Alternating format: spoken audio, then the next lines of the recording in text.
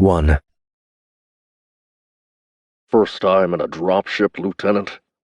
Lieutenant Abigail Cage glanced over at the Master Sergeant running the mission, a burly Curleton who looked even more alien inside the shell of a Republic Marine battlesuit than he did outside of one. She wondered absently if the padded actuators and the flexible metal skin tugged at the abundance of hair the race was famous for before spitting out a quick response. My tour is up at the end of this deployment, Sergeant. I'm willing to bet I have more drop experience than you and your platoon combined. She kept her eyes locked on the sergeant, knowing that her words were being translated to his language through the implant that was standard issue for any government employee who would be heading off-world and every soldier in the Republic. She waited for his large, round eyes to narrow slightly through the tinted glass of the battlesuit before pointedly looking away. My apologies, Lieutenant, Sergeant Coley said, clearly taken off guard by the ferocity of her reply. I meant no decrease. Decrease? She hated when the translator fragged words as much as she hated being questioned on her drop experience. She suddenly felt like a bitch for biting at the sergeant. She had mistaken his intentions, more accustomed to being attached to battalions filled with overly aggressive bouncers than genuinely curious chiefs. Besides, the question itself wasn't totally out of bounds. Not all breakers had the good fortune to ride the vomit comet into the shit. She was too accustomed to soldiers assuming she was nothing more than a desk monkey just because she held a commissioned officer's rank, an advanced degree, and a specialty in the relatively passive fields of linguistics and computer science. Most non-HSOCs didn't understand that while breakers were commissioned officers, they were also the elastic in the Republic military's structural rigidity. Her training had been anything but typical, to the extent that she wasn't cleared to divulge even half of what she had learned. It's my fault, Sergeant, She replied. I'm always a little defensive around a new crew. It must be difficult being shuffled from one part of the universe to another, Coley replied. I am grateful to remain with my troop. He motioned to the platoon arranged on either side of the dropship behind them, 16 soldiers in nearly identical battlesuits holding fast to the walls of the craft to save them from getting too roughed up during the ingress. Coley was the largest of them, though Abby knew there were 2 more Curletons in the mix. It can be, She said. The upside is that I've seen a lot more worlds than most. She paused before she said, people. There were a number of different species in the Republic, a network of nearly 500 planets, and people was generally translated to mean humans. Individuals, She finished. Have you been to Kurlat? Coley asked, hopefully. No. Abby replied. I've spent a lot more time on the fringe. That's where all the trouble seems to be these days. Sergeant Coley emitted a heavy, monotone sound that the translator informed her was laughter. Trouble is everywhere, Lieutenant. The fringe is the worst of it. We have spent a lot of time out here ourselves, enough that I would question your assertion that your experience is greater than ours. Fair enough. I guess there's always enough trouble to go around as long as the Outworlders keep pushing our borders.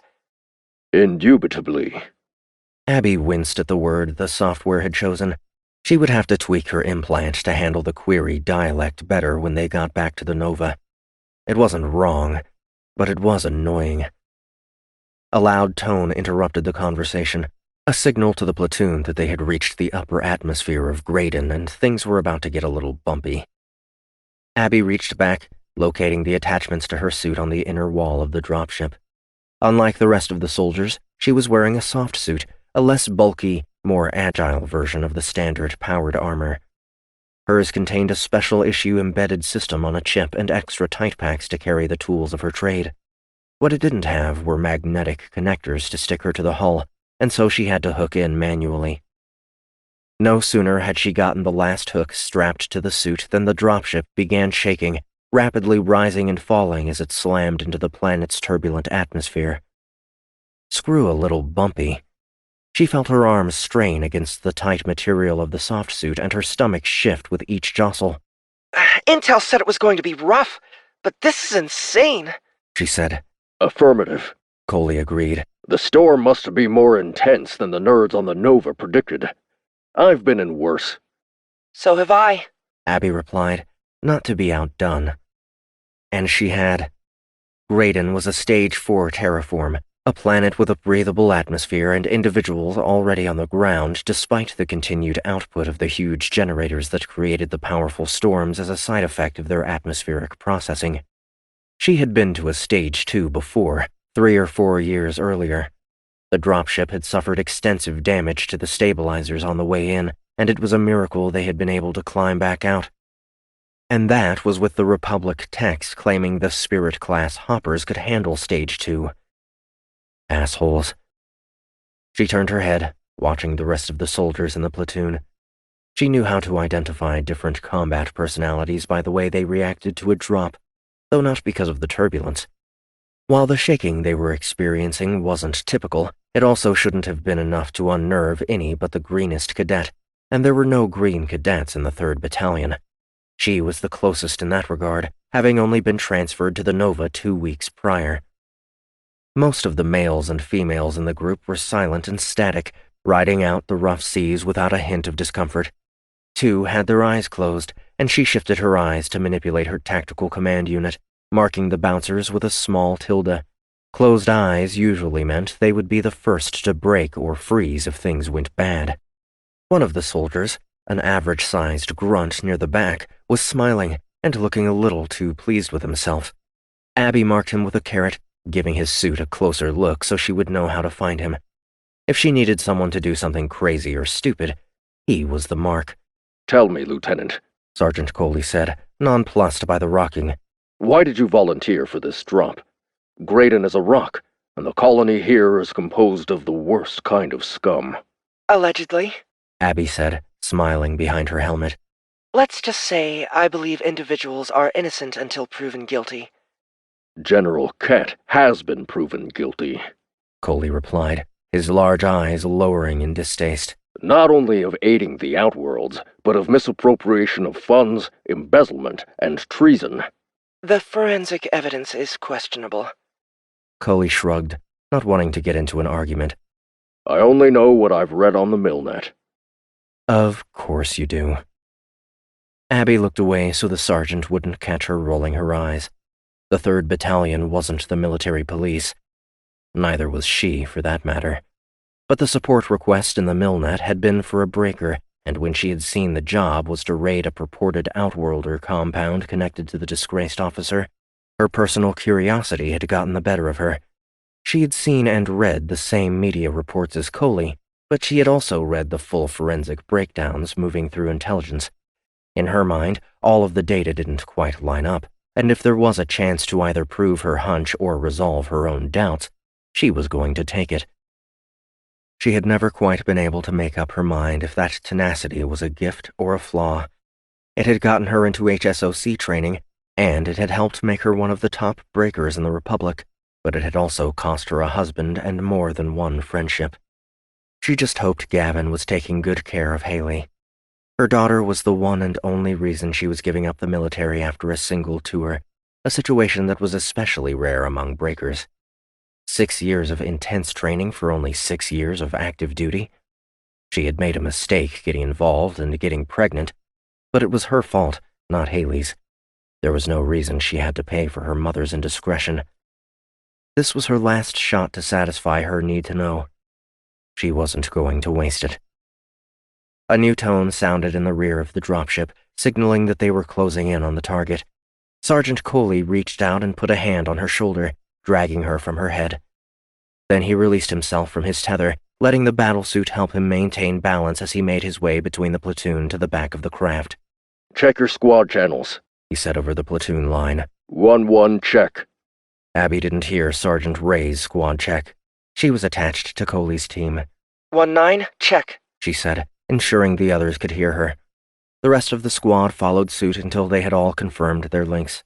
We went over this back on the Nova, but here's the reminder for the morons in our midst, Coley said. Sergeant Ray's squad is going to provide support while we make our move against the compound. Our job is to get Lieutenant Cage to a terminal so she can pull whatever intel she deems important.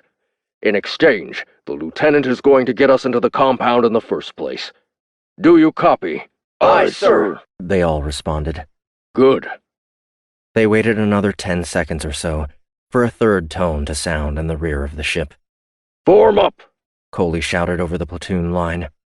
Both squads detached themselves from their magnetic connectors. It took Abby a few seconds more to get the soft suit unhooked, but she joined the ranks in plenty of time. "Sergeant," Captain Young, their pilot, said over the channel. "We've got incoming fire from the compound. We're going in hot. I repeat, we're going in hot." "Roger," Coley said. "You're all Marines. You all know what to do." "Hoorah!" the platoon replied. The dropship began to shake again, not from the turbulence now, but from evasive maneuvers.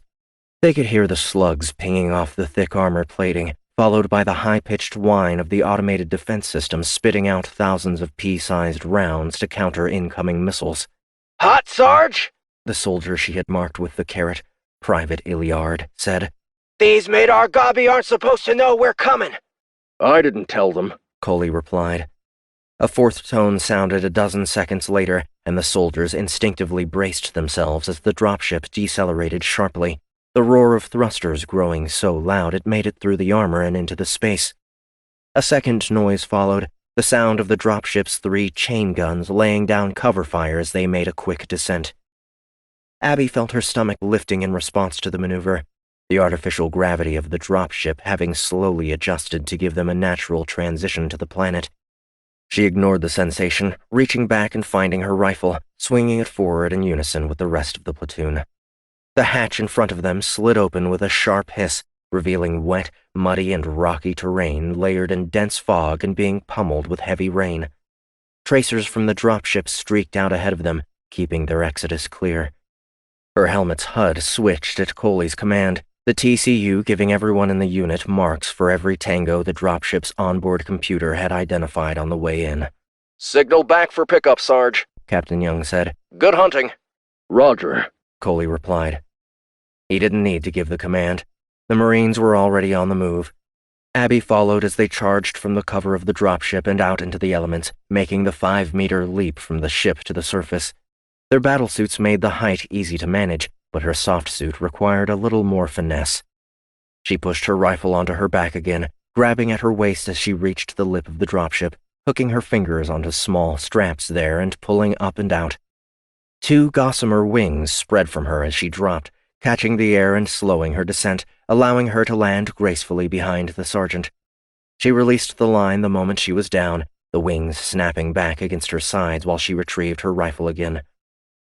One last time, and then she was going home.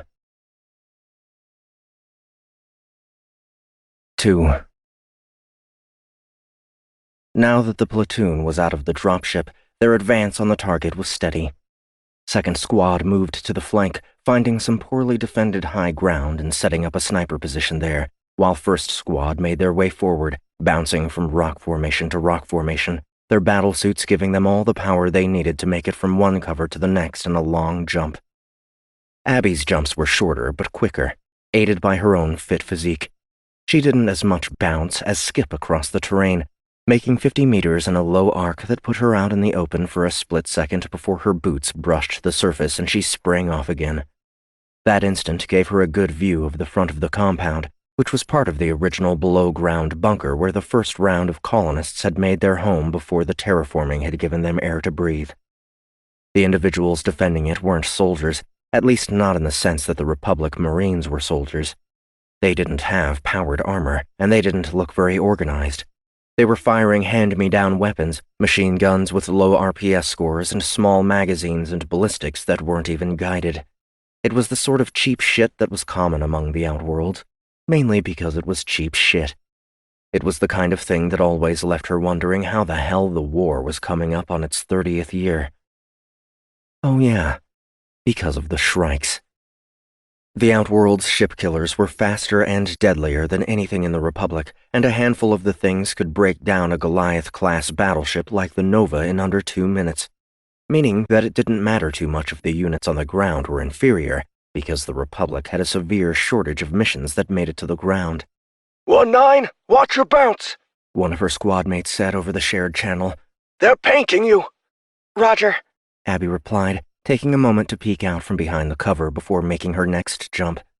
Most of the squad was already across, holding position and waiting for her. 2-1, I'll pop them out, you cap them off. Roger, Sergeant Ray said. we're in position. Abby took a breath before bending her knees and snapping her ankles, activating the thin strands of synthetic musculature attached to the inner side of the soft suit. They added their strength to her own, sending her out into the rain and fog. She kept her eyes to her left, to the compound there. Her helmet assisted her vision through the crap weather, allowing her to pinpoint the tangos popping from cover to shoot at her. She tucked her body, adjusting her arc as the bullets whipped past her and below her, sending wet splatters up and around. She hit the ground on her shoulder, rolling, the mics in her gear picking up the 2 sharp cracks as Squad 2's snipers did their work. She came up, pushing off again, heading for cover and the rest of her team. No more bullets followed behind her. 1-9 clear, Sergeant Ray said. 2-1, thank you. She replied, hitting the ground again beside Sergeant Coley. We're 400 meters, Coley said. 4 bounces to the base. It looks like that last hit convinced the tangos they're safer inside. He turned and looked at Abby, his large eyes conveying his amusement. They aren't, are they, Lieutenant? No. Abby replied, patting one of the tight packs on her thigh. 1-1, opposition is holed up in the target, Sergeant Ray said a moment later, confirming the sergeant's observation. Roger, Coley said. 2-1, hold position. Squad 1, standard leapfrog, reconvene at the front door. 1-9, line up behind me. Aye, sir, The squad replied. Aye, Sergeant. Abby said. Coley went first, bouncing away, a long, high arc that brought him down closer to the front of the base.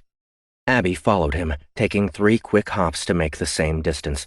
The rest of the squad trailed them, the second section pivoting and making an immediate second jump to the next available forward cover.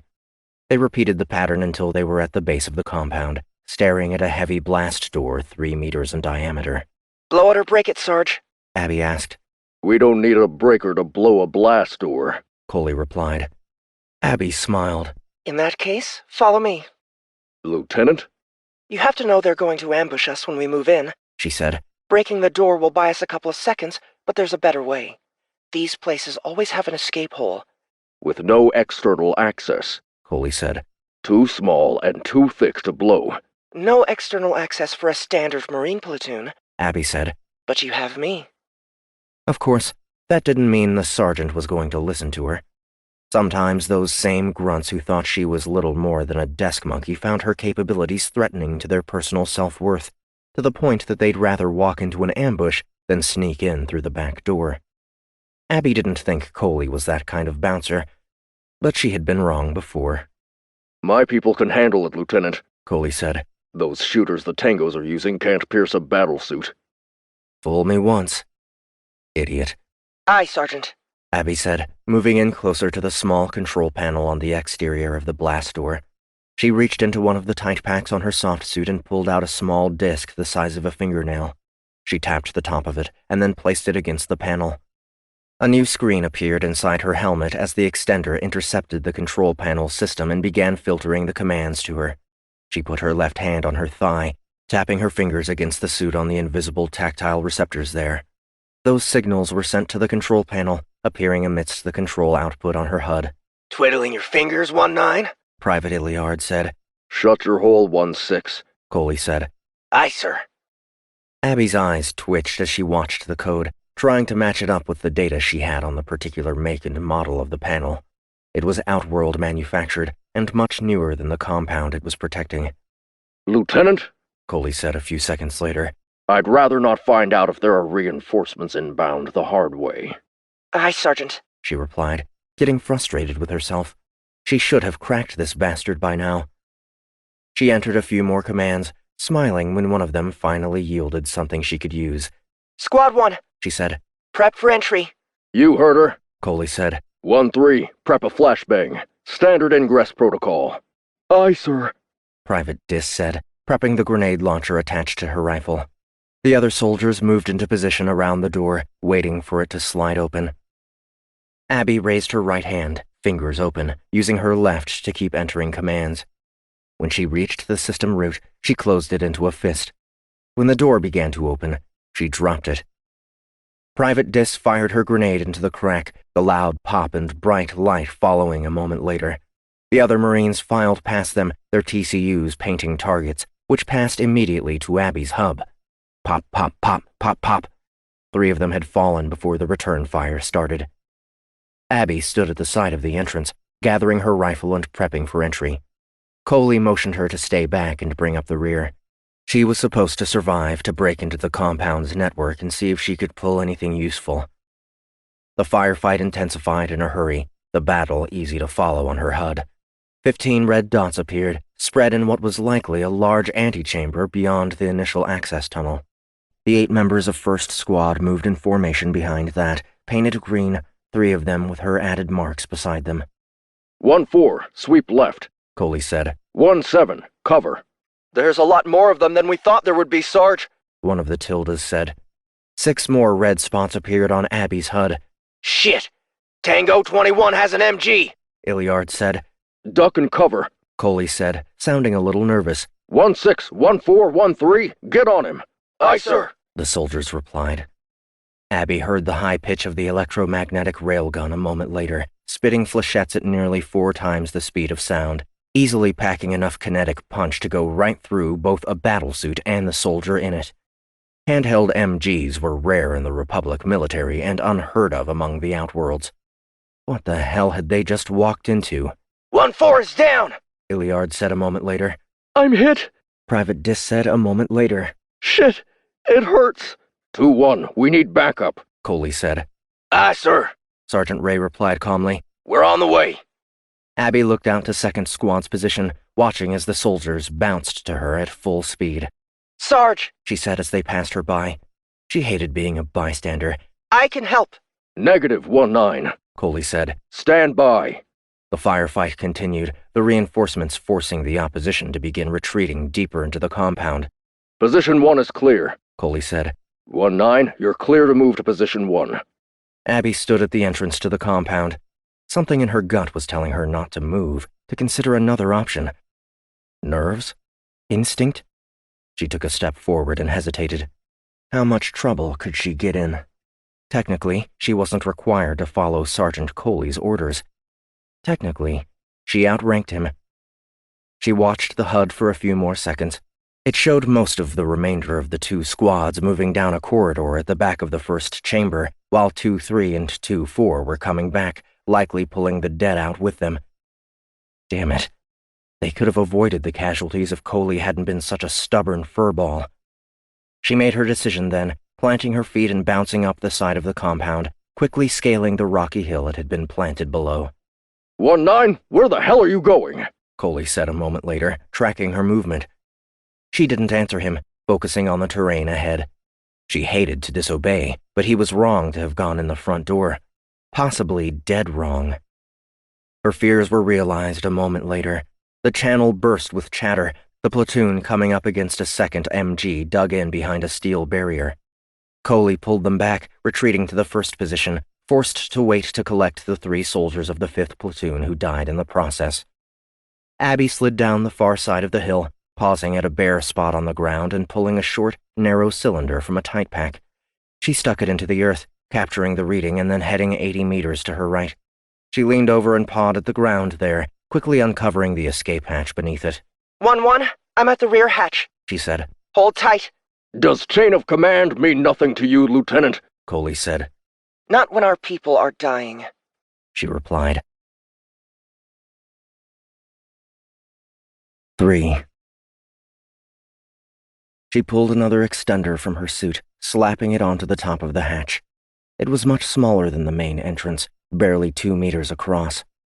It would have been a tight fit for a Sergeant Coley in the battlesuit, but he probably would have made it.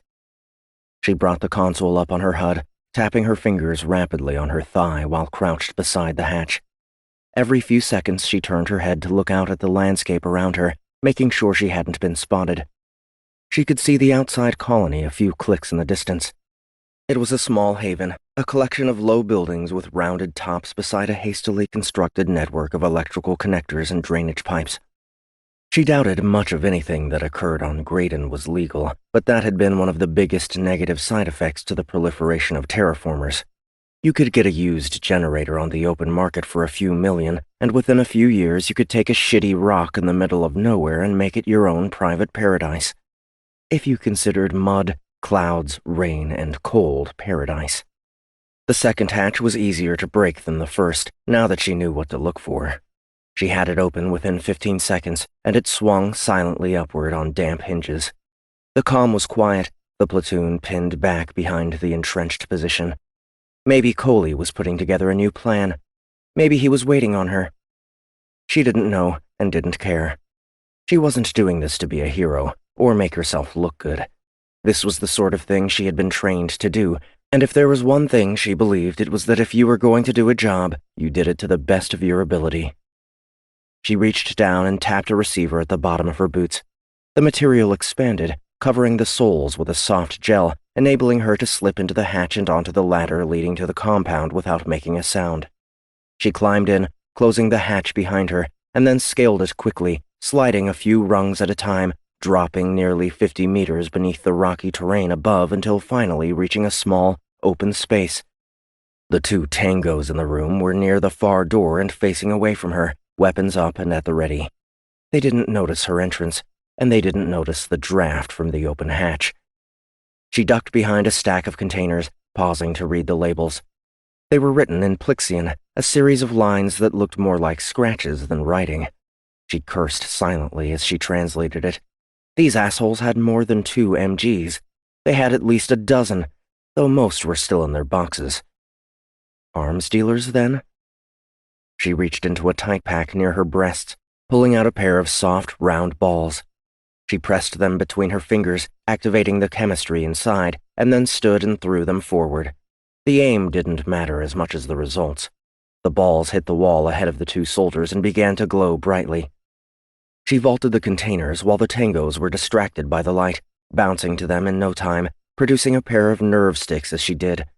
They barely noticed her before she had slapped the sticks against their exposed skin, sending a jolt of electricity into them and knocking them out cold. She disarmed them, turning back to the weapons crates and capturing a snapshot of them before heading out of the room. She knew from the TCU positioning where both her platoon and the enemy combatants were sitting, and she approached them cautiously from the rear. The inside of the compound was as unspectacular as the outside. Bare metal walls producing warmth from the elements behind them, exposed pipes and wiring, heavy manual hatches and dim lighting. These places were meant to be temporary, built cheap and tough for bare necessities living. Abby navigated through it, pausing at each hatch and peering into the small slip of a window, noting the layout as she made her way across. She bypassed what appeared to be the command center, a room messy with wires and terminals spitting lines of data to nobody. She could hear the fighting now. The tangos had abandoned the use of the MG, not wanting to waste the rounds if they couldn't kill anyone with them. The 2 sides were trading lighter fire, where lighter meant dense-tipped flechettes on the Republic side and small-caliber whatever from the opposition. Only the threat of the railguns was keeping Coley and his Marines honest. She froze when she heard a soft voice behind her, crouched and turning, bringing her rifle into her arms. A taller human with dark skin and a soft build crossed the corridor behind her with a shorter man. They didn't seem concerned that their base was under attack, or if they did, they weren't showing it. She let herself exhale once they had passed without looking her way. Whoever those 2 were, they weren't the problem right now. Enough stalling. She was moving too slow, taking too long. She headed forward again, closing in on the enemy position. She reached the corner, peering around and finding a second blast door between her and the enemy. Damn. It would be hard to sneak up on them past that. She leaned against the wall for a moment to think, and then padded across to the door, pushing herself into the corner while she dug a soft gray clay from a tight pack on her bicep. She began pressing it against the seams of the door as quickly as she could, doing her best to monitor the corridor while she did. It took nearly a minute to entrench the explosive, and she could hear running footsteps at her back as she pressed the last wad in place. Had the 2 tangos in the storage room been discovered? She bounced away from the door, pivoting as 2 soldiers turned the corner. They locked eyes with one another. Then she tapped her thigh, triggering the detonator. The explosion echoed through the compound, the force of the blast tearing the door off its moorings and sending it into the enemy force on the other side. Backwash flowed toward her, and she dropped to her stomach on the floor, letting the flames lick at the back of her soft suit while she aimed and fired, hitting the 2 soldiers in the chest. She was moving again before they had collapsed, getting to her feet and facing the no longer sealed doorway. The blast created a lot of dust and smoke, but she could see the metal barrier beyond it, and the mounted MG position ahead of that. The gunners behind it were on the ground and unmoving, as were the 4 other soldiers that had been defending the position with them. 1-1, you're clear, she said. Roger, Coley replied. He didn't sound happy, but he didn't sound angry either. His big form appeared in the haze a moment later at the opposite end of the corridor. Definitely not your first drop, Lieutenant. 2-1, take your men and sweep the compound. Clean up any trash you find. 1-3... Be careful, 2-1, Abby said, interrupting. Sergeant, I don't know what else is going on here, but they've got a pretty nasty cache of weapons in the rear storage area near the escape hatch. We can't be sure they aren't toting some of them. Roger, Coley replied. 2-1, use extreme caution. Unless you want to finish dismantling this compound for us, Lieutenant. Now his voice was dripping with anger. She had made him look bad, and he didn't like it. Too bad. They hadn't lost any more troops. That was more important than his ego. Negative, Sergeant, she replied. I ID'd the control center back that way. I'd like to go pick it for intel. Roger. 1614, go with her. You can use the protection. Again, he made the loud, monotone sound that her translator informed her was a laugh. Compensation for his anger? Abby let the 2 soldiers escort her back the way she had come. They took a guard position outside the command center as she entered and headed to the most central terminal. She put her hand on the seat as she neared. It was still warm. She tapped the small mat in front of it, and a holographic display rose ahead of her. She reached into a tight pack and removed a silver puck, placing it on the mat. The projection wavered for a moment before stabilizing. Inside her helmet, she began to receive the unfiltered computer commands as they executed. There was too much activity for her to follow it, but she didn't need to. She started running the software embedded in her suit against it, filtering out the most common processes and damming the data river into first a stream and then a trickle. Like all things military, there was a procedure involved, one that she could follow to a certain point before instinct and experience had to take over. She isolated the data streams and then began using the projected interface, searching for data stores. She cursed under her breath after a few minutes of digging turned up nothing. The data had been wiped. She picked up the silver puck, putting it back in the tight pack, and then dropped onto the floor, finding the wire attached to the mat and following it into a small grate. She removed a laser cutter from her suit and sliced through the flooring, lifting a section up and reaching into where the main terminal was resting. She grabbed it and pulled it out, a small black box with a sharp pair of wings etched into it. The sight of the logo gave her pause. It was a Republic box, marked as Black Ops. If General Kent was involved, this was the kind of thing that would further his implication. She disconnected the wires attached to it and stood, carrying it out of the room and heading back to Coley. 1-1, I'm finished here, she said on the way. Roger. Did you get what you came for, Lieutenant? I don't know yet. The data was wiped during the standoff. I'll need the lab on the Nova to see if I can recover anything. I got eyes on 2 tangos on my way to you, a tall, dark man with a shorter, lighter-skinned guy. Have you located them? She had a feeling they knew a lot about whatever dealings were happening here. Negative, Coley replied. The compound is clear. There were a lot fewer of them than our initial ingress would have suggested, though they did their fair share of damage. We lost 4 good Marines today. I'm sorry, Sergeant. Coley grunted over the channel, unwilling to admit she had probably kept him from losing more. She was okay with that. They were alive, regardless. What about the weapons cache? She asked. What weapons cache? Coley replied. I told you. It was in the rear of the compound. Plixian writing. A dozen MGs, maybe more, among other things. She turned the corner, reaching the sergeant. He rotated to face her, his big eyes suggesting confusion. We didn't find any cache, he said. The room was empty. Abby stared back at him, That can't be possible. The arms were there 30 minutes ago. 1-1, Captain Young said, his voice interrupting them on the platoon channel. We've arrived at Pickup Station Delta, awaiting egress. It's time to go, Lieutenant, Coley said. Sergeant, we need to examine the storage room. If the weapons are missing— I said, it's time to go, Lieutenant. The dropship is here. Your mission is complete. Countering the dust-off puts our people at further risk, and we have casualties. She didn't argue. How could she? Aye, Sergeant. Platoon, rendezvous at Station Delta for dust-off, Coley announced. Abby fell in behind the sergeant, following him out of the compound and back to the pickup point. She felt her stomach lurch at the sight of the 4 soldiers in dark bags. Then she looked down at the computer in her hand. Marines had died so that she could retrieve it. It was her responsibility to make those deaths stand for something. 4. Vice Admiral Emil Cortez stared out of the shuttle's viewport, trying to force his eyes to function better than they actually did so that he could see past the glare of Sol 3 to the star dock orbiting the planet Faru. His assistant, Petty Officer Smyra, had suggested that he might be able to catch a glimpse of the fire and the brimstone at rest out there, ahead of the other dignitaries and stakeholders that had been gathered for the demonstration of the starships. The newest designs out of Egan Heavyworks, he had heard the 2 ships were going to be the weapons that finally offered an effective counter to the Outworlders' Shrikes, providing the Republic with the tool they needed to end the conflict and return peace to the edge of the settled universe after nearly 30 years of tensions. Then again, he had heard those kinds of claims before. He gave up on trying to get a look at the ships ahead of time. The glare was hurting his eyes, and he would have his chance to see them soon enough. Instead, he settled back into his seat, picking up the drink that had been left beside him and putting it to his lips.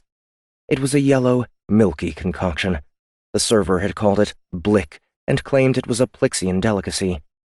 He was always open to trying new things. Admiral Cortez? Petty Officer Smyra said, returning from the front of the shuttle where she had been conversing with the pilots. You have an update from the Cheris. Cortez paused before tasting the drink. The Cheris was near the Outworld border, running standard patrol, and due to remain there for 6 more weeks. What would they need from him? He reached into the chest pocket of his jacket, retrieving a small silver disc from it. He held it in his palm while a projection appeared ahead of him. Sir, Captain Isiasi said, raising a tentacled appendage to salute him. My apologies for the potential disruption, but my intelligence team has recently uncovered scattered dysterium emissions that suggest a ship may have traveled through our jurisdiction from the Outworlds, and our mission directives were to contact you immediately in that event. Dating of the emissions is still in progress, but our early estimates put the incursion at 1.3 EW. As always, I am your humble servant, Isiasi out. The projection faded. Cortez looked up at Smyra, who had raised her eyebrows in response to the missive. By the book, isn't he, Admiral? Cortez smiled. That's why the Rudin make good officers, he replied. And Isiasi is a she. There were no outwardly visible signs of gender on the squid-like species, and the clicking tones their beaks made didn't provide many variations in vocalization patterns, so he wasn't surprised Smyra had guessed incorrectly. How can you tell, sir? She asked. I've read her personnel file. I take it you haven't dealt with the Rudin much before? No, sir. There weren't any at the Sol Academy. Their physiology requires a lot of modifications to our equipment, Cortez said. It's a work in progress. Yes, sir. It was the double-edged sword of being the more advanced species, he supposed. After all, it was humans who had been the first to develop faster-than-light technologies. Humans who had discovered the worlds of the Kurlatin, the Gant, the Plixel, and the Rudin, among others. Humans who had started the Republic and built an empire that now spanned thousands of light years. He had read texts on some of Earth's more distant history. That they had managed to come so far as a species after nearly destroying themselves could only be accounted as a miracle. In any case, it isn't uncommon for smugglers to slip through our patrols. If the residual emissions are too small to date accurately, it's doubtful we have anything to be concerned about. I'll inform Isiasi of the same after the demonstration. Yes, sir. Petty Officer Smyra saluted him and then returned to her seat across the aisle. Admiral Cortez picked up his drink again, taking a small sip. It reminded him of blueberries and spices, with the kick of a nice vodka. "Smyra," he said, "can you please have the server provide the details for this? It is fantastic." Yes, sir, Smyra replied. Cortez looked out the viewport again. The shuttle was nearing the Heavy Works ring station. He could see dozens of other small ships already docked at the spokes that dotted the loop. Had any of the Republic's top military and civilian protectorate leaders not been invited to the demonstration? And what kind of demonstration would it be? Director Mars Egan, the CEO of the company that bore her father's name, had been tight-lipped about exactly what they were showing. Not that it was a surprise. Generations had passed without a design that could overcome the Outworld Shrike, and pressure had been mounting.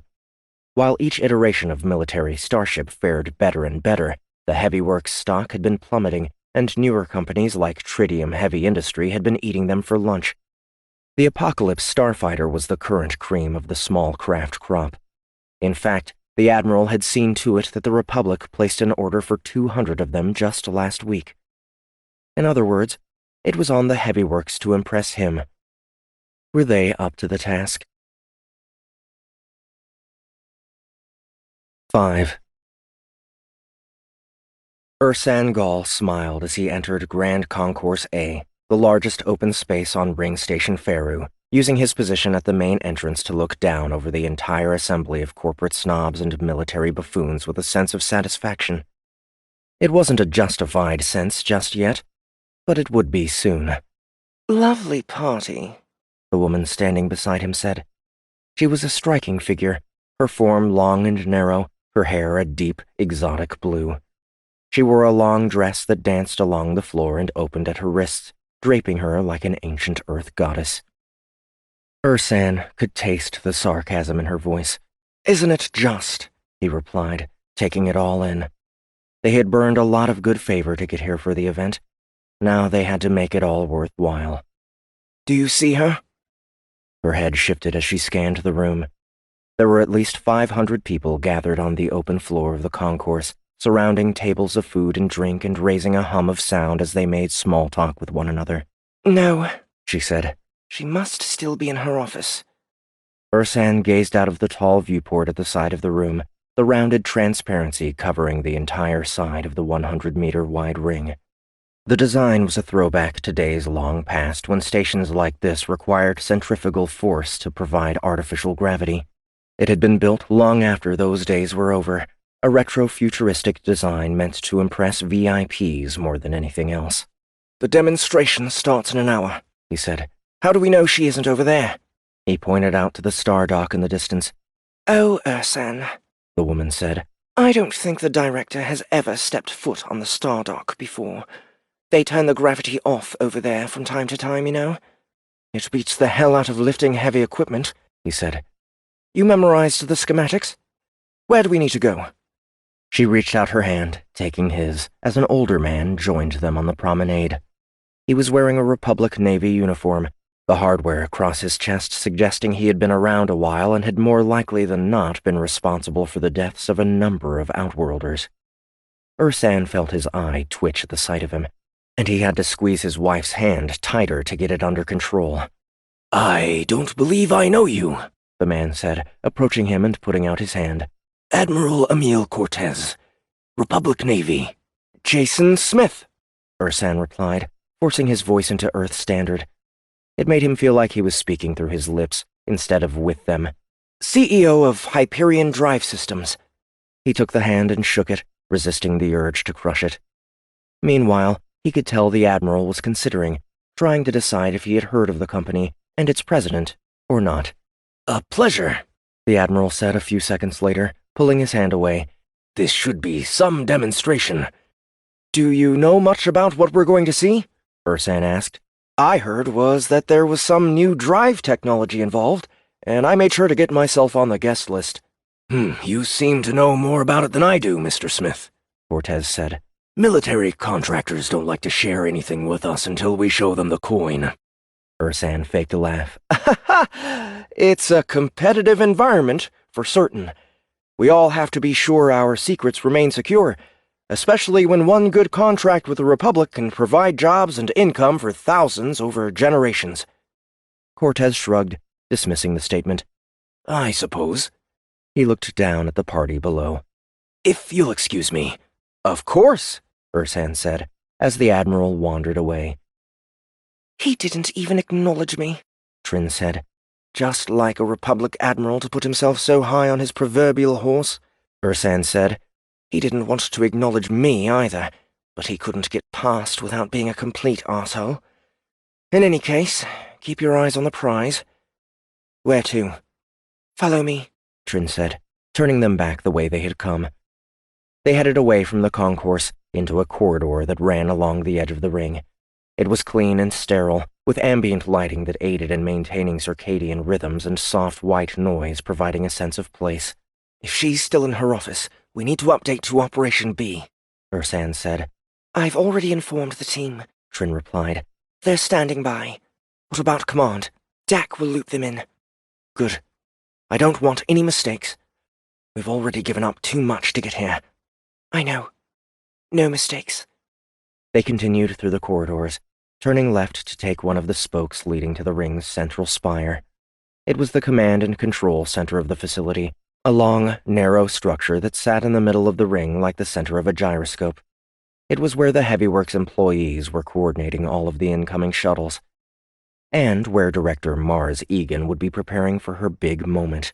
Ursan, wait! Trin said, pausing halfway down the corridor. The ring was where the Heavyworks employees lived, and composed mainly of apartments and recreational facilities. She had stopped him outside of one of the apartments, a nondescript hatch with the number displayed on the front, 3219A. He moved in close to her while she looked over his shoulder, finding the camera there. He smiled, reaching up and stroking her long blue hair, putting his hand behind her ear. He located the scrambling device behind it, tapping it to turn it on as he stared into her eyes. Clear, she whispered. Then she put her hand on the door, having produced a small disc from beneath the drapery of her sleeves. She tucked her other hand inside the front of the gown, and a moment later the door slid open. The apartment was unoccupied. Most of them were at the moment. All of the Heavyworks employees were either prepping for the demonstration or waiting on Concourse B to witness it. They entered quickly, not wasting any time, shrugging out of their formal attire and revealing the gear underneath. 2 black, fitted soft suits, with tight packs holding their equipment close to their bodies and making it easy to hide. Ursan opened one of them, pulling out a small monocle that he pressed to his left eye, the magnetic contact holding against the small implant beneath his skin. Trin copied the motion before opening 2 more tight packs to reveal a pair of nerve sticks. They had wanted to bring guns, but while security on the ring was light, it wasn't quite that light. How far to the checkpoint? Ursan asked, removing his own nerve sticks. 300 meters, Trin replied. How long until they notice their feed is fragged? Best guess? Another 7 seconds. Then why are we still standing here? Trin smiled, the way she always did when they were running together. 5 years. Ever since that job on Manitou. He could still remember it like it was yesterday. She was the best fragging assassin he had ever seen. The hatch slid open, and she darted through it, leaving him behind. That reminded him of Manitou, too. 6. They didn't slow as they reached the security checkpoint, making it before any of the guards there had managed to check the feed from Corridor 9A and catching the paid detail flat-footed and lazy. Trin was a blur of motion, using the soft suit to vault the last 10 meters to the checkpoint, where a surprised guard was trying to get to his feet and react to the incoming storm. She caught him hard on the temple with a nerve stick, sounding a sharp crack as it smacked his flesh and knocked him cold. She barely slowed, moving through the sensor grid and landing on the other side, reaching out and grabbing the guard there and pulling her in, bringing a knee up into her ribs before pushing her back and slapping her with a nerve stick as well. Ursan trailed behind, slowing up as he reached the grid. It hadn't activated at her passing. Their contraband was manufactured to be invisible to the system. "Did they hit the alarm?" he asked. "Negative," she replied. "We're still ghosts." "Help me get them propped up. Leave it to Mercs to fall asleep on the job." She smiled, grabbing the female guard below her shoulders and moving her back to her seat. Ursan couldn't make the other guard stand again, but he leaned him against the wall and out of sight. Then he produced a small device from his suit, putting it up against the guard's eye. It made a soft humming noise as it reached behind the eye and efficiently cut it out. "Trin," he said, tossing the device to his wife. She caught it and placed it in front of the scanner against the wall. The hatch guarding the access tunnel to the spire slid open. "I could have cracked it," she said, slightly disgusted by the eye. "Too slow," he replied. They dashed along the corridor. It was completely transparent, giving him the feeling he was running across empty space. It might have been a fun experience if he weren't in the middle of a job. They reached the other side, using the eye again to get into the spire. Once more, the corridors were quiet, with most of the workers assembling in the ring to watch the demo, or already on the star dock to help organize it. "This way," Trin said, leading him toward the center of the spire. There were cameras here, too, but the jammer behind her ear was overriding them as they neared, causing them to blink off and then on and hiding their approach. They reached the center column, where a series of lifts were available to carry them to other levels of the spire. "You're certain she's here?" Ursan asked again. "Leston is monitoring the feeds. If she wasn't already at the party, she has to be in the spire." Ursan wondered if he had been wrong to let her take the transmitter. It was safer for only one of them to carry it, but if they got caught... He threw that thought away. They weren't going to get caught.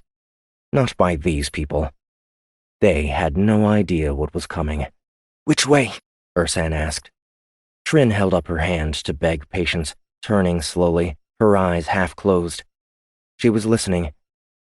"Down," she said, darting away before he could react, heading toward the lifts. He trailed behind her, catching up when she paused at the clear tube, pressing a patch against the sealed transparency. They both turned away as it flared and sparked, shorting the safety lock and allowing them to slide the clear wall aside. Trin leaned in, looking down before facing him, a big smile on her face. 30 floors, she said. Ursan looked up. The flat platform that was the actual lift was still high above their heads and not moving. She was suggesting they'd jump. "You could have called the lift," he said. "Too slow," she replied. He breathed in and then took her hand, jumping into the tube with her. They dropped, keeping their bodies flat and straight. The fall took only seconds, and as they neared the lower level, they reached out, putting their gloved hands to the glass sides. The rounded ends of their fingers began to elongate, shifting into sharp points that dug into the material, catching them and slowing their descent. They nearly slid too far, reaching the lower floor still in motion. Ursan cursed, digging in harder and using his strength to get a firmer hold. He grabbed Trin's wrist, holding tight to her as he finally came to a stop. She scaled his back, reaching the hatch attached to the tube and placing another patch against it. She put her hands over it to disguise the flare and then shoved the door aside and entered. Ursan climbed in behind her, waiting for her to direct him. She pointed to the left, at the same time an older woman in a formal suit turned the corner, flanked on either side by a pair of bodyguards. They all made eye contact at the same time, transmitting their intentions in the briefest of moments before Ursan found himself running beside Trin, heading directly for the group. The bodyguards moved to block Director Egan, hands falling to their sides and drawing laser pistols. Too slow. Ursan and Trin pounced on them, grabbing them and throwing them into the walls, smashing their skulls against the hard metal and leaving them in a heap on the ground. "Who are you?" the director said, backpedaling. "This is a secure area." "Clearly it isn't, ma'am," Ursan said. The director raised her hand, tapping a band on her wrist. "Nobody can hear you," Trin said. "The signal's being jammed." "What do you want?" Director Egan said, straightening herself and pausing her retreat. "Are you with Tritium? How did you get clearance onto my station?" "It's nothing personal, ma'am," Ursan said, though that wasn't completely true. Anyone who built weapons for the Republic was complicit. "We require the access codes for the Fire and the Brimstone's command terminals," Trin said, What? How do you know they have key code access? Most ships used biometric access. Eyeballs, fingerprints, DNA. All of it could be faked. Codes were old-fashioned, but they worked because of it. With a code, it could be one and done with no external prompting. You either entered the numbers you had memorized correctly the first time, or you lost access. Simple. You should pay your people what they're worth, ma'am, Ursan said. They won't take classified intel to the highest bidder if you take better care of them. A mole? She said, indignant. What else did they sell you? Enough, Trin replied. Give me the codes. What makes you think I have them? Don't you? Trin reached out, grabbing the director's wrist and squeezing hard enough that she cried out in pain. I can make it bad for you. Very bad. The director registered fear for the first time. You won't be able to use them. You'll never get on the ships. No, we won't, ma'am, Ursan agreed. But you see, we don't need to get on the ships. He glanced over at Trin, who nodded. Our people already are. 7. Admiral Cortez. The Vice Admiral turned around at the sound of his name, searching for the source. He found it a moment later in the form of a bald, heavy-set man in a tuxedo, still a few meters back but approaching quickly, a wry smile on his round face. Cortez did his best to disguise his disappointment at the sight of the man, while at the same time wishing he hadn't reacted to his name in the first place. It would make it harder for him to escape from the clutches of Tritium Heavy Industries' favorite envoy. Mr. Toyo, he said, putting on his bravest face. I hadn't realized that Mars invited competitors to this event. To gloat, no doubt, the man replied, holding out his hand. Cortez shook it, shaking firmly and trying to ignore the dampness. Congratulations on your purchase of the Apocalypse Fighters, by the way. I don't have to like you or the people you work for to recognize quality, Cortez said, his eyes darting past the man, searching for a way out. Toyo laughed. That's my favorite way of doing business, Emil. Continue to make the buyer uncomfortable until they place an order, if only to get my fat ass out of their face. The way he said it gave Cortez a chill. As a man who had been in the business of war for more than half of his life, it was an achievement. Oh, it looks like the demonstration may be starting, Toyo said. Curious. I didn't think Mars would play it on the sly like this. She loves to talk too much to show and then tell. What? Cortez said, turning to face the large viewport that ran the length and width of the concourse. He found the star dock in the distance, noting the movement from the other side of it. Really an interesting approach, Toyo continued. Certainly more dramatic this way. The rest of the assembly was beginning to notice the movement as well, the buzz amongst them slowly fading as they stopped talking to look. There was definitely movement at the far end of the star dock, Cortez decided. He started angling away from Toyo toward the viewport, trying to get a better view. The bow of a starship appeared behind the dock, sliding slowly into view, framed by Sol 3. It was long and narrow, and a little bit rounded, much sleeker than any of their current starship iterations. It was also larger, at least 1.5 times the size of a current-generation battleship. He watched it intently, waiting for the bow to turn into an island, eager for the full reveal. He was so intent that he didn't notice the second, smaller ship that made its way around the star dock from the other side, moving much more quickly, turning to face toward the station. The other guests did, and they pointed and gawked at the glimmering sliver of metal as it headed their way. An alarm began to sound. The volume of it shocked the crowd into sudden silence, leaving a stillness on the concourse that seemed to hang, thick and timeless, as the ship in front of them opened its gills in a strong breath, releasing a handful of projectiles on the exhale. It took Admiral Cortez 2 heartbeats to realize that the starship was firing on them.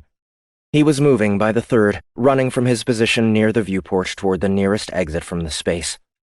What the hell was happening? He made it a dozen steps before the ring began to shake, the missiles striking some part of the structure and detonating. The guests shouted and cried out in alarm, starting to move in the same direction as him, pushing and shoving one another in an effort to escape. The alarm tone grew louder, a mechanized voice urging people not to panic, to file out of the space in an orderly fashion. "It's firing again!" Someone shouted. Someone who was looking back at the starship.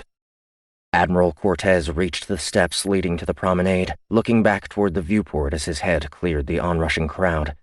He looked just in time to see a half-dozen missiles detonate early, breaking apart and revealing hundreds of smaller warheads. Those missiles streaked past the viewport, moving perpendicular to the ring and heading directly for one of the spokes where the shuttles were docked. The projectiles tore into it, small explosions flaring in the space beyond, the force of them punching into the spoke and the ships docked there. Something happened after the detonation, and a moment later the spoke and the ships began to crumble as though they had suffered from instant and complete molecular degradation. Cortez cursed, continuing his exodus up the steps to the promenade. The ship was nearly on top of the station now, the sharp front of it showing no signs of diverting from a collision with the ring. The second, larger starship followed behind it, hanging further back like a protective parent. "It's cutting off our escape," the officer next to Cortez said. He was a Republic Marine. He looked shocked and confused. Cortez reached into his pocket, removing his communicator. He clicked it on, a projection of Commander Cusp appearing an instant later. The big Curleton looked confused. "Admiral," he said. "what's happening?" "We're under attack," Cortez replied. "Organize the fleet, Commander. All ships are to target the fire and the brimstone and destroy or disable them. Do you understand?" He didn't know why the ships were attacking, but it didn't matter right now. "Yes, sir," Cusp replied. "it will be done." Cortez reached the promenade, one of the first to make it to the top of the steps. The exit was clear ahead of him, and he ran for it at full speed, thankful he had made an effort to stay in shape despite his years. A fresh round of screams rose up behind him. He whirled in time to see the starship almost right on top of the concourse, no further than 4 or 5 kilometers away.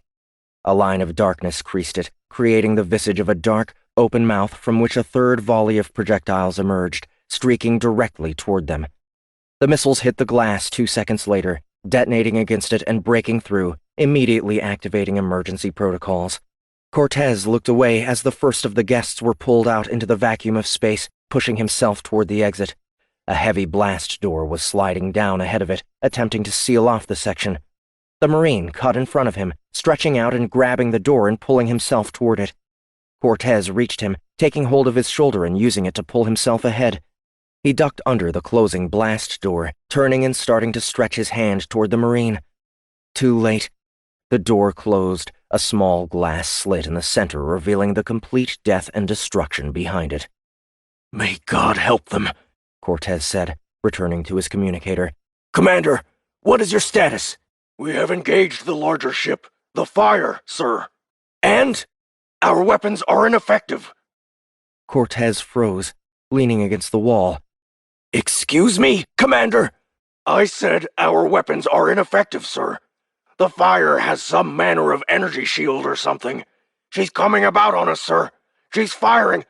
Oh, the chrysalis is hit. An energy weapon. It tore her right in half. Sir, the brimstone is floating broadside to the ring. You need to get out of there, sir." Cortez started to run, heading down one of the spokes leading to the center spire. He wasn't sure exactly where he was going, but he wanted to get away from the enemy at his back. Too late. The ring began to shake again, another round of fire slamming into it. The metal frame was creaking and groaning now, the damage to the structure causing it to begin coming apart. The warning sounds and lights continued to flash as he raced ahead. There was no sign of survivors behind him. "Commander, target the brimstone," Cortez ordered. "Fire at will." "Aye, sir." Cusp replied. "Fire torpedoes on my mark." Tense seconds passed. "Fire!" Cortez couldn't see any of what was happening. He reached the end of the corridor, where a small guard station with a sensor array was waiting. If there had been guards there before, they had already abandoned their posts. "Negative, sir," Cusp reported. 2 direct torpedo hits and they didn't leave a scratch." "No damage at all?" Cortez replied, incredulous. That was impossible. He ran through the sensor, ignoring the warnings as it identified the contraband beneath his coat. He always carried a sidearm, but he had forgotten it was there. He made it to the next hatch, which opened at his approach. "No, sir. None," Cusp replied. "We just lost the North, sir, and the Faraday is reporting critical damage. Their weapons are tearing us to pieces, sir." An entire fleet against 2 starships, and they were losing? This couldn't be happening. The station shuddered again. A sharp, echoing crack followed by a heavy vibration knocked Cortez from his feet. He rolled over, looking back the way he had come. The hatch was closed, and there was nothing but open space behind it. "Commander, what does the ring look like from your position?" Cortez asked. There was no answer. Cortez picked up his communicator. His connection to the battleship had been severed, and there was only one outcome to explain it. He felt a spear of sadness and dismay in the pit of his stomach. His greatest nightmare was becoming real. He got to his feet and sprinted ahead through the corridors, still headed inward. The ring had been destroyed, but the spire was still intact. For how long? He kept running, reaching the center of the spire. The scene was chaotic, with employees of the Heavyworks trying to escape to... where? They were gathered around the lifts, waiting for the platforms to arrive. "You!" Cortez said, approaching a frightened young woman. "Where are you headed?" Nowhere. The woman replied. She had tears in her eyes. The lifts are broken. "Where did you come from?" Operations. She pointed down another corridor. There's an emergency shuttle at the bottom of the spire, big enough for all of us if we can get to it. Cortez looked at the glass tubes. The station still had power. There was no reason the lifts wouldn't be functional. He moved closer, noticing that one of the hatches was already open. He leaned in and looked down. He could see to the bottom. There was no platform and no bodies. But what was that halfway down? Scratches? "Is there another way down?" He asked. I don't know. He shook his head. There were 4 tubes, and the station was sure to have redundant power. There was no reason for another means to descend. But how were they going to get to the ship? He stared at the tubes, trying to work out the problem. What if he turned off the gravity generators? They could pull themselves down. "Do you know where the gravity generators are?" He asked. I do, A man nearby said. up 10 floors. "Frag it all!" Cortez replied. Look! Someone shouted from the other side of the lifts. Cortez looked up. There was a smaller viewport into space across from him, and he could see the boxy white shape of a shuttle moving across the area. That's the shuttle. Someone said. Where is it going? Cortez stared at it, watching as it headed away from the spire. His mouth fell open as he watched something shimmer in front of the shuttle, and then a ship appeared directly in its path. It wasn't a Republic design. He was sure of that much. The Republic didn't utilize cloaking technology. It was too heavy and wasted too much power.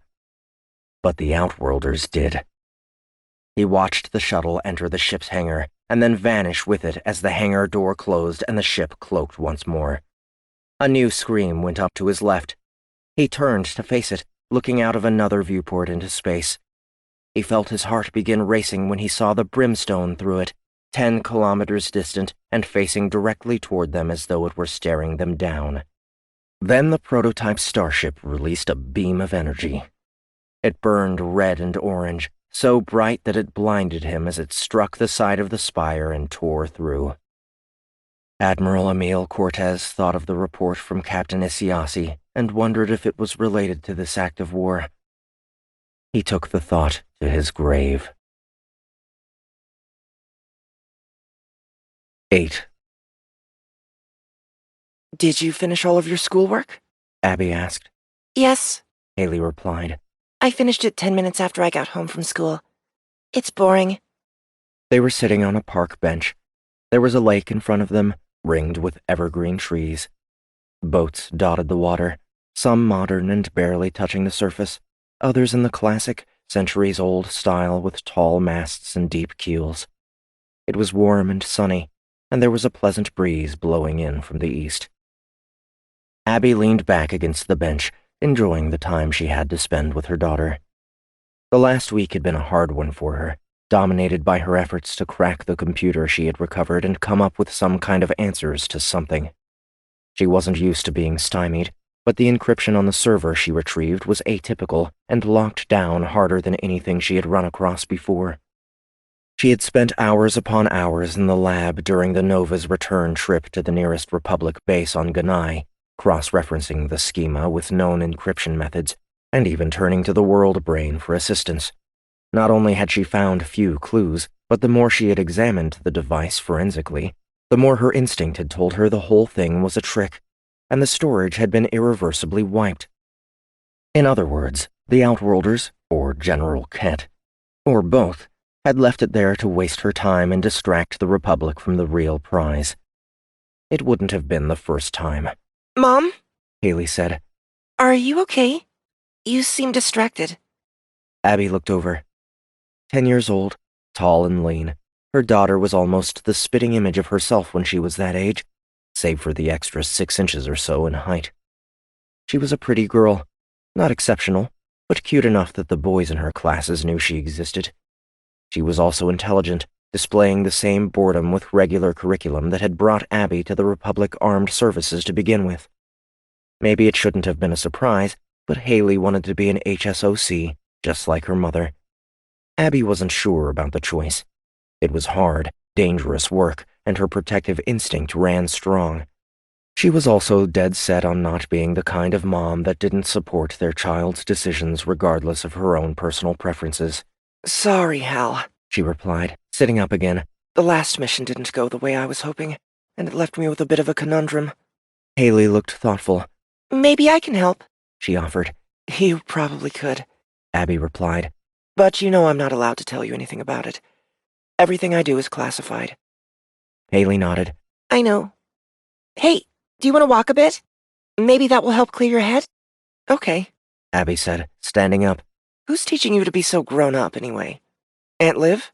I am grown up, Haley replied. Age is a number. Abby laughed. Haley laughed with her. They walked along the edge of the lake, watching the sailboats and chatting. How long can you stay? Haley asked. Abby checked the time. Another hour or so. You? Dad's going to be calling me for dinner soon, but I'll stay as long as I can. Thanks, kiddo, Abby replied. You know, I've got 2 months left, and then I'll be coming back to Earth. We can see each other for real, all the time. I'm excited about it, Haley said. I can't wait to have you here. I feel like you've been talking about it forever, but now it's so close. I feel the same way. I love you. I love you too, Mom. She reached out and took her daughter's hand, holding it as they walked. It was a good moment. A perfect moment. Too perfect. Lieutenant Cage? A voice said, tickling the back of her ear. Haley, give me a second, Abby said. She motioned with her hand, freezing the construct, including her daughter's avatar. Then she reached up and removed the small band from in front of her eyes, returning herself to the Nova. The ship's CO, Commander Kyle Ing, was standing in front of her in the darkness of the construct module, arms folded behind his back. Commander? She said, saluting him. How can I help you, sir? It was odd that he had come down in person instead of pinging her communicator, but not unheard of. The commander was a fit man, and he always said he kept that way by harassing his subordinates in the flesh, walking 5 to 10 kilometers a day to cover the area of the battleship. I need you to come with me, Lieutenant. There was an edge to his voice that put her on alert. Is something wrong, sir? She asked. Please, just come with me. I need to say goodbye to my daughter, sir. 1 minute, please. She reached for the eye-band. Commander Ing shook his head. Immediately, Lieutenant. Abby looked up, noticing the soldiers flanking the door to her construct module. Something was definitely wrong, and it sent a chill down her spine. She took the band from her head. She hoped Haley would understand her sudden departure. It wasn't the first time she had been forced to leave without a word. What is this about, Commander? She asked. I'll let Major Clixix fill you in, Ing replied. Clixix? That was Plixian. Likely military police. What the hell was going on? Abby let the commander lead her from the construct module, through the wide corridors of the Nova and down toward the hangar. The 2 soldiers walked behind her, nerve batons in their hands. She didn't recognize either of them personally, but she did recognize the insignia on the shoulders of their uniforms. They were MPs.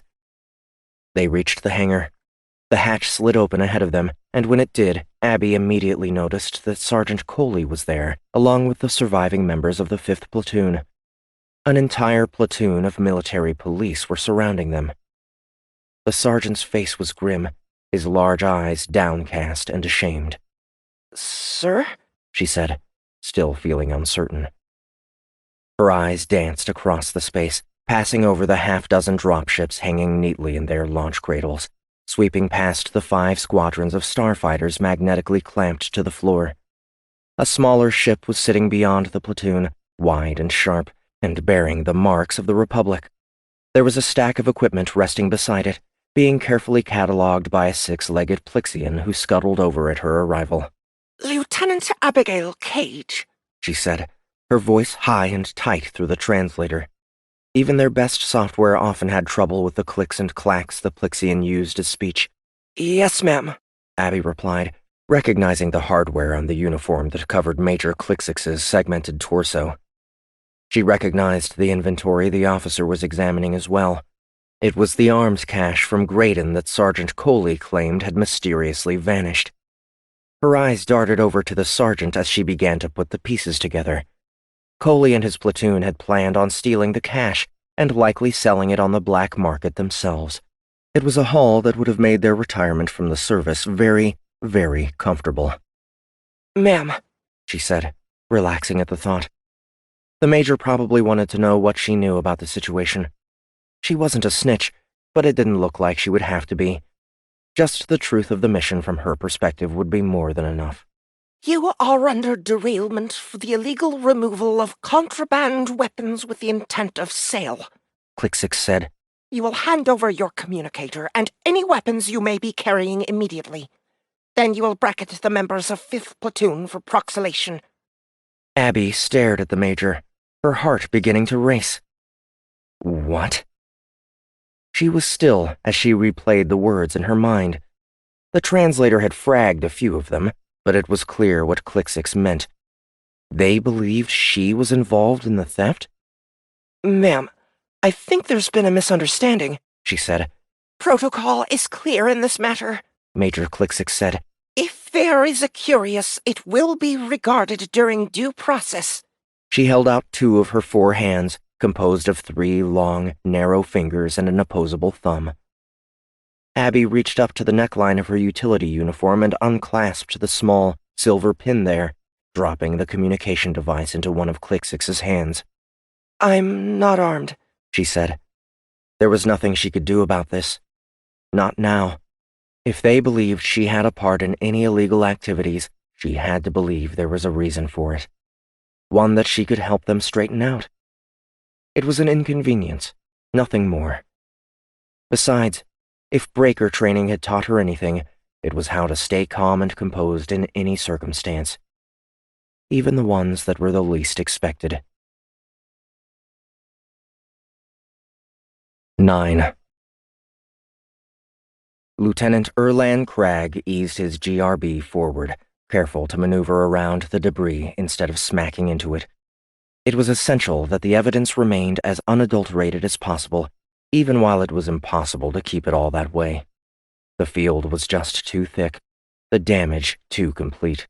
"It's hard to believe there used to be 2 stations here," Lieutenant Jessup said. She was in the GRB a kilometer away, also picking through the wreckage. He reached out with one of the ship's articulating arms, gently catching a larger piece of detritus in it, rotating it over and catching a snap of it before pushing it into a container at the rear of the vessel. There was a reason the GRB were more affectionately called grabbers. "It's hard to believe the fragging outworlders managed to get this far into Republic space without being blown to shit," Cragg replied. He fixed his eyes further out in the field, where red and white painted GRBs were collecting bodies instead of evidence. There had been too many bodies. Way too many. Every time he thought about it or looked at the retrieval ships, he started to feel sick.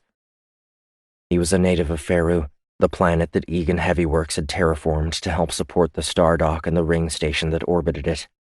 He had grown up with a view of the 2 stations in the sky, and as a lifeline to the colony they had been admired and revered.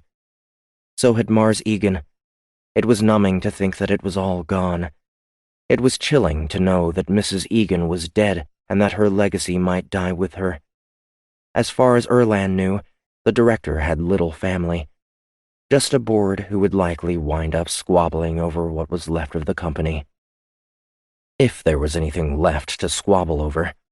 Building 2 unstoppable starships and then allowing them to fall into enemy hands wasn't exactly good for business.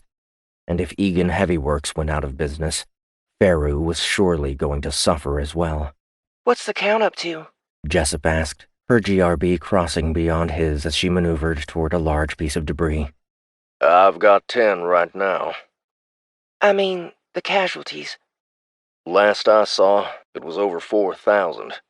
I heard Ensign Polk lost half his family. I used to think space was beautiful, she replied sadly.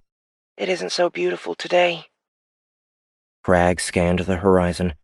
The debris stretched as far as he could see.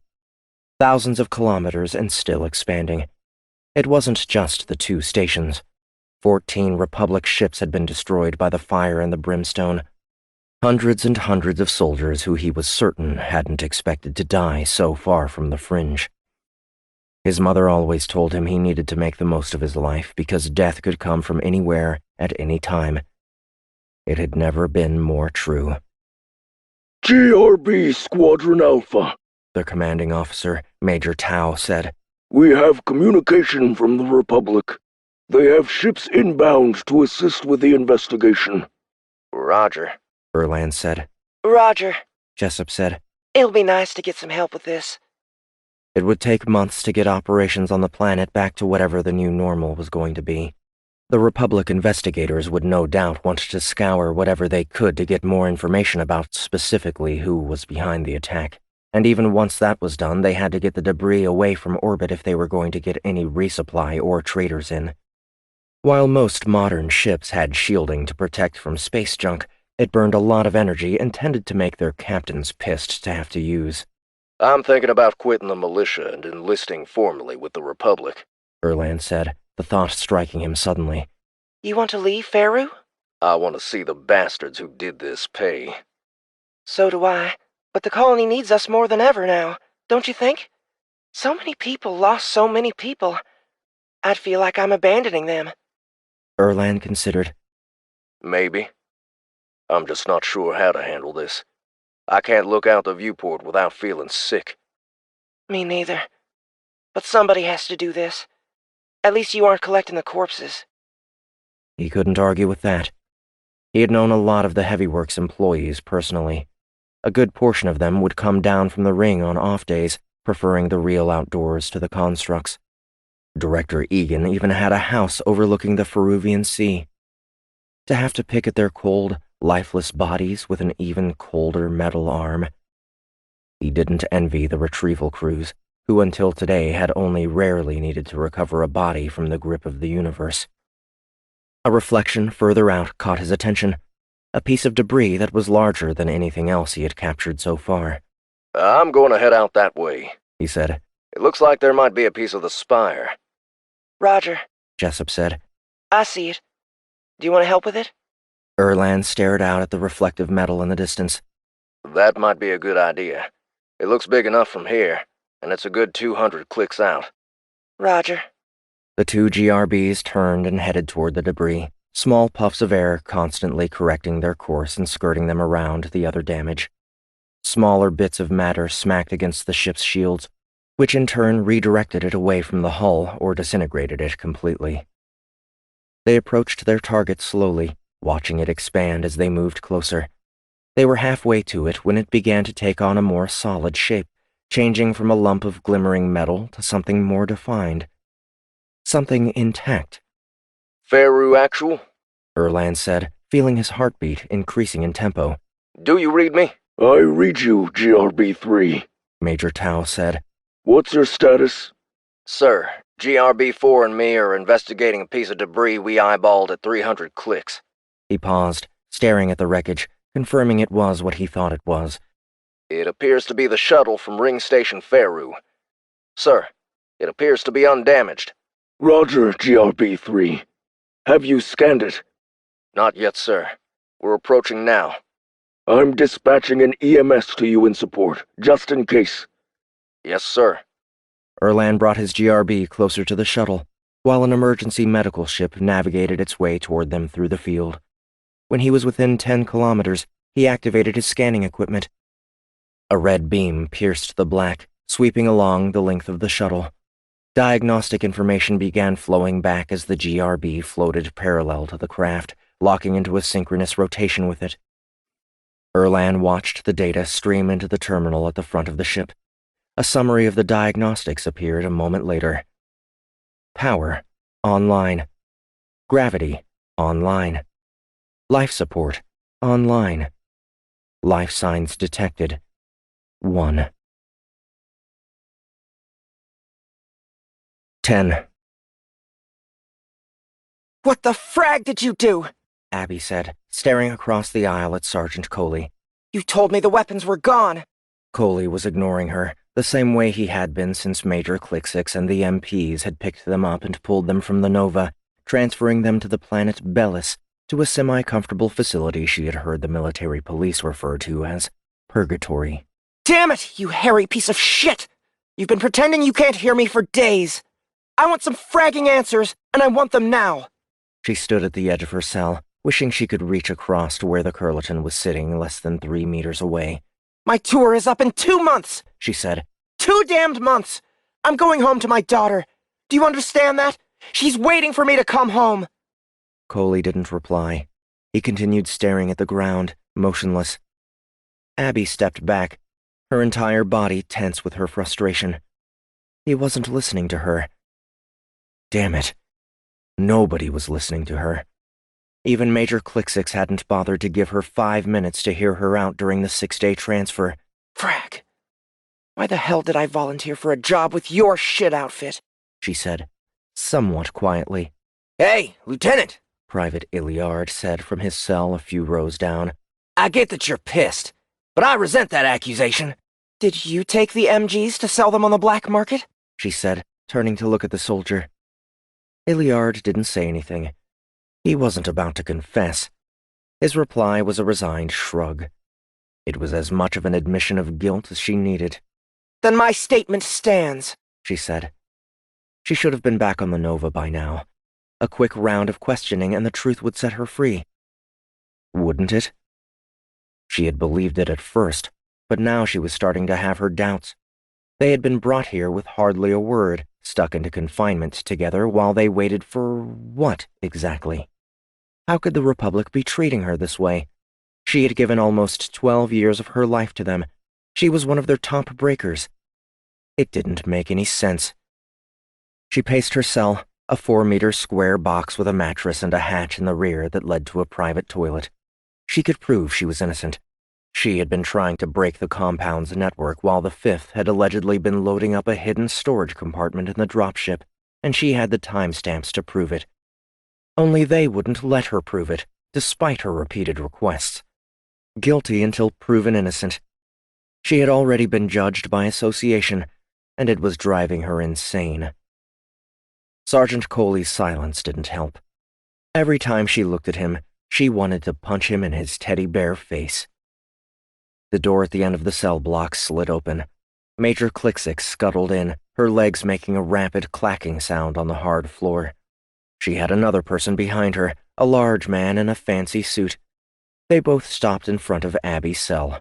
Major, Abby said, coming to attention and saluting. At ease, Lieutenant. Clicksix replied. This is Mr. Davis. He's here to ask questions. Given your insistence that you had nothing to do with the attempted theft, he desires to speak to you forthwith. Abby could feel the tension begin to drain. Finally. Mr. Davis, Abby said. Thank you for coming. Davis stared at her with dark eyes and a flat expression. Save your thanks, Lieutenant. Depending on how you answer my questions, you may not be grateful when we're done. The chill returned to her as instantly as it had faded. What the hell was that supposed to mean? Clicksix stepped on a small panel at the base of the cell, and the containment field around it dropped. Abby stepped out, making sure to keep glaring at Coley. Not that he was going to look at her. The only thing worse than a criminal was a spineless criminal. "Spot you later, Lieutenant," Iliard said as Davis led her from the room. An MP joined them on the other side of the door, following behind her as she trailed Davis away from the cells. Major Klixix didn't join them, heading off down an adjacent corridor, probably back to her office. "Mr. Davis," Abby said, "this whole thing has been a huge misunderstanding. Davis put his hand up without turning around. "I'll ask the questions. You'll answer them. Are we clear, Lieutenant?" Some choice words filled Abby's head, but she decided to keep them to herself. Getting on the investigator's bad side wouldn't help her cause any. "Yes, sir," she replied. Davis brought her to a new room with a small mirror, a simple table, and a chair. An interrogation room. Why? Did they really consider her a threat? "Have a seat, Lieutenant," Davis said, motioning to the chair. She sat without argument. This wasn't the time to lose her cool or to panic. Her training had taught her to stay calm in any circumstance. Of course, having the end of a gun pointed right at her face had been less unnerving than this. If she died in the line of duty, her daughter would get a nice dispensation, enough that she could get into any profession she wanted. If she was incarcerated, it would all go away. Everything she had worked for, everything she had earned and saved. Gone. Mr. Davis sat opposite her. He produced a folded mat from his pocket and then flattened it out on the table. A projection rose from it. She recognized the snap. She had taken it. "The armaments in question," Davis said. "You provided this image." "Yes, sir." "You gave it to Sergeant Coley?" "No, sir. I offered it to him as evidence of the munitions cache. He told me he hadn't seen a cache. I didn't understand why at the time. Now I do." Davis looked considerate for a moment. Good. At least she was getting a chance to explain. They couldn't pin anything on her. She hadn't done anything. "How did you come to be on the Nova, Lieutenant?" Davis asked. "Standard HSOC procedure. My prior deployment ended, and after my week of rec time, I returned to the SpecNet to put in for a new deployment. I saw the Nova was asking for a breaker for some work near the fringe." "There were 7 companies requesting a breaker at the time. Why did you choose the Nova?" Abby didn't answer right away. Her feelings on General Kett didn't line up with most of the Republic. They wanted to scapegoat him for all of their failures. It was easier that way. "I was looking for a detail that would put me in a dropship," she replied. "If you look at my record, you'll see I'm not the type of breaker who wants to sit on a battleship and stare at a projection." Davis showed his first sign of emotion, cracking the smallest of smiles. "No, you aren't, are you?" He waved his hand over the mat, bringing up her file and flipping through it. "Your dossier is impressive. Very impressive. Even so, Lieutenant, I have to wonder what your interest is in General Sylvan Kett." "What do you mean?" The question took her off guard, leaving her feeling defensive. They knew? Davis touched the edge of the mat, and a new projection appeared. It looked like a recording of a session she had in a construct module. "I'm telling you, Liv," Abby said on the recording, sitting at a table with her sister in a fancy restaurant. "the Republic is looking the wrong way on this. Maybe Kett broke a few rules, but none of the evidence points to treason. Hell, his actions on Chiron saved an entire population center." "You recorded my construct session?" Abby said, fighting harder to contain her anger. "That's supposed to be confidential." "The Republic reserves the right to surveil the activities of any and all of its people at any time, especially breakers who are sympathizing with the enemy." "Sympathizing?" Abby said, her ability to contain her anger vanishing as she stood up, violently pushing her chair back. "Sympathizing? A breaker's job is to unlock things. Doors, computers, networks, you name it. Oh, and the truth. That isn't sympathy. That's justice. That's right." "Right? Or righteousness, Lieutenant?" Davis said, remaining calm. "The Republic offers some degree of freedom to its highly specialized operatives. You get a choice to your work, unlike most of your fellow soldiers. We found that it improves performance across the board and keeps our best returning our investment in them for years to come. It seems, however, that you've decided to take advantage of that freedom to settle your own personal interests, namely in General Kett, an enemy of the Republic. Am I wrong?" Abby stared at Davis, her hands clenched tightly. The shitty part of it was that Davis wasn't wrong. She had used her freedom to satisfy her curiosity. Not that it had gotten her anywhere. "What does this have to do with the weapons?" she asked. "I just joined the 5th 2 weeks ago. You can't possibly think I have anything to do with Sergeant Coley's actions. The hidden compartment on the dropship would have taken longer than that to make." "Normally, I would agree with you, Lieutenant.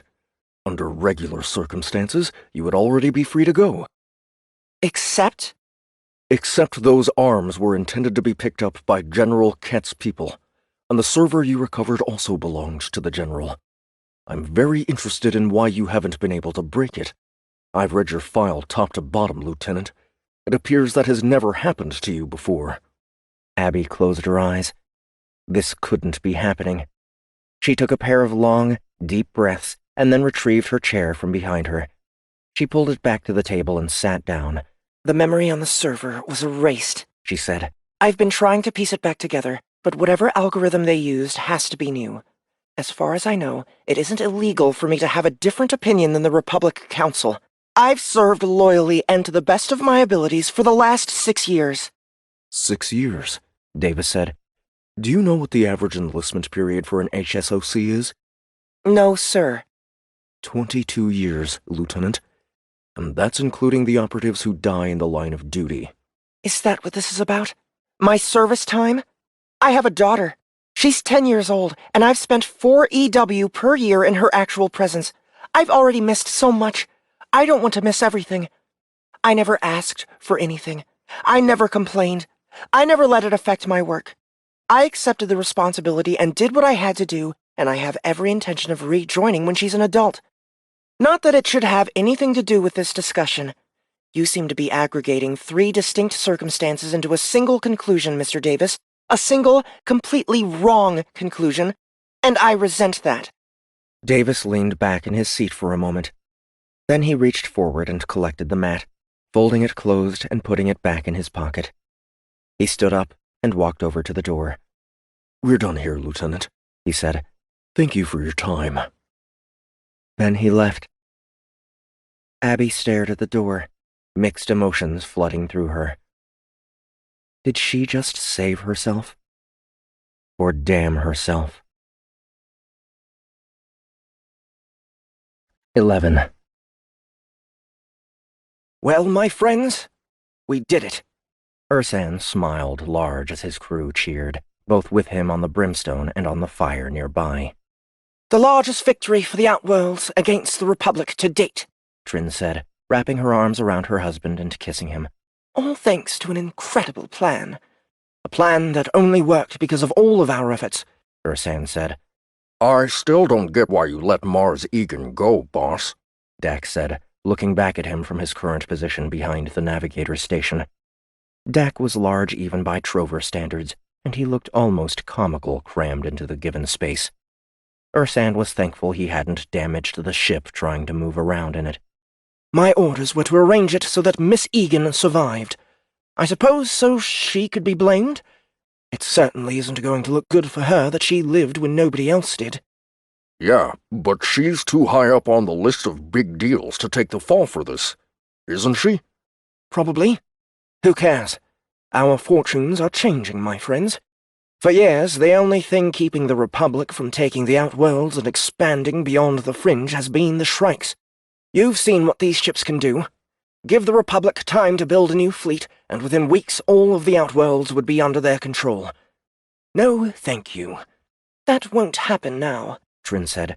"And while the Republic is trying to figure everything out, we'll be reverse engineering the fire and the brimstone. Soon, we'll be able to bring the war to them. We'll hit their planets and attack their defenses. Space superiority is more valuable than ground superiority. The Shrikes have proven that. The Republic has been stuck making drops on fringe planets for years, unable to do much more than nip at us. Even though nips start to hurt after a while," Ursan said. He clenched his teeth at the thought of his experience with the Republic. A raid on his homeworld of Caliban that had cost him his parents. Why? Because a known arms supplier had taken root there, and the Republic military didn't believe in subtlety. Not when they could make a statement. He still didn't know how he had survived. The Republic had swept through the colony where he lived, throwing their firepower everywhere. Buildings 50 meters tall had collapsed. People were slaughtered in the streets. There was fire and smoke and debris wherever he turned. He had tried to run. He had fallen, slipping in mud, landing in a thick soup of ash and dirt and blood. Swallowed by it. A soldier had gone right past him, an armored boot landing inches from his face. They had found his mother right after that. She cried and raised her hands, and they responded by shooting her with their heavy rifles, literally cutting her in half. "Ursan," Trin said. He was suddenly aware of her hand on his wrist, squeezing and shaking it. He opened his eyes, feeling cold. He realized she wasn't shaking his wrist. He was shaking. His entire body. She was looking at him, concerned. The rest of the crew had turned away. This wasn't the first time. It wouldn't be the last. "I'm okay," he said, breathing deeply to try to calm himself. He stood up, staring out of the viewport ahead of him. They had jumped away from Faru, 20 light-years out to the middle of nothing to regroup and celebrate the accomplishment. He had pegged their chances of success at less than 20%, even with the information that had been fed to them from inside the heavy works.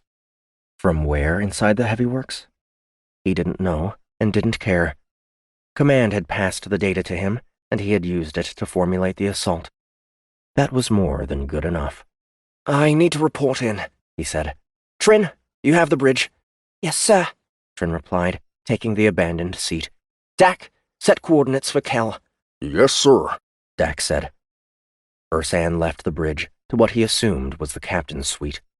It was large and well-appointed, a comfortable place for a warrior to spend time. It made him sick to look at it. He sat down in a chair that was almost as comfortable as the one on the bridge, opening a large pack and pulling out a dented slab of metal. He unlatched it and folded it open, revealing a screen on the rising edge and a tactile surface below. He ran his fingers along it, watching lines of text appear on the screen, quickly filling it and vanishing off the top. It took him a few minutes to get the communicator to connect with the Brimstone's onboard system, but he managed. The ship's offensive and defensive systems may have been new technology, but the comm was only slightly upgraded from Republic standard. He entered the keys he had been given and leaned back. It only took a few seconds to get a response from the other side of the universe. A projection of a serious, angular man in a dark uniform, standing stiffly, his eyes sharp. The look made Ursan uncomfortable, and he sat up in the chair. "General Thraven," Ursan said. "Captain Gaul," the man replied. "Judging by the chair you're sitting in, I would guess that your mission was accomplished?"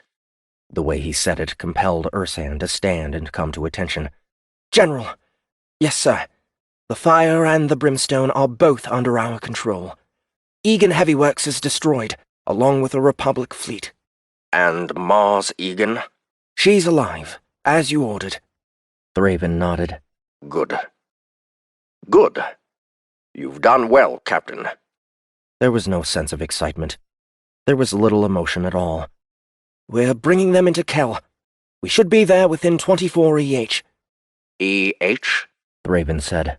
16 SU, Ursan replied, quickly making the conversion from Earth hours to standard units.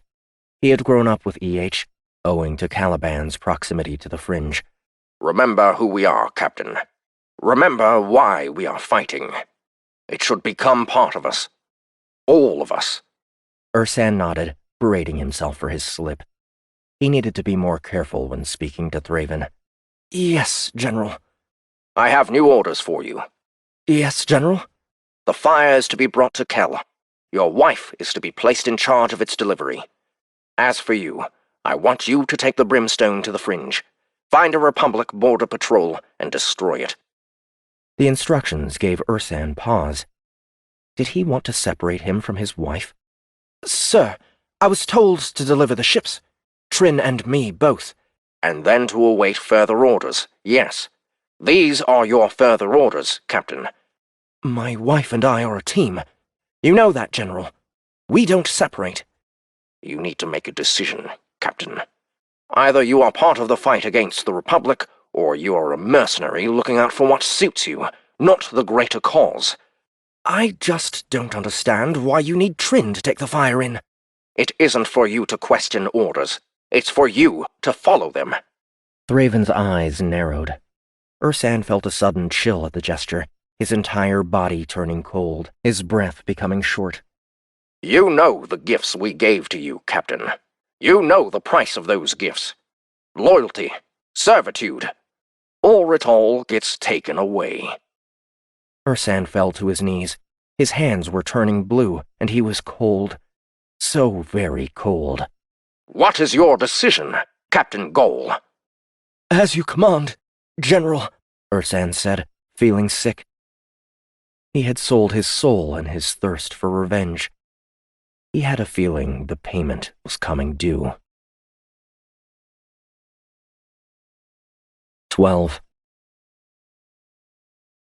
Captain Olas Man felt his entire body turn cold the moment the driver came out of FTL in the space beyond the planet Faru. He had been told what to expect. It hadn't helped. "My God," he said. While the planetary militia had sent crews out following the attack to begin collecting evidence and retrieving the bodies, a heavy field of debris remained trapped in the planet's orbit, a testament to the destruction that had occurred 4 days prior. "Contact Planetary Command." "Aye, sir," the communications officer, Ensign Korlov, replied. A projection appeared in the open space ahead of the bridge crew a moment later. Olas was surprised to see a trover standing there, his 3-meter muscular frame threatening to tear right through his simple gray uniform. "My name is Captain Olas Man," Olas said, diverting attention away from the ship's commander, Usiari. "I've been appointed by the Republic Council to investigate the attack on Faru and the theft of the fire and the brimstone." "Captain Man?" the trover said, saluting with a hand that could wrap around his entire head. "Major Tau." It took Olas a moment to remember that trovers only had one name, typically translated into short, simple words. It wasn't a problem in most of the galaxy, where trovers were still somewhat rare, but he had often wondered how anyone held a decent conversation with one on their home world, where a roomful could lead to 5 or 6 of them responding to the same address. "Captain," Major Tau said, "welcome to Faru. Thank you for coming so quickly." "This is a matter of Republic security," Olas replied. "I wish I could have gotten here sooner. How is she?" "Director Egan? She is recovering well from her ordeal." "I'd like to speak with her as soon as I make landfall." "I expected you would, Captain. She has already expressed a strong desire to speak with you as well, and have these criminals brought to justice. I'll have an escort awaiting your arrival at the starport." "Thank you, Major. Man out." The projection vanished. Olas turned to Commander Usiari. "I'll need a shuttle." "Of course, Captain," Usiari replied. "It will be ready by the time you reach the hangar." "Thank you." Olas looked out the viewport one more time before retreating from the bridge, headed for the hangar and the shuttle that would bring him down to Faru. He had read the reports, of course, but being here made it more real, and he could feel his anger growing. The Outworlds had been a problem for a long time, and by stealing the 2 prototype warships they had made a full-on declaration of war. Of course, the Republic couldn't rush headlong into all-out war. Not now. Not when they had yet to prove it was the Outworlders who had taken the ships. Not when, if they had, they were now in control of weapons that could destroy an entire fleet single-handedly. They had to be smart about their response. Clandestine. Underhanded. To fight fire with fire. That was why the committee had contacted him directly, their orders simple and straight to the point. Recover the ships and kill the bastards who stole them. He didn't offer any instructions on how to achieve that goal, nor would he. As the director of the Office of Strategic Intelligence, it was up to Olas to figure it out and figure it out quickly. He would have full autonomy in the matter, with every resource in the Republic at his disposal.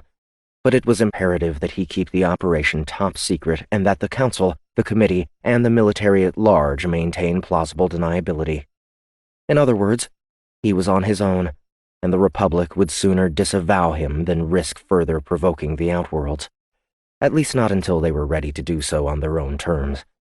At least not until the fire and the brimstone were accounted for. First, he had to discover who was behind the attack. Right now, the only lead he had was its sole survivor, the director of Egan Heavy Works, Mars Egan. The fact that she had survived when nothing else had, including an entire fleet of armed starships, had raised alarms in his mind the moment he had heard the news. He didn't trust it. He didn't trust her, which was why he had decided to go right to the source. After that, he had an idea for after that. One that the Council would probably blow up over if they ever found out about it. Which they wouldn't. The operation didn't exist. 13. Two members of Major Tao's team were waiting when Olas arrived in Faru's spaceport. The Major surprised him by having the foresight to send the pair of grabber pilots who had found Director Egan to escort him, giving him a chance to question them directly about the recovery. The trip to the Egan estate was the perfect opportunity for that, a 10-minute atmospheric shuttle ride across the Faru countryside that would have otherwise left him more annoyed than he already was. While the Major had been smart to give him the lieutenants, he had been stupid to let the woman go back home. Olas wasn't going to rule her out as a suspect, and Tao shouldn't have either. "Tell me how you came across the shuttle," he said, talking to the male pilot, Erlan. "There isn't much to tell, sir," Erlan replied. "We were doing routine collection, picking up larger pieces of debris that looked like they might have damage marks on them, and scanning for bodies for EMS to recover. I noticed the reflection of Sol 3 on the shuttle's hull. Of course, I didn't know it was a shuttle at the time. Anyway, I went to investigate. Lieutenant Jessup came with me." Olas glanced at the other pilot, a pretty woman with blonde hair and a kind face. "And when you got close to the shuttle, you recognized it immediately?" "Yes, sir," she said. "We've gone by the ring station at least 1,000 times. It was always sitting at the bottom, just in case." "We picked up the life sign, and Major Tao sent an EMS in to check it out.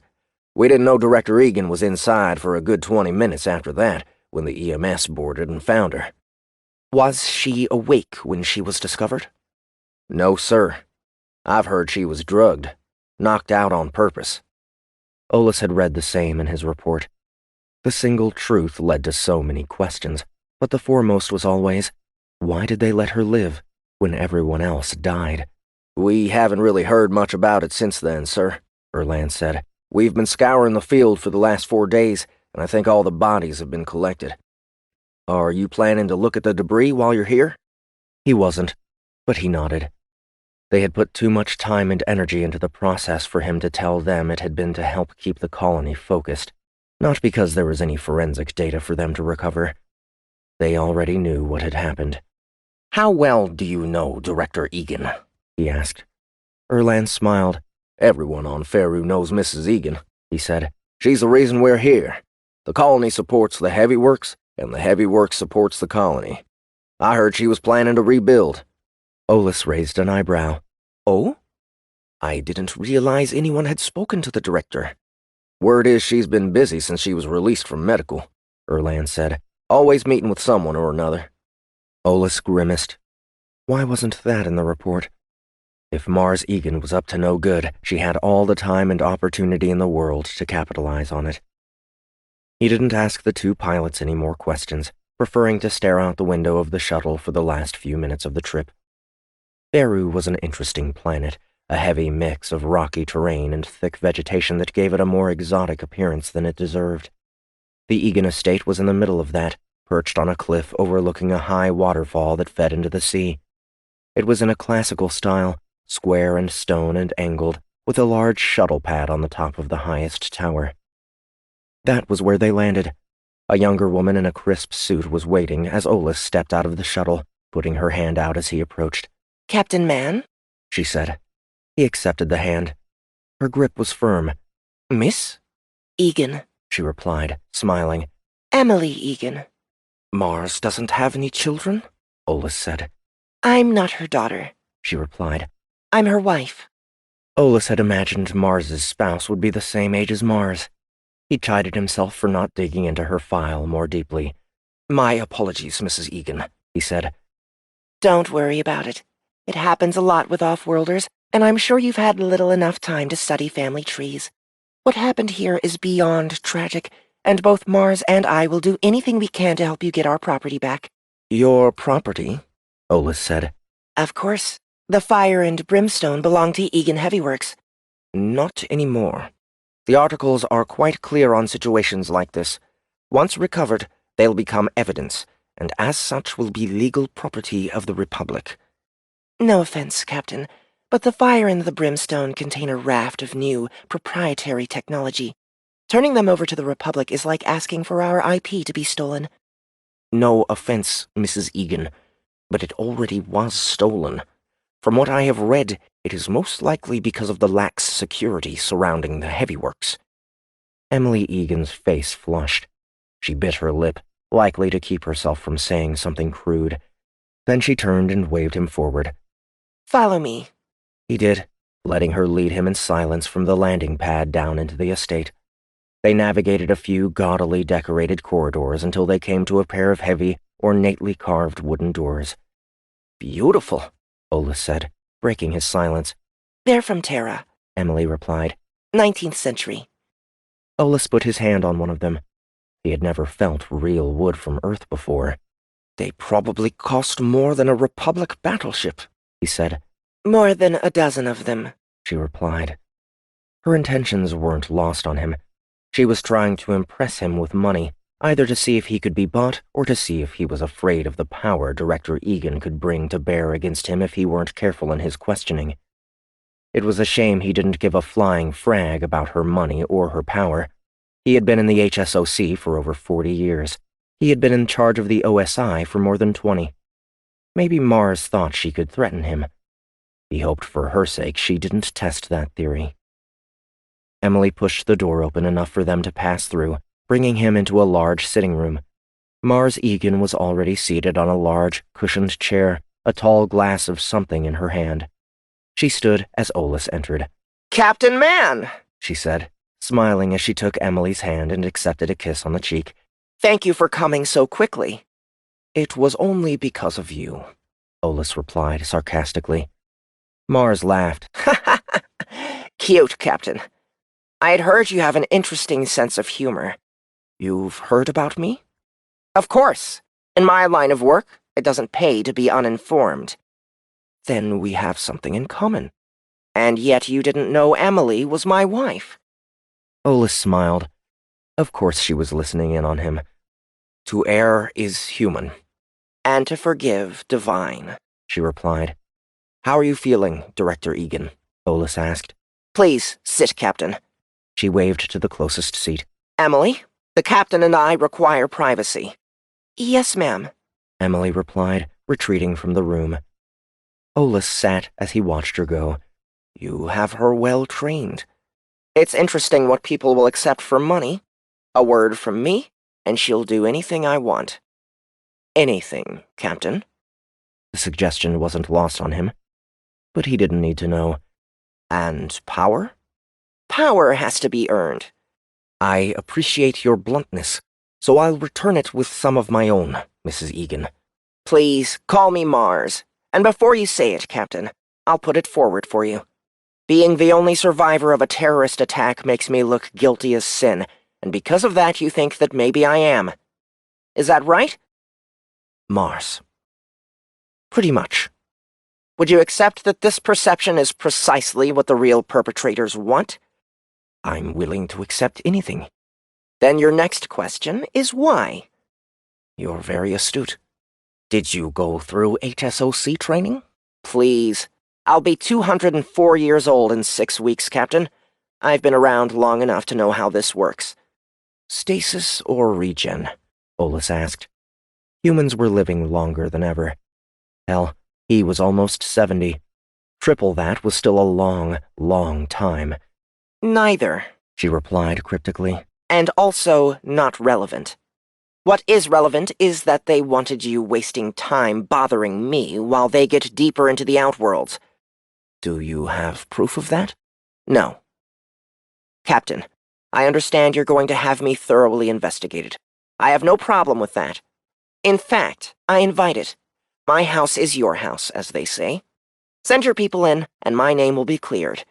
But don't waste your personal, precious time targeting me. That's exactly what the real criminals, the real terrorists, want. That's the only logical reason they left me alive. Not because you're working with them? I've gone over some of your records. The ring station didn't have much of a security force. Why should it? We're almost 10,000 light-years beyond the outworld border, a border that your people are supposed to be protecting. You've never heard of corporate espionage? Don't be ridiculous. I've got eyes and ears everywhere. The best defense is a good offense, is it not? So they say. You saw the people who did this? I saw 2 of them. Clearly, as they stole both ships and neither one of those perpetrators was on them, they didn't act alone. Clearly. What can you tell me about them? Forget about that, Captain. She reached over to the table beside her, picking up a small, silver disc and tossing it to him. He caught it smoothly. What is it? He asked. Livestream, she said. A recording of my life. She tapped her eye. I cut out the important part for you and put it on that disc. Ola smiled. That's more than I was hoping for. I told you. I'll cooperate in any way I can, Captain. Do you have my personal communicator ID? No. It's on the disc. If you need to contact me with more questions, please do. But I expect that will be enough for you to start your investigation. Okay, Ola said, getting back to his feet. I see how you want to do this. My people will be in touch soon with follow-up requests. In the meantime, don't get too comfortable. If you're trying to hide something with your magnanimity, I'll figure it out. I have no doubt you would, if anything untoward was taking place. Those bastards killed thousands of my people, Captain. My family. I want them caught. I want them dead. And I want my ships back.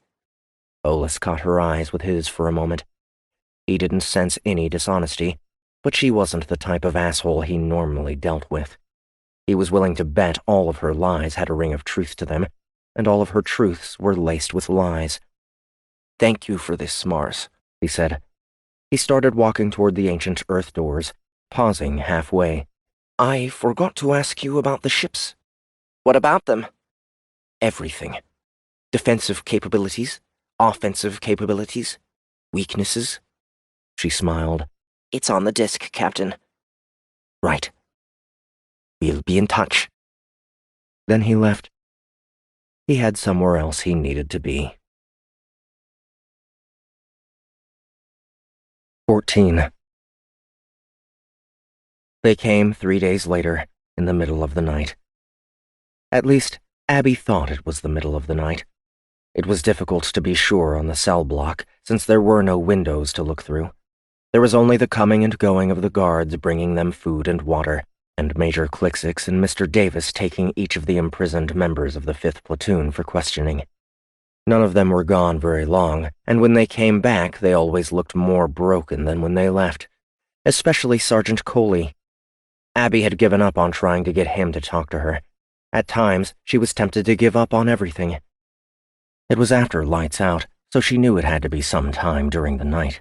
She was awake, as she usually was, until shortly before the lights came on again, going through a routine of exercises to keep her body fit while she challenged her mind by trying to work out new encryption algorithms. It was a habit she had gotten into during breaker training, using it to memorize the countless different schemes that existed in the universe, from the Plixian Ixilix Secure to the Ruden's Niacissi duplicator. It had worked, too, and now adding a new methodology was as simple as integrating it into the exercise a few times. The lights went on too early, and were much, much brighter than usual. It was enough to both wake the 5th and blind them at the same time, leaving all of them, including Abby, with a sheet of white pulled over their eyes. She could hear the door open and feel the energy field that held her drop. Then someone grabbed her arm, rewarded with a sharp elbow to the jaw for their effort before a second hand grabbed her, the two attackers holding her tight. She didn't know who they were or what their plan was, so she kept fighting, letting them give her balance while she lifted her legs and swung them sideways, catching one of her assailants in the gut. Her feet hit the tough shell of a battlesuit and she gave up. There was no point to even try, unarmed and wearing only a simple tank and pants. Lieutenant Cage, stand down, Major Kliksik said immediately following the decision. "What the hell is this?" Private Iliard said. "Sarge?" There was no sound from Coley. "Take them," someone said. Abby was pretty sure it was Mr. Davis. Then something was draped over her head. Then she was being lifted and dragged away from her cell. She could hear the motion around the room, and she knew the same thing was happening to the others. "Where are we going?" she said. "Major?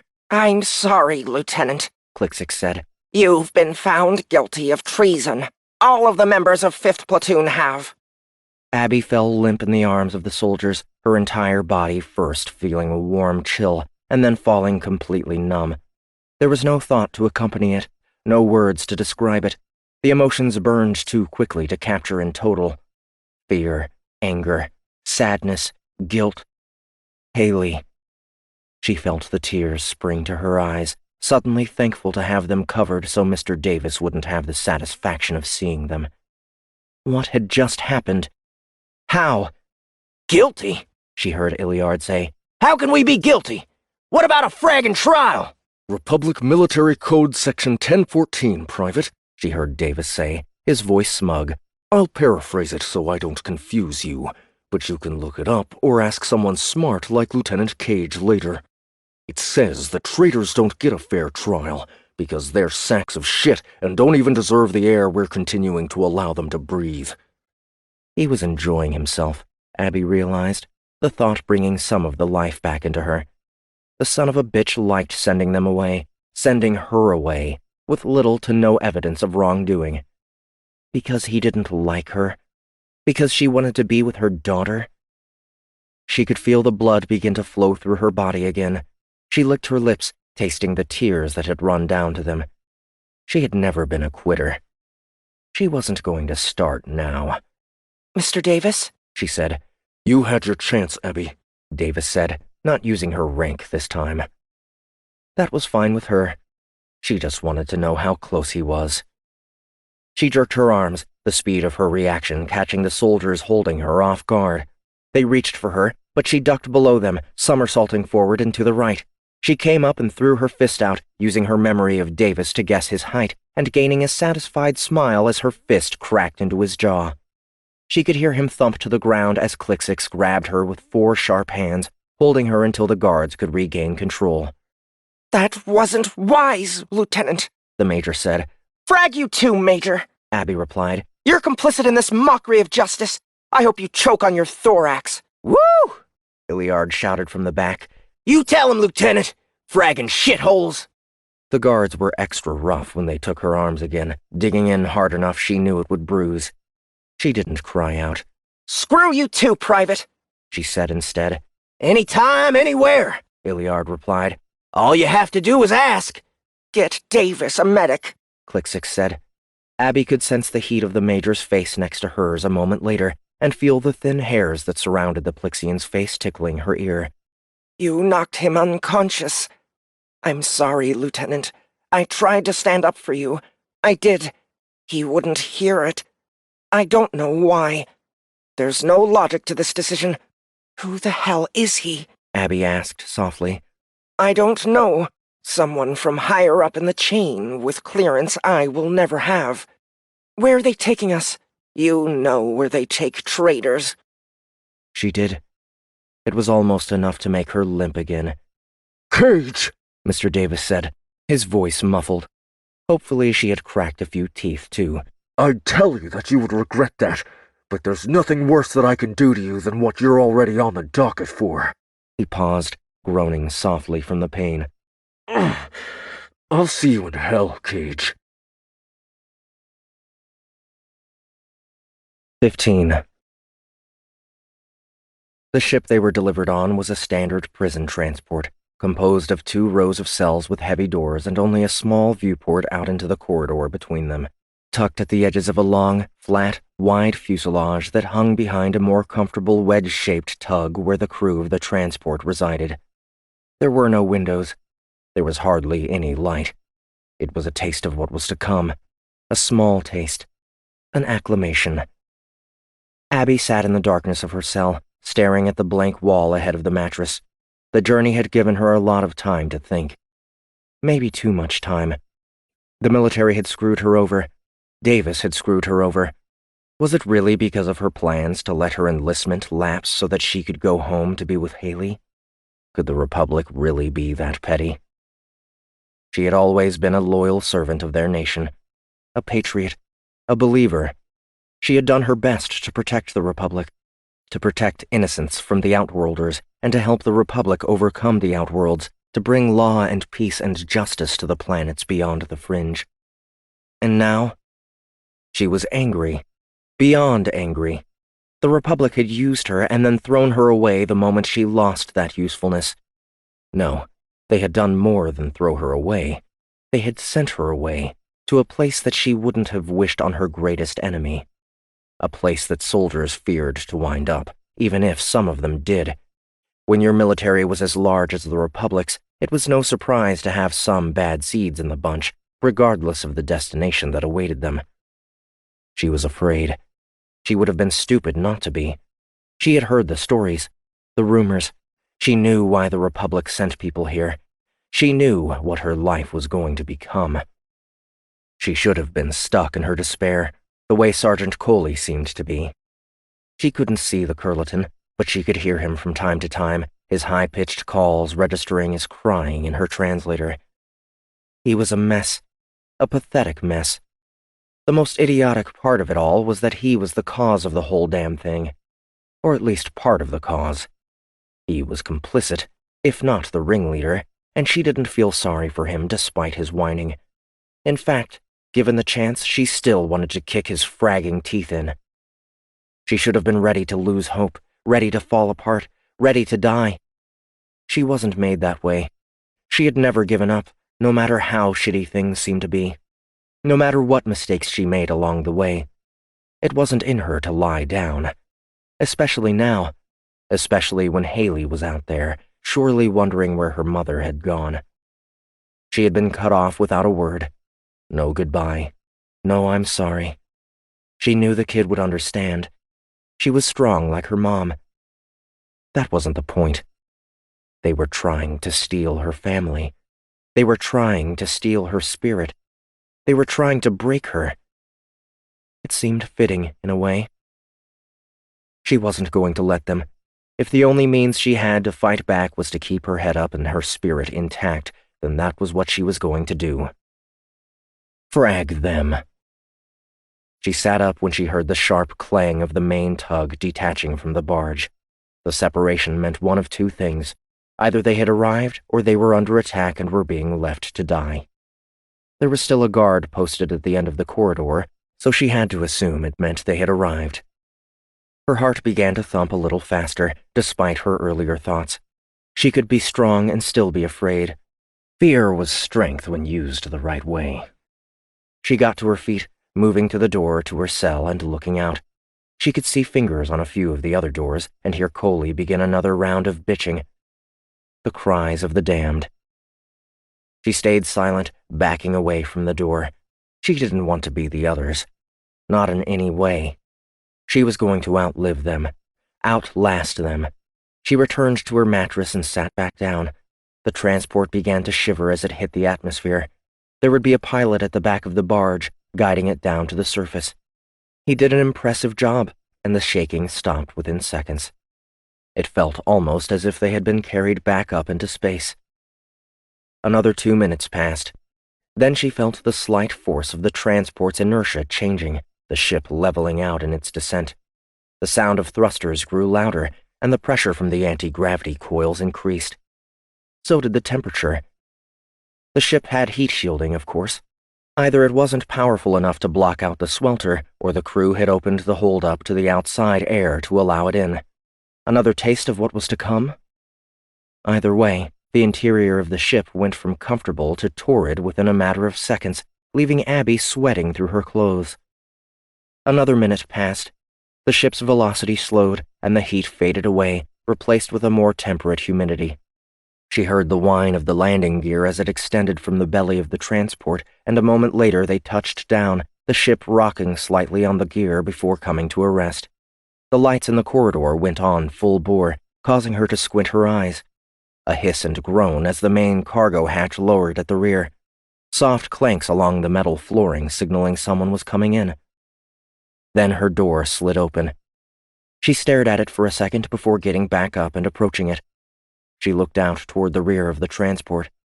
A dozen guards in what looked like older model battlesuits, the armor thicker and more bulky, the helmets wide. Tubes ran into them, suggesting they had some kind of climate control inside. They would need to. Even here, it was at least 32 degrees Celsius, and still pretty humid. One of the guards moved to the front of the line. His suit was slightly different, painted a darker navy. A small pop indicated that he had activated external speakers on the suit. My name is Warden Packard. I'd say it's nice to meet you, but you're all a bunch of shitbags, and the truth is, I can barely stand the thought of looking at any of you. Even so, I'm going to give you orders, and I expect you to follow them. I want each of you out of your cells. Stand in single file in front of your cell. I want your hands at your sides. I want you to remain silent, still, and at attention. Failure to comply will result in pain. Do you understand me? Yes, sir! Abby snapped, as loudly and sharply as she could. She moved into the corridor, coming to stiff attention. The rest of the Fifth wasn't as prepared, and they eased out of their cells a disorganized mess. I see we have one real soldier in this bunch, Packard said, his helmet turning toward Abby. Private, grab that one. He pointed to Captain Young. One of the soldiers moved forward and took him by the arm. You all get one example because you're new here. The soldier punched Young in the gut, hard enough that Abby could hear his ribs crack under the blow. Then he punched Young in the face, breaking his jaw and knocking him to the floor. Abby didn't move, holding herself at attention while the rest of the Fifth fell in line. Private, take him to medical, Packard said.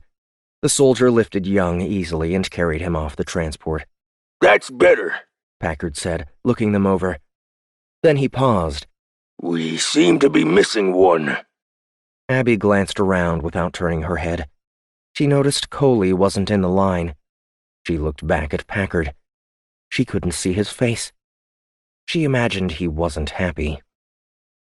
She didn't know if she was going to get another chance. There was a slim possibility the warden might even thank her for it. She burst ahead, breaking attention and rounding the corner into Coley's cell. The guards reacted immediately, falling into a defensive stance at first until they saw she wasn't coming their way. Then she lost sight of them, finding Coley on his mattress in the corner, head lowered into his folded arms. She almost felt sorry for him then. Almost. He raised his head as she approached, just in time to catch her fist on the side of it. His head rocked to the side, and then he reached out for her, trying to grab her. You son of a bitch! She said, finally letting herself lose her temper, finally getting the chance to act out on her anger and frustration. She hit him again, ducking away from his arms, coming in quick and punching him in the chest, and then the side. The blows were weak against a Curleton without wearing a suit of any kind. She didn't care. She kept hitting him, cursing at him while she landed punch after punch, evading his too slow defenses. She could hear the guards coming up behind her. She saved the best for last, getting one good punch in at one of Coley's large round eyes, hitting the soft material and feeling it press in. Coley roared in pain, reaching up to hold the eye as the guards grabbed her from behind, throwing her backward and into the rear wall with enough force that it knocked the air out of her. Stay down, Packard said, standing above her as she tried to get up. if you want to make it out of this ship with all of your bones intact. She was tempted to test him. She was furious beyond words, beyond logic. She could see Coley holding his eye and howling. Get him to medical, Packard said. It took 2 guards to lift him by the arms and carry him away. Abby started to calm the minute Coley was out of her sight, her rapid heartbeat slowing. She stayed on the ground, motionless, waiting for Packard to speak. "Cage, is it?" Packard said. Yes, sir, Abby replied. "Mr. Davis told me to keep an eye out for you. He said you're a firebrand. A real demon." He bent down, grabbing her by the hair and pulling her to her feet before turning her around to face him. She could see his face behind the helmet, old and weathered and scarred. He smiled at her then, his teeth crooked and brown. "We'll see how long that fire lasts down here. Welcome to hell, Cage. You're going to be here for a long, long time." 16. Hell. The planet was the site of one of humankind's first efforts at terraforming. It was an effort that only partially succeeded, leaving it with a breathable atmosphere, but turning it into a lifeless inferno in the process. The external temperatures remained above 100 degrees at all times, making it impossible to live there.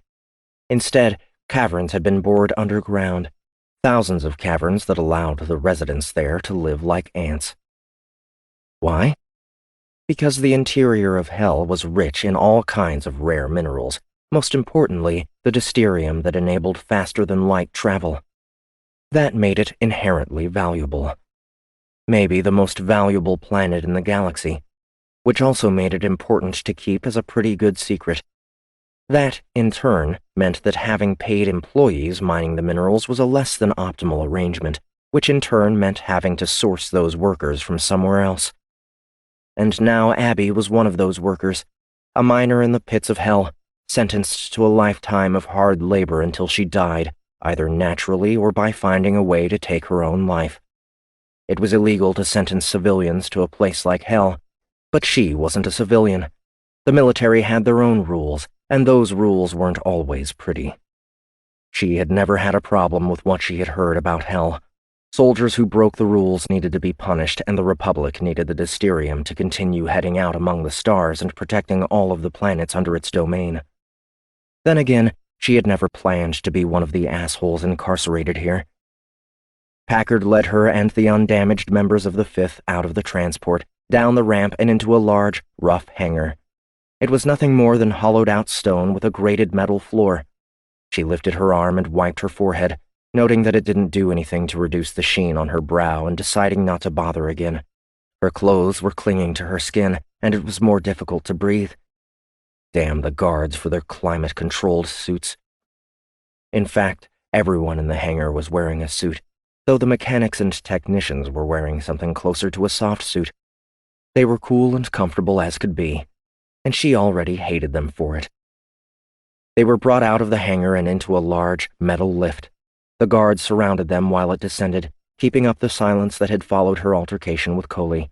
It took nearly 3 minutes to reach the bottom, and while Abby expected the temperature to decrease further from the surface, it actually seemed to get hotter. She could tell the others were as uncomfortable as she was, and she was grateful for it. She hoped they burned down here. Lost hope. Killed themselves. Fragged them. The lift stopped. They filed out in a single column, the guards walking next to them. Packard stayed in front, beside her, keeping an eye on her until they were brought to a stop at the end of the corridor. Then Packard positioned himself between her and a heavy steel door with a biometric control pad on the side of it. "Okay, you shitbags. Clothes come off." He looked at Abby and smiled. "You too, darling." She stared back at him as she pulled off her tank, keeping her eyes up when she bent to remove her pants and underwear. She heard a faint whistle from behind as she did. Packard unlocked his eyes from her body, looking toward the back of the line. "Think you're funny?" he said, pointing. "I said the punishment for non-compliance was pain. I guess you like pain." She didn't need to look to know it was Iliard who had whistled. She could tell by his grunts as the guards laid into him. "Get him to medical," Packard said. Then he turned and put his palm on the control pad. The door slid open. "One at a time. You'll get cut, branded, and outfitted. You first, Cage." She kept her eyes straight as she moved into the new room, taking in her surroundings. A small room. Simple. A chair. Another soldier in a climate-controlled suit. "Have a seat," he said.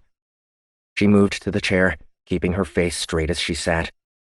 Somehow, the metal was cold, despite the heat. The man approached, holding what looked like a cap of some kind. He put it on her head, pressed a button on the side of it, and then took it off. Her hair tumbled away from her onto her shoulders and chest. A few seconds later, she felt a burning at the base of her skull. She was tempted to reach back to feel the area, but Packard had said branded, and that had to be the source of the pain. "Stand up," the man said. She did. "Face me." She did. He was holding a red jumpsuit. No underwear. Just one piece of thin material. He held it out to her.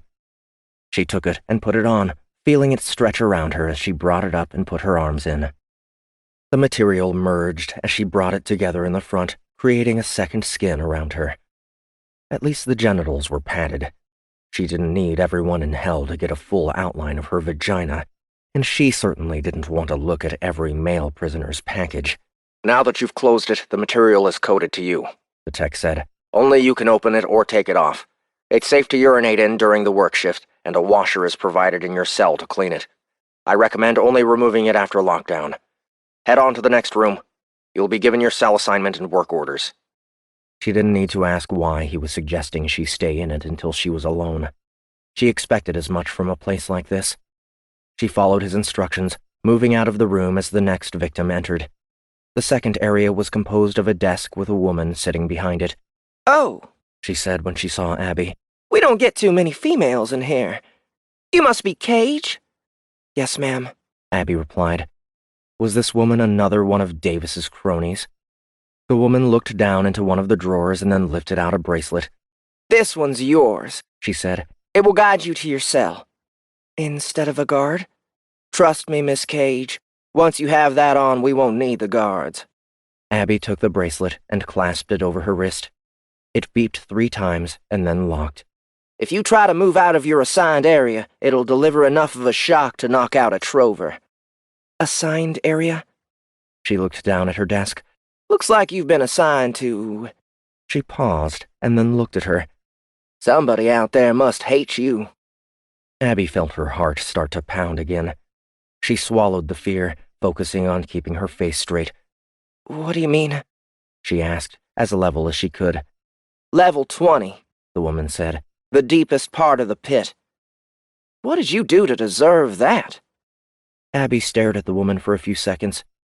The woman pushed her chair back, her eyes falling to Abby's bracelet. "I'd just give them out," she said. Go through that door. It'll guide you from there." A new door opened to her left. She turned on her heel and followed it out.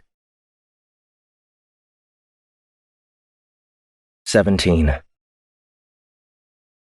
Abby trailed the projection provided by the bracelet, walking behind a phantom figure of a guard through the corridors of the facility. It brought her directly to a second lift, equally large as the first, which left her in darkness when it closed and carried her down to level 20. The deepest part of the pit. She would be mining Dysterium there. For the rest of her life. She tried not to think about that. She had to live 1 second at a time or she wouldn't be able to live at all. She had to keep hope when everything told her she shouldn't, if only to get back at Mr. Davis and whoever had put him up to his bullshit. The lift opened and dumped her out into a darker corridor than the last. It was at least another 3 or 4 degrees hotter down here, the air so thick she felt like she could hardly breathe. Of course, the Republic could use bots to mine this part of the pit and all of the mines on Hell, but this was supposed to be a punishment as well as an operational enterprise. There was nothing punishing about letting machines do all the work. She kept following the projection. It brought her past other inmates who were also walking the halls. They kept their eyes down most of the time, but when they saw the newcomer, they glanced up. When they saw a woman, their eyes stayed that way, their expressions changing.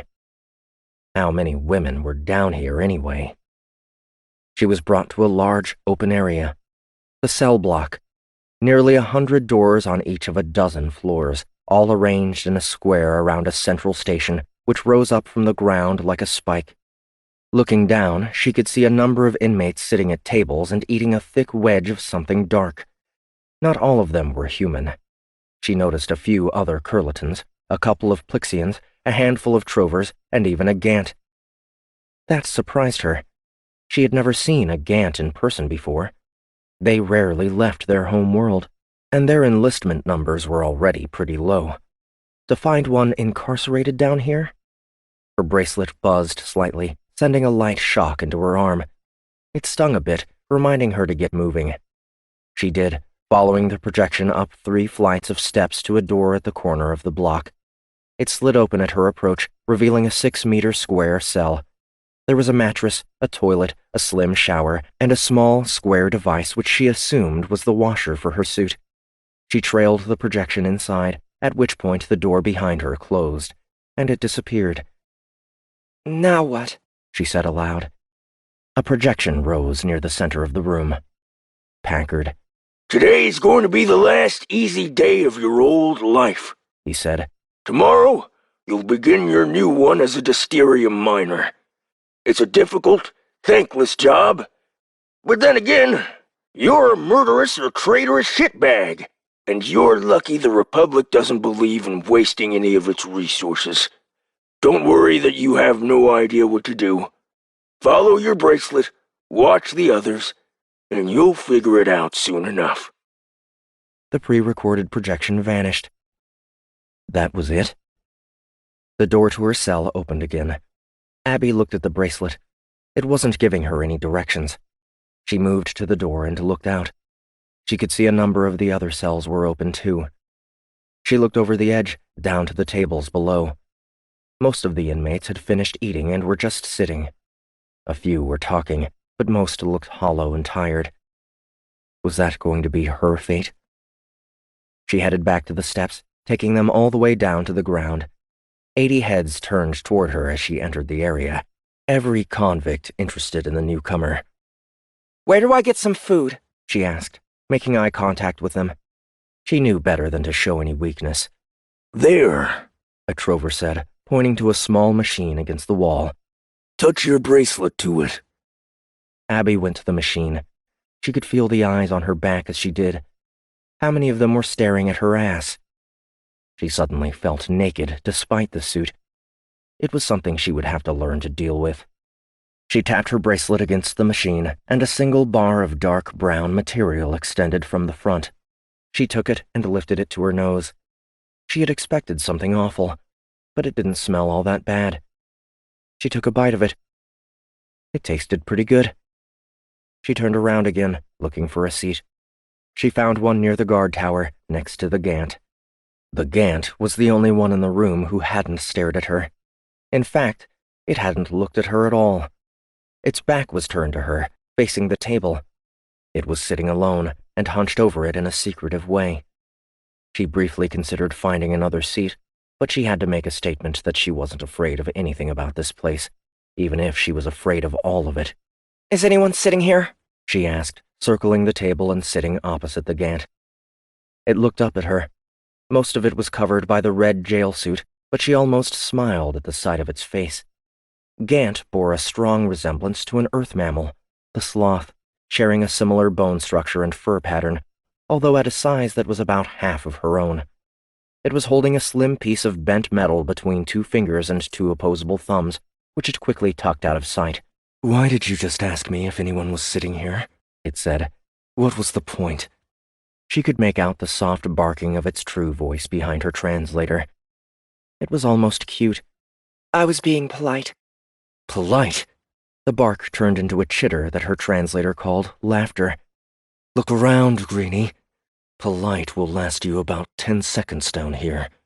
Besides, if you were being polite, you would have taken note of my body language, which was clearly suggestive to all comers that they should frag the hell off."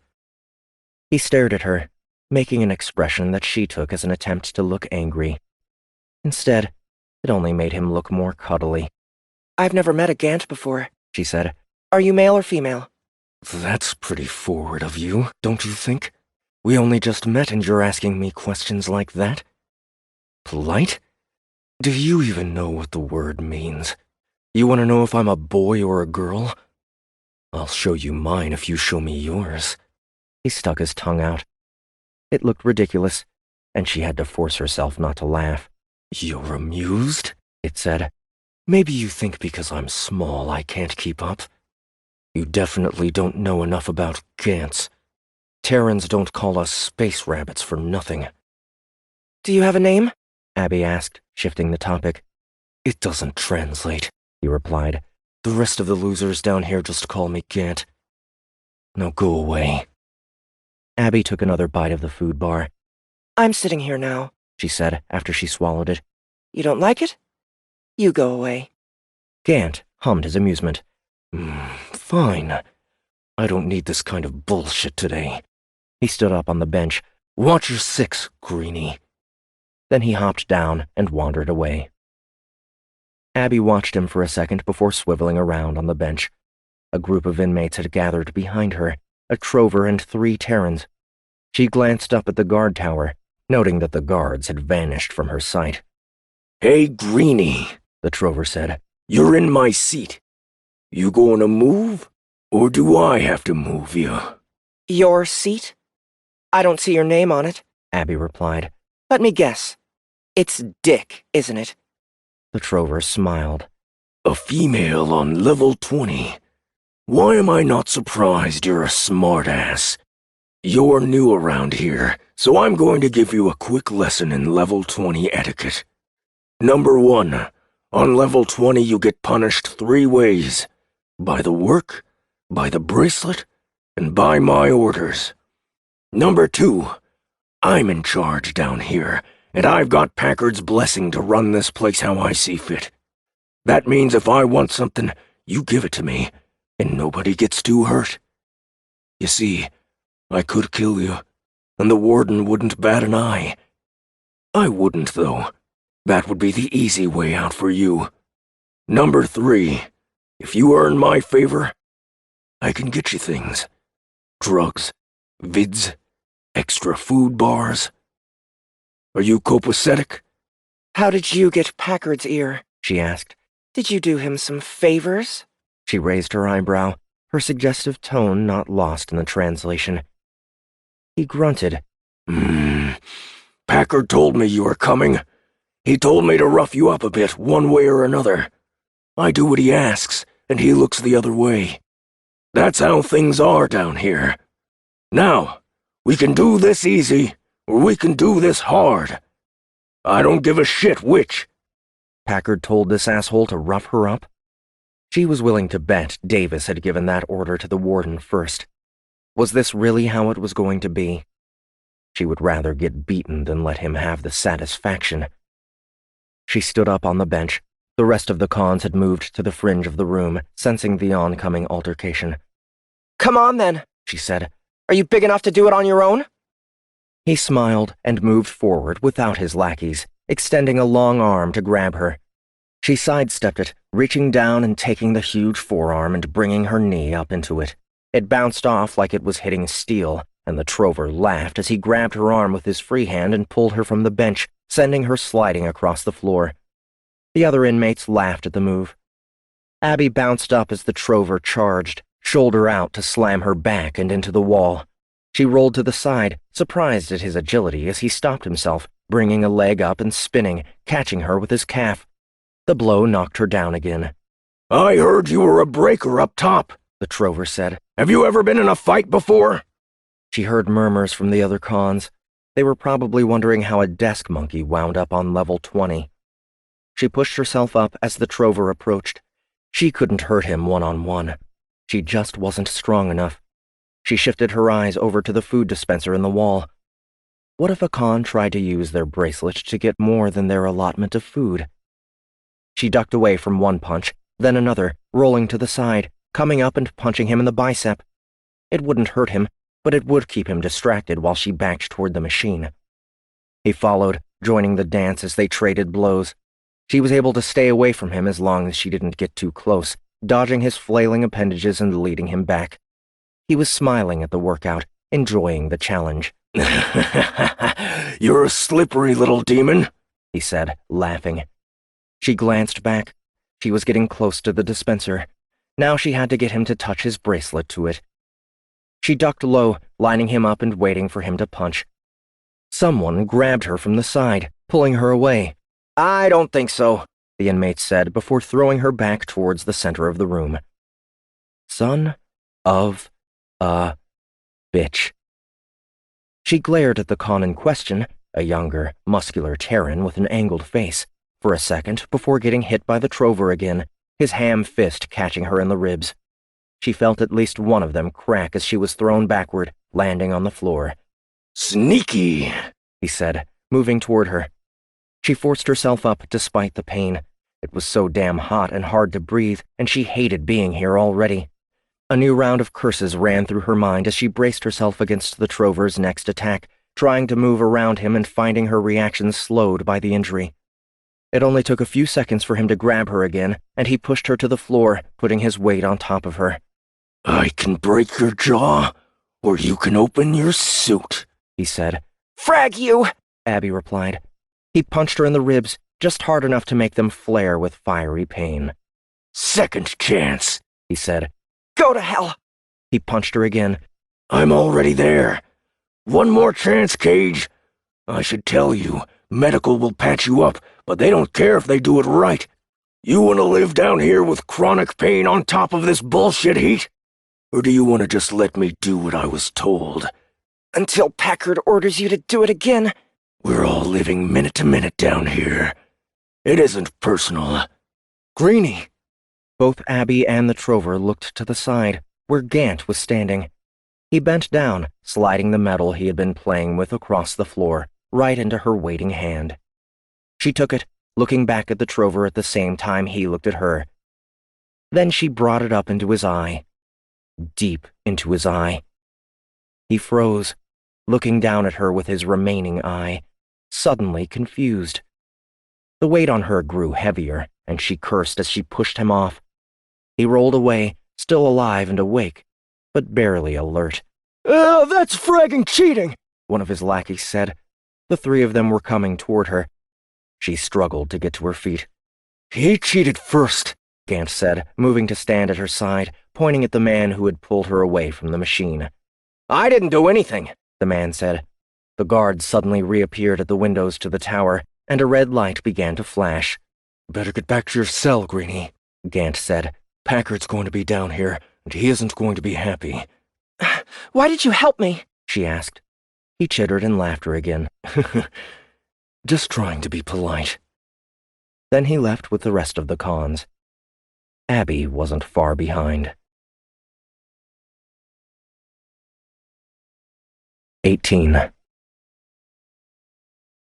The bots in medical did a pretty good job of patching the cracked ribs, but then again the injury wasn't too serious. The trover, Pock, didn't fare as well, suffering from a brain hemorrhage that wound up killing him. In another place, he probably would have been saved, but the damage had been done and he was never going to work again, so they just let him go. Initially, Abby expected that she would be punished for killing him. It was a perfect excuse for Packard to inflict more pain on her. He didn't. He never said anything about it at all, and nobody came for her. She didn't feel bad about doing it either. She wanted to make a statement, and with Gant's help, she had. Losing Pock did create a bit of a power vacuum on level 20, one that Abby was forced to navigate without knowing much at all about how the pecking order worked in the deepest pit of hell. There were a few fights, all of them broken up by shocks from the bracelet, visits from Packard, and plenty of broken bones and bruises. There were a couple of inmates killed. She stayed out of it, keeping to herself for the most part, working the mines during her shift and sitting by herself in her cell afterward. The other cons didn't bother her. They didn't even talk to her, except for Gant. It seemed that by siding with him, she had excluded herself from every other circle. She was okay with that.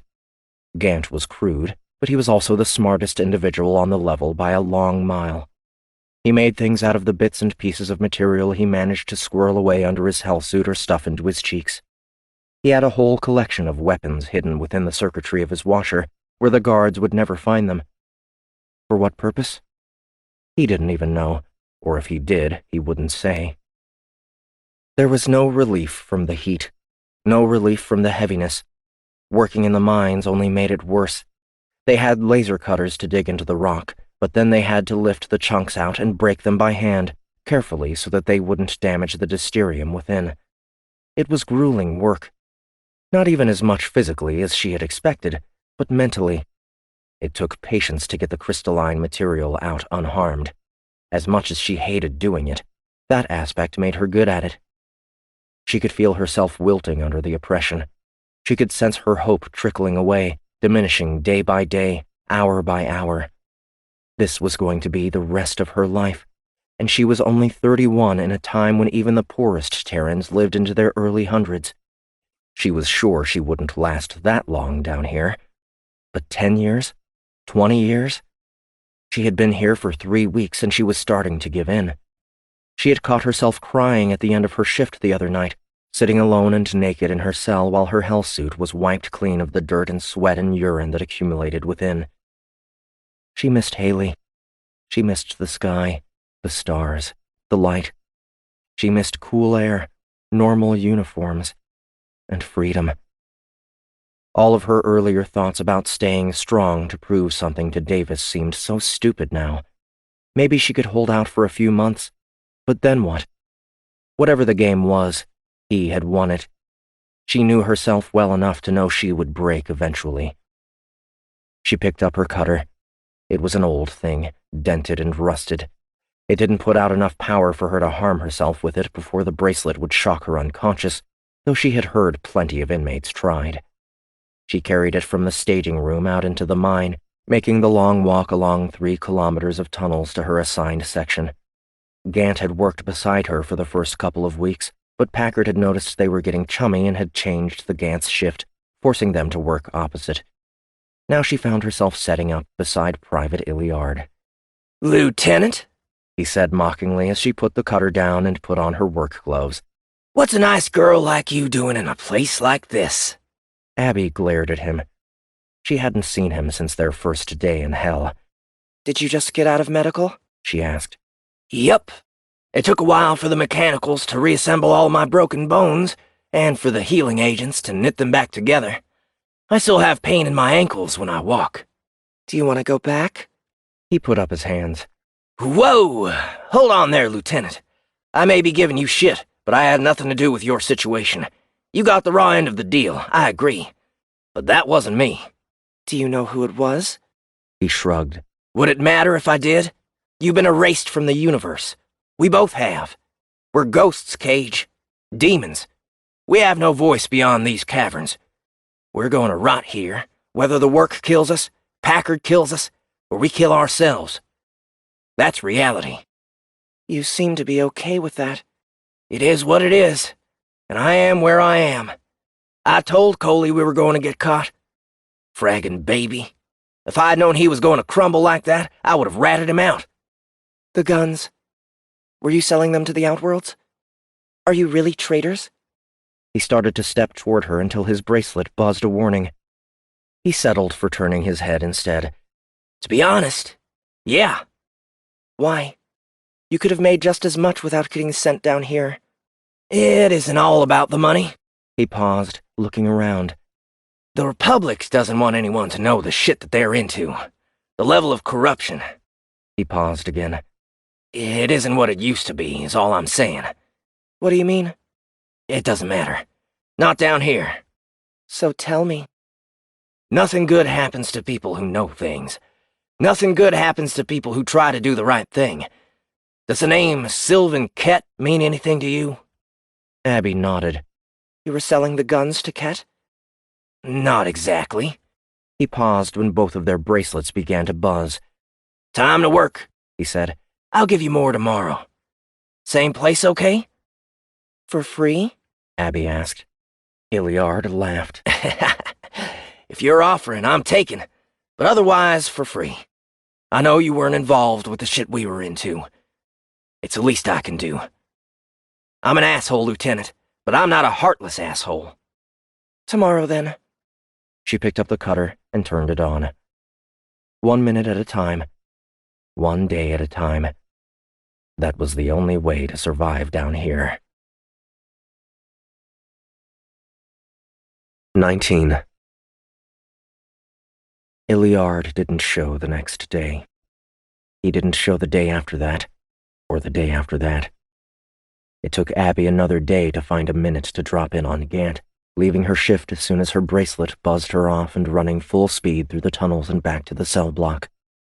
The other inmates looked away as she sped through, and she briefly entertained the idea that they would be reporting back to Packard about her strange activity.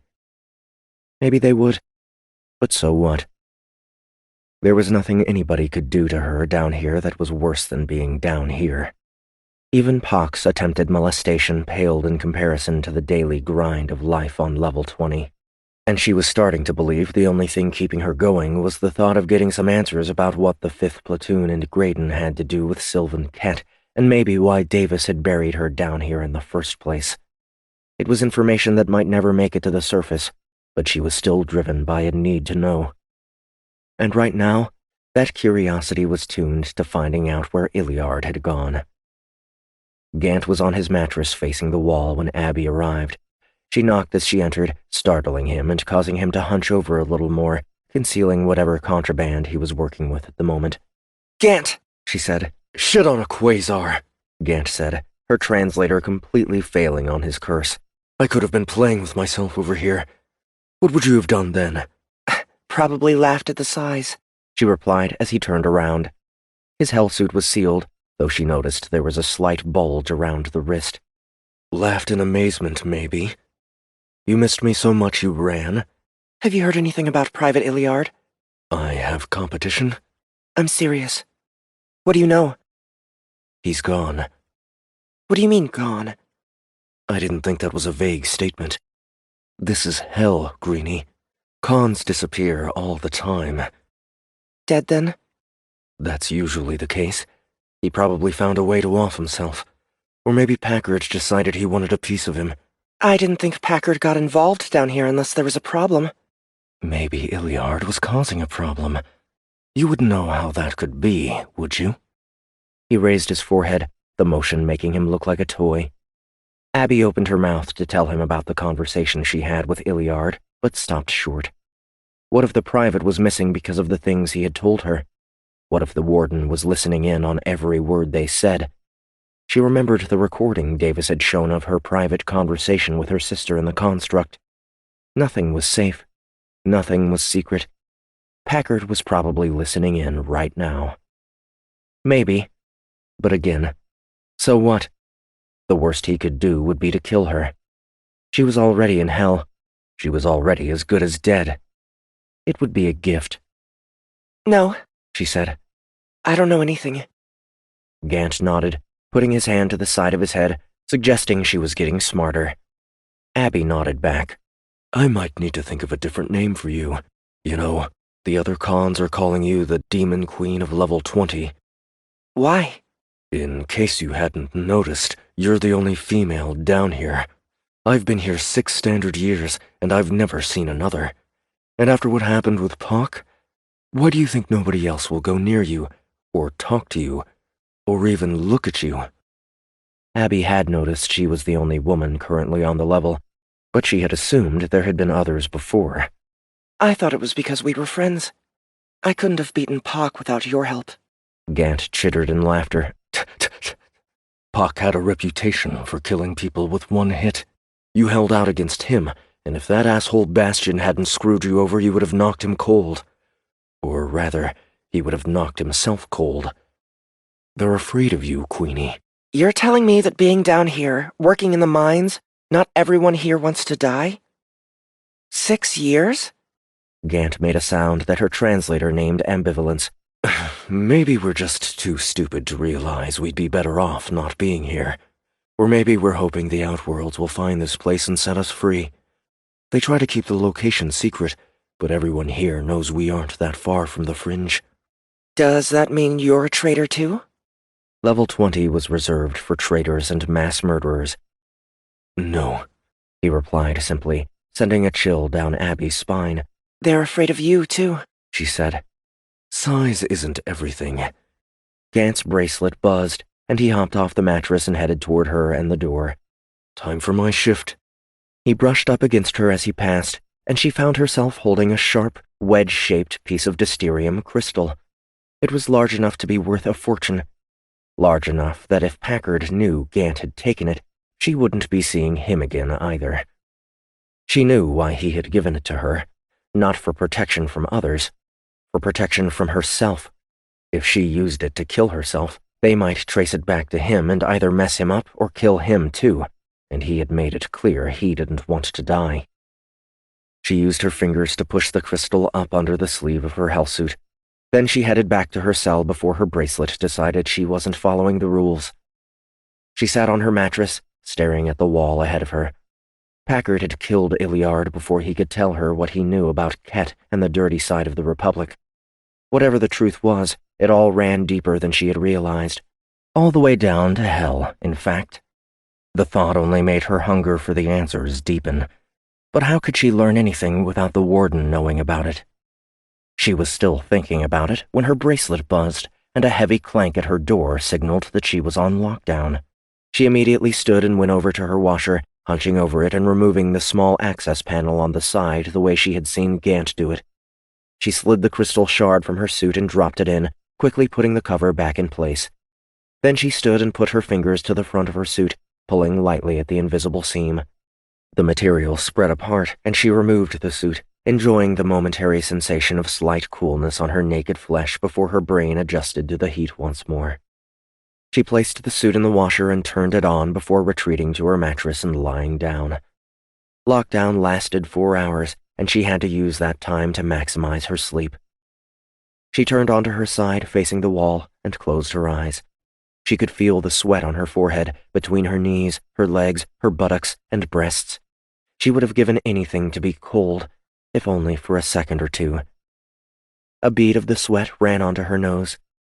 She was sleeping before it slid off and onto the mattress. 20.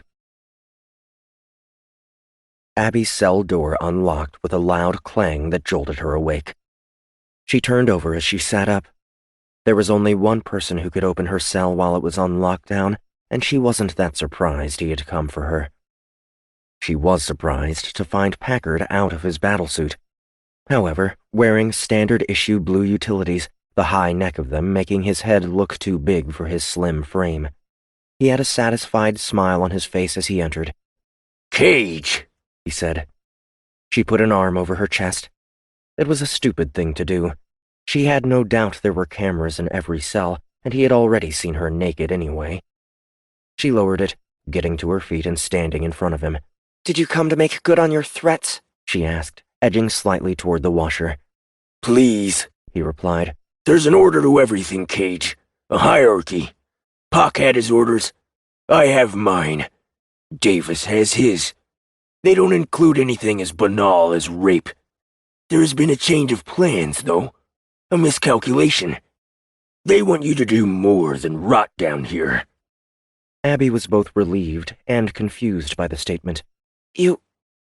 You're going to let me out? "Yes. They have need of you somewhere else. It's your lucky day." She felt her heart begin to thump harder, a sudden feeling of elation working its way through her, along with a greater sense of fear. She didn't feel very lucky. I don't understand. A second person joined them in the room. A woman. She was tall and thin and wearing a soft suit. She had something in her hand, but Abby couldn't see it that well. "This is Clio," Packard said. "She's going to prepare you." Prepare me? Abby said. For what? Packard didn't answer. He stepped back, closer to her cell door, touching a hidden control panel on it that caused it to close and lock once more. Then he leaned back against it while the woman, Clio, approached her. What the hell is this? Abby asked. There was something about the woman that wasn't sitting right. A coldness, despite the overbearing heat. You should be honored, Clio said. They've noticed you. Who has? "You'll find out soon enough," Packard said. Please, Clio said. lie down. It's easier if you don't resist. Abby tried to get a glimpse of whatever Clio was holding. It looked like a small, black piece of metal. What are you going to do to me? Give you more than you ever dreamed you would have. A chance to get back at those who put you here. A chance to find the answers that you seek.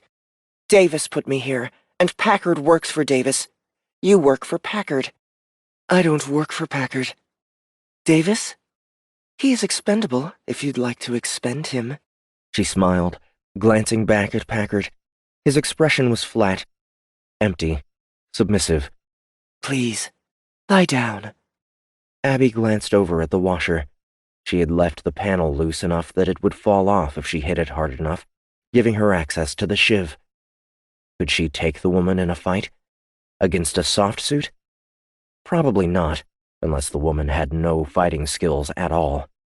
By the way she carried herself, Abby doubted that was the case.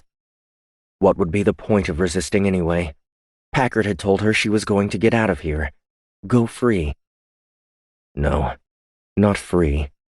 There was a price to pay to get out of hell.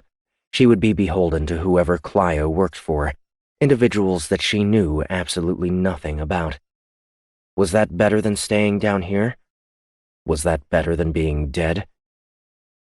The devil you know? She returned to her mattress, lying down on it, arms at her sides. Thank you, Clio said, approaching her. She climbed up onto the mattress before lowering herself on top of Abby's hips. This will hurt. My weight will keep you from convulsing too wildly and harming yourself. Abby didn't like the sound of that. Stay calm, Clio said, leaning forward so that they were embracing like lovers before moving her hand toward Abby's neck. Abby glanced over. She could see the device better now. It was black metal, wrapped partially around a clear cylinder filled with what appeared to be blood. 2 needle tips extended from a flat surface. Whatever it was for, she didn't want any part of it. She never had. She just wanted to get the woman close. The only way to take her was to take her by surprise. She closed her eyes as she jerked her head up, slamming Clio in the nose with her forehead. She could hear it crack and feel it crumble beneath the blow, causing Clio to cry out, distracted by the sudden pain. Abby grabbed the woman's wrists, pulling them away and forcing the woman further down on top of her. She got a face full of blood as she rolled them both to the side and off the mattress, coming down on top of the other woman before trying to crawl away. Clio recovered quickly, grabbing Abby by the leg as she lunged for the washer. She fell a little bit short of the machine, looking back and lashing out at the woman with her feet. Her blows landed on the soft suit, the light armor easily absorbing the attack and giving Clio the edge once more. The woman pulled Abby to her, holding her down and climbing onto her back. I told you it was easier if you didn't resist, Clio said. Then she jabbed the device into Abby's neck. Abby felt a sudden coldness at the sight, as though the tip of the device was frozen despite the heat. It lasted a second or two before starting to burn. Clio placed herself across the top of her then, her mouth right beside Abby's ear. Be glad they want you, Cage, or I would gladly cut your throat for what you just did to me. Abby blinked her eyes. Everything was turning cold again. She had thought it would be a blessing to feel after all of these days in hell. It turned out she was wrong. Her muscles began to spasm, her arms and legs convulsing, pushing her up and back, sending her to rock against Clio's weight. The other woman held her down, shifting to cradle her neck as she bounced and writhed, the coldness spreading across her skin and diving deeper into her lungs. What had the woman done to her? What the frag was going on? She clenched her teeth. She had to get away. Her body spasmed again, her arm slamming itself into the ground, so hard it left a crack in the stone. What? That wasn't possible. Was it? She bucked again, noticing that Clio was struggling to keep her down. She was getting dizzy. The room was starting to spin. Her entire body was cold, so cold there were bumps on her arms. Focus, damn it. Her arm shook as she fought to bring it under control. She would only have one chance. She rocked it back, hitting Clio solidly in the ribs. The strike would have done nothing before, but now it hit with enough force that the soft suit couldn't absorb it, and she felt the bones break beneath the blow, right before Clio was thrown from her, back onto the mattress and into the wall. She was free. She reached out, clawing her way forward, 1/2 meter to the washer. She grabbed the panel, tearing it away, reaching in and taking hold of the shiv. Clio was coming at her again, more prepared now. There were 3 of the woman behind her, holding out their hands as if they could grab her from 2 meters away. She felt something touching her, pulling at her, bringing her toward Clio, though she was still out of range. Everything was spinning and blurry. Was any of this real? She turned over onto her back again, using her feet to try to push herself away from the woman and fighting the grip that had taken hold of her. "No wonder they want you," Clio said. "Too bad. They should have sent someone else if they wanted a demon like you alive." Whatever was pulling at her subsided, and Abby suddenly felt something choking her. She gasped, trying to draw air and finding that none would come, her esophagus constricted by an immediate pressure. "They'll understand it was an accident. You put up such a fight. It was either you or me. Self-preservation cage." Abby stared at the blurred vision of Clio, feeling more and more lightheaded with each passing second. Her entire body was shaking and rubbery, each motion exaggerated and difficult to control. She had thought she would be thankful to die after spending a month down here. Now she realized that she was just as dumb as the others on level 20, living in hell, but still wanting to live. And this bitch was trying to take that away. She growled softly, concentrating on bringing her arm forward. It moved at her command, and as it extended, she opened her hand, throwing the shiv, hurtling it toward Clio. The other woman clearly wasn't expecting it. She jerked, the pressure against Abby's neck immediately vanishing as her hand moved toward the shaped crystal. She managed to get it into the blade's trajectory, but it didn't matter. It sliced right through the palm of her hand, cutting in, powering through the bone and exploding out the other side. It finally came to rest buried deep in her neck. She gasped, reaching up to try to pull it out, her face wearing an expression of disbelief. Then she stumbled and fell onto the mattress, and didn't move again. Abby picked herself up, turning toward Packard. The warden had a look of fear in his eyes. He hadn't expected her to survive the fight. He put his hand to the control panel, unlocking the cell door. He tried to duck under it as it slid open, eager to put it back between them. She couldn't reach him in time. Not in this state. She reached out anyway, grabbing for him, wishing she could pull him back. His forward momentum stopped. Then he was headed her way, falling over backward and coming to rest on the ground right in front of her. She reached down, putting her hand on his neck and squeezing.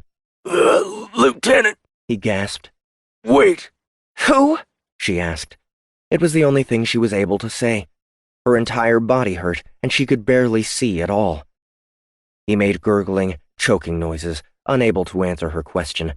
She tried to ease up her grip, but her muscles spasmed again, forcing her to grip him harder. She felt his spine break beneath her fingers, and she knew he was dead. She picked herself up, turning toward the open door to her cell and trying to walk to it. Her legs struggled to carry her, and she fell over 3 times before she reached the threshold. Where was she going? She wasn't sure. To Gant's cell, maybe. She needed help. She used the frame to pull herself back up. She took another step and stumbled again. She heard a buzzing noise but wasn't able to place it, realizing too late that it was coming from her bracelet. She was on lockdown. She wasn't supposed to be out of her cell. She didn't have the strength or energy or mental presence to throw herself back into her module. A moment later, the bracelet began sending thousands of volts of energy coursing through her body. Everything went dark. 21.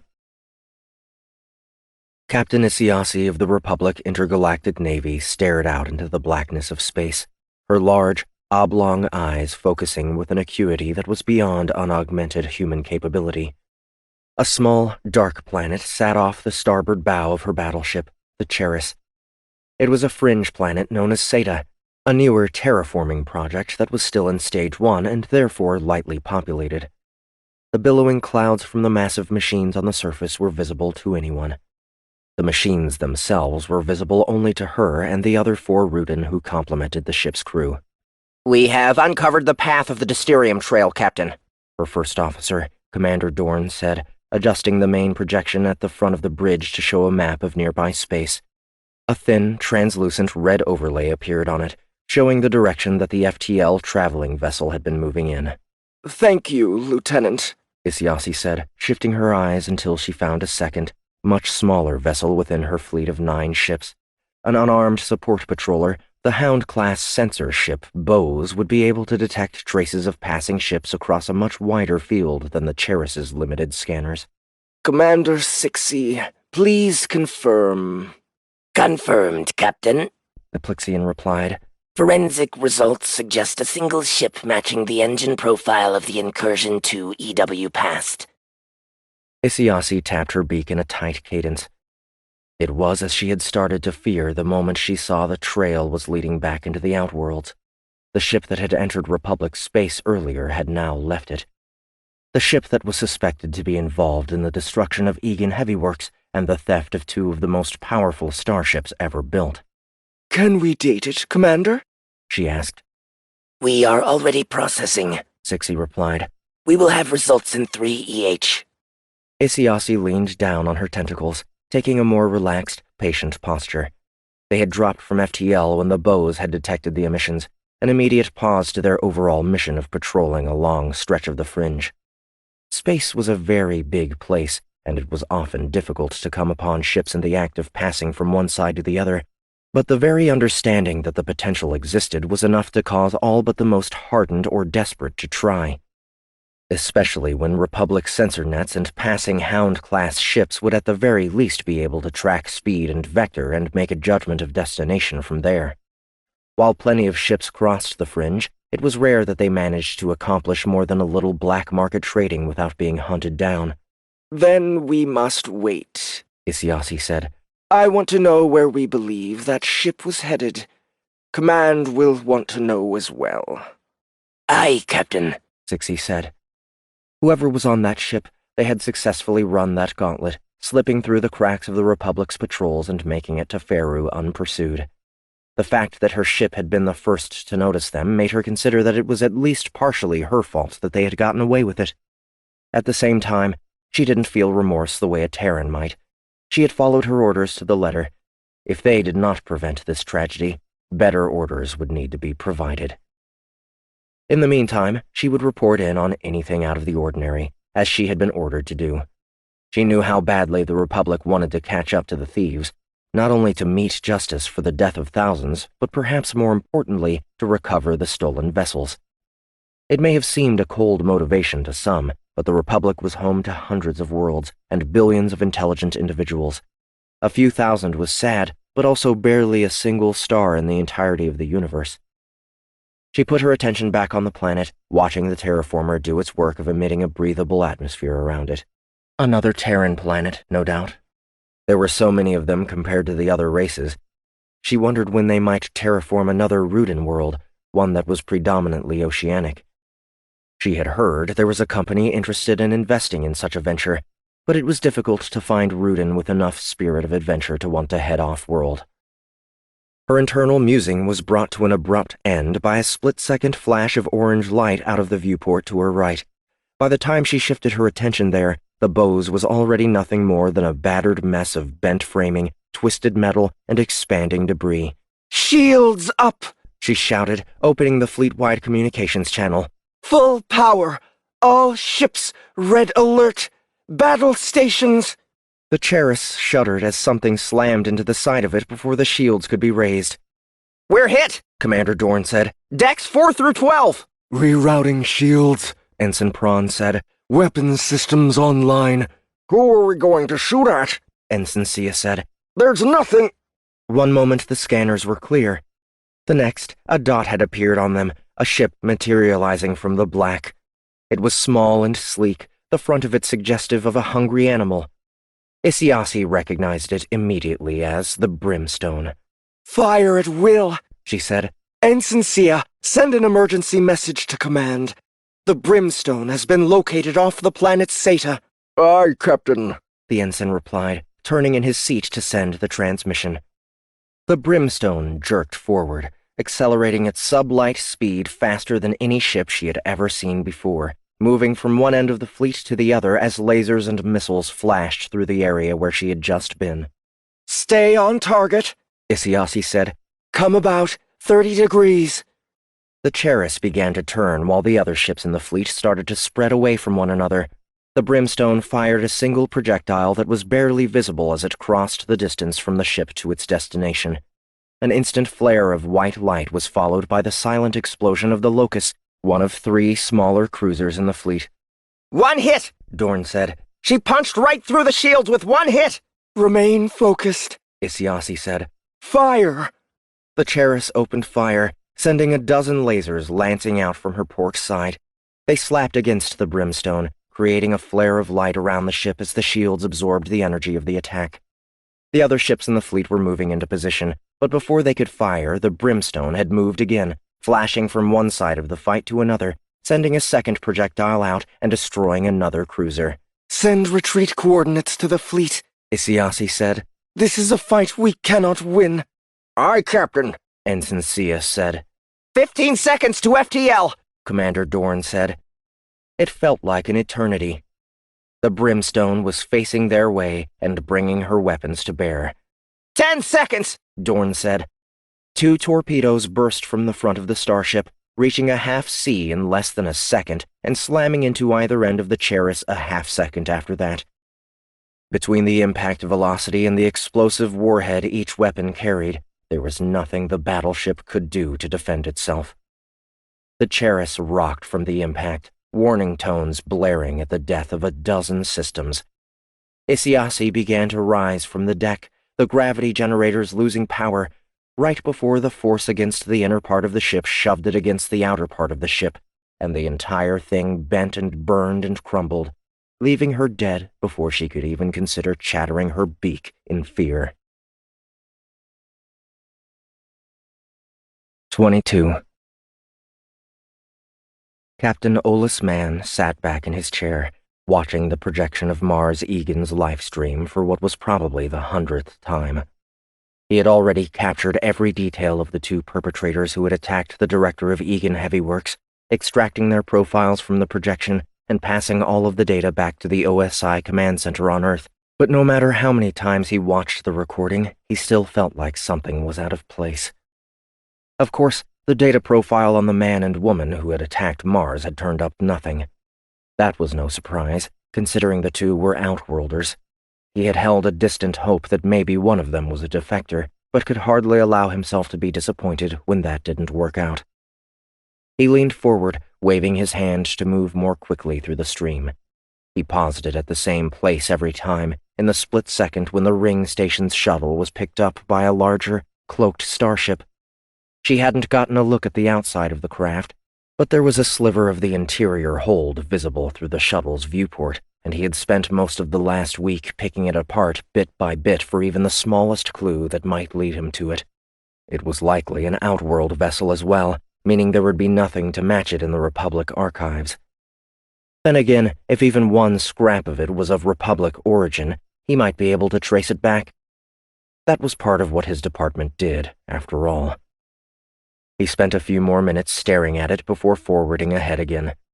For some reason, Mars Egan had given him more of her stream than he needed, allowing him a peek inside her private life after she had been rescued. To prove her innocence, or to cover her guilt? It followed her as she was brought home, in full detail as she took comm after comm, immediately getting to work on shoring up the stability of her company and getting Republic Command involved. She had even requested him by name. That surprised him. Then again, what was the old saying? Keep your friends close and your enemies closer. He didn't trust the woman, and for as much as he supposed the stream was supposed to earn his confidence, every time he watched it, he felt a little less so. Not that Mars Egan cared. His investigators had turned up nothing suspicious from her end, other than the fact that she was still alive. Everything was exactly as the woman had claimed it would be, which only unsettled him more. It was too clean, too perfect. Like the uncanny valley of the most humanoid of bots, it was so believable it was unbelievable. Nobody was that spotless, least of all the director of an arms manufacturing corporation. Unless he had proof of something, there was nothing he could do. A chirp from the pin in his collar signaled him that he was receiving a communication. He closed Mars Egan's projection and replaced it with the incoming transmission. General Soto, Olas said, sitting up stiff in his seat. Relax, Olas, the general replied. She was an older woman, with streaks of gray intermingling with short, black hair that sat tight against a wide face. The council asked me to check in on your progress. It's been 3 weeks, and we have nothing to offer the populace. I know, E.T., Man replied. They had known one another long enough to be on a first-name basis once formalities were dropped. You understand this kind of work isn't quick and easy. Of course I do. Many others don't. I need to tell them something. Did you fill the acquisition request I made? She smiled. It took a little extra effort to find something suitable for you, but yes. I don't suppose you're ready to tell me what you're planning. It isn't every day someone asks for a near-derelict starship and no crew to fly it. I requested a crew, Man said. A single SI-10. That isn't a crew. It will do for now. I can't tell you what I'm up to, E.T. An outworld starship doesn't get this deep into Republic space without help, and right now it isn't smart for me to give anything away. That's why I came to you directly. I'm telling you now, Olas, you need to be quick about cleaning up this mess. The rumor is that the council is going to pin this one on the highest ranks and start rotating positions if this isn't dealt with adequately. They don't have the authority. They do. Section 53 was passed 6 months ago, remember? Coincidentally? General E.T. covered her mouth to hide her laugh. You're cynical about everything and everyone. Except for you, he replied. Maybe you should be cynical about me, too? I know you well enough to know I can trust you. Getting back on point, Olas. I need something to give the council that they can pass on to the representatives. More than one planet is concerned that the fire and brimstone will be used against them. Directly? That's ridiculous. Most worlds away from the fringe think the Outworlders are nothing more than glorified pirates. That's what our media teaches them. I'm sorry, E.T. I would give you something if I had anything, but right now I'm stuck. Egan is as clean as freshly processed oxygen, and the only other clue I have is a limited view of an Outworld starship's cargo hold. I've got my people tracing the components we've identified as we speak. Then that's what I'll tell the council, General Soto replied.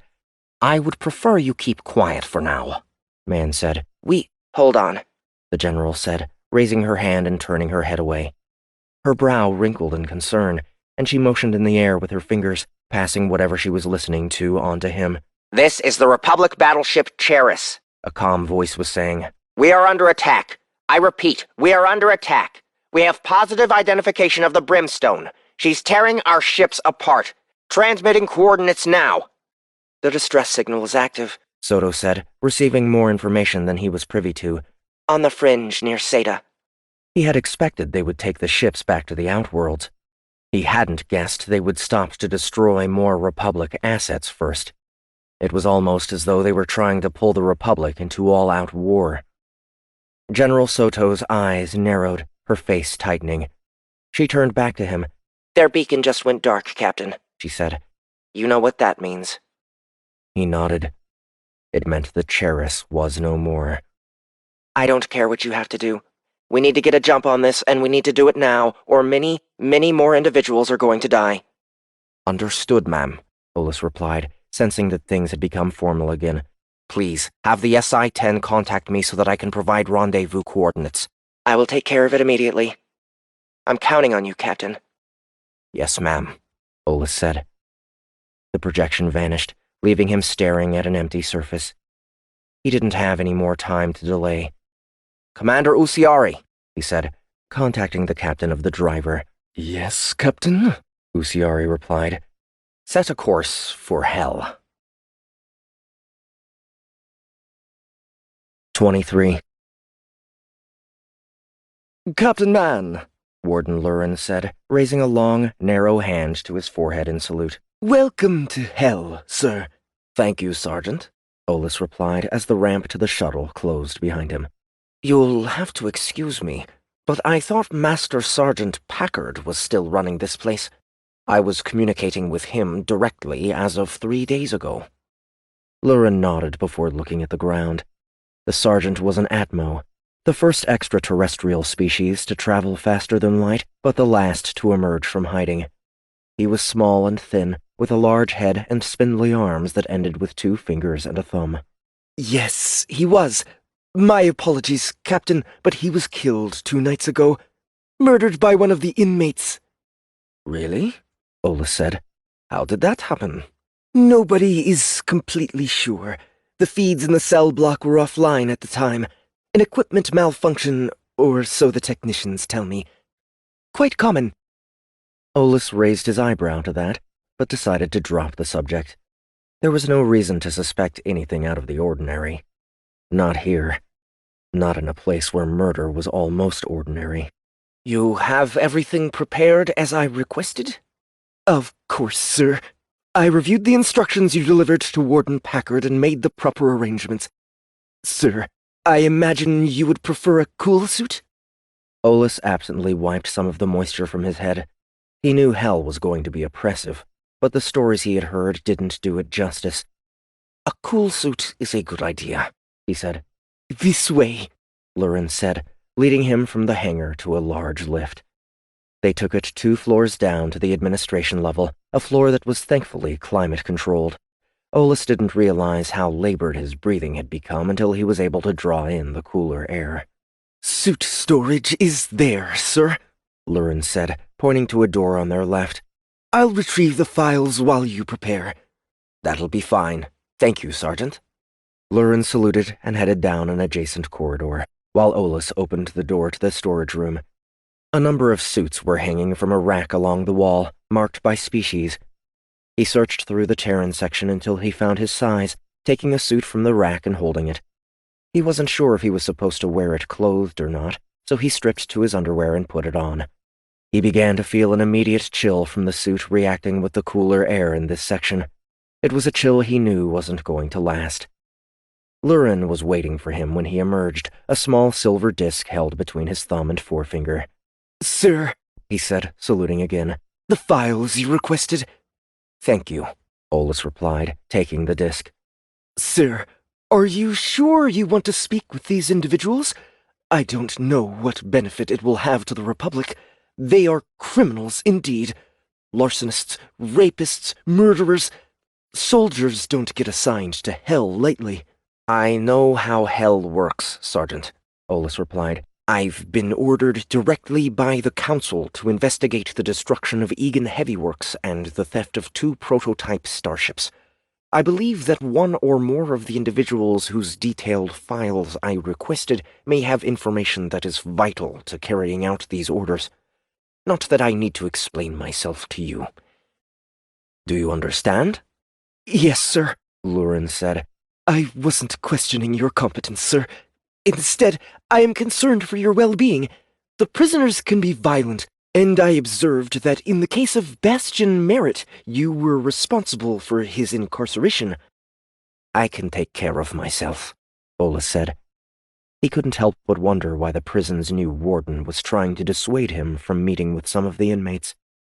What was he worried about? Of course, sir. There's an interrogation room on level 15. I've arranged for the first prisoner to be brought there for questioning. Thank you, Sergeant. Have your people standing by to retrieve the next inmate as I finish my interviews. I intend to have everything I need by the end of the day. Yes, sir, Lurin replied. Follow me, sir. Olas trailed behind the sergeant, back into the lift and down to level 15. He could feel the air getting hotter on his face as they descended, thankful for the second skin that was helping to keep his temperature static. They walked a dim, narrow corridor to the interrogation room, situated at the base of the guard tower that sat in the center of the cell block. The prisoners had all been cleared from the area for his arrival, allowing him to enter the space without having to see or hear them. Even so, he knew they were there. The scum of the galaxy. Deserters. Killers. Thieves. Individuals who had sworn to defend the Republic and instead had taken advantage of it, using their positions of power in the military for their own personal gain. The select few whose files he was carrying didn't deserve what he was planning to offer them, but he didn't see another option. He had to fight fire with fire. I'll take it from here, Sergeant, Olas said as they reached the door to the interrogation room. It was flanked by a pair of guards in battlesuits. "I trust you'll be available if I need you?" "Yes, sir. I'll be back on level 2, continuing my work on the transition. Master Sergeant Packard was not a terribly organized individual." Olas smiled, returning Sergeant Lurin's offered salute. Then he turned to the door, which one of the guards opened for him before saluting. "Captain," the guard said. "Private?" Olas replied. He entered the room. It was small and barren, save for a chair and small table placed in front of a thick transparency. A prisoner in a tight red suit was on the other side of the divider, watching him as he entered. "You," the inmate said, immediately turning angry. "What the frag are you doing here, you piece of shit? What the frag do you want with me?" He began banging on the glass. "Haven't you done enough to me, you fragger? Haven't you gotten your pound of flesh? Whatever the frag you want, I'm not interested." Olas didn't waver, continuing to the table and chair without changing his posture or cadence. He tossed the disc onto the surface, which responded by displaying a control interface for the device. He tapped it on, projecting the soldier's record in the air between them. "Bastian Merritt," Olas said. "Call sign Worm. Former Lieutenant Commander in the Republic Intergalactic Navy. A Vomit Comet Bouncehead. Sentenced to life in hell for assaulting a superior officer." "Does it still hurt?" Bastian asked. Olas did his best not to react. He couldn't help but remember how the man had attacked him. The HSOC needed a drop onto some backwater planet in the fringe. Bastian had sworn it was suicide, and the pilot decided that beating the shit out of him would save the lives of his fellow soldiers. It was a desperate act that might have been almost understandable if he hadn't left Olas a breath away from death. "Assigned to level 20 for acts of treason," Olas finished. It didn't matter if he was trying to help his crew. He had gone way over the line. In the end, they had attempted the drop without him. In the end, the inexperience of the replacement pilot cost everyone on board their lives. "You've been here for 4 years. "Thanks to you," Bastian said. Olas flipped through the file. "You've been to medical 8 times since you arrived here for a variety of broken bones and cuts. You've also been responsible for nearly 20 injuries to other inmates." He looked past the projection. "You were running with Pock's crew?" "Until he got himself dead, yeah," Bastian said. "I did what he asked, and he took care of me. Him and Packard both. That's how things work in this shithole." "You know that Packard is dead?" "I heard. It was that bitch that did it. The Demon Queen." "Demon Queen?" "That's what us L-20s have taken to calling her. First girl I've ever seen down here. She did Pock her first hour. Packard had it in for her before that, though. I don't know why. I guess he got what was coming to him. Him and Pock both." He laughed uncomfortably. Olas absorbed the information, filing it away in another part of his brain. He knew who Lieutenant Cage was. It was hard to believe a breaker with her record would wind up down here, and even harder to believe she had turned so easily to murder. First Pock, and now Packard. She was somewhere in his list of inmates to interview, but in light of her recent history, he was going to have to take her out. There was a delicate balance between dangerous and out of control, and he couldn't afford the latter. "That isn't why you wanted to talk to me, though," Bastian said. "A guy like you doesn't come to hell for minor shit like that. So what's your deal?" "My deal is your deal, Worm," Olas said. "I came to offer you a chance to go free." 24. So it went for the next 4 hours. Prisoners were cycled into the interrogation room one at a time, where Olas reviewed their files and interviewed them both on their time in hell and their life before it. It had taken weeks to get to this point, weeks of sifting through hundreds of records to come up with a suitable list of potentials, a process that had left him exhausted. He was on his own, forced to secrecy for the sake of his plan, a plan he knew the Council would never approve. A plan he knew General Soto would probably hate him for having ever considered. The Council wasn't HSOC or OSI. They hadn't seen the things he had seen or done the things he had done before he had gotten caught up in politics and management. He knew what the universe was like. He knew what the Fringe was like. There was no other way. It was a dangerous line he was trying to walk, a dangerous game he needed to play. For the sake of the Republic and the safety of millions, it wasn't necessarily a responsibility he wanted, but it was a responsibility he had. He stood up, stretching his body. 4 hours to speak with 12 individuals. He had already cut more than half of them because they were too far gone, their minds destroyed by this place, leaving them either too weak or too unstable to be of any use. Was it the heat that did it? The work? Or was it something else? As he had spoken to the prisoners, he began to form an image of this place in his mind. It was cut and dry on the surface, a dysterium mine powered by soldiers gone wrong. He couldn't shake the feeling that there was an undercurrent of something beneath the hot, sweaty, dirty, and violent exterior. Like there was something else happening here that wasn't in any of the official documentation. He didn't like secrets. For as much as he was required to keep them, he hated the trouble they brought.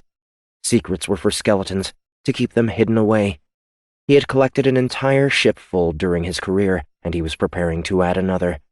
He had a feeling this was going to be the biggest and grimiest of them all. The door on the other side of the transparency opened. One of the guards moved in first, checking the room, before backing to the side. The second guard walked behind the prisoner, keeping a rifle trained on his back. Olas was intrigued. As he understood it, the bracelets the prisoners wore were usually more than enough to keep them in line, and he hadn't seen them treat any of the other inmates with this much concern. The prisoner glanced up at him as he entered, a shared look of curiosity on a smallish, fur-covered face. Olas was intrigued by that, too. The others had all either greeted him with anger, disdain, fear, or distrust. Prilsharnefrem, Olas said, doing his best to get the inflection correct. It hurt his throat, but the prisoner perked up at the attempt. Pretty close, Gant said. What can I do for you, Captain Man? You know who I am? Rumors travel fast around here. You've already pulled 3 other cons from L20. Is this about Faru? Olas was surprised again. You know about Faru? News doesn't travel as fast, but I have pretty good sources. I know about Faru. I was thinking that maybe you were talking to individuals who knew other individuals, who might have some ideas on who could have done such a thing. Gant walked up to the transparency, rubbing his chin between his 2 fingers and 2 thumbs. Then the guards came for me, and I realized I was wrong. You have to know that I wouldn't know anything about it. Prilsharnafrem, Olas said again, despite the strain on his vocal cords. Everyone here calls you Gant. Former Chief Petty Officer in the Republic Intergalactic Navy. You're an engineer. I was an engineer. Sentenced to life in hell for... We don't need to go over that. We both know why I'm here. Olas didn't push. You're saying you aren't an engineer anymore? He asked. Everyone is a miner down here. And you don't make things? No. You're sure? Look, Captain, I've been here for 6 years. That's long enough that most of the fur under this suit has been worn away by the chafing. You can only imagine what I look like naked nowadays. Point being, there's no point to being obtuse. Tell me what you want from me, or let me go back to my cell. I only get 4 hours to sleep, and you're cutting into it. Olas stopped talking. He regarded the Gant. You know about Faru, he said again. I told you I did, Gant replied. Then his expression changed, and an almost threatening half-smile formed on his face, revealing a few sharp teeth. Oh, I get it. His voice became a loud bark, which Olas's translator announced was strong laughter. Ha ha ha ha ha! You're in deep, aren't you, Captain? Very, Olas replied. Gant was quiet for a minute as he paced along the partition. This isn't a good idea, he said at last. Do you have something better for me? Gant paced for another minute. No, but that doesn't make this a good idea. He stopped and looked at Olas. I can understand why you wanted to talk to me. What do I get if I agree? A chance at freedom. Only a chance? I'd be better off waiting for the Outworlders. They'll never find hell. It isn't where the rumors claim it is. The OSI started those rumors? Olas nodded. Gant laughed again. Ha ha! I should have known. He started pacing again. I'm in a bit of a hurry, Olas said. You should know Gant don't make quick decisions. We're a contemplative bunch. This isn't a difficult decision to make. Maybe for you. You're already on the outside. Being in here isn't much of a life, but it's a life that I'm accustomed to. A life I know. Going back out there? I didn't do too well out there, or I wouldn't have wound up here. Olas closed the projection of Gant's file. He knew there was a risk to his participation, but the whole thing was a risk, and he needed someone who was good at fixing things. Someone who would stand out in all of the right ways. I need an answer, he said. Gant growled softly, his eyes locked on Olas, studying him. One condition, Gant said. We aren't bargaining, Olas replied. Yes, we are. No, we aren't. Yes, we are, Gant insisted. I'm good at reading faces, especially human faces. Tell me something, Captain. Do you have Lieutenant Abigail Cage on your list? I'm not at liberty to discuss who is and isn't on my list. You're the head of the OSI, Gant replied, taking him off guard for the third time. You can discuss whatever you decide you want to discuss. You didn't think I knew that, did you? I know a lot of things, Captain. That's why you want me on your side. The question is, how badly? I had Lieutenant Cage on my original list, Olas said, giving in. I took her off. I was told she murdered Warden Packard. Murder? Gant said. Who the hell told you that? Warden Lurin? His eyes shifted toward the corner of the room before sweeping back. Olas flinched, starting to turn to look before realizing what Gant was suggesting. He moved forward, crouching down next to the division, positioned to block the feed. I'll do what you want, Captain, Gant said softly. But Cage comes with me. We're a package deal. Why? Olas replied. You can't have known her more than a few weeks. Why is she so important to you? I like looking at her. She's the only thing here that's hotter than the air. Ha! Ha! Ha! He laughed. What's the real reason? 6 years, Captain, and only one person in this place has ever accepted me without question. Another thing about Gant, we're loyal to a fault. Olas already knew that. If this one had decided to take an alpha, it was going to increase the risk even more. At the same time, there was no way Gant was going to accept without her. Not now. What's going on in this place? Olas asked. What really happened with Packard and Cage? Why are you asking me? Gant replied. You're OSI. You're supposed to know. I have an entire galaxy to cover. Yeah, like that's an excuse. I don't know everything, Captain, despite how it might seem to you. I can tell you that the others are whispering that there was a second body in the room. A woman's body.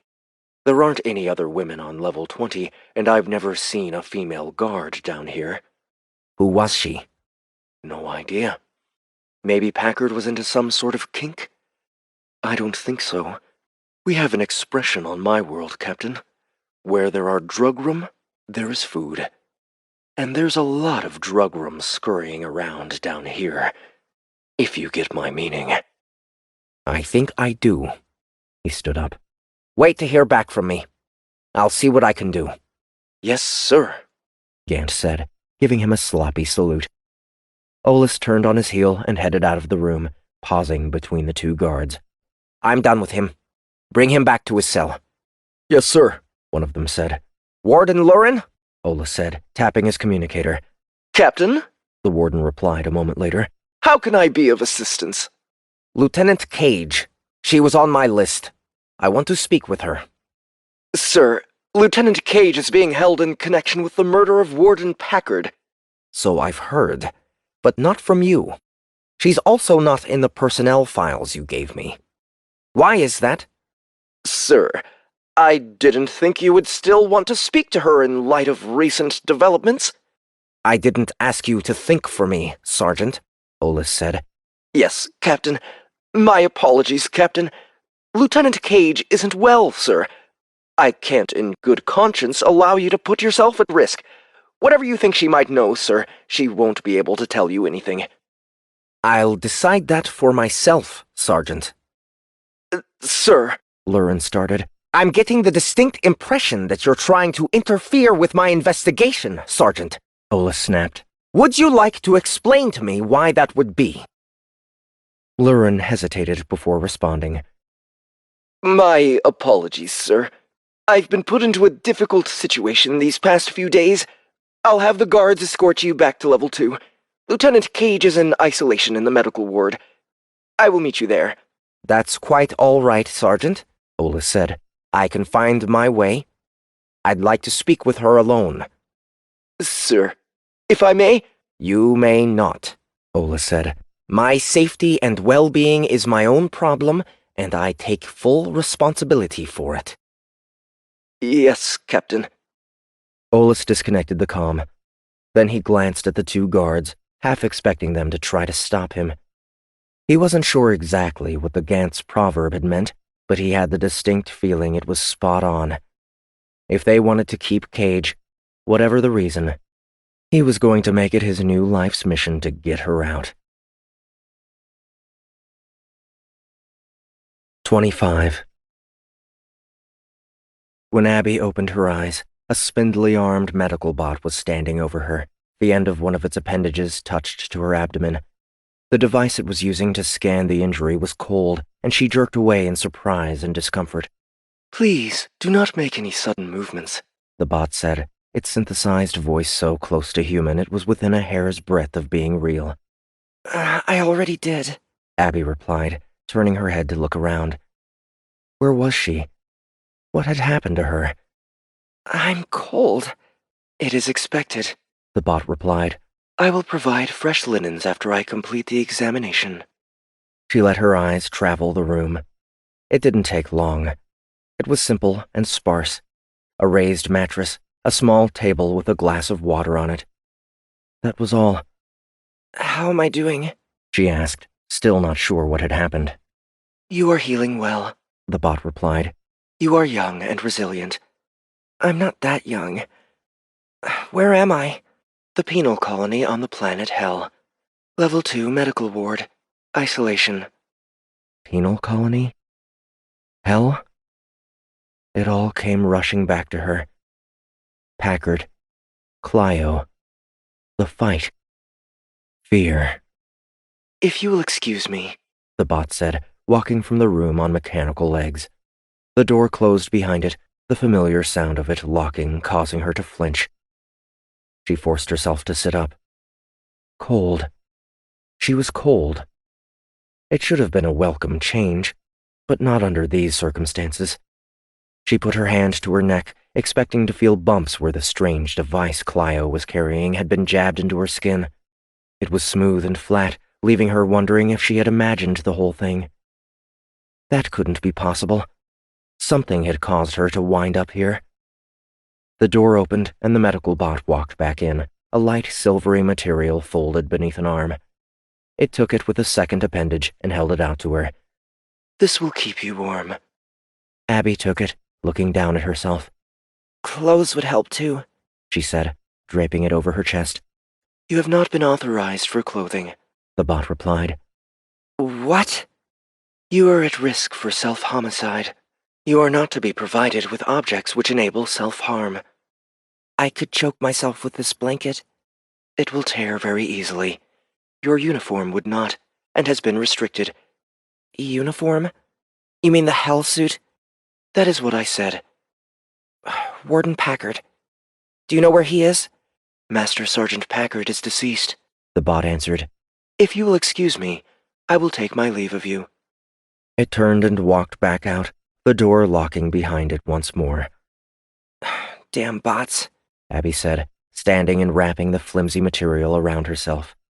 Then she picked up the glass of water, dumping out the contents and slamming it against the table. She wasn't surprised when it didn't shatter. She sat back down, leaning over to put her head in her hands.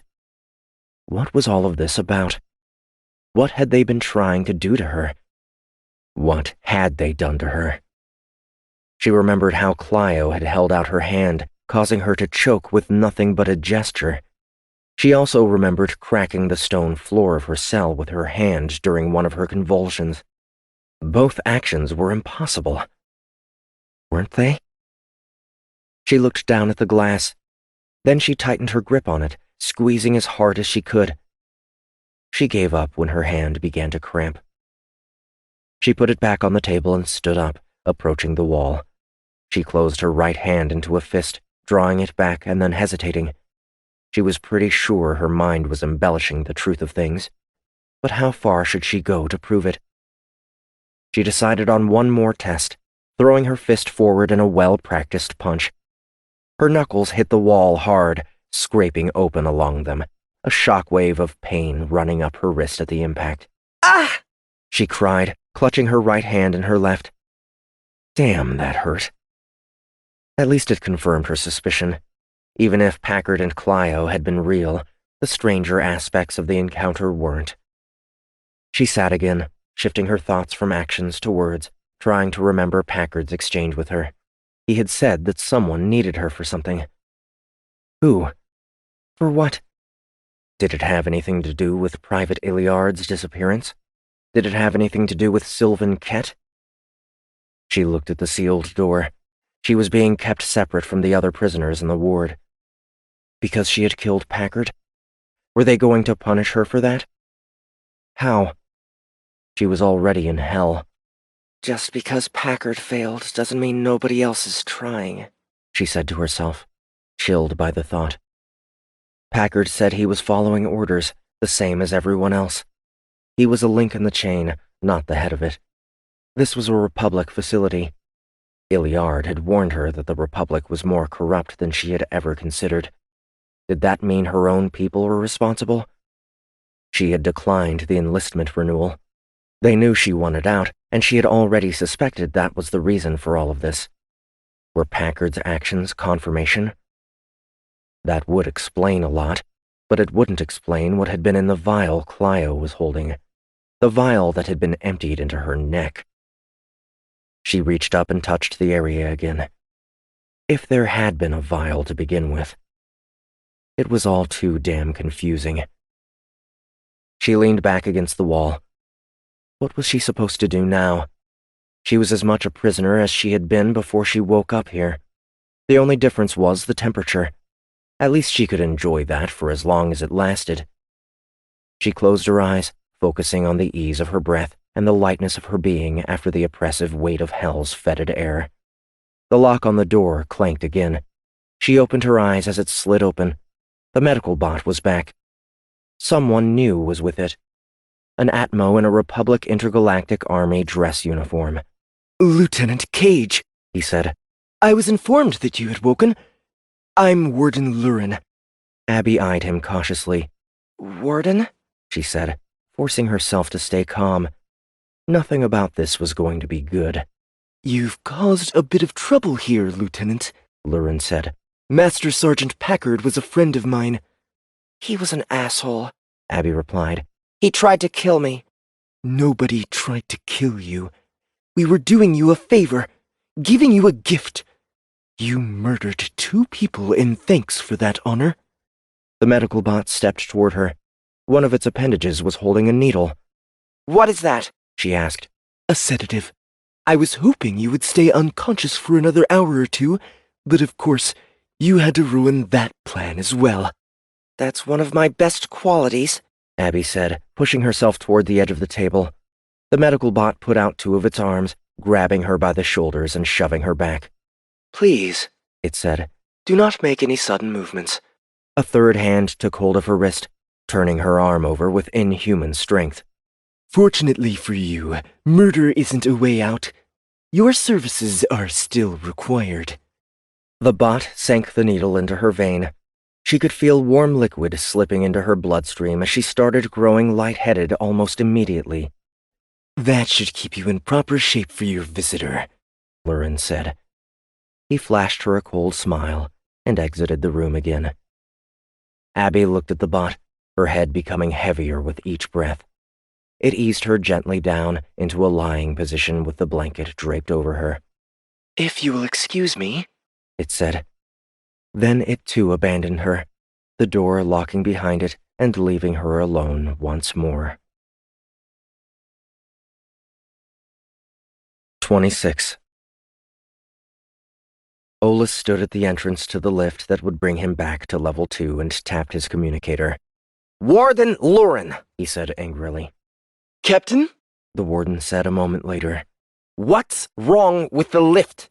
Olas asked. I apologize, Captain. There was a minor malfunction. We had to restart the operational services. It should be back online any moment. Choice comments streamed through Olas's head. A common occurrence down here? He asked. I'm afraid so. The moisture in the air wreaks havoc on our electronics, which, as you can probably guess, are massively outdated. The Republic doesn't tend to pass much funding to penal worlds. It must be a hardship. There are worse positions in the RIA, I assure you. A loud thump sounded, followed by a buzz as the lift began to lower. Here it comes now, Captain, Lurin said. Is there anything else you require? Not at the moment, he replied, closing the connection. He jumped into the lift the moment it arrived, directing it back to level 2. It dropped him off there soon after, and he crossed the corridors of the facility as briskly as he could, pausing twice to request directions. He reached the medical ward a few minutes later, making his way past a row of mostly empty mattresses to the first bot in the line. Captain Man, the bot said, scanning his face and matching it up with its internal personnel identification records. How may I be of assistance? I want to speak with Lieutenant Abigail Cage. Warden Lurin told me I could find her here. Yes, Captain. Abigail Cage is in Isolation Room 3. She is currently asleep. Why was he not surprised?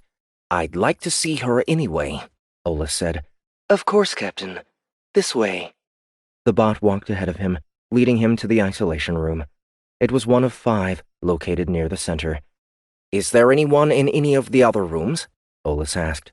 No, Captain. Open the door. Yes, Captain. The bot extended a pin-sized spike from one of its hands, sticking it into a matching receptacle on the wall and turning it. The door slid open. Olas paused at the threshold, staring in at the woman asleep on a raised mattress at the back end of the small room. He couldn't see much of her under a light blanket, but he could judge from her features that she had a well-proportioned face. Lieutenant Cage, he said. She didn't stir. He watched the blanket for a moment. Her breaths were smooth and even, and very, very light. Lieutenant Cage, he repeated, a little louder. She still didn't respond. I informed you that she was sleeping, Captain, the bot said. I know, Olas replied. He walked over to her. Captain, I'm sorry, but she should not be disturbed. Will her health be compromised if she's disturbed? No, Captain. Then shut up. He leaned over her, studying her face from a different angle. She might have been pretty to some, not pretty to others. It was all a matter of taste, and he didn't care one way or another. He was old enough to be her great-great-great-grandfather, if not more. Lieutenant Cage, he said again. Nothing. He lowered himself, coming closer to her, putting his face near hers. He breathed in as she breathed out, furrowing his brow as the smell of her breath reached him. He shifted his eyes, glancing over at the bot. Lurin had given her a sedative. He had suspected as much. but he knew it was true. He could smell it on her. The warden wouldn't know he had that kind of training. The HSOC didn't advertise the skills it imparted on its members. "Lieutenant Cage," he said again, futilely. If Lurin had slipped her the drug while the lift was out of commission, it would be at least 6 hours before she was alert enough to respond. Her head turned slightly, and a soft groan escaped. What? Had he been wrong? Maybe Lurin had given her the drug before his arrival. "Lieutenant?" Her eyes opened a millimeter or two. They shifted rapidly back and forth. She was starting to come out of it. "What?" she said softly. "My name is Captain Olas." Woof! He was thrown backward as her hand shot up from beneath the blanket, hitting him square in the chest. He hit the ground, rolling over into a squat. Lieutenant Cage was sitting up, staring straight ahead. "No," she said. "No, don't!" He got back to his feet. His chest hurt, and he had lost his breath. "Lieutenant!" he said as strongly as he could. "No!" she shouted, turning her head to look at him. Her body was shaking. "Captain, I believe you should allow the patient to rest," the bot said, reaching for him. Olas shrugged himself away, moving toward her. "Abigail," he said. "Leave me alone!" she cried, putting her hand up toward him. He wasn't sure what happened next, but he found himself against the wall beside the doorway. "Captain," the bot said again, forever calm. She was staring at him, watching him like a predator. He turned his head away, sliding up the wall and moving toward the door. She seemed to relax as he backed away. He exited the room. The bot followed behind him, closing and locking the door. Lurin had warned him that she wasn't well. But this? Something was happening here, something that made his skin crawl. He didn't know what to make of it. What he did know was that with all the authority he did have, it didn't include removing mentally unfit prisoners from treatment. If he was going to get Lieutenant Cage out, he was going to have to do it the hard way. 27. Olas hadn't told the warden why he really wanted to meet with the prisoners, but he knew from Gant that the warden had been listening in during his interviews and monitoring everything that was said. He had been careful not to reveal too much. Years in the field had taught him to be smarter than that. But he had suggested aloud that he was going to order transfers for the convicts he had selected. Transfers to his command, under his control, with his authority. Earlier, he had thought that maybe he had made a mistake, that he should have been even more cryptic and careful, although that would have made the selection process that much harder. Now, he was almost grateful for the reveal. It was going to make what came next that much more of a surprise. He left the medical ward, finding his way to Lurin's office. He entered without knocking, catching the warden with a large mass of written documentation projected at eye level, forms he recognized immediately as requisition requests. "Captain," Lurin said, dismissing the projection. "I warned you about Lieutenant Cage, sir." "You did," Olas agreed. "I'm sorry I didn't listen. What happened to her?" "Post-traumatic stress, I believe. But I'm not a physician. I've requested a specialist to be sent in to analyze her and document her case. It's a shame, really. She was a good miner." Olas kept his expression flat. Will she be transferred out to a rehabilitation center? He already knew the answer. He wanted to see and hear how the sergeant responded. "No, Captain," Lurin replied. "You should know. The only way out of hell is death." Lurin tried to smile, a difficult maneuver for an Atmo. It was more comical than anything, his lips forming an oval, his tiny teeth hidden behind them. "You might have overheard that I was planning on changing that rule," Olas said. "I came to hell to locate recruits." "Recruits?" Lurin said, acting surprised. "What for?" "That's classified. The point is, I've decided against it. This episode with Cage has shown me that it was a bad idea. I just stopped by to thank you for the use of your facility and for your patience while I undertook this process." "Oh, of course, Captain. We are both servants of the Republic, and I was honored to be of assistance to you." Lurin stood up and circled his desk, pausing in front of Olas to salute. Olas returned the gesture. "I'll escort you back to the hangar, sir. That isn't necessary, Olas replied. I can see you have quite a bit of bureaucracy to catch up on. Lurin shook his head. You have no idea. Master Sergeant Packard was not a fan of red tape. Is anybody? Olas asked. Goodbye, Sergeant. Goodbye, Captain. Olas left the office, tapping his communicator as he did. Commander Usiari, he said. Captain? The commander of the driver said a moment later. What do you need, sir? I'm ready for pickup. Can you please send a shuttle down? Immediately, sir. Thank you. He closed the connection, heading for the lift and taking it up to the hangar.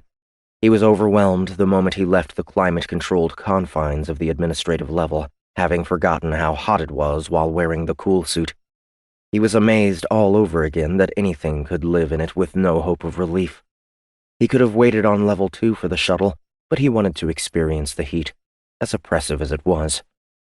He stood sweating in the hangar for 20 minutes, climbing into the shuttle and closing his eyes as a raft of cool air washed over him once more. He wiped the sweat from his forehead with the sleeve of his uniform, and then waited patiently while they made the return trip to the driver, floating in orbit around the planet. He didn't waste any time once he was back on board, summoning Commander Usiari to meet with him in his quarters, not even bothering to change from his sweaty clothes or clean himself up before he arrived. Captain, Usiari said, you wanted to see me? Yes, Commander, Olas replied. Please, come in. The door to his quarters opened, and Usiari entered. Sir? Commander, you understand that my mission and the means by which I carry out that mission are top secret, do you not? Aye, sir. You also understand that I have complete authority over the driver and all of the assets within, including yourself? Aye, sir. Olas watched him for signs of tension or concern. Meeting with Lurin had raised his suspicion, and he wasn't going to release it lightly. If you don't mind, sir, why do you ask? I have a few requirements, Commander, and I'm going to ask a small number of your crew to act in a manner that could be viewed as treasonous without a full appreciation of the circumstances surrounding my requests, circumstances which I am not at liberty to describe in full. I will make it clearly known that this operation falls under my jurisdiction and comes under my orders, but it must be clear to both you and the affected crew members that 1. No word of my requests shall ever leave them or this ship under penalty of court-martial and imprisonment, and 2. Orders will be carried out without question. Do you understand? Aye, sir, Usiari said without hesitation. My orders are clear in that regard. I am to do as you ask. My crew will do the same. Olas nodded, convinced by the commander's reaction that he was an honest soldier. Good. Who on your ship is the most skilled with networking? I'm sorry, sir. We don't have a breaker in our manifest. I know. But you must have a tech or 3 in charge of maintaining onboard systems? Aye, sir. That would be Petty Officer Nort, sir. Please have him come and see me in 30 EM. Do you have any soft suits available? I'll have to check, Captain. We don't have any Marines on board either. We're running 0 atmosphere this tour. What do you need it for? Olas made a face, and the commander lowered his head. None of my concern. Aye, sir. My apologies. I will resolve your request shortly. Thank you. There are a few other things I'll need. Hopefully you'll have them. We need to make this quick, Commander. Time is definitely not on our side. Aye, sir. Olas began rattling off a list of equipment, his mind working furiously to round out the fullness of his plan. He was supposed to be retired from active combat duty. It seemed that fate had something else in mind.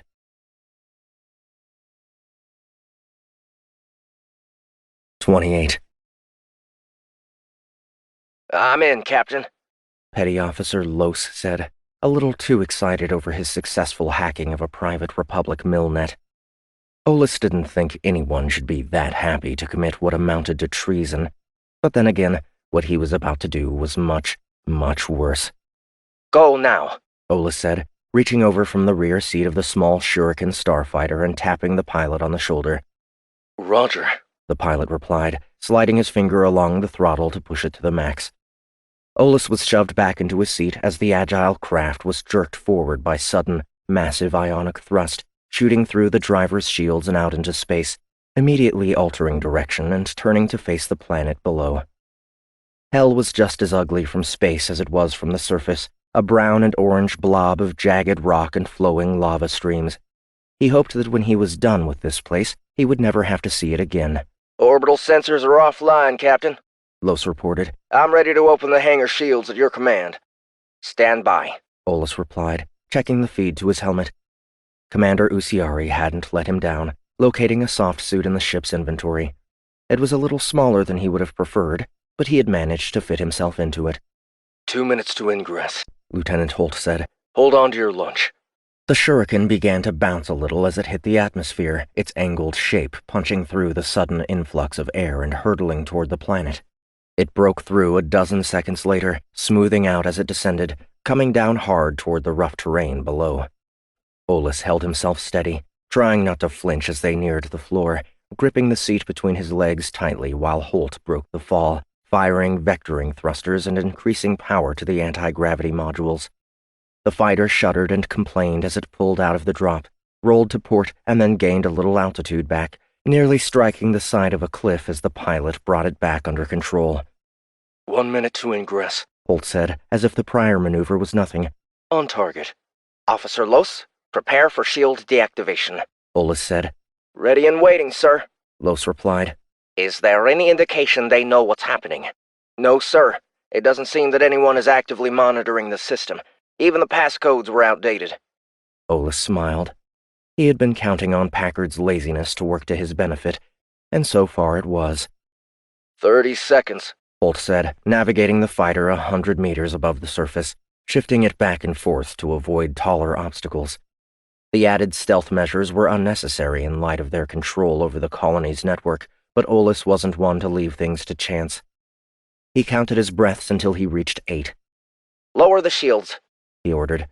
Aye, sir, Los replied. 3 more seconds passed. Shields down. I'm going in, Holt said, altering the starfighter's path again, rising into the atmosphere and then rolling over and turning toward the open mouth of the entrance to Hell. He didn't slow the ship as he approached it, blasting through and into the tunnels leading down to the facility. Los, I want lights out and every internal feed offline, Olas said. Aye, sir. The shuriken slowed slightly as it reached the hangar, sweeping around the back of it before decelerating quickly, pushing Olas forward in his seat. The lighting vanished a moment later, leaving them in pitch black. Both helmets adjusted a moment later, switching to infrared and giving them a view of their surroundings that the guards wouldn't have. The starfighter touched down, the canopy above the cockpit sliding back as it did. Olas unbuckled himself from it, picking up his rifle and vaulting over the lip of the cockpit, onto the side of the craft where he slid off into the floor. The shuriken was ascending before he had taken more than a handful of steps, hurrying toward the pair of techs who had been left blind. He pulled a pair of nerve sticks from the soft suit, hitting each of them in the neck with the devices and knocking them unconscious. Then he rushed to the lift, removing a small disc from a tight pack and putting it to the controls. Los was doing a good job so far, but there were a few systems he had to handle himself. He tapped the tactile controls on the suit, the terminal commands for the lift service slipping into the corner of his helmet's visor. He broke into it easily, finding the software hadn't been patched in nearly 4 years, leaving it vulnerable. He triggered the commands to send it downward. Level 20 to start, then 18 and 15. He could hardly believe he was about to help some of the most dangerous individuals in the galaxy break out of one of the Republic's worst prisons, and that he was doing it in the name of the same Republic. Sir, we have local activity on the network, Los said. I'm losing access. The lift reached level 20. I expected you would. You've done well. Get out before you're identified. Aye, sir. It was unlikely that Lurin wouldn't guess who was behind this, but the warden wouldn't dare report it to Republic Command. There would be too many questions about why the head of the OSI felt the need to break into a facility he had authority over, and if there was something dirty going on here, the increased scrutiny was highly likely to expose it. And he was experienced enough to be certain there was something dirty going on here. The only question was, what? It was a question for another time. He had enough to worry about already. The lights suddenly came back on, an alert signal sounding throughout the prison. He could hear the synthetic voice instructing the prisoners to return to their cells immediately, and he allowed himself a small grin as the lift shuddered behind him, trying to follow the instructions coming from the mainframe and being overridden by his local patch. He raised his rifle to his shoulder, flipping the toggle next to the trigger to switch the munitions type being loaded into the chamber. It had been at least 10 standard since he had last made a combat drop, but the muscle memory had remained, and he felt like he hadn't missed a beat. He moved deeper into the level, his clothes already soaking through beneath the soft suit, the lightweight armor holding in the gathering heat. He had to be quick if he had any hope of getting out before he cooked himself. A guard in a battlesuit came around the corner ahead of him, his helmet marking the target before he made visual contact. He reacted from experience, shifting himself to the opposite side of the corridor and taking aim, squeezing off a round in the space of a heartbeat. The munition smacked into the battlesuit and flashed, the localized electromagnetic pulse cutting through the weaker shielding of the older model of the armor and disabling it, leaving its wearer trapped inside. "Thanks again, Packard," Olas said as he moved past the guard, waving to him on the way. He ran down the corridor, nearing the central cell block a moment later. Not only were the cells on lockdown, but the entire block was sealed off, a heavy blast door stopping him from entering. It was too bad for them he didn't need to get inside. Not yet, anyway. He removed another disk from a tight pack and slapped it on the controls, quickly breaking into the system. He didn't use the access to open the blast door. Instead, he used the network connection to move further into the systems, deeper into the door controls. It was trivial to navigate his way to level 20, searching for specific cell doors. He found them a moment later. 2015. Merit, B. 2315. Pick. 2401. Gant. He entered the override command, and they all unlocked and slid open. Then he found the controls to the security door at the base of the guard spike. He opened that one, too. He held the connection to the disk, watching his back as he counted up to 100. Then he toggled the blast door, switching munitions as it slid aside, just in case. Bastion was just coming out of the tower, one of the guard's rifles in his hands. Pick was with him, the nearly 4-meter-tall trover hulking over the back of the pilot. When he saw Olas, he squared the weapon off, ready to fire. "Hold your fire, worm!" Olas snapped. "Captain Man?" Bastion replied, momentarily confused. He started to lower the rifle before changing his mind. "Give me one good reason, you son of a bitch!" "One," Gant said, rounding the side of the spike and pointing at Bastion's bracelet. It had started to buzz a delayed warning. "They've regained control of the deterrent system," Olas said. "You have about 20 seconds to either kill me or escape with me." "But you can't have both," Gant said, shaking a furry wrist. His bracelet was gone. "Captain, I thought you changed your mind." "No, but I needed a different approach. Lurin is as crooked as Packard was, and I'm a man of my word." "Damn it," Bastion said, lowering the rifle. "Get this thing off me!" Gant walked over to him, a small, shaped sliver of metal in his hand. "Hold still," he said, putting the metal below the bracelet. He made a practiced motion with his hand, and the bracelet clicked and fell off. He did the same for Pick. "How long?" Pick asked. "Have I been able to take the bracelet off?" Gant asked. "About 2 weeks after I got here." He turned to Olas. "Where is she?" "Level 2, Olas replied. "We have a couple of stops to make first."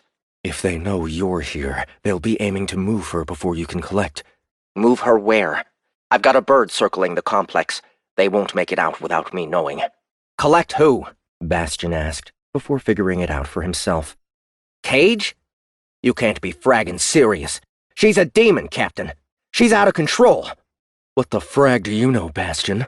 Gant said. "You think every whisper you hear is the cold truth. You probably think Santa Claus is real." "First, mind your business about Terran customs, you little freak monkey. Second, Santa Claus is real. Isn't he, Captain?" "Let's go," Olas said. 29. "Is it cooler up here?" Bastion asked. "It feels cooler. At least 5 degrees. "That makes a difference down here?" Pick asked. Sure does. My balls are only half as sweaty. Shut it, Olas said, scanning the corridor ahead of them. They had moved up to level 18, heading for the cell block.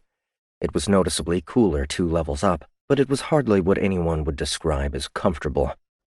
He was approaching the floor more slowly and more cautiously than he had on level 20. He had used up the element of surprise, and now that the bracelets were back under the prison's control, it wouldn't do any good to let the prisoners out. Even so, he could imagine someone was working feverishly to try to bypass his lift patch and to get reinforcements down to their position, and he was amused by the inherent futility. If Hell didn't have the budget for newer equipment, it certainly didn't have room on the payroll for anything more than a generally competent systems admin. Who's the mark? Gant asked, remaining close to Olas's side. Benhill Visony, Olas replied. also known as Joker. Cell 1847. Joker, Bastion said. aren't there enough clowns in this outfit already? There's you, Gant said. So, more than enough. Funny. Joker's a former HSOC. Olas said. Espionage. He spent 3 years in the Outworlds and knows them as well as anyone in the Republic. That makes him valuable. How'd he wind up in hell? Bastion said. You'd have to ask him yourself. Stay alert. We're almost there. They reached the corridor leading to the cells. As Olas had expected, the blast door had stayed open, revealing a number of hastily abandoned tables ahead of the guard spike. Chow time already? Pick asked. No wonder I'm hungry. You're always hungry, Bastion said. It's muscle, The Trover replied, patting a bulging roundness in his gut. Yeah, right. How the frag do you manage to get fat on rationed meal bars and daily labor in the mines? Trade? Pick replied. Yeah, like what? I said to stay alert. Olas said. Shut your hole, worm, or I'll leave your ass here. Bastion fell silent. It didn't matter how long any of them had spent in hell, responding to sharply barked commands was ingrained in their DNA. Olas scanned the area ahead of them, picking up 3 targets through his helmet's infrared. They were sitting at the top of the spike, ready to fire down on anyone who went into the room. I'm guessing there's no other way in, he said. No, Gant replied. Here, Olas said, holding out his rifle. I'm going to hit the control panel. I'll open the door to the tower. Pick, I want you to make a break for it. Yes, sir, Pick said. I can't help you with that, Gant said, wiggling his 2 fingers and thumbs. Gant don't carry guns for a reason. Olas realized that he might be able to work the trigger, but the shape of his hand wouldn't let him grip the weapon strongly enough to deal with the weight or the recoil. Right. You go with Pick. Worm, you cover. Yes, sir, Bastion said. Olas slid along the wall, staying clear of the line of fire through the open blast doors. He made it to the control panel, pulling out another extender and attaching it to the pad. Lines of code ran down one side of his helmet, and he tapped at his hip, quickly reaching the door access. He looked back at the rest of his team and gave them the thumbs up. Pick charged forward, while Gant jumped up and grabbed the back of his shoulders, riding along behind him. Bastion slipped out from cover, firing on the top of the guard spike. The rounds echoed in the tight space, drowning out any other potential noise. Olas watched the Trover approach the tower door, triggering it to open as he neared. The Trover burst into the spike and vanished, Gant still clinging to his back. Bastion cursed and ducked back into the corridor, throwing his stolen rifle to the floor. It's empty, he said. A short commotion followed. Then a voice came over the local speakers. Clear, Captain, Gant said. Olas and Bastion moved into the block. Olas headed up the steps to Benhill's cell, pulling another item from a tight pack and attaching it to the door. It sparked and fizzled, and the door unlocked and slid open. What the hell is this? Its occupant said. He was sitting on his mattress, an array of crumbs spread out in front of him in an obvious but unrecognizable pattern. He was a lanky man, with dark skin and darker eyes that glanced up at him in curiosity. Time to go, Benhill, Olas said. You know that prison breaks are illegal, don't you, Captain? Nothing is illegal until you get caught. Olas replied. At least, that's what you said at your trial. Benhill laughed, deep and hearty as he got to his feet. It's true. Then he held up his wrist. You have a cure for what ails me? Olas was going to call for Gant, but the Gant was already there. Benhill backed up at the sight of him. Whoa! What the frag is that? You've never seen a Gant before? A what? A Gant. From the planet Ganamant? You look like a squirrel. I do not. You're furry. So are oxen. Would you say an ox looks like a squirrel? I've never seen an ox, so yeah, probably. I bet you think Rudin look like octopuses, too. No, they look like squids. And isn't it octopi? Gant shook his head. No, it's octopuses. Just give me your wrist. Ben Hill held out his wrist. Gant retrieved his bent metal device and quickly undid the bracelet. Nice! Ben Hill exclaimed, rubbing at the wrist.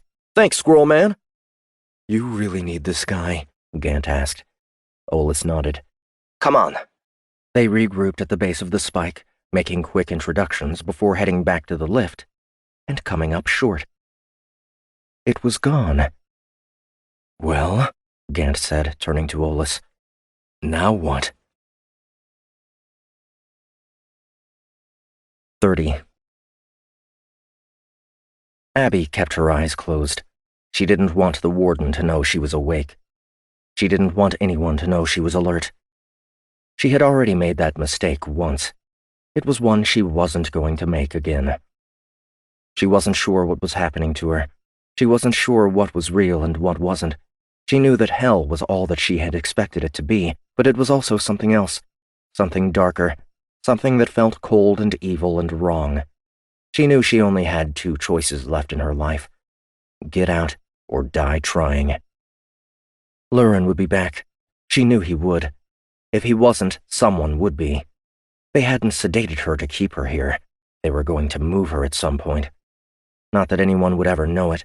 She had already been removed from the universe, erased from existence, framed and convicted and buried. She was still alive because she had value to someone, but she knew what would happen once her value had waned. If her life was going to end, then it would end on her terms. She had decided not to let hell destroy her. She wasn't going to let anyone or anything else do it either. She didn't know how long she had been lying there. 2 hours? 3? 4? She vaguely remembered someone coming to her cell, and then the medical bot giving her another injection of the sedative. It had put her out for an hour or two, but it had worn off in a hurry, leaving her awake, alert, ready, and waiting. She heard the soft hiss of her cell door sliding open. She kept her eyes closed, listening. Metal feet on the tiled floor. The medical bot. 2 other pairs of booted feet. Guards? Be careful with her, she heard Lurin say. She isn't to be harmed. She fought to keep herself still as the blanket was pulled away. Someone gripped her legs, lifting them and sliding something over them. She recognized the familiar feel of the hell suit as she was repositioned to get it beneath her. Then her arms were lifted, the sleeves pulled on, the front closed. At least they had the decency to clothe her before taking her away. When that was done, she was lifted and moved to another platform. She could feel her orientation change as it adjusted to exit the room. She could sense the soldiers behind her head and in front of her feet. Lurin had to be somewhere nearby. A cold hand gripped her wrist. The medical bot. She resisted every temptation to panic, using what she had learned in training to maintain her calm and keep her heart rate slow. She was supposed to be unconscious. Vital signs are stable. Heart rate is slightly elevated, but within acceptable parameters. Honorant, a voice said through a communicator. I've regained command of the lift controls. I'm bringing it up now. Thank you, Adjutant, Lurin said. I expected you would succeed where my poor excuse for a systems technician failed. A short tone signaled the disconnect. Hi, Honorant Ward. Honorant Lurin? A new voice said. The rogue Republic operative is contained, along with the escaping prisoners. When can I expect your arrival? We will arrive within 2 standard, Ward replied. I trust you can keep things under control for that long? Of course, sir. You are aware there's a Goliath-class battleship orbiting the planet and a Shuriken patrolling the surface? I don't expect either to be a problem. What about the Council, sir? We need to clean up this mess quickly before any word of unrest can make it back to them. Don't concern yourself with the Council, Lurin. It will be handled as usual. We've already put a plan in motion to purify our position there. Yes, sir. As you command." Another disconnect tone sounded, slightly different than the first, signaling the connection was dropped from the other end. Adjutant? Honorant? They sounded like titles or ranks, but they were nothing Abby had ever heard of before. A rogue Republic operative? Escaping prisoners? She didn't like the sound of any of it. She needed to get out. "Take her to my office. I want her close to the lift and ready for transfer as soon as the High Honorant arrives." "Yes, sir," the guard said. The platform began to move. She could hear the boots of the guards on either side of it, leading it out of the isolation room and into the medical ward. The ward itself was silent. Empty? She didn't dare open her eyes to look. They left the medical ward, moving at a steady pace. She could feel it when the platform she was riding on changed direction, and she tried to memorize the path.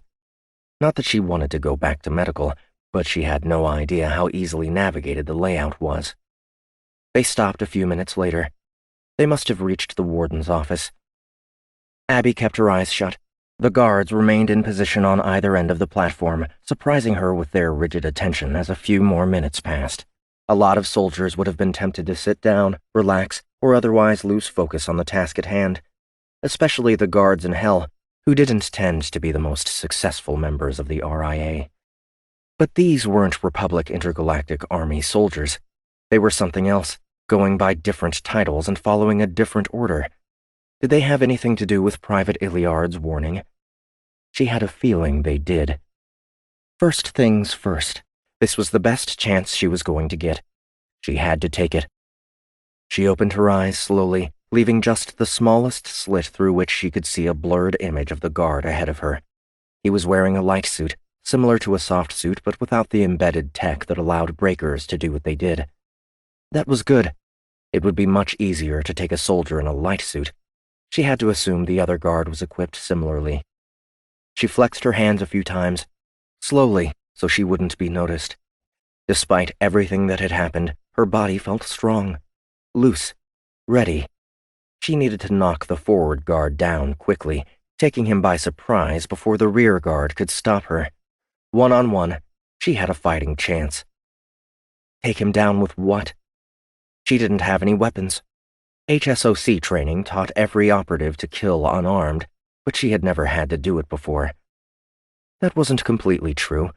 She had killed Pak with nothing more than a sliver of metal, and she had done it without hesitation, an act that had made the other L-20s wary of her. It was her or them. Besides, who would she be killing anyway? If anything, these individuals were the real traitors to the Republic, and they were responsible for her being here. Bastards. She allowed herself one more light breath in. Then she made her move, tucking her legs beneath her as she sat up, pushing off, wrapping her arms around the forward guard's neck as her momentum carried them both away from the rear guard. He stumbled forward, trying to regain his balance from her surprise assault, reaching out to get his hand on something to help him stay upright. She continued wrapping herself around him, turning her body and using her weight to pull him to the side. He tripped and fell, coming down hard on top of her, pressing against her freshly healed ribs. She heard a crack at the same time, and his head fell limp. One down. She looked past him, along the length of his body. He had a nerve baton holstered at his side, and she reached down and grabbed it as the second guard rounded the platform in pursuit. She shoved the body away while she rolled out from under it, barely evading the guard's boot when he tried to kick her in the stomach. Doesn't unarmed mean anything to you? She asked, spinning from her knees to her feet and lashing out with the baton. It struck harmlessly against the side of the guard's helmet, and he reached out for her, trying to grab her wrist. She backed away, holding the baton out. The guard pulled his own baton, trailing her as she put Lurin's desk between them. "Who are you?" she said, pissed at herself for getting stuck here. The guard didn't answer. She could see his lips moving, though, calling for reinforcements. Get out or die trying. She glanced down at the desk. Then she pounced forward, using her arms to vault off it, leading with her legs. The guard hit her in the right knee with the nerve baton, but he didn't knock her off course. Both feet slammed into his chest, knocking him backward and into the gurney. He tripped over it and onto the floor. She kept moving forward, landing on the other side, almost falling herself as her deadened knee threatened to give out. She shifted her balance, using her left leg to spring forward toward the guard, who was reaching for his sidearm. She smacked his hand with the baton, dropping it away from the weapon. Then she came down on top of him, grabbing the gun for herself. She put it to the clear visor of his helmet and pulled the trigger, turning away as the round blasted through the transparency and into his head. It was ugly, but it had worked. She pushed herself back up, noticing the feeling already returning to her knee. Getting hit with a nerve baton like that should have deadened the area for at least an hour, even if the jolt wasn't enough to knock her out. She didn't know why it hadn't, but she was grateful. She stepped over the dead guard, heading toward the door, stopping when she saw an entire squad of guards in battlesuits bearing down. Damn it. She eyed the frame of the warden's door, noting that it was reinforced, probably to protect the prison's most visible sign of authority in the case of an emergency. She smiled. Perfect. Now it would protect her. She tapped the control pad. There was no security on it from the inside, and the door closed with a sharp hiss and a bang as it sealed in place. Then she hurried back to the warden's desk, activating his terminal, coughing out a laugh when the projection appeared over it. The idiot hadn't even locked it. Her fingers began moving across the interface, quickly navigating to the subsystems hidden beneath the dumbed-down display. A rogue Republic operative caught without a ride-up? Not for long. 31. Shit, Olas cursed, his latest effort to recall the lift failing spectacularly, a shower of sparks reaching out and burning the fingers of his soft suit. Trying to override the override hadn't worked, and so he had made an effort to alter the wiring, opting for a manual hack instead. "It was a good try, Captain," Bastion said. "As much as I hate you, I have to admit." "Better to die on the road to freedom than to die quietly," Ben Hill said. "Although I suppose I can go back to my cell to wait this out." He laughed again. "Nice meeting you all. Enjoy your executions." He took a few steps toward the cell block before Pick blocked his path. "I don't think so," the Trover said. Ben Hill put up his hands. "Fine. Have it your way. We can all die here together." "We aren't going to die," Olas said. "I'll get it working." "You said that 5 minutes ago," Bastion said. "Freak monkey, you know how to take the bracelets off, but not how to hotwire a lift?" "It's Gant. Call me Freak Monkey again, and I'll kill you." Bastion looked at the floor, backing up a few steps. Yeah, right. Well? "I've never studied the wiring diagrams of a Republic military penal colony. I had 2 weeks to study the bracelet. I can try?" Olas checked the wires. They were dark brown at the ends. Burned.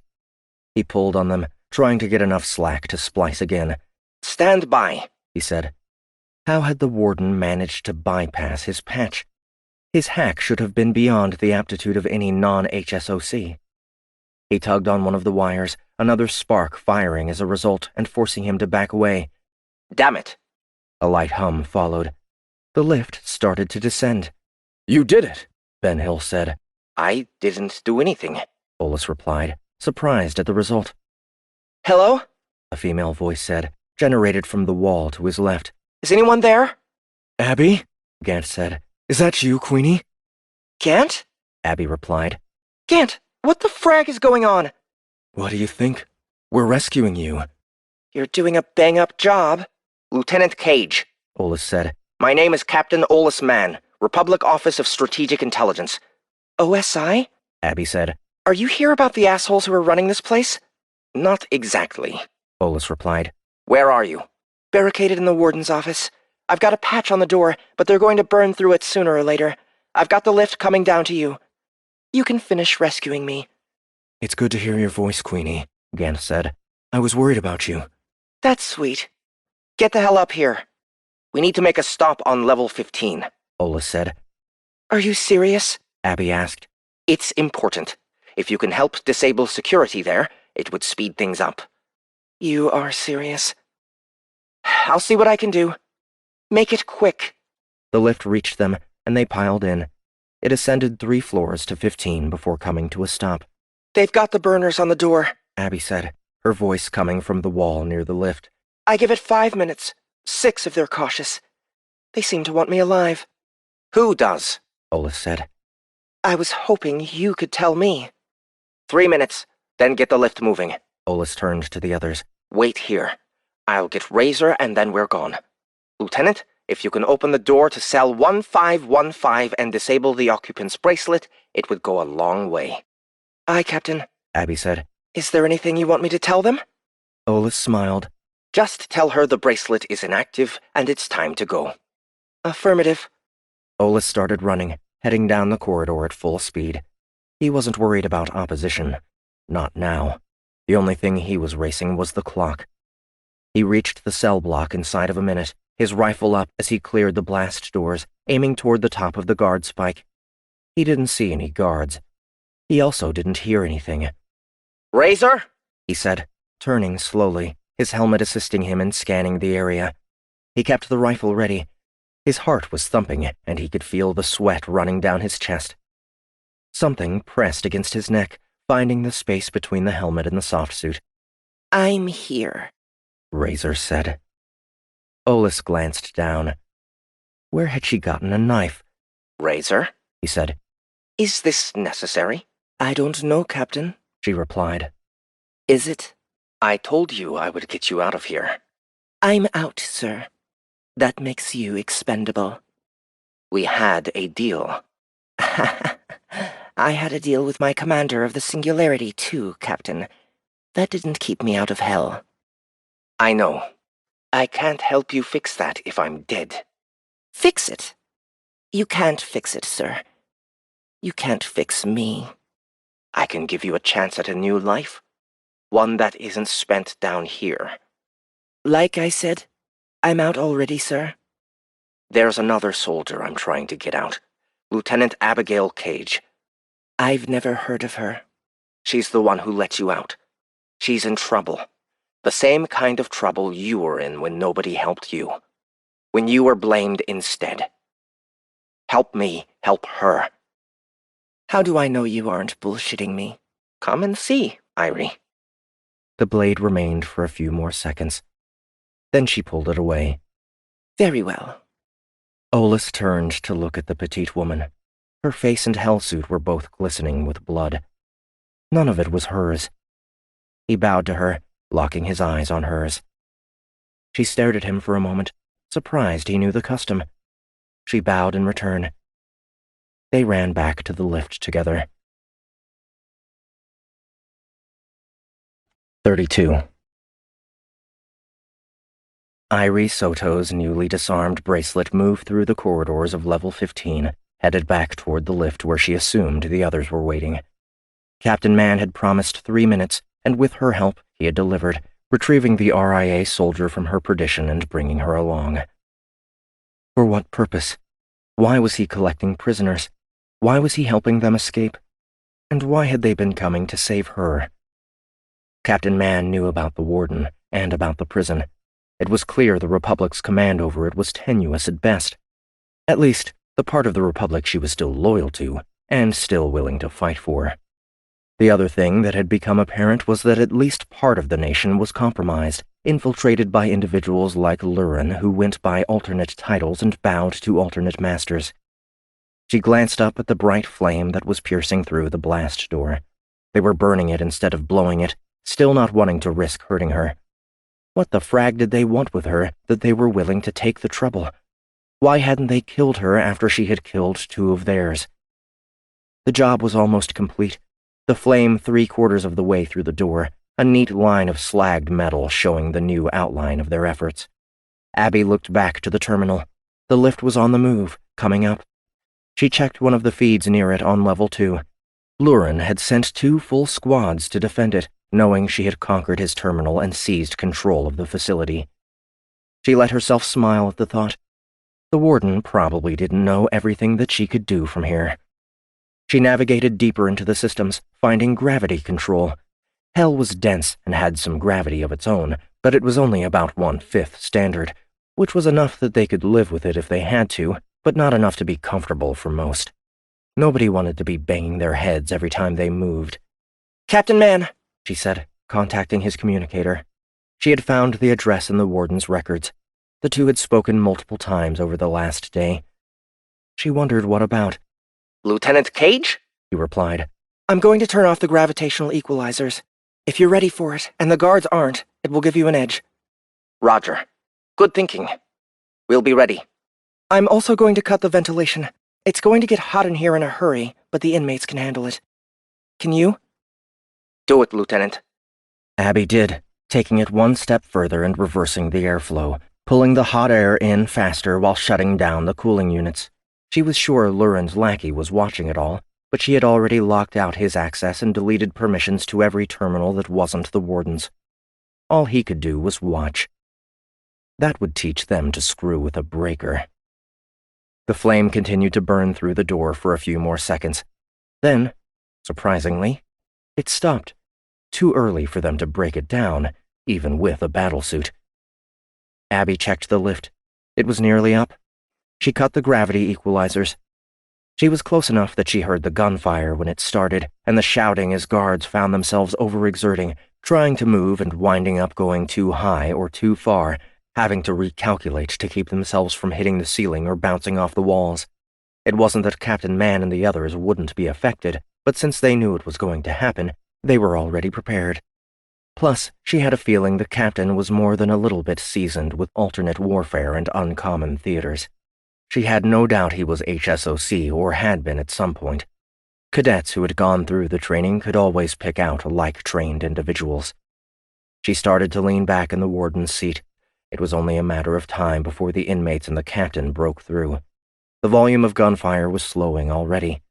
She just had to be patient for another minute or two, and she barely threw herself out of the way as the blast door was ripped from the small bit of metal still holding it together, the larger piece of alloy tumbling toward the desk.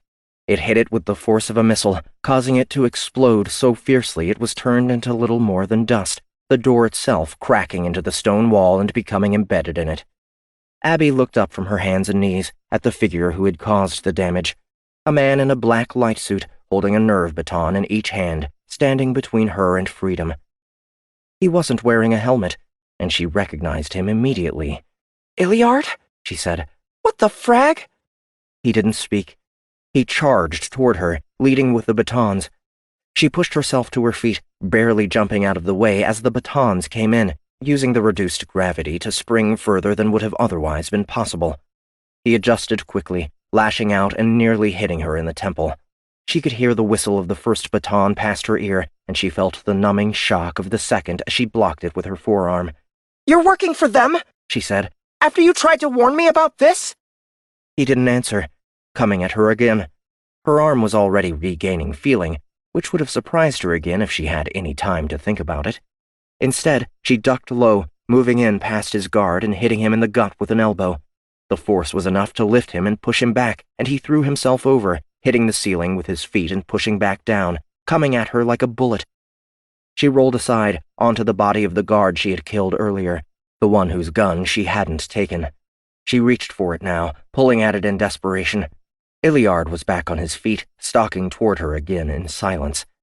"What? Did they turn you into some kind of fragging zombie?" she asked, struggling to pull the gun loose. She cursed, digging her arms under the corpse and lifting, using the lightness to throw the body at Iliard. He ducked under it, catching 2 bullets in his forehead as he emerged. "Shit, that was close," Abby said, lowering the guard's gun. She had almost lost her grip on the handle as the momentum helped her pull it free. Now she stood up again, looking down on Iliard. His eyes were a solid gray, like they were filled with metal. It was unnerving. "What the hell happened to you?" she said. His hand flinched. She felt something grab her ankle, and then she was down again, being pulled across the floor toward what should have been his dead body. "Frag!" she shouted, firing the gun into Iliard. He was still alive. Each movement of his body was jerky and out of sorts, but he was moving. There was no blood where she had shot him, only a small trickle of silver that plugged up the wound. The new holes she was putting in him didn't seem to have an effect. He rose up, looming over her, bringing one of the nerve batons down at her chest. It hit her hard, sending jolts of pain through her body and leaving her momentarily paralyzed. The gun fell from her hand again, and he brought the other baton down on her thigh. She grunted in pain, unable to move while he raised the first baton and hit her in the chest again and again and again. She was numb to it by the 5th time, unable to move at all. He stood up, reaching down and sliding his hands under her, lifting her easily as though she were a child. Her arms and legs were limp, her body out of commission. After that many hits from the batons, she shouldn't have even been alive. He took a step forward, then another. He was moving as though he were unsure of how to do it. He was trying to take her away. A woman stepped into the doorway, blocking his path out. Abby could barely see her in her peripheral vision, but she recognized the shape of the face. The woman charged in, leading with a blade of some kind. If Iliard tried to react, it wasn't obvious. The blade sank into his neck, and the woman shouted as she forced it to continue through. Then Abby was on the floor, the decapitated Iliard stumbling forward and depositing her there. She couldn't move her body. She could barely move her eyes. "Queenie!" she heard someone say. Then Gant was there, leaning over her. "Relax. It's going to be okay. We're getting out of here." No. She wanted to say it, but couldn't. They had to find Lurin. They had to catch up to him and find out what he knew about everything that was happening here, and everything that had happened to her. There were questions, so many questions, and they needed him to answer them. A new person entered the room. A huge trover. She recognized Pick from the mess. He bent over her, lifting her gently into his massive arms. "You have her?" Captain Man said. She couldn't see him, but she recognized his voice. "She was hit with a baton," Gant said. "Then she'll live," Man replied. "It's time to go. The driver's picked up a Desterium plume. Somebody's coming, and I don't think they're on our side." "We're right behind you," Gant said. Abby tried to scream. She tried to wriggle. She tried to get free. She could sense some of the feeling coming back. She could wiggle the ends of her fingers. She needed to stop them. 5 minutes. Lurin was hiding in here somewhere. He was nearly defenseless. She had to know why they had taken her. She had to know who they were and what they wanted. She had to know how much trouble they were in. It was no use. They carried her back to the lift, past a mix of dead guards and other soldiers in light suits. The lift didn't have far to go to reach the hangar, where one of the Desterium transports was already online and waiting. "Sir," someone's voice said through Man's communicator. "We've just made contact. Republic vessels, sir. 2 battleships. They're scrambling fighters to the surface and hailing us." "Remember what I told you, Commander," Man said. "Aye, sir. Initiating zero contact protocol. Good luck, sir." The connection closed. "Zero contact protocol?" Gant said. "It means we're on our own," Man replied, leading them up the ramp into the transport. "Worm, get us out of here, now." "Aye, Captain," Bastion replied, the ramp closing while the transport lifted and headed away from the hangar. "Anybody else here ever humped to FTL inside atmosphere before?" Irie groaned, suggesting that she had. So had Abby. She was paralyzed, and she still couldn't think of anything more unpleasant than accelerating faster than light so close to a planet's surface. She closed her eyes, the sudden pressure of the act threatening to squeeze her to death. The others cried out around her, all of them reacting with pained shouts which ended abruptly as the fiery agony cut them short.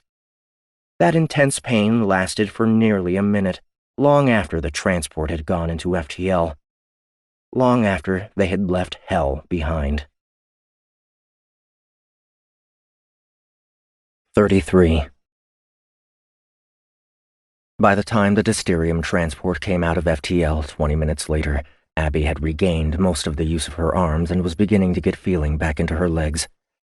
Her mouth was functional, and she had used it to thank Irie for cutting off Private Iliard's head and saving her.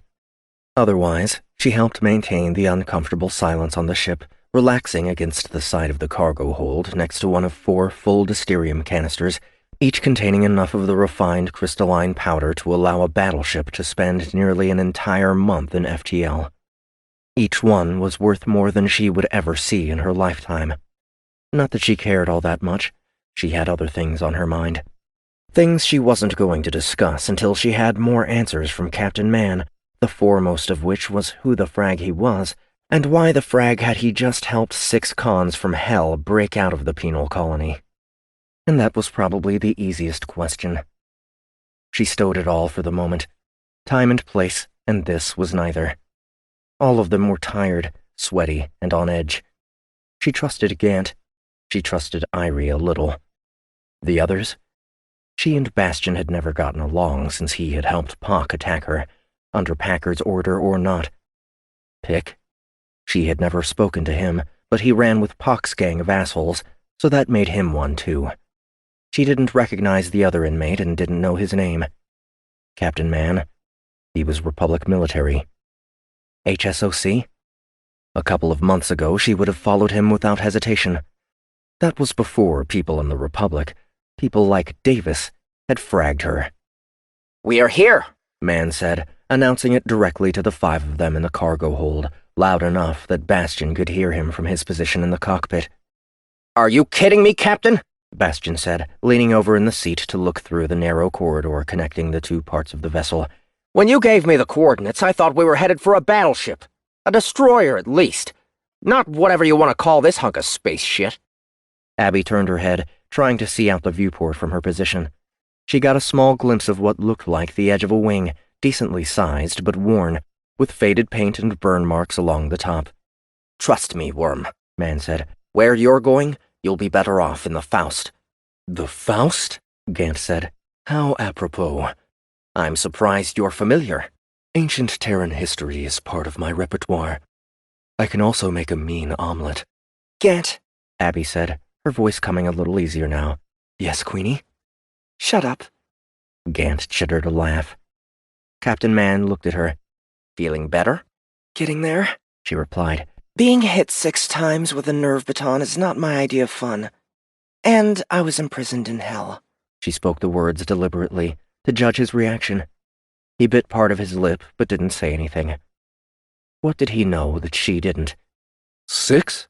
The inmate she didn't know said, whistling. Damn, you're one lucky girl, Queenie. You should be dead. Man tapped on his communicator. "Ruby," he said. Yes, Captain. The voice came back. Female, young, synthetic. She could hear the slight distortion in the inflection. "Move the Faust into sync and get us hooked up. I don't know if the incoming Republic forces are going to give chase, but if they do, I want us gone or close to it by the time they arrive." Yes, Captain. Ruby replied. "Worm, get us stationary. Ruby will take it from here." "Aye, Captain," Bastion said. I don't get it. Pick said. Why'd we have to break out of the prison? I thought you were going to get us out legal. "That was the plan. Don't worry. It's all legal, or will be. I'll get everything straightened out." Straightened out? Abby said. What's happening on Hell, Captain? And what kind of deal did you make with these other cons? "I don't know what's happening yet, Lieutenant. I intend to find out, but to be honest, I wasn't expecting to walk into the firestorm I found. Even so, it isn't my primary concern right now. As for the deal..." Abby cut him off. Not your primary concern? Captain, I don't know who you are or what service you work for, but I have reason to believe that Warden Lurin and Packard before him, and who knows who else, were abducting prisoners and either using them to conduct illegal experiments or have been making illicit deals with them to bolster some kind of militant force. Kinda like you, the unknown inmate said. I'm Ben Hill, by the way, he added, looking at Abby. Abby, she said. Nice to meet you. He laughed in response. Likewise. "There's nothing illicit about what I'm doing. To answer your question, Lieutenant, my name is Captain Olas Man, Director of the Office of Strategic Intelligence. I have full, documented authority from General E.T. Soto of the Republic Armed Services Committee to do anything necessary to complete my assigned mission. You and your crew were hand-selected to help me do just that, and as soon as I get in contact with General Soto, I intend to validate my actions and receive her final blessings for taking them. I'll also debrief her, not only on what I personally discovered during my time on Hell, but also in reference to your experience." Abby stared at him. You're Olas Man? "You've heard of me?" Every breaker wants to retire into OSI. Well, almost every breaker. I'm sorry, sir, but I've been out of touch with the galaxy for a while. What's going on that has you in the field? Whatever it was, it couldn't be good. That's right. You don't know. 4 weeks ago, 2 prototype starships, the Fire and the Brimstone, were taken from Egan Heavyworks on Faru during a private demonstration of their new technology. Before leaving, the perpetrators responsible for the theft decided to demonstrate the capabilities of the ship by destroying the ring station orbiting the planet and everyone on it, as well as an entire Republic fleet. Abby felt a sudden coldness wash over her. What? A few days ago, one of the ships, the Brimstone, made an appearance in the Fringe. It confronted a Republic border patrol there, attacking and destroying every ship it encountered. On its own? Yes, Lieutenant. We have reason to believe the Fire was brought into the Outworld so that it could be studied, its technologies replicated. We also believe that the Outworld governance is behind the attack, and that it is only a matter of time before they decide to use the ships to destabilize the Republic and break the stalemate that this conflict has become. The prison is connected. It has to be. I do not doubt that you may be right. But as I said, it isn't and can't be my priority right now. The lives of a few disgraced court-martialed soldiers versus hundreds of individuals in good standing? You can't in good conscience tell me that you would do any differently. No, sir, Abby said. A soft vibration ran through the ship, creating a low resonance. Docking synchronization complete, Captain, Ruby said. Thank you, Ruby. Prepare for boarding. Yes, Captain. We can continue this discussion on the Faust, Man said. The airlock between the cockpit and the cargo hold hissed and opened. If you will. Abby forced herself up, her legs still a little shaky. Irie moved in beside her, helping her stay upright. Thank you. You're welcome, she replied. Go into the airlock, enter the Faust, and wait in the decon chamber. Decontamination? What for? I wouldn't call hell the friendliest of atmospheres. Would you? You think we have some kind of disease on us or something? Pick asked. Lieutenant Cage was in the medical ward as recently as a few hours ago. I can't discount the possibility, and the last thing I need to worry about is a sick crew. I guess a sterilization bath couldn't hurt, Ben Hill said. It's just light. Abby followed the others to the airlock, and then over the threshold to the adjacent ship. The decontamination chamber was small, leaving the 7 of them packed tightly into its confines. She had been through decon plenty of times before. A blue light followed by a red light, the wavelengths able to penetrate and destroy most biohazards, as well as break grime and blood and sweat away in a hurry. The resultant particles would be sucked out of the chamber and evacuated into space. Decon was especially important after visits to foreign worlds, to prevent cross-contamination and inadvertent transportation of invasive organisms that could really screw up another planet's ecosystem. Pick, that'd better be your gun, Bastion said, standing in front of the trover, who had crouched to fit in the space. It's a gun, all right. Can we make this quick?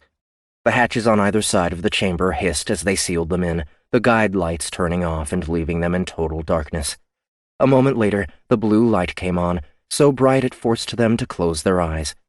It had been on for a few seconds when Abby smelled something. Captain, what is that? She asked. What is what? Man replied. His voice sounded different, muffled slightly. The smell was getting stronger. Gant, do you smell that? She said. I don't smell anything, he replied. She began to feel a little nauseous. She opened her eyes. The light was being distorted through the haze of some kind of gas that was filling the chamber. She glanced at Gant. He was standing beside her with his eyes closed, undisturbed. She looked at Irie. She was just as calm. In fact, she looked almost too calm. Pick was the first to crumple, dropping to the ground behind Bastion, who moved as if in slow motion in an effort to evade him, failing and being knocked to the ground as well. She shifted her attention to Captain Man. His helmet was on, his breathing steady. He was looking back at her, stone-faced. What the hell are you doing? She said, starting to move toward him. Gant collapsed beside her. Aerie and Benhill, too. She was the only one still upright. "You're criminals, Lieutenant," he said calmly. "I'd be an idiot to expect compliance without a bit of leverage." What do you mean? Murderers? Traitors? Thieves? What incentive do any of these individuals have to stay within mission parameters, especially now that they're fugitives with a ship designed to take them to the Outworlds, and enough Dysterium to live very, very comfortably for years? What incentive do you have to stay and fight instead of going home to your daughter? As far as the records from Hell are concerned, you're already dead. Abby made it to him, but she could tell that her body was succumbing to the sedative. I'm not a traitor, she said. I was set up. I don't care, he replied. The Republic is on the brink of war. That's my concern. And now it's yours. She reached out, grabbing him by the shoulders. He was wearing a soft suit. He could have overpowered her if he wanted to. He didn't make any moves to stop her. You son of a bitch. I can be, he agreed. This isn't about you or me, Lieutenant. This is about the safety of the Republic. He put his hands on her wrists, easing them away from him. She was getting lightheaded, unable to concentrate on standing any longer. He lowered her gently, placing her on the floor with the others. Her final thought before she passed out was that she was getting sick and fragging tired of being medicated. 34. Take care of Lieutenant Cage first, Olas said, exiting the decontamination chamber and removing his helmet. She probably won't be out for long. Send her to me when she wakes. Yes, Captain, Ruby said. Olas looked the SI-10 over. Although he had been issuing instructions since General Soto had provided the synthetic intelligence, he hadn't seen her until now. She was young and shapely in appearance, with a slightly disproportioned chest and long legs. Her face was heart-shaped, her lips full, her hair thick and wavy, cascading down to her shoulders in a soft wave. Where did E.T. pick you up? He asked. The red light district on Centauri? Your request was for an untraceable SI, Captain, Ruby replied. My software has been updated with standard military protocols and extended with the packages you requested. It was as close to an affirmation as he was probably going to get. Were you wiped first or integrated? Integrated, Captain. Wiping would have taken 3 days. You requested my availability within 1. Disable those systems. Completely. Full disable will require a reboot. We don't have time for that. Take care of Cage. And when I say take care, I mean insert the kill switch. The synthetic laughed, the sound of it likely provocative to some. Yes, Captain. Olas headed away from the chamber. He had studied the layout of the Faust on his way to Hell, and so he didn't have any trouble making his way from the docking airlock to the cockpit of the starship. He could feel himself stiffen as he made his way into the control center. What the hell had E.T. given him? He had asked for something untraceable and anonymous, but he had assumed she could have found something built in the last century. Instead, he was looking at a setup that predated his own flight training, a setup composed of multiple component boxes with separate displays, attached by wiring that ran exposed along the walls and ceiling of the space, leading forward to a small viewport and a pair of worn and torn seats that were barely big enough for an average-sized Terran. They were positioned behind twin vectoring yoke systems, manual controls with no computer-augmented guidance. In the center between them rested a larger box with a projection floating above it. The FTL Master Drive Control Unit, a computer capable of making the intense mathematical calculations needed for successfully navigating the stars at many, many times the speed of light. This one looked as though it had been carried over from an aging starship when this starship had been brand new. Olas fell into the pilot's seat, spending half a minute searching for the comm. He found it behind his head, a manual toggle to activate the system, and then an interface on the control surface behind the yoke to select the communication service and frequency, and enter the receiver's identification. She already had a setting for Republic Milnet. He was surprised to find one for the Outworld's SyncSys as well. He selected the Milnet and entered in his credentials into General Soto's identification sequence. The aging system didn't have projection capabilities, and it hissed and sputtered despite the fact that the entire thing was digital and nearly instantaneous. "General Soto," he said. He waited a few seconds for a response. She didn't answer. He tried a second time and again received no reply. It wasn't a cause for concern. As part of the council, she was often busy and not in a position to respond directly to hails. His effort would be logged and noted, and he was sure she would get back to him as soon as she could. He left the comm toggle active, examining the other switches and displays in the cockpit. Bastian was a highly skilled pilot, but he had probably never flown something like this before. Then again, the controls were more akin to a dropship than a standard starship, which used positional calculations and computer algorithms for steering instead of direct, manual control. "Captain Mann!" Lieutenant Cage's voice took him off guard, and his head whipped back to where she was standing, framed in the entrance to the cockpit. There would be no outwardly visible sign of the implant, but he knew Ruby wouldn't have let her up without having completed the surgery. "Lieutenant," he replied, "how are you feeling?" "Pissed." "Understandable. Have a seat." He motioned to the co-pilot's chair. She looked at it, but didn't move. "Leverage," she said. "What did you do?" Ruby inserted a small device into your head, behind your eye and up into your brain. She's duplicating the procedure on the others right now. It's a kill switch, a control module like the bracelets in Hell, only without the breakable centralized control system. Each module has an identifier and a short-range comm receiver built in, scanning system frequencies about 50 times per hour. As long as your identifier stays off the multitude of networks, you're safe. If it gets transmitted out, the first time you're within comm range, it will break down and release a very, very nasty virus into your brain. One that will kill you quite painfully. "So it's only effective in comm range?" Olas smiled. "Try to find somewhere to survive that doesn't have a network within reach. It's effectively the same thing as killing you outright." "Bioweapons are illegal." "Their use against enemy combatants, prisoners of war, and civilians is illegal. There's nothing saying they can't be used on convicts." Cage was silent for a moment, considering the implications. He appreciated her thoughtfulness. The others might not be as level-headed.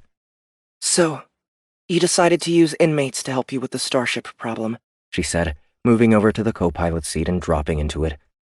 "Why?" "A few reasons," he replied. "Deniability, for one. I'm sending you into the outworlds. If you get caught, the Republic doesn't have to worry about increasing tensions because you're not being supported by the Republic." "Even if we are?" "Prove it. You're acting on your own, for your own gain." "I don't think the governance is stupid enough to believe that." "Behind the scenes, maybe not.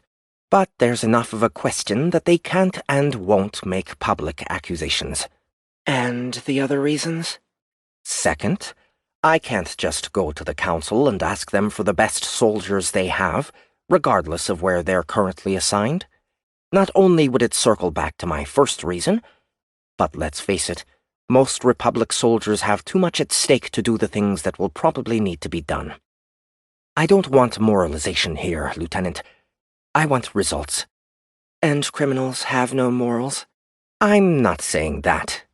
What criminals who were sentenced to life in hell don't have is anything to lose. No ties, no families." "I have a family. A daughter." "Technically. The moment you were sent to hell, you were as good as dead to her, and she's as good as dead to you." He paused while her face changed, growing more angry and tense. "I'm sorry to put it like that, Lieutenant, but we both know it's true. Reason 3. I can give you the best motivation possible to get those results. For soldiers like Bastian and Pick, freedom is enough. For you, I can dangle your daughter in front of you like a carrot. You want to get out? You want to see her again? You do what I ask." "I'm nobody's slave. I'd rather die." "I want you to help stop a growing threat against the Republic, which might also lead you to some answers regarding what you went through on Hell. If that's slavery, then I would suggest it might be the best form of it." She looked like she wanted to choke him. He didn't blame her. "This has to be a better situation than what you would have had before," he said. She laughed sardonically. Are you kidding? I'm not a traitor, Captain Man. I didn't do what they said I did. Packard worked for Davis, or at least for the same people as Davis. The same people who were trying to take me out of hell so that I could be their slave instead. They set me up. They sent me away without a trial because the evidence was circumstantial at best. I shouldn't have been there, and I shouldn't be here. I'm certainly not going to be thanking you for giving me half a life. I'm not asking you to thank me. I'm asking you to follow my orders. If our mission is successful, you have a chance to be back with your daughter within weeks." She didn't trust him. He didn't blame her for that either. No bullshit? "No bullshit," he replied. She was silent, staring out the viewport into space. He gave her a few seconds before speaking again. "Tell me what happened on Hell. All of it, from the beginning." Why? "So I can help you." You just said you didn't care about helping me. "I care about protecting the Republic. Do you?" She looked over at him. I used to. Now? I'm not so sure. I'm starting to feel like there are two republics, Captain. The one that's visible to the majority of us, and the one that's really in control. "You're talking about corruption?" The last person who used that word got up again after I shot him twice in the head, and didn't stop moving until I re-decapitated him. We've already gone way past corruption, Captain. We're moving headlong towards full-on chaos. In what form? I don't know. That depends on how deep this goes, but my instinct and my observations suggest it's pretty damn deep. "All the more reason for you to tell me what happened." So you can bring it back to who? I don't trust you all that much, Captain. I'm not about to trust anyone else. Besides, when it comes to leverage, it's the only thing I have. When this mission is finished, I go free, and then you get your intel. You already said recovering the fire and the brimstone is your priority. "What about the fate of the Republic?" The Republic that I've seen the last few weeks isn't a Republic I want to be part of. When this is done, I'm going to take Haley, and I'm going to disappear as best I can. The Republic can go frag itself. Got it?" Olas stared at her for a moment. She reminded him of a much younger version of himself. "Fine. Have it your way, Lieutenant." I will. She paused. I don't suppose there's a toilet on this thing? "There is. Let me show you around. I know it doesn't look like much, but she'll get you into the outworlds, and she does have a few tricks." Nothing but the best for us cons, Captain?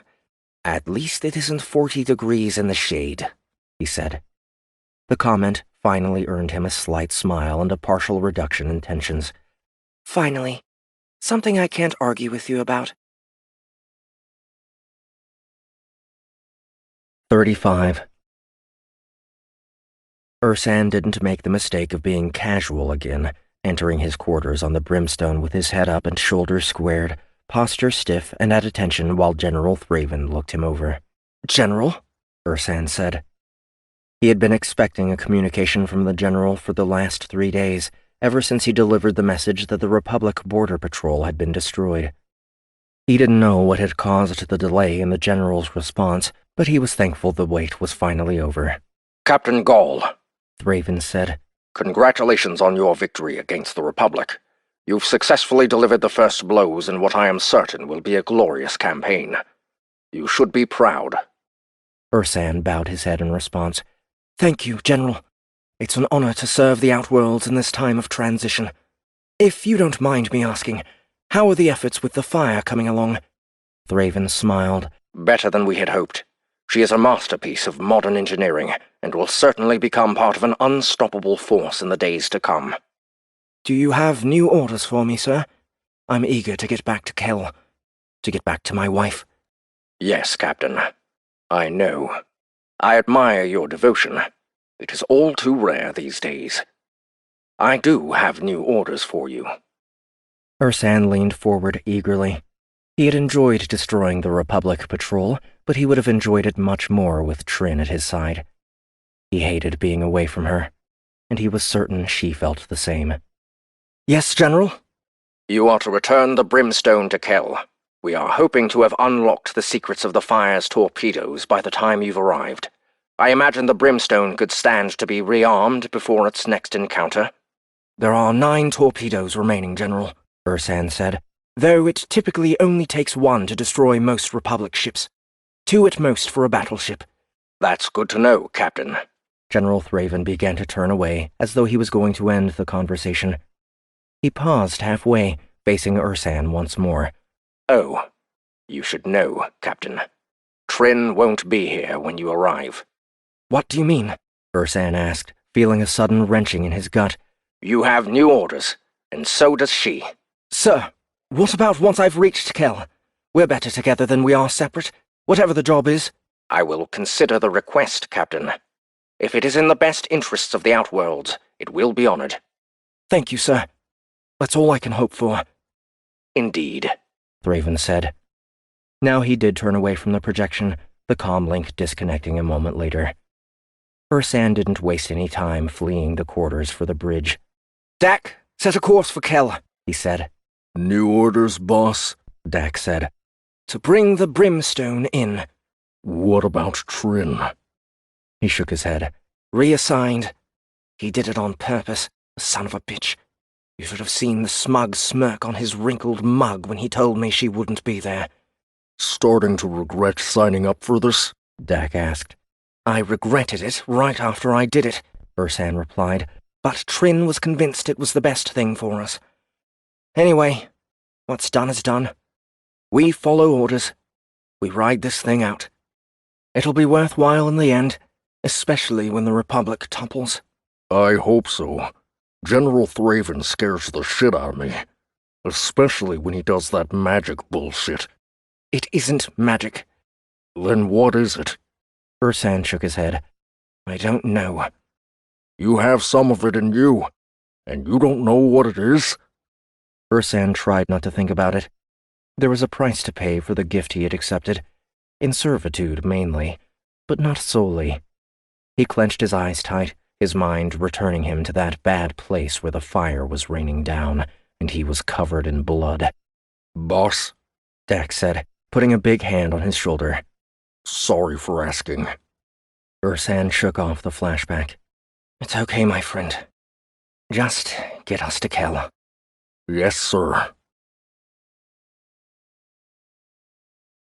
36. It took 2 hours for the rest of the crew to wake up from the sedative. Pick was the last to revive, sitting up slowly and rubbing his bald head, his mouth hanging open and a glaze over his eyes. It's about damn time, Bastion said. I thought I was going to die of boredom waiting for you. What? Pick replied. Where am I? Deep space, Ben Hill said. Middle of nowhere on an outworld starhopper. That wasn't a dream? Nope. Pick smiled. Good. I was afraid to wake up. Abby was standing in the corner of the small hangar with Gant, next to an orbital transport that had come with the starship. Like the Faust, it was an old thing, worn and tired-looking. It was probably just big enough to carry them planet-side, and though it appeared to be armed with a couple of small plasma cannons, she doubted it would be of much use for combat drops. It looked about as maneuverable as a terraformer. She had toured the Faust with the captain while the others had been sleeping. It was an interesting, eclectic design. 3 levels in total, accessed by one contiguous, large ladder clearly built with both Trovers and Rudin in mind. Level 1 was living space. 4 separate sets of quarters branching off from a central sanitary station, which included the toilet. Considering there were 6 of them, it meant some of them would have to share. While Gant had suggested they bunk together, she had rejected the idea. She had gotten a glimpse of Irie's record when she deactivated her bracelet. She knew why the former RIA Master Chief had been sent to Hell. It was better for all of them if they joined forces. Level 2 was the main operational hub of the ship. The cockpit sat at the front, while most of the electronics, gravity generators, shield generators, communications equipment, and CPUs, were arranged along the center, leading back toward the hangar and the main engines, both sublight and FTL, in the rear. Level 3 was storage. In addition to a small armory that was decidedly higher tech than anything else on the Faust, the captain had also been savvy enough to provide less warlike equipment, such as a range of outworld standard dress and various devices to help disguise their appearance, from basic headdress to falla caps. The time on Hell had left Abby permanently bald, unless or until she could visit a medical facility to have it restored. It would have to be black market medicine, thanks to the prison branding she had received. No legitimate doctor would go near her as long as she bore that scar. Level 3 was also hiding a pair of additional cargo holds, both large enough to store a decent haul of black market goods, each invisible behind false walls along the hull, doubly shielded against scanning to prevent discovery of the goods within. Once Ruby had finished implanting them with their control chips, she had moved on to transferring the 4 Dysterium containers over to one of the holds. Each one of them was worth a fortune. Operating capital, Captain Mann had said. Abby still wasn't quite sure what to make of the director of the OSI. One part of her was in awe of him, his position, his reputation, and the reputation of the department. Another part of her was afraid of him, not because he had the power to kill her, but because he had gone through so much effort to get them out in the first place. While his reasons were logical, she wasn't convinced that letting the lunatics out of the asylum was the best way to stop a war. Were they really lunatics? She felt like one, especially now. Something was happening to her. Something she couldn't place or describe, but that she could feel at the edge of her mind and body in those brief moments when she wasn't thinking about anything else. It was as though she had hundreds of worms squirming just beneath her skin, creating a feeling of gross discomfort that she couldn't quite ignore. She broke out of her head when Captain Mann moved to the center of the hangar. "Attention!" he snapped, as good as any Marine drill sergeant. She reacted almost by instinct, coming up straight and stiff, her arms at her sides. The others did the same to various degrees of formality. "I'm going to keep this short and simple," he said. "I spoke to most of you individually while you were still a bunch of incarcerated, pathetic remains of formerly promising soldiers." He paused, making eye contact with each of them wherever they were arranged in the hangar. "Right now, the only thing that's changed is that you aren't incarcerated anymore. You're on the outside now, and you have a second chance to atone for the mistakes you made and uphold your original oath to protect the Republic." "Can we skip the bullshit speech?" Bastion asked. "I'm not here to protect the Republic. I'm here because here isn't hell." Me too, Pick said. Captain Mann glared at the pilot for a few seconds. "Okay, Worm. Here's the way it is. While you were all sleeping, my assistant, Ruby, was busy implanting a very nasty bug in your brains. You try to break orders, you try to run, you try to do anything that I don't like, I can drop you where you stand and leave you wishing you were back in prison." He looked at each of them again, one by one. "Before I continue, do any of you want to test me?" None of them moved. "Good. I've already briefed Lieutenant Cage on the parameters of your mission. It's the one and only reason I risked my own ass to get you off of Hell. She'll fill you in on the details, but the most important thing for you to know is this. When you finish the mission, you'll be released from duty. The implant will be removed, and you can do whatever frag all you want with your lives from that point forward. That's your incentive to get the job done. Is that understood?" Yes, sir, they replied in ragged succession. "Good. Ruby is my conduit to you, and your conduit to me. You can consider her your babysitter, your mummy, or whatever the frag else helps you comprehend that whatever you do, I'll know about it. With that being said, I picked you all because you're the best available at what you do. Maybe the best the Republic has in or out of incarceration.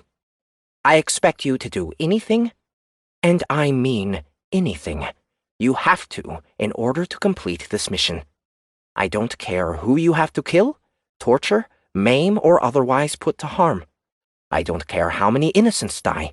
I don't care what you have to destroy, as long as it's in line with mission parameters. Step over that line, and you're as good as dead. Is that understood?" Yes, sir, they said, more synchronized this time. "Good. If you get in trouble, attract too much attention, or are caught in the act, the Republic doesn't know a fragging thing about you and won't be coming to bail you out. Is that understood? Yes, sir, they said, almost as one. Good. Does anyone have any questions? Sir, Irie said. Does this mean you aren't staying with us? That's right, Man replied. Your mission is my mission too, but I don't have the luxury of working anonymously. I'll be following up from my office, as well as working on determining if and how the mess at the prison is related to the stolen ships. Stolen ships? Bastian said. Like I said, Lieutenant Cage will fill you in. Sir, what about our families? Ben Hill said. Are we allowed to contact them? I can't stop you, but keep in mind that they think you're gone for good. What would you be putting them through to turn up again, only to disappear if things go bad? Completing the mission means freedom, but that doesn't mean the mission is going to be easy. If it were, I wouldn't need individuals who are otherwise disposable. Abby flinched at the word and at the response to the question. She had been considering trying to contact Haley to tell her what had happened. Now she was having second thoughts.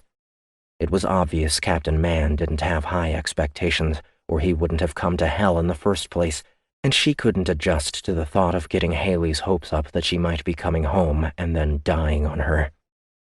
It was better to let her be crushed once and surprise her later than to risk crushing her twice. Of course, she would do anything to ensure she made it back to her. Anything. Disposable, Pick said angrily. Who the hell are you calling disposable? You need to manage your opinion of yourself, Pick. You were all in hell for one reason or another. You all broke the law. You were all court-martialed. That hasn't changed.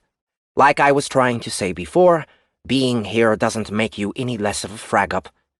Not until you prove your worth. I'll prove something, you constipate, Pick muttered, Abby's translator picking an interesting word for the trover epithet. Any other questions? Man asked, looking at each of them again.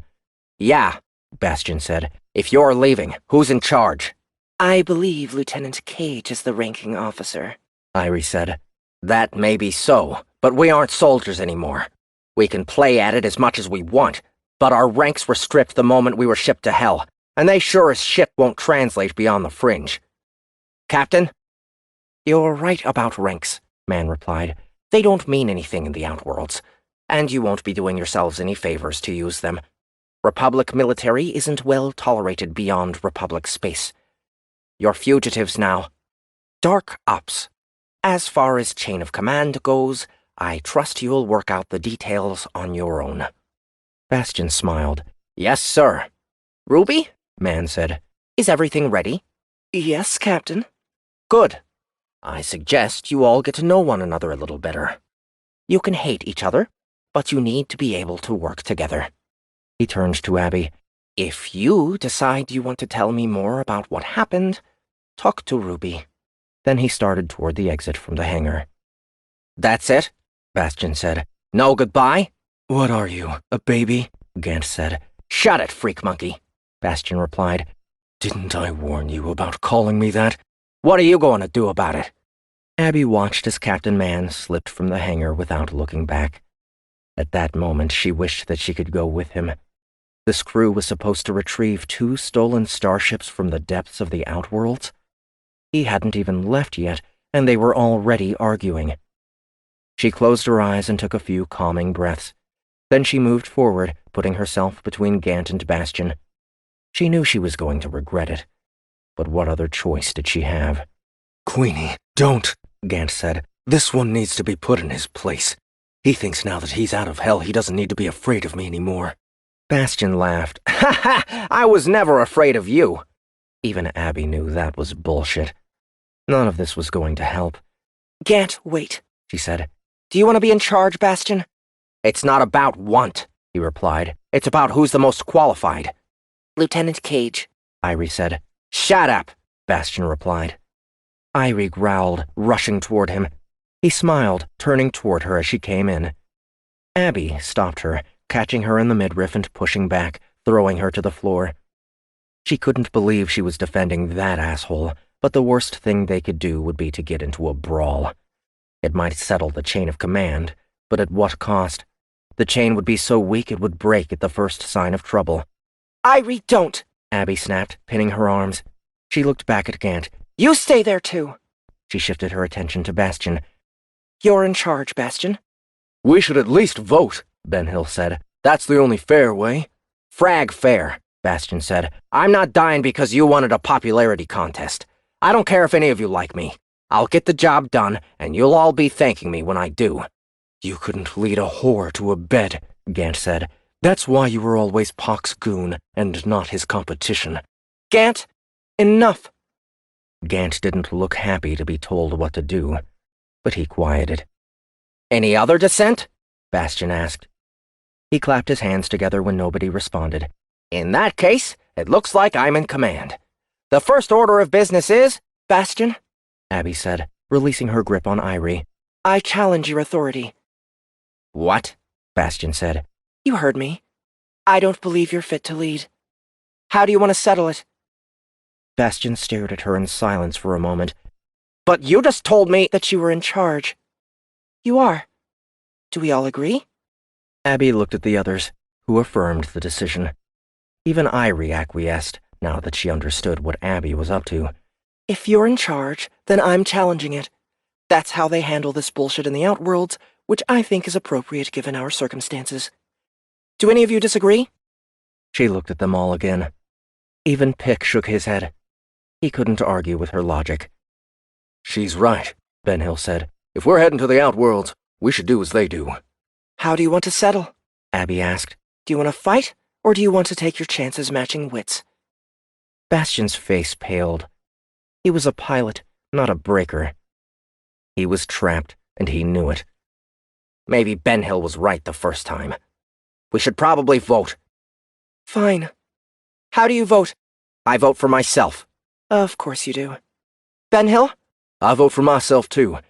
Not because I want to be in charge, but it's more dramatic. Pick? The Trover was hesitant for a moment. Then he shrugged. I vote for Bastion. Heh, Bastion said. Irie? I vote for you. Gant? I vote for you too, Queenie. Abby glanced over at Bastion. It looks like I'm the tiebreaker. He lowered his eyes to the ground. Okay, you win. You're in charge. Thank you, Abby said. She didn't really want to be in command. She also wasn't about to pin her future on someone else. Does anyone want to challenge my command? Nobody jumped at the opportunity.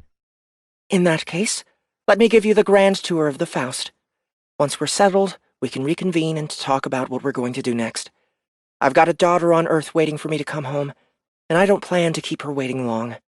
The statement was followed by mumbled affirmations. We may not officially be Republic soldiers. That doesn't mean you don't make it clear when you've heard and understand an order. Understood? Yes. Yes, what? Yes, ma'am, Pick and Ben Hill said. Yes, Commander. Irie said. Yes, Bastion repeated. Yes, Queenie, Gant said. Abby shook her head. We'll need to work on that. She headed for the exit. Ruby was already waiting there, having observed the entire interaction. Well played, Lieutenant Cage, she said. You need to drop the rank too, Ruby, Abby replied. It doesn't work anymore. As much as she hated to give it up. It was part of her identity. Who she was. Past tense.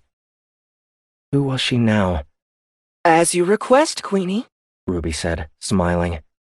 Abby frowned at the use of the nickname Gant had given her. Not you, too. I like it. It is suitable and appropriate. What would she become? At least she was still alive to find out. 37. The ship was small and black, as dark as the space that surrounded it, coated with a layer of dampening material that would make it invisible to all but the most sensitive of sensor arrays.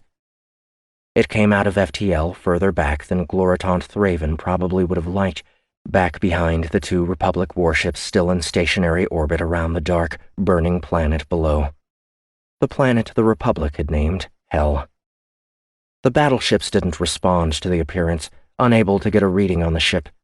They continued to hang above the nearly dead rock where they had been awaiting new orders from their command for the last 2 days.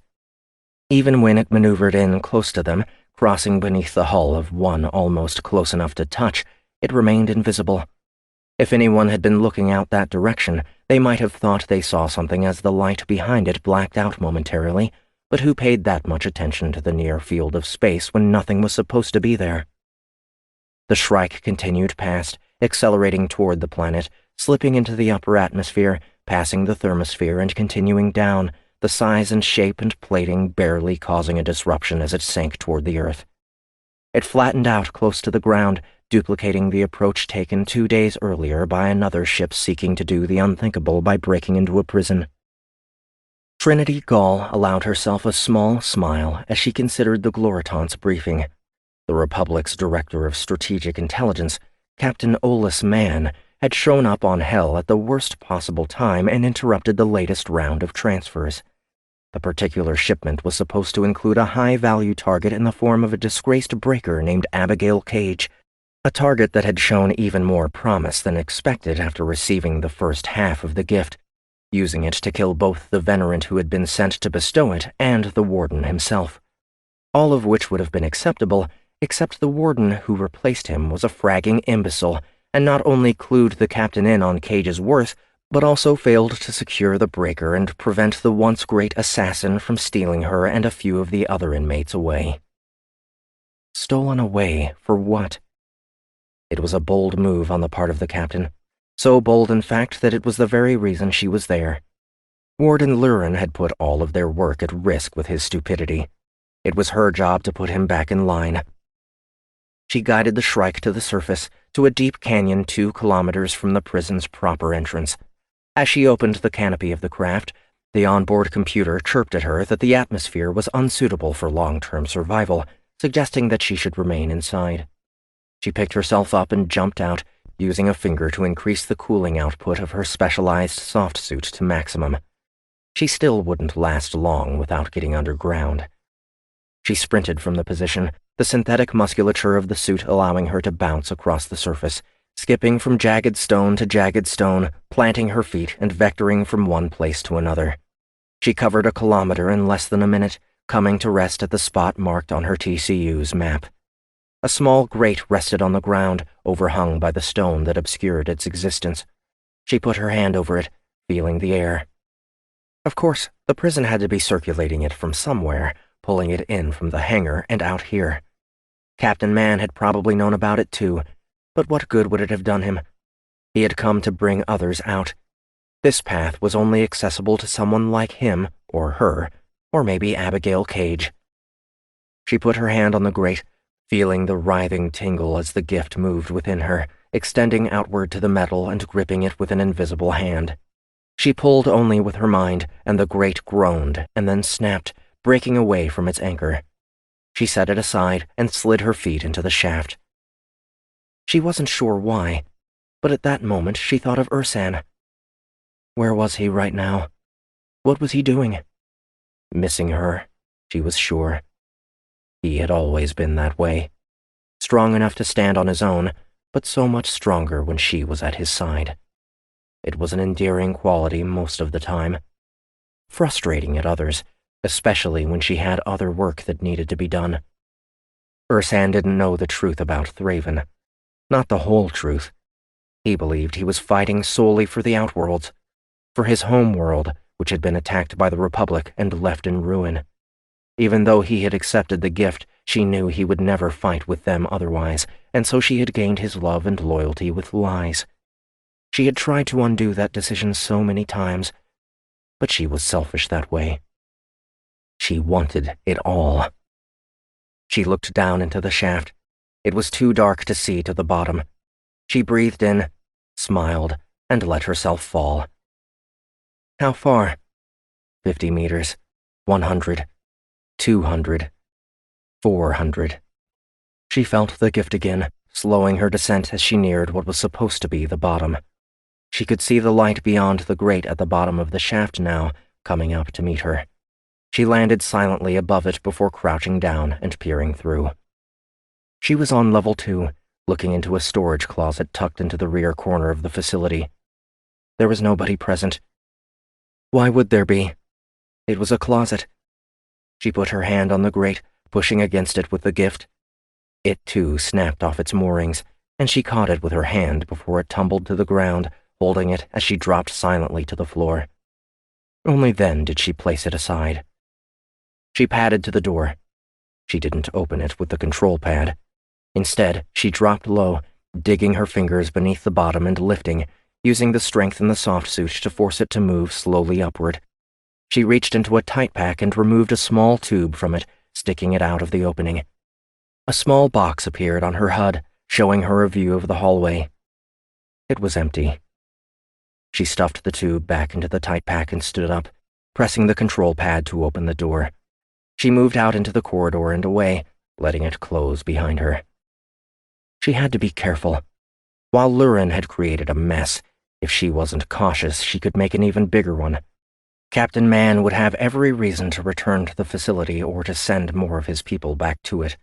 Her job was to make sure that when they did, they found no evidence of anything out of the ordinary. Warden Packard never existed. Warden Lurin never existed. Neither did Abigail Cage or any of the other prisoners who had been removed. Man knew the game as well as anyone. He would know what had happened. He was hamstrung by the laws of the Republic. Without proof, he would have no choice but to accept the outcome and move on. She heard footsteps ahead of her, and she pushed off the floor, turning over and reaching up, her fingers and toes extending into claws that enabled her to cling to the top of the corridor above. A medical bot walked past, trailed by a guard who was leading a prisoner to the ward. She knew they wouldn't notice her. She dropped behind them and continued on. She had to hide 3 more times before reaching Lurin's private quarters. She was amused to find his door was secured, as though he was afraid Captain Man was going to come back for him, or maybe he knew how the Gloritant was going to respond to his failure. Like a locked door could stop her. She withdrew a small disk and placed it on the control pad, breaking through the security in seconds. The whole effort only proved that Lurin had no business as warden. Then again, even he probably hadn't expected Packard's sudden demise. The door slid open. Trin stepped in, closing it immediately behind her. Lurin was on his feet near the back of the room, a gun already in hand. "It wasn't my fault," he said. She reached up and removed her helmet, shaking her head to allow her hair some freedom. "It doesn't matter," she replied. "Your Venerant was supposed to keep her under control. If she couldn't do it, how the hell was I going to?" "She only has half the gift and no idea how to use it. Your guards should have contained her." "She killed 2 guards in light suits. She also managed to stop a convert." Trin paused. Thraven hadn't told her about that. Interesting. "It still doesn't matter. Olas Man is going to be suspicious of what we've been doing here. Not only do we have to shut the operation down temporarily, but we also need to remove the evidence. You're part of the evidence." "No," Lurin said. "I'm loyal. I did my best." "Best or not, you still failed." "An impossible task!" Trin felt a twinge of empathy for the warden. She couldn't argue that he might be right in that. Not that it mattered. She started raising her hand. He fired his weapon. The gift stretched out to meet the slugs, pushing at them, stealing their energy and knocking them harmlessly to the floor. "You're going to damage the room," she said, getting angry. She pushed off, bouncing toward him. He dropped the gun, cowering as she came down. She pulled his arms aside and wrapped a hand around his delicate neck. A quick squeeze, and he was dead. She lowered him gently. It wasn't enough to just kill him. She had to find all of the soldiers who had been witness to the escape. Fortunately, the warden had already provided a list. To think that all of this was necessary because that damnable Ket had come up with an as-of-yet unbreakable erasure schema, using it to wipe a server that the Gloritant was certain contained the coordinates of the General's hidden base. They would never have needed to implicate the Breaker as one of Ket's disciples, and they would never have needed to try to bring her over to the cause to solve the algorithm. She couldn't change history. What was done, and her orders were clear. She would finish up here, and then she would find Abigail Cage and either complete her conversion or complete her erasure. Which one it was depended on her. 38. So the Outworlders stole a pair of invincible starships, Bastian said. And we're supposed to get them back? Yes, Abby replied. 2 starships. yes. You do realize we only have 1 pilot? I'm sure we can hire a temp or something, Gant said. Pilots are a dime a dozen. Bastian glared at Gant, but didn't speak. We'll cross that black hole when we get to it, Abby said. We have to find the ships first. Any ideas? Abby glanced around the small table where they had organized after a brief interlude, during which she had shown them around their new home and given them some time to convert themselves from prisoners back to soldiers. Not soldiers. Regular individuals. Well, not quite regular. The others had all swapped their hellsuits for something a little more comfortable, choosing from the selection Olas had left. Casual clothes they would have never been allowed to wear as members of the Republic Armed Services or as prisoners on Hell. The dress down had done a small wonder for the overall tension of being stuffed into a small starship with relative strangers and sent out on a suicidal mission after being broken out of prison. It had allowed the crew to start seeing one another as individuals instead of rivals, as thinking, feeling beings instead of slaves. It wasn't perfect, but it was something. She had tried to do the same. She had taken a pair of loose knit pants, a shirt, boots, and underwear from the inventory. She had brought it back to the quarters she was sharing with Irie. She had taken off the hellsuit and put them on. She felt more naked in those clothes than she ever had in the suit. She felt exposed and vulnerable. Was it that feeling of movement just below her skin? Was it her experience with Clio and Packard? Was it a need to cling to a uniform of some kind? She wasn't sure. Whatever the reason, she had abandoned the fresh clothing for the suit, putting it back on before returning to the second deck where they had gathered. Nobody had questioned her on it yet, though she had noticed their surprise. She imagined Gant would quiz her later. Do we have their last known location? Gant asked. Abby looked at Ruby. The Brimstone's second attack occurred near the planet Seta 8 days ago, she replied. Seta is on the fringe, Bastian said. 8 days is a long time, Irie said. They could be on the other side of the Outworlds by now. Why did the Republic cross the fringe? Ben Hill said. Gant replied, knowing the punchline. To get to the other side, he finished. It was old satire. The main reason the Republic continued pushing at the Outworlds was so they could punch through and keep expanding. Terrible, Pix said. Maybe the joke is bad, but the point is the same, Ben Hill said. It doesn't matter where they were. That's old news. It matters where they are now. Man pulled you out because you're supposed to be the expert on the Outworlds, Gant said. If they took the fire and the brimstone there, where's the best place to start looking for them? Why'd Man pull you out, Gant? Bastian said. He wanted a new pet? Who took your bracelet off, Worm? Not that I don't regret that decision now. Can you both shut up and stay focused? Abby said. I want to be an FTL within the hour, headed somewhere that will lead us to something. Captain Man picked each of us for whatever skills we have that can benefit the mission and the team. I don't have any skills, Pix said. I'm just good at killing things. Killing things is a skill. Speaking of teams, Ben Hill said. You aren't going to give us another shitty joke, are you? What's wrong with my jokes? They suck? To each their own. I was going to say, speaking of teams, we can't go anywhere calling one another by our given names. Forget ranks. Our old selves don't exist anymore. We're ghosts. Shit, even our old nicknames could lead the wrong people backward in history. We came from hell, Pix said. We're more like demons. Demons who got kicked out, Bastian said. Hell's rejects. Ha ha! Queenie over there can't even handle that part. How do you expect her to take a new name? Why are you calling me Queenie now? Like you aren't lording over us like a queen? He raised his voice in pitch, mimicking her. I challenge your authority. I'm in charge. Do what I say. I'm better than you because I was a breaker. I can kick your ass with one butt cheek and outsmart you with nothing but my pinky. Abby wanted to be mad, but the outburst drew laughter from the rest of the crew except for Gant. He only smiled once she laughed along with them. Maybe there's a bit of human in you after all, Bastian said. Like it or not, I think you've inherited a new moniker, Irie said. Not. But maybe it'll grow on me. What about the rest of you? I don't count. I never had a nick, and nobody who isn't another Gant can pronounce my name. Gant is as generic as they come. True.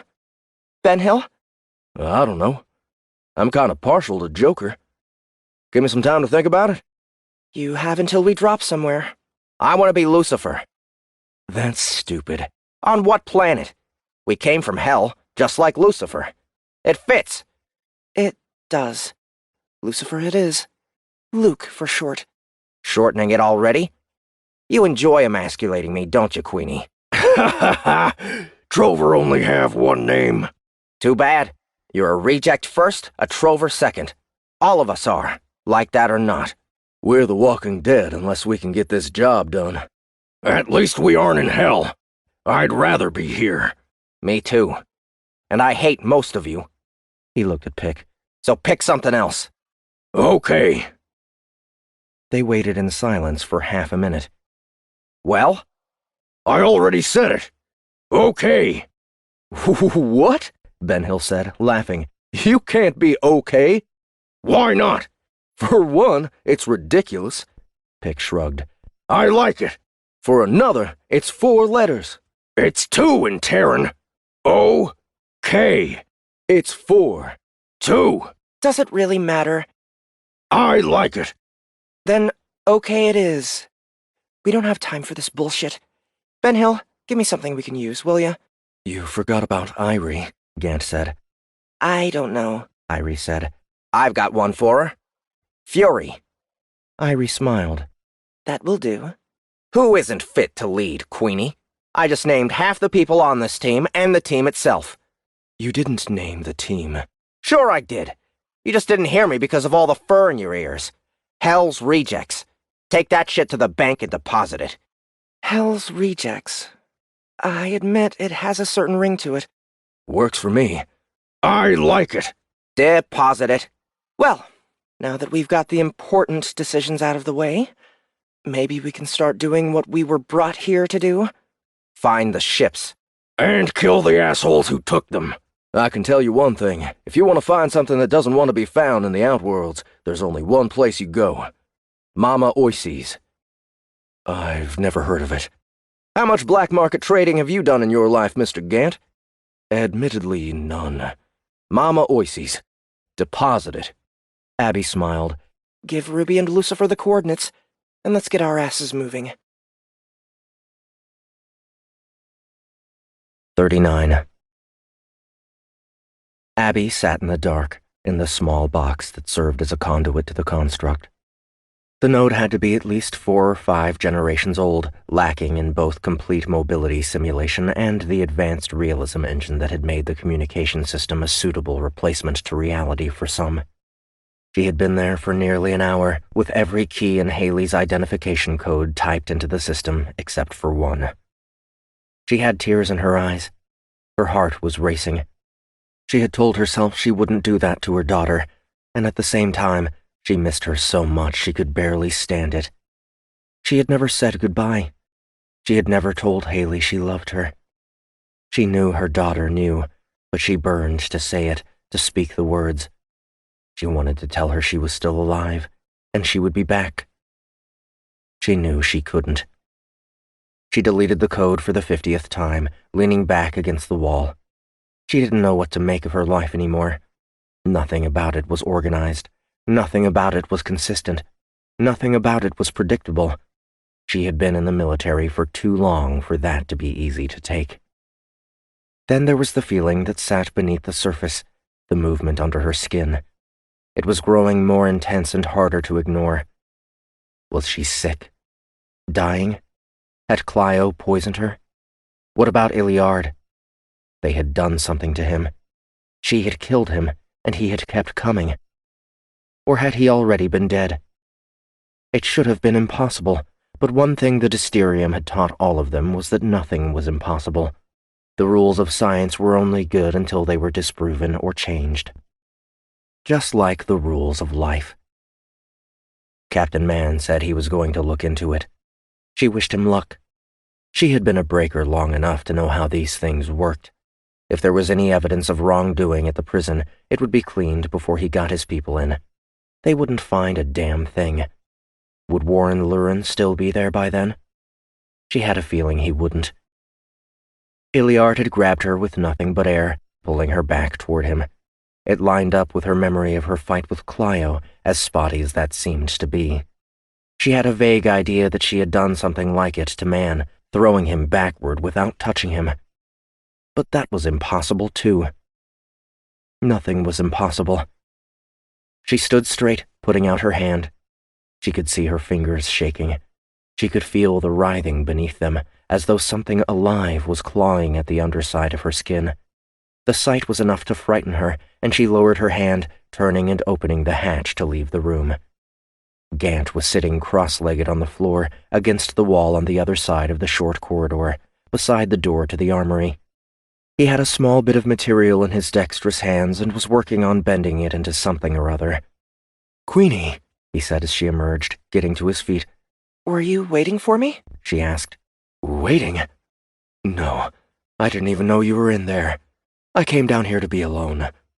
His expression told her he was lying. 6 years. I had nothing else to do. He held out the bent metal. "What is it?" "Nothing.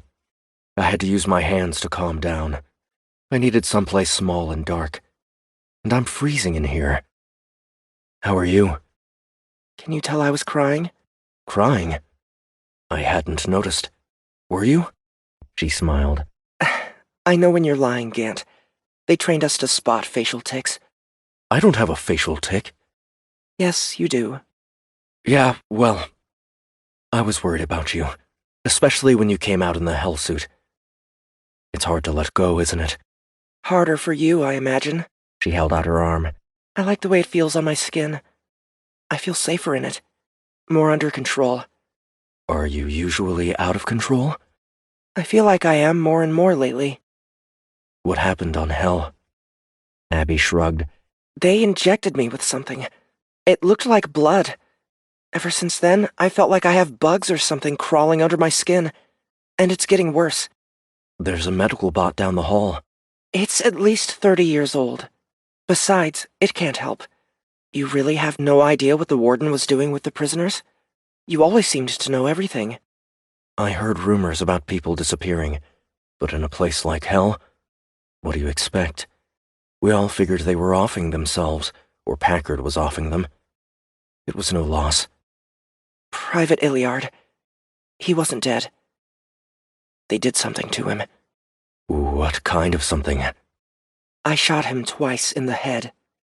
He didn't die. Not until Fury cut his head off." "Are you serious?" "Yes." "You think this all has something to do with the ships?" "I don't know. I heard Warden Lurin talking to someone else. They were using titles I've never heard before, not even in the Outworlds. Honorant? Adjutant?" "I've never heard it. Did you tell Captain Man about it?" "No. "Why not?" I don't trust him." "What do you mean? He's OSI. He's your people." Iliard said the Republic was corrupt. Davis was corrupt. Packard, Lurin. Man saved you from them. I saved myself, thank you very much. And I saved you and Captain Man. "I'm not saying you're wrong, but Man went out of his way to make sure you were on the team, and not only because I told him I wouldn't come unless you came too." "You did what?" Gant looked up at her, his eyes big. His face was adorable like that. He looked at the ground. "Lurin told him you were unstable. Dangerous. He would have believed it if I hadn't set him straight. Once he knew Lurin wanted to keep you, he risked his life to get you out." "Gant, I don't understand. What if he had said to forget it, that you could stay in hell and rot?" "Then I would have stayed. Maybe I would have tried to get you out. I don't know. Why would you do that for me? We're friends, aren't we? Sure. Friendship for Gants isn't the same as it is for humans. It's non-negotiable and non-transferable. Like a dog? She said, cringing as she did. She hated to put it that way. He laughed. Yeah, pretty much. That's why we're damn careful who we befriend, because it's complete loyalty until death. He paused, his voice lowering. And sometimes after. He was quiet for another few seconds before speaking again. You're stuck with me, Queenie. I hope you can live with that. She smiled. I'm honored, Gant. She reached out, putting her hand on his cheek. He was ridiculously soft. He made a soft noise that sounded like a purr before pulling away. Her translator suggested it was pleasure. Don't ever tell anyone about this. Especially Bastion. He's an asshole. I won't. Thank you. For what? I don't feel as alone now. That means a lot to me. Me too. I hate you for getting everyone calling me Queenie, though. He chittered in laughter. I'd say I'm sorry, but I'm not. Who's the asshole? He laughed harder. Abby laughed with him. It felt good. 40. Jester, Ben Hill said. What? Abby said. My new nick. Jester. They were in the Faust's armory, picking out an assortment of equipment they thought they might need when they reached Ornell. A fringe planet, Ornell was 80% water, with two main land masses positioned thousands of kilometers apart and a massive blue ocean between them. A terraformer rested on one of the islands, its job long completed, the area around it overgrown with imported vegetation and teeming with exotic animal life. The other island was home to an outworld settlement, a moderately populated center that was more popular for what happened beneath the surface of the white alloy and glass facade than it was for the legal trade that flowed through it, though there was plenty of that as well. The government of Ornell had decided to toe the line on the conflict of the Republic, choosing to allow trade between both nations, and enforced a strict neutrality policy on its surface and in its spaceport. Such a thing was unheard of in the Republic, but all outworld planets had their own government, social services, military, and all the rest, and all of them made their own rules, coming together in unity as a diverse and massive delegation that pledged resources for the good of the collective. That's too close to Joker, Gant said, picking up a small box, opening it, closing it, and putting it back. That's the point. It's like Joker, but it isn't Joker, Ben Hill said. That's stupid. Bastion said the same thing about OK, Pick said. The pilot wasn't there. He was running through diagnostics on the old shuttle that he had decided to call the Imp. And you said if you like it to keep it, Ben Hill said to Abby. She couldn't argue with that. If you want to be Jester, you can be Jester, she said. I thought you, of all of us, would come up with something a little more unique. She picked up a small pistol from one of the racks, turning it over.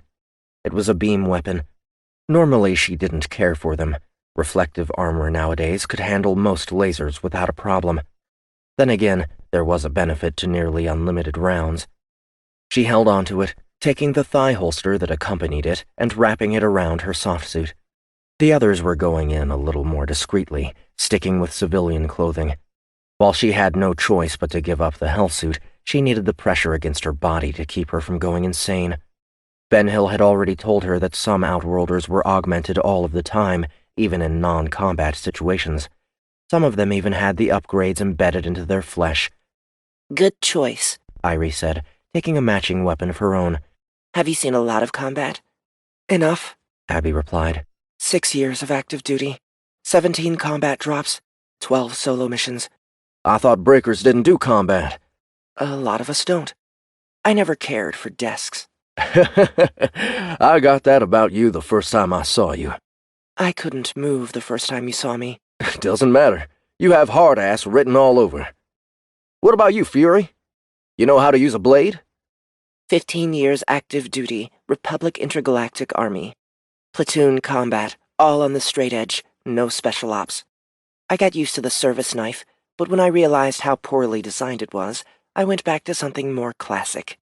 She reached back, lifting the katana there slightly from its hilt. Captain Man must have expected me to come back with him. These things are hard to find. It looks custom printed, Gant said. Rodrinium, if I'm not mistaken. It'll never lose its edge, and can probably cut through anything up to a battlesuit. Let's hope we don't need it, Abby said. Queenie, Ruby said over the ship's loudspeakers. We've received clearance from Orinel. Lucifer is ready to drop. Thank you, Ruby. That's our call. She led them out of the space into the hangar, where the imp was already humming, its reactor online. Bastion was visible through the cockpit's small viewport, watching them make the walk across the hangar. Ruby was waiting outside. Queenie, she said, saluting. Not military, Abby reminded her. My alternate programming is that of a pleasure bot. Would you prefer a kiss? I would, Ben Hill said. Stick with the salute. As you command. I'll keep the Faust ready to receive you in the event of an emergency. You know how to fly this thing? Well enough not to crash. That's not very inspiring. A pilot's a pilot. Let's go. Thank you, Ruby. My pleasure. What about my pleasure? Ben Hill said as they climbed into the shuttle. You didn't tell me we had a pleasure bot on board? She's not a pleasure bot, Gant said. She's Man's assistant. I wonder what else she's assisted him with. Jester, shut it, Abby said, picking up a small, clear wad of material and shoving it into her ear. Lucifer. Queenie? Bastion replied, his voice coming through the nearly invisible communicator. Everybody strapped in back there? Just about. You can seal us in and prep for launch. Yes, ma'am. The ramp closed, the shuttle shuddering as the power was shifted to the thrusters. I'll have to take a look at the stabilizers when we get back, Gant said. That shouldn't be happening. Ruby? Abby said. Yes, Queenie? She replied through the communicator. Whatever Jester says or does, the answer is always no. Ruby's laughter was obviously tuned to attract, soft and slightly breathless. Yes, Queenie. Hey, Ben Hill complained. She's part of the crew. We should use her for what she was made for. She's here to support our mission. That is supporting our mission. You don't like it? Take it up with the person in charge. He creased his eyebrows. But you are... Oh, I get it. Funny. The shuttle vibrated more strongly as it lifted from the hangar floor and began moving toward the exit. I don't like this, Pick said in response to the shaking. I already said I would fix it later, Gant replied. The shuttle passed through the force shield, keeping space where it belonged, moving into the vacuum. The vastly blue world of Orinel was visible through the cockpit transparency ahead, the city glimmering on its island near the center. Dozens of other starships hung around them, a collection of miners and traders and transports from a number of worlds. They were all pushed back slightly in their seats as Bastion punched the throttle, sending them rocketing forward. Oh, shit! She heard Bastion say in excited response to the acceleration. This baby is custom! He rolled them a few times before leveling off and smacking into the atmosphere, pushing through and out into the air below. The shuttle quaked the entire time, and Abby could see Gant was getting annoyed by the imperfection. It took 8 minutes to reach the spaceport. It was massive in scale and already serving nearly 1,000 ships of both Republic and Outworld design, segregated into separate sections of the area in an effort to avoid trouble. They were directed to the Outworld side, touching down in the midst of the other shuttles. Gear up, Abby said, getting to her feet. She picked up a long overcoat with a high collar from a small locker at the front of the shuttle, slipping it on and nearly hiding the entire soft suit. She checked her reflection there, turning her head to make sure the Hell brand was invisible beneath a patch of false skin. While Irie had put on a falla cap to hide her baldness and grow a shoulder-length mane of synthetic black locks, Abby hadn't bothered to cover up, figuring the lack of hair helped complete her overall look. The others took their turns after her, finishing their outfits with jackets and hats, working to blend in with the population while setting up their nodes in the comm network. Roll call, Abby said once they were all outfitted and waiting at the rear of the shuttle.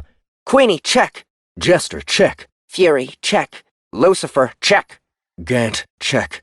Okay, check. Satisfied, Abby tapped the control pad to lower the ramp. Let's go, rejects. 41. They took a ground shuttle from the spaceport to the city center, making sure to stay separated. Abby paired up with Irie, while Gant sat nearby, alone. Pick was also by himself, close to Bastion and Benhill, who sat at the front of the transport. The other riders on the shuttle were as eclectic a bunch as they were. Republic soldiers in crisp uniforms, Outworld nomads in scuffed and worn starsuits, the wealthy in richly threaded clothes and the poor in dirty rags. It was an interesting, impressive mix, unlike anything she had ever witnessed on Earth, where people of different origins and classes tended to remain apart. "We're getting off at the next stop," Benhill said to Bastion, his voice carrying across the team's network. "I know a good place to eat there." They all stood when the shuttle reached their stop, disembarking to the side of a busy walkway.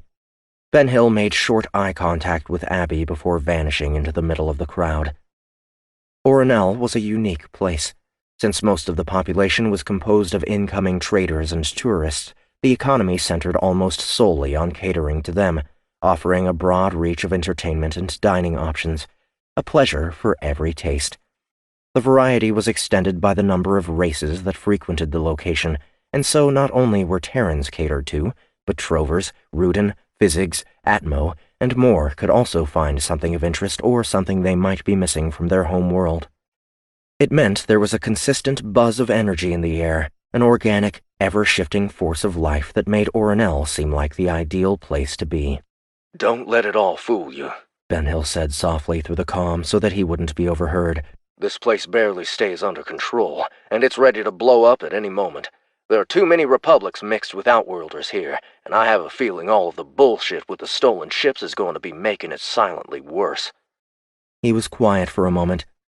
"Not to mention, the whole damn thing is a front for the real business, which all happens underground. Everyone knows it. Nobody admits it." Mama Oisi? Abby said. "She's one of the biggest players. I don't know if I can get us to her personally, but even her third-degree lackeys know more than most." If she's got the answers, we'll get to her. "How are you going to make that happen?" I'm a breaker. It's what I do. "I like the way you think, Queenie. Your confidence is infectious. But this isn't some second-rate Outworlder we're talking about here." Nothing ventured, nothing gained. "I think my great-great-great-great-grandfather used to say that." Abby continued trailing behind them, separated by more distance than would have been smart if they didn't have a trover with them. Pick towered over most of the crowd, making him easy to spot and easy to follow, from the streets down into a subterranean network of fast-moving transports. She had to scan a payment card to get a pass into the underground system. Thankful Captain Man had thought all of that out, too. The cards were anonymous and untraceable. Most of the cards that got scanned here were probably the same. They waited at the edge of an ultra-clean platform while a number of the underground transports paused ahead of them, allowing people on and off before rocketing away again. Abby stayed close enough to Benhill and the others that she could keep up with them, but far enough that only the most seasoned operative might have guessed they were one unit. Are we going to stand here all day? She asked. "There's a system to this," Benhill said. "See how the shuttles are marked?" Abby watched one go by without slowing, barely catching a glimpse of a colored streak as it passed. Color-coded? "Yeah, we want black. That one will stop where we want to go, as long as we tell the steward we want to stop." Sneaky. You're telling me the Republic does or doesn't know about this? Yup. Of course they do. But sometimes you need to let these things happen. Enterprises like Mama Oisi's lead to better intel for everyone. You should understand that part of the game. I do, but I haven't had much occasion to operate in this sort of environment before. Which is why I was bailed out. Hey, here it comes now. Stay close once we board or I won't be able to include you in the group. Roger. The shuttle stopped, the doors opening. It was a much lighter crowd than some of the other cars it carried. Abby followed Benhill onto it, bringing them all back together once they were on board. She could feel the pressure of the inertial dampeners as the vehicle quickly accelerated. "Excuse me, sir," she heard Benhill say to a taller Terran in a dark suit. "Do you have the time? An Earth Ordinary, if you don't mind. Is it after 6? The suit lifted an arm. Abby noticed his hand was metallic. An augmentation or a replacement? 1473, he replied. Thank you, Ben Hill said. He glanced back at Abby and winked. They got off the third time the shuttle stopped, the steward watching carefully as they disembarked, counting their numbers. Only a few other individuals joined them, and they lowered their heads and went on their way without making eye contact. How far underground are we? Gant asked. I'm not sure, Ben Hill replied. Nobody knows exactly where Mama Oises is. The car has all kinds of jamming tech on board to keep from being accurately positioned. I've heard a lot of rumors that the place is actually in the sediment beneath the ocean. I wouldn't doubt it, Irie said. The shuttle platform led out into a large concourse, which itself was an open market of a kind Abby had never witnessed before. There were vendors hawking food and clothes, sure, but there were just as many selling things that were illegal whichever nation you were from. Drugs, guns, augmentations, fake identification, even tech designed to hide away illicit cargo, like the kind the Fifth had used to steal the guns from Graydon. It was all there and out in the open, and she saw more than one Republic uniform amidst the crowds, taking a look at the gear, and in one case buying a patch of something. I don't fragging believe it, Gant said as they made their way through the throng. By the time she turned to look at him, he had scurried across 2 rows to one of the smaller stalls. Rejects, hold up, she said, giving chase while the others came to a stop. She caught up to Gant at the display, surprised to find another Gant in charge of the wares. They really do have everything here, Gant said, picking up a gun. It had been modified to fit a Gant's 2-thumbed grip. Watch where you point that thing, Abby said as the barrel swung toward her. Shit. Sorry, Queenie. He lowered it. How much? 500, the other Gant replied. 1,000? Gant said, incredulous. Supply and demand. How much demand can there be for a Gant gun? Gant said. The other Gant said something Abby's translator didn't understand. Gant's lip curled, revealing sharp teeth. You little piece of... Gant, Abby said. Both of them looked at her. 250, the other one said. That's as low as I go. Include the holster, and we have a deal, Abby said before Gant could continue arguing. She dropped her card on the table. The Gant took it and scanned it, and then handed it back. Deal. A pleasure doing business with you. Gant held the gun, staring at it like it was the most incredible thing he had ever seen. A few seconds later, his eyes darkened. I don't know if you can trust me with this, he said. Why not? His mouth opened, but he didn't speak. You said we were friends. I know. That's the problem. The last time... Forget it. Thank you. Let's keep moving. We've got a lot of work to do. Yes, ma'am.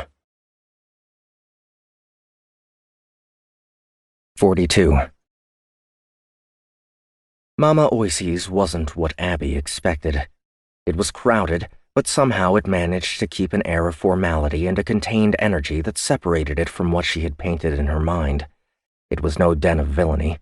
It wasn't home to the scum of the galaxy. It was organized, orchestrated, refined. Maybe she shouldn't have been surprised. The Rudin were known for their attention to detail and their meticulous nature. There was order within the groups of individuals seated in booths or around open tables, sitting at one of a number of bars, participating in games of chance or watching the Terran singer in the color-changing long dress belting out songs Abby had never heard before. There was a rhythm to it, a life of its own. Even the multitude of cleaning bots that wandered around the place picking up empty glasses and discarded trash were bright and shiny and perfectly maintained. What do you think? Ben Hill asked. I feel underdressed, Abby replied, looking down at herself. Maybe the style was unique, but it felt out of place amidst the individuals who were trying harder to look like they could afford whatever it was they came to buy or sell. Not that there weren't others in more standard outworld dress, and even a few in armor, but they looked more like bodyguards than big dealers. You stand out. In a place like this, that's hard to do. In a place like this, I don't know if standing out is a good thing. She looked around. She had no idea how far the reach of the high honorant extended, whoever and whatever the hell he was. Being too obvious was more likely to get her noticed by the wrong individuals, as much as by the right ones. Where's Mama Oisey? She has a private suite up there. He pointed to a massive colored screen above the largest of the bars. If you want to get up, you need to convince him. He shifted his finger to a trover that made Pick look tiny in comparison. He was easily 5 meters tall, the largest humanoid she had ever seen. Got it. Rejects spread out.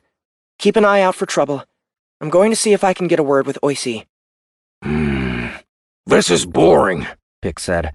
I should have stayed on the ship with Ruby. Not you too, okay? Abby said. It's been a long time. She wasn't made for you, Bastion said. I think you'd break her. I'm very gentle. That's another skill. One we don't need. Ruby needs it. Hopeless, Gant said. Enough. Nobody touches Ruby. She's got a new directive. A military directive. Don't piss me off. Sorry, Queenie. How can you be bored anyway? Bastion said. You spent 2 years in hell. Doesn't it feel good to get out, stretch your legs, have some activity around you? It's okay, I guess. That singer is hurting my ears. Those ancient Terran songs are terrible. What does "I'll keep holding on" mean anyway? Abby shut out their banter, separating from Jester and moving toward the trover. Does that living mountain have a name? She asked. Ill, Ben Hill replied. As in sick? In Terran, yeah. He was being distracted by an Atmo by the time she reached him. The smaller humanoid was speaking quickly and gesturing to the door behind the bouncer.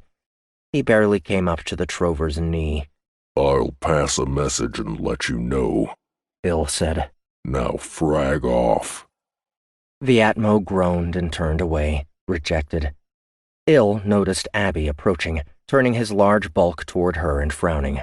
Mama doesn't need another whatever the frag it is you think you are, he said. Abby smiled. Who says I came to see Mama? She replied. Maybe I came to see you. Yeah, I believe that. Frag off. You're the biggest trover I've ever seen. How'd they even fit you through the tunnels? He softened slightly. I've been here since I was a kid. Can't get out of here now. Does that get lonely? Nah. Mama adopted me when I was your size. She's always got lots of indivs around. Look, we don't need to play games. You didn't come to flirt with me. Everyone wants to talk to Mama. Everyone. Abby shrugged. You've probably had 1,000,000 individuals approach you in 1,000,000 ways to speak to Mama directly. That's right. Did any of them ever tell you they had information about Sylvan Kett and a potential Republic conspiracy? His face changed again. Curiosity. His left eye lowered as if he had a tic. Queenie, this is Lucifer. I'm tailing 2 outworlders who are acting a little funny. They're coming your way. It isn't 2. Irie said. I'm tracking 3 more.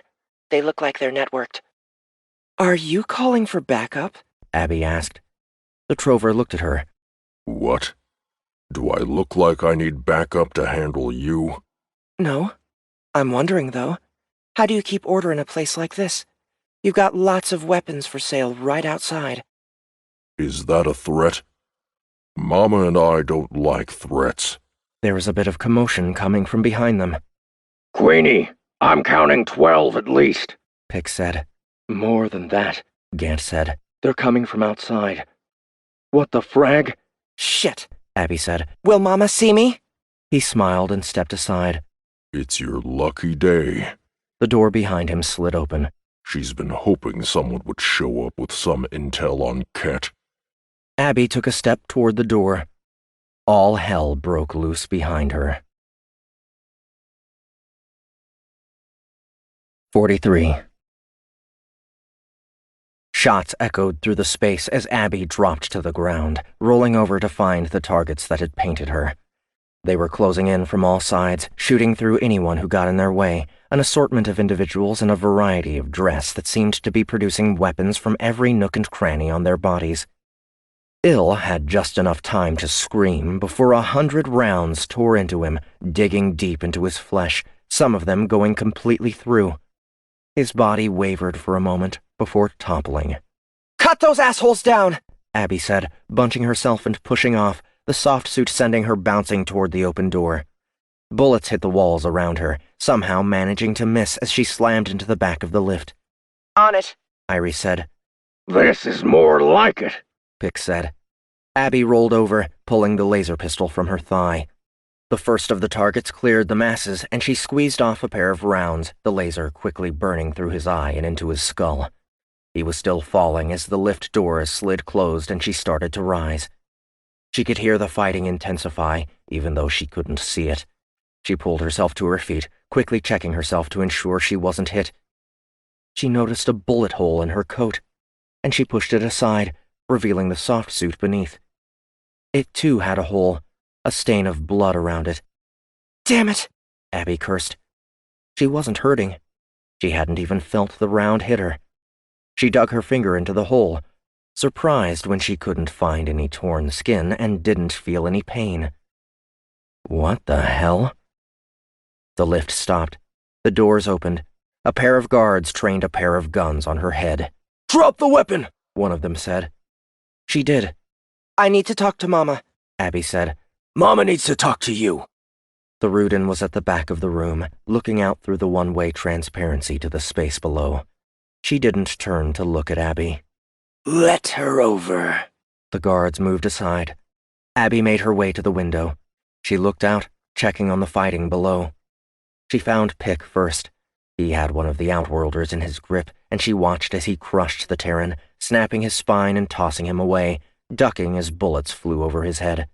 They smacked into the transparency right in front of her without leaving a mark. She found Gant and Irie next, paired up and defending against a few more of the assholes, trading fire from behind an overturned table. Bastion was nearby, hunkered down and staying low while the munitions crossed overhead. Where was Benhill? Do you bring this kind of chaos everywhere you go? Mama asked, still not looking at her. Abby could hear her beak cracking beneath the translation. "It seems like it lately," Abby replied. "You don't seem concerned." I'm very concerned. That was the only thing she said about it. Tell me what you know about Sylvan Kett. "I need intel.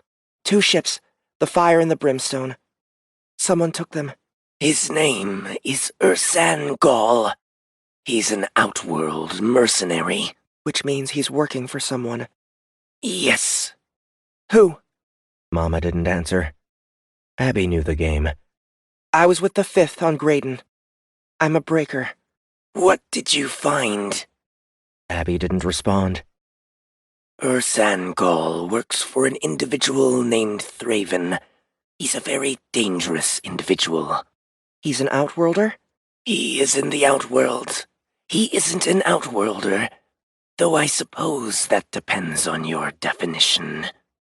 Abby watched as one of the cleaning bots she had seen earlier approached one of the targets from behind. Its fingers came together, creating a point, before lunging forward and into the man's back. She found another bot further away. It had produced a gun from somewhere and was shooting at the enemy. It sparked and hissed and sent up a plume of smoke as a round of fire from the rear of the space destroyed it. "Queenie, where are you?" Bastion said. "We're not having the best time down here." "I'm with Mama. You need to hold the line. All of you." Roger, Gant said. "Mama, One of her guards said. we need to get you out of here. Eln is reporting a problem in the tunnels, and an unmarked ship just showed up in orbit. It isn't responding to hails from planetary control." Who are you that he wants you so badly? Mama said, finally turning a large eye to her. "I'm nobody. Just someone stuck in something they don't understand." A pair of tentacles snapped out from Mama, quickly wrapping themselves around her wrists and pulling tight. What do you know? Mama screamed, the snap of her beak so loud it hurt her ears. "Not enough. That's why I came to you." About Kett. What do you know? Graydon? Hurry! "I picked up a mainframe there. It was Republic, marked Special Ops. It had been erased before I grabbed it." Not erased, stupid girl. Too valuable to erase. You know what was on it? I know it belonged to Ket. You said you're a breaker? Yes. I tried to retrieve the data, but I got arrested before I was able to finish. Her beak clattered together in laughter. They took you. Another tentacle reached up, finding the false skin on her neck and pulling it away, revealing the brand beneath. Hell! The facility shook as a large explosion rocked it. Queenie? Bastian said, worried. Mama, we have to go, the guard said. You don't know what you've gotten yourself into, girl. You should have stayed in hell. You would have been— She stopped talking, her eye falling on the hole in Abby's soft suit. A fourth tentacle reached up and poked it. It immediately shot up to her face. Oh. The ships, Abby said. I need to know where Ursan Gall took them. To Thraven. Where? I don't know everything. The facility shook again. Abby turned her head to look down on the fighting. There was blood everywhere, bodies everywhere, broken pieces of beaten bots everywhere. Soldiers were moving in black light suits like the ones the guards on Hell had been wearing. The rejects had closed ranks, part of the remaining opposition. Tell me what you do know, and make it fast. My team is down there. They're buying you time to escape. You fragging owe me. Thraven's been at the edge of the Outworlds for years. Nobody knows exactly where he came from. Some say unexplored space. He's been recruiting, building a military.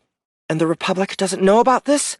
I've heard that he has influence in the Republic as well, that his hand reaches everywhere. Like Hell. You know about Hell? Does the title High Honorant mean anything to you? Thraven calls himself a Gloritant. So the theft of the fire and brimstone is related to the bullshit on Hell. The way you reacted to my wound. You know what they did to me, don't you? Not exactly. I've heard they've been taking people and making them harder to kill. Now I know it is true. How? I told you. I don't know everything. Where did you get the intel from? I need a name, a location, something. You aren't going to make it out of here alive. Don't tell me what I will and won't do. Give me a fragging name. I can't divulge my sources. My business will be ruined. Look around you, you stupid squid. Your business is already ruined. I don't know Thraven, but you said he's building a military. He also just stole 2 of the most powerful starships in the universe. What does that say to you? Even if you rebuild, it isn't going to do much good without any customers. Mama stared at her a moment. Drun, she said at last. There's a skink there named Yalem. He sold me the information about Thraven. She let Abby go, pulling back her tentacles. You brought this on us. You brought them here. He wants you. The mainframe. He wants you to finish decrypting it. Why? Ket knows the truth. That's why the Republic turned on him. How do I find Ket? Nobody finds Ket. We're done. I'm leaving. You have another way out? My way out, girl. You find your own way.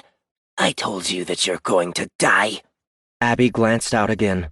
More of Thraven's soldiers were arriving, shooting anything that moved. She couldn't allow herself to believe she had caused this mess, but she couldn't deny it either. Why had Thraven come here now? Because she was here, or because he had guessed someone would find their way to Mama to ask about the ships? He didn't seem like someone who wanted to be found. Not yet, anyway. Gant, Abby said. Queenie? I need you to get the others up here. How? There's a lift by the dead trover. Looks locked. Come on, Gant. Fine. On it. The 2 guards put their guns to her head again. You aren't coming with me, Mama said. You brought this destruction, this death. You've ruined me. You're a demon. You belong back in hell. She turned away, heading for a secret door that opened at the side of the room. Kill her. 44. The guard on her left put his gun closer to her head, touching the barrel to it. Abby surprised herself with her calm. She decided she wasn't going to die. Not today. He began to squeeze the trigger. She could feel the motion beneath her skin, acute and almost painful, as though it was warning her of the impending shot. She snapped her head forward as the bullet fired, the heat of the muzzle flash burning the back of her neck. The bullet itself missed, the slug hitting the armored transparency and scuffing it before it fell to the ground. She swung her arm back, catching the guard in the face, the power of her blow enhanced by the soft suit. His nose crumbled beneath the force, and he fell backward. She was already shifting again, dropping low and spinning, bringing her leg around and into the other guard's ankles, knocking him over. She rolled on top of him as he hit the ground, punching him hard in the side of the head and putting him out too. She picked up the guard's gun, firing it into the wall beside Mama Oisi. "Wait up," she said. Mama rotated on her tentacles, half of them reaching up toward her robe. Abby fired, hitting one of the tentacles, which exploded in bits of fatty flesh. Mama shrieked, the other 3 appendages producing 3 separate guns. "Stupid girl!" Abby bounced from her position, evading the Ruden's attack, rotating herself in the air and pushing off the nearby wall. Mama tried to track her, rounds whizzing past, one of them clipping her shoulder and sending a momentary flare of pain from the spot. She landed, ducking down, firing again, hitting Mama's robe, which absorbed the attack. The lift doors slid aside, the rest of the rejects piling out into the room. They were sweaty, dirty, and in Pick's case slightly bloody, but otherwise still in one piece. "Queenie," Gant said, "Where—" He saw Mama turning one of the weapons toward him. He reacted like a gunslinger, the laser pistol he had bought coming up to his hip, the tight beam visible as it pierced her eye. A moment later, she vanished beneath a storm of fire from all of the rejects. "What the frag is going on out there?" Ben Hill said. "It's like fragging Armageddon." "It might be worse than that," Abby said, quickly checking her shoulder. Once more, there was the hint of damage, but no damage to be found. "Mama Oisi, I presume?" Gant said, waving his gun at the dead Ruden. "She used to be," Abby replied. Something thunked into the transparency to their right, sticking to it. Abby recognized the ordnance instantly. "Get down!" She fell onto her stomach as the munition exploded, blowing out the transparency in thousands of small shards. She was up again in an instant, turning toward the broken shield as the first of the light suits began bouncing up to it. She opened fire, knocking 2 of them to the ground as they arrived. "Let's go," she said, pointing toward the secret passage Mama had opened.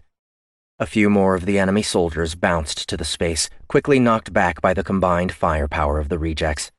They moved into the hallway together, Abby waving them past as she lingered near the door. She shot one more of the soldiers before hitting a control pad there, closing the hatch and hopefully hiding them once more. The rejects ran along the hidden passage. They traveled a few hundred meters, spilling out into a separate shuttle passage, where a lone shuttle was waiting, another pair of guards waiting with it. "Don't!" Bastian said as they emerged. 5 guns were trained on the guards, and they responded by putting up their hands. "Thank you for your cooperation." They boarded the shuttle. Bastian found the controls, turning the craft on and getting it moving. They burst away, forward a few seconds before looping back and accelerating. The ride was short, no more than 30 seconds. It stopped in a much smaller station that fed out to a ramp. "Where are we?" Ben Hill asked. The ceiling above them shook, chunks of dirt spilling in a cloud of dust. "Under the city?" Irie guessed. "I only see one way out." "They're attacking the city?" Bastian said. "Damn! What the frag did I get myself into?" "It's better than hell," Pick said. "Come on," Abby said. It wasn't like they had a choice in direction. They ran up the ramp to the round hatch at the end. It slid open, revealing a war zone behind it. Small, dark ships zoomed overhead, firing plasma cannons and projectile weapons, strafing the area as they passed. There was a large, rounded ship nearby, already on fire, sending plumes of smoke into the air. "Spaceport," Gant said. "Nice." "Ruby," Abby said, hoping the Faust had slipped the attention of the invading force. "Queenie," She replied. "the planet is under attack." "I'm aware. What's your situation?" "They are ignoring the unregistered ships in orbit and attacking planetary defense. Shrikes, but not like any I have in my database." Can you tell if the imp is in one piece? "One moment. Checking. Yes, I'm able to reach its communications equipment." Great. We're on our way. Be ready to get the Faust away from here. "Yes, Queenie." "Queenie, you do realize the imp is on the other side of the spaceport," Bastian said. Abby looked up. There were at least a dozen Shrikes hovering near the spaceport, circling and strafing. Would they attack if they saw them running?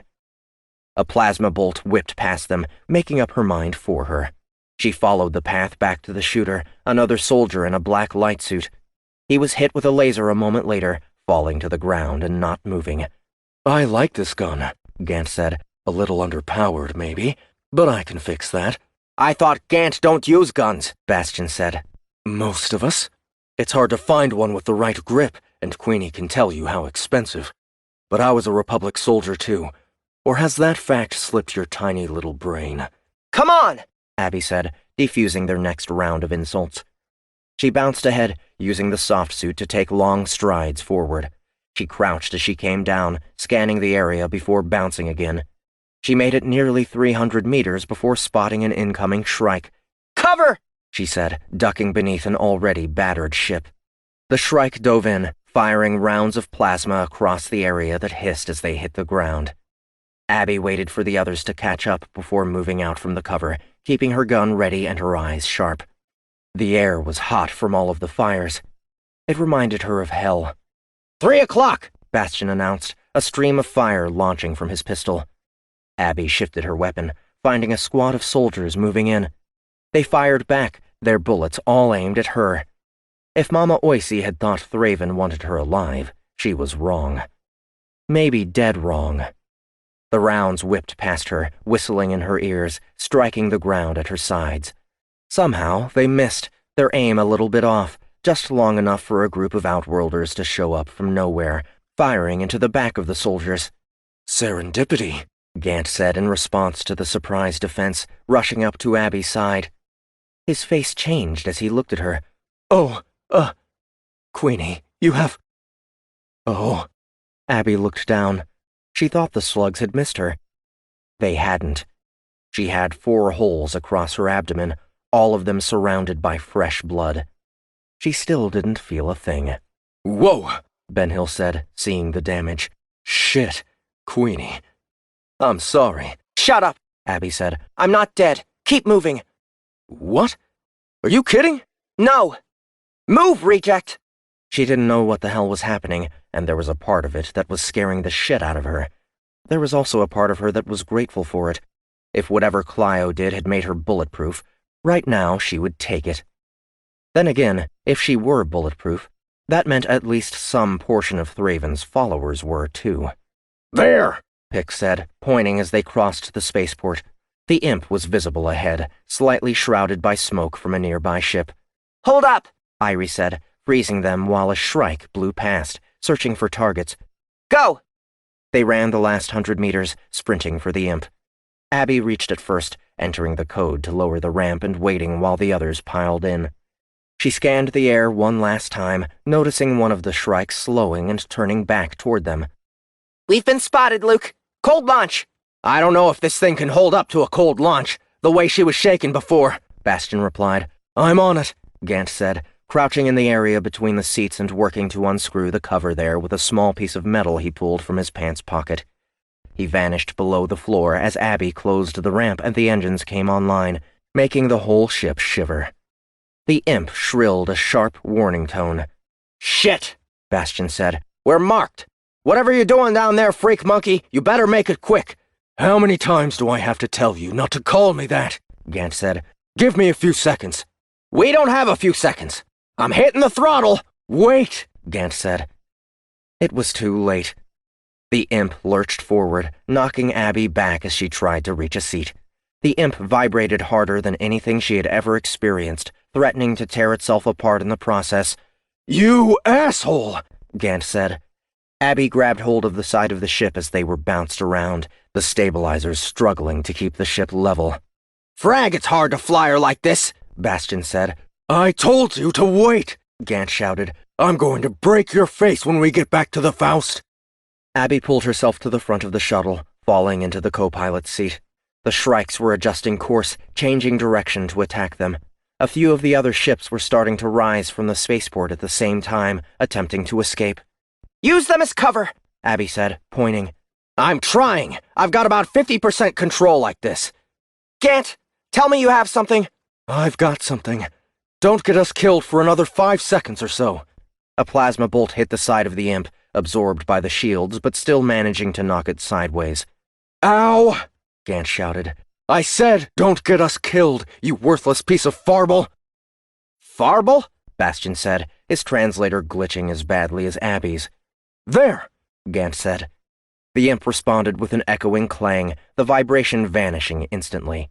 Bastion hit the throttle, changing vectors and swooping down toward one of the rising starships, 2 shrikes giving chase. Woo! Yeah!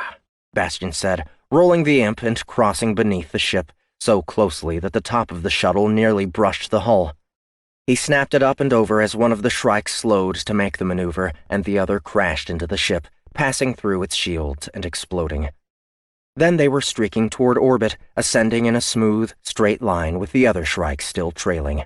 The smaller outworld ships were deadly to slower maneuvering freighters and battleships and could go toe-to-toe with the best of the Republic starfighters. Against the shuttle? It should have been no contest, but Bastion turned it into one. The imp slipped and rolled, the vibrations gone, the engines reacting with an acute sensitivity that belied the design. Wherever Captain Man had gotten her, the engines had been tweaked, the computers updated, the vectoring thrusters overhauled.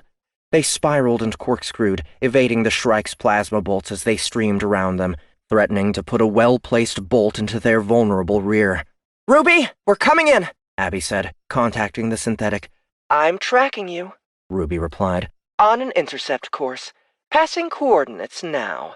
Got him, Bastion said. ETA 15 seconds. The imp continued to haul ass through the upper edge of the atmosphere and into the vacuum beyond. Abby could see the larger invading battleship now. It was unlike anything the Outworld was supposed to possess. Nearly 2 kilometers long, tall and wide, with a twin bow and a deep hull. It was stationary in space, unchallenged by the remaining ships around it. The battered remains of a Republic cruiser was sitting a few 100 kilometers off the port side. Not the fire or the brimstone. That meant Thraven had more than just shrikes under his control. Where had he gotten that ship? It was a question for another time, one of the dozens that were floating around in Abby's head. The order of the universe was unraveling before her eyes. Her personal order was twisting into chaotic knots. She absently ran her hand over her stomach, feeling the holes in the soft suit there. She should have been dead or dying on the tarmac of the spaceport, or back in Mama Oisey's personal lounge. She shouldn't be here now, on the verge of making it back to the Faust. She snapped back to the present. The Faust was on their starboard side, cutting across on an intercept vector, rotated so the hangar was in line with them.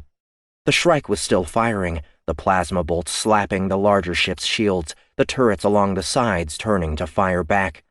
Lasers pulsed around the imp, invisible beams marked by flashes of light from the hull to help them evade the attack.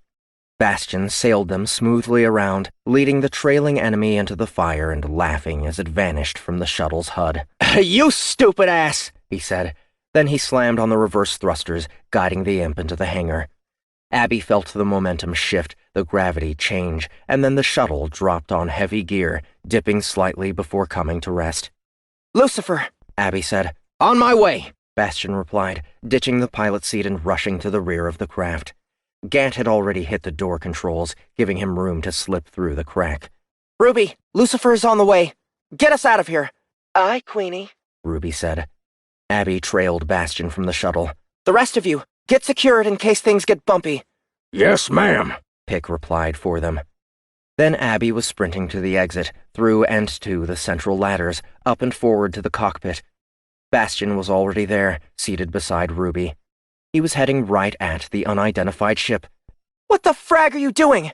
"Ruby said Captain Man might want a good look at that thing," he replied. "Frag, Captain Man, get us out of here." "You might be in local command of this crew, but Captain Man is the boss." Abby moved forward, wrapping her arm around Bastion's neck and pulling it back in his seat, choking him. "Captain Man left us with orders to do whatever we had to do to finish the mission. That doesn't include getting blasted by that ship. Now get us to safety, or I'll break your fragging neck." "I can't breathe." "Ruby, I've already been shot 6 times today. I'm not in a good mood." "Coordinates are set, Queenie," Ruby said. "Lucifer, punch it!" Bastion reached forward, lowering his finger to the control pad just as the enemy ship started shooting. Abby's eyes narrowed at the brightness of the plasma bolt nearly striking them right before they went into FTL, escaping Orinel in a flash. 45. Abby unhooked her arm from Bastion's neck, getting back to her feet. The pilot leaned forward, choking and trying to regain his breath. You crazy bitch, he said, sputtering. You could have fraggin' killed me. You're a demon. A damned fraggin' demon. Ruby, Abby said, ignoring him. set a course for Drun. Drun, Bastion said. Frag. Why? That's the direction Mama pointed us. What are you so worried about? Drun is shit. A dustball. Worthless. Not according to Oisi. Bastion laughed. The rodent we killed because she was trying to kill you? It's just as likely a fragging trap. I don't think so. But if it is, it is. That's our lead. You're out of your damn mind. Ruby, set a course for Drun. Abby repeated. Yes, Queenie, Ruby said, using the co-pilot station to begin entering the coordinates. They would have to come out of FTL to redirect, but that shouldn't be dangerous between planets. And get me a line to Captain Man. Yes, Queenie. You should be dead, Bastion said, looking back at her, his eyes fixed on her stomach. Why aren't you dead? Because I'm a demon, Abby replied. Take us out of FTL and put us on course to Drun. When that's done, go find something to do to chill the frag out. Bastion's eyes turned to Ruby. Something else. Ruby, Captain Man. I'm initializing the connection now, Ruby replied. Come with me. Abby left Bastion alone in the cockpit, Ruby following dutifully behind her. Gant and Irie were climbing the ladder into the central area of the Faust as they arrived. Queenie, you okay? Gant said. I'll be fine, Abby replied. Where's Pick? Already up top, Irie said. He said he needed to use the bathroom. She raised an eye. Where are you going with Ruby? To speak with Captain Man, Abby replied, shaking her head. They needed to reset the synthetic as soon as they had the chance. You want to tell him what happened on Orinel? Gant said. He probably already knows what happened on Orinel, or will soon. No, I want to tell him what happened to me, and what Oisi told me. I thought you didn't trust him. I don't, but I have a feeling he's going to be in trouble if I don't say anything, and he still has the keys to the kingdom.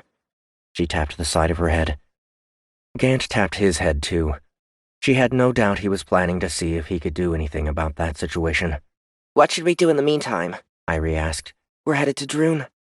Rest, recover, and prepare. As you say, Queenie. Abby continued down the ladder to the small construct module.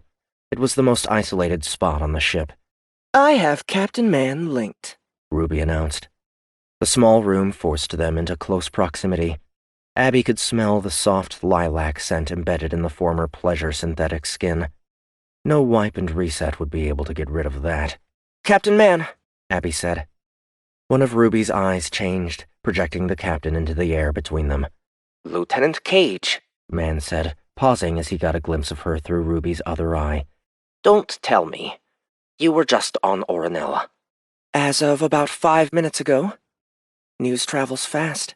Especially when Republic ships are under assault by an unidentified warship. Do you know anything about it? Unfortunately. Have you ever heard of Gloritant Thraven? No. It sounds like a cocktail. Funny. He's a man. Actually, I don't know if he's a man. According to the late Mama Oisi, he's been building up a military, and it looks like he's just about ready to make his move.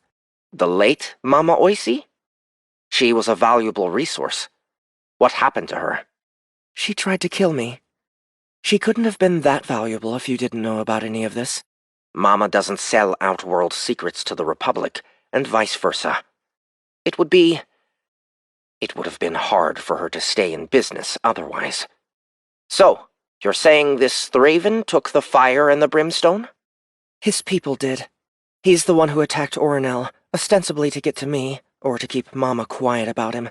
She divulged that there's a skink on Drun who may know more about Thraven's operation.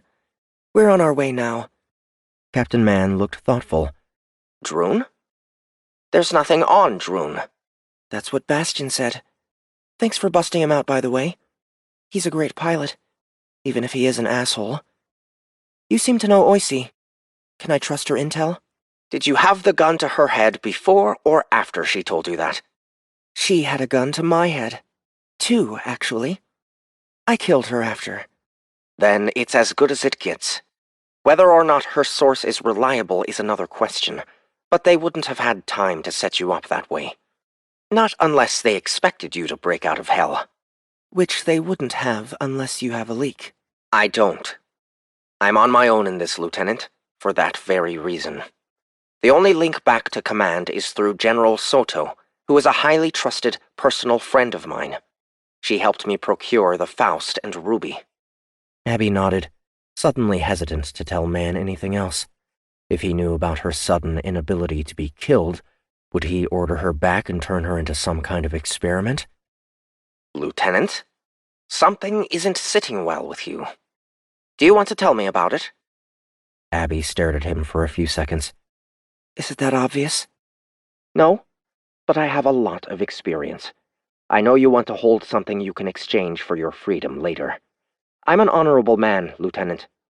I won't tell you that you'll be released and not follow through. Assuming you live that long, Abby said, making up her mind. I have reason to believe Thraven has been pulling the strings on Hell. Packard, Lurin, they both work for him. I overheard Lurin talking to someone else, calling him a high honorant, a rank of some kind. If Thraven has control of Hell, then he knows about me. I was already suspicious of everyone. Suspicious enough to expect an assassin? Like the ones who attacked Director Egan? Keep this to yourself, Cage, but it takes one to know one, and I know one when I see one.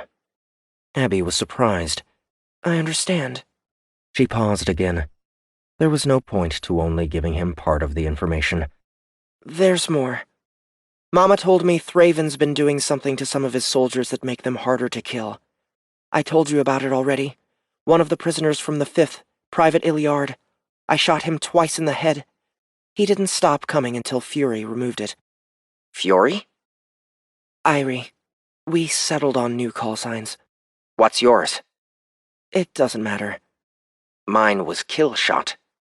That's a lot better than Queenie. I hate nicks that end in a strong E. It makes me sound like a child. You should have picked one for yourself sooner. Breakers don't have call signs.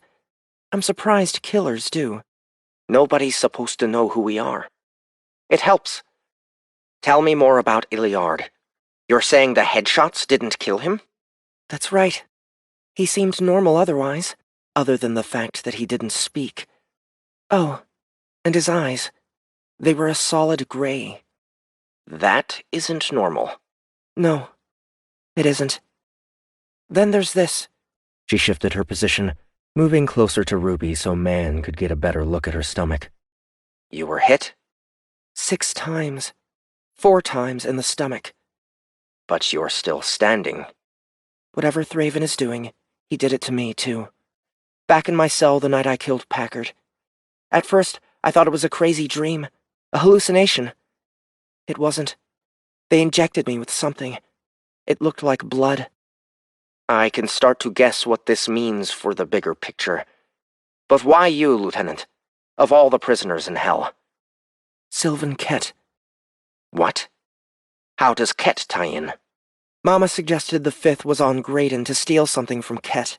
Something he didn't want Thraven to get his hands on. He wiped the data as an added level of security, which it turns out was a good idea.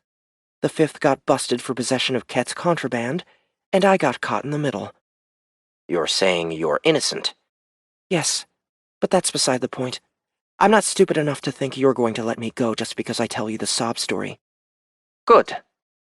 The point is that Thraven wants the data on the mainframe I recovered. He tried to have his people break it, but they weren't up to the task. So they needed a professional? Yes. One who was easy to get control over. Who they thought would be easy to control, and who had already started working on the problem. Did you make any progress? Not much, but I eliminated a lot of possibilities. That's a start. What do you know about Kett Killshot? I know the Republic thinks he's a traitor. Do you? As the head of the OSI? The evidence suggests he is. Ferrying contraband? What would you do if you knew there was a threat to the Republic, but you couldn't tell anyone about it? If you couldn't ask for help? If you knew your chain of command was compromised? I'd break an elite team of soldiers out of incarceration. Abby smiled at that. I assume General Kett didn't have that option. Maybe he did the next best thing? I'm open to the idea after everything else you've just told me. I'll see if I can dig anything up on Thraven. You stay the course, but be careful. Drun may be a trap. You don't want to pull me off the team? Why would I do that? To find out what Thraven did to me. You are already a weapon. If you're harder to kill, then you're a stronger weapon. Why the frag would I pull you out? We need all the help we can get. Yes, sir. Are you starting to feel a little better about the situation? The one I should have never ended up in? Not at all. But if Thraven has designs on the Republic, he has designs on Earth. I'd rather he didn't have those ships to field in support of that. I have a daughter to protect. Good enough for me. Thank you for trusting me, Queenie. Don't make me regret it. I won't. Man out. Ruby's eye dimmed, the projection vanishing. Abby closed her eyes for a moment, hopeful that she had made the right decision. Man wasn't going to tell the Republic about her. What was he going to do with the intel? Ruby, how long until we reach Drun? 42 hours, Queenie. Good. I need some time to unwind. I am skilled at massage, Ruby said, along with many other relaxation techniques. I can imagine. You know what I do want? I can provide many services. Nothing like that. Something to eat. I just realized I'm starving. 46. Olas sat behind his desk in his quarters on the driver. It had taken nearly 3 days for him to resync with the battleship after Usiari had been delayed by the Republic ships that arrived in orbit around Hell. Ships that Warden Lurin had summoned. Ships that were obviously not as loyal to the Republic as they might have thought. Not that Olas trusted Usiari either. After all, the captain of the Nebula had allowed the driver to leave without questioning her commander too intensely. Because they knew he had given the gag order? Or because Usiari was helping to keep him in check? He considered his conversation with Lieutenant Cage. He wasn't surprised that she had taken control of the mission. He knew from the moment he had decided he wasn't leaving without her that she was going to be vital to their success. He knew from the moment he had figured out that Lurin was a lying piece of shit and the Republic was deep in it. Even so, the future looked more and more like a black hole, gathering mass and threatening to swallow everything it neared. At the center of it, someone named Thraven, who had not only orchestrated the theft of the fire and brimstone, but who had also been taking prisoners out of Hell and using them to bolster a secret army. More than that, he was experimenting on them. Ola still remembered how Cage had thrown him across the isolation room with nothing but a gesture, even if it seemed she couldn't remember it herself. And now she was virtually bulletproof? He would never have believed it if he hadn't seen it. The thought worried him more than he had let on. Super soldiers had been a long dream of the Republic Armed Services. At one time, they had believed that bots and synthetics would be those soldiers until counter-AI technologies had relegated them to peaceful servants. Then the battlesuits were supposed to be the next evolution of infantry warfare. While they had enhanced the combat effectiveness of a single soldier, making one as powerful as 20 or more used to be, they were still mortal, still flesh and blood, still able to feel pain and to be killed. If Abby was right, and he had no reason to doubt her, all of that was going to change, which would have been acceptable if it were the Republic who had made the leap. It wasn't. Gloritant Thraven was a step ahead of them, maybe 2 or 3. Where the frag had he come from? A short chirp indicated that someone was trying to communicate with him. Olas didn't hesitate, opening the link. "What do you have?" he asked. "Sir, I've completed the analysis of the life stream you sent over," Ensign Clar said. Let me guess. No leads. Actually, sir, we may have something for you. I'm transmitting the results now. Olas sat up straighter in his chair. He hadn't expected his investigators to turn anything up.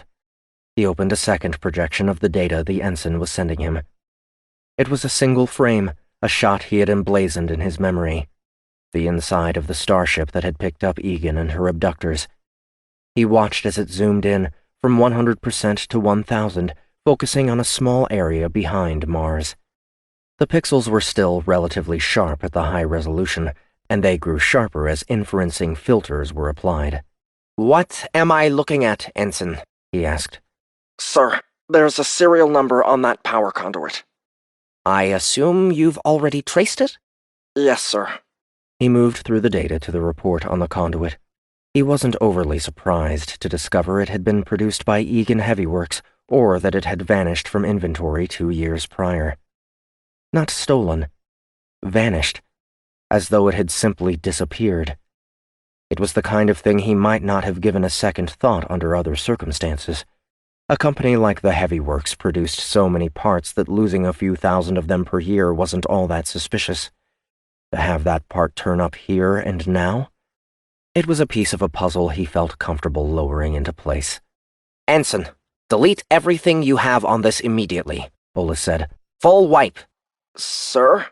Local copies and from the OSI data store. If I could erase your memory of it, I would. Does anyone else know about it? Lieutenant Platt. Ensign Clark replied. Give him the same orders, and watch your back, Ensign. This information is as volatile as it gets. Yes, sir. Her voice was less confident, slightly shaken. Good. He needed her to be alert. Man out. He closed the link, sitting back for a moment. He hadn't trusted Mars Egan that much before. He trusted her even less now. General E.T. Soto, he said, directing the communication system to send a signal out to her. He had been trying to reach her for days, frustrated and increasingly concerned with the lack of a response. A physig appeared, projected onto the desk, short and wide, with big, heavy bones and thick, gray skin. General Omsala?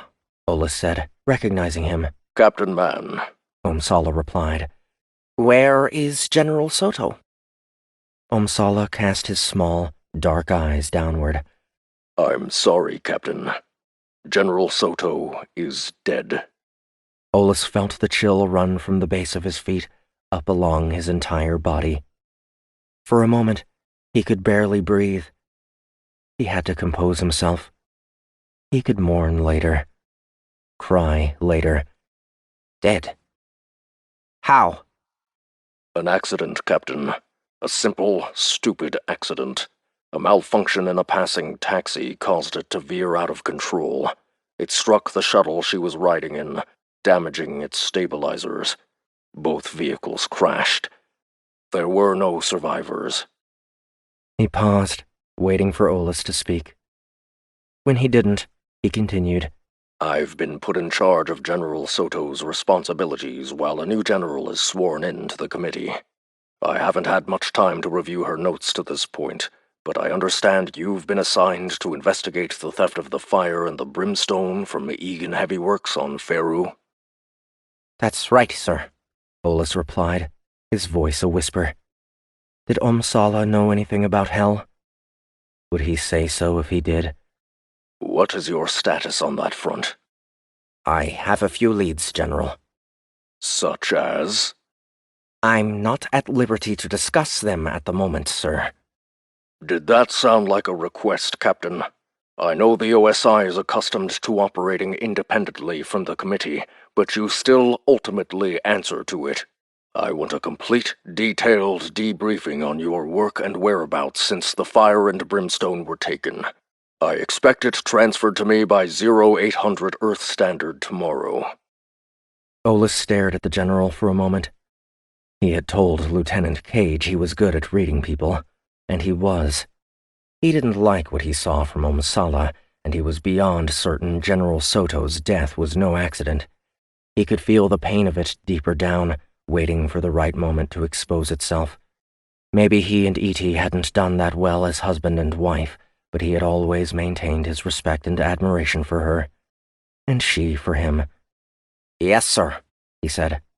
Omsala cut the link without another word. "Commander Usiari," Olas said. "Aye, Captain?" The driver's commander replied. "Take me back to Faru." Would he? "Aye, sir," Usiari said. Olas closed the channel. Maybe Usiari would take him, but would he send a message out to Director Egan to let her know he was coming?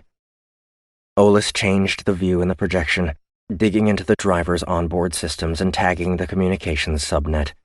If anyone sent anything externally, he wanted to know about it. Omsala wanted a report delivered in 16 hours. It was a report Olas had no intention of providing.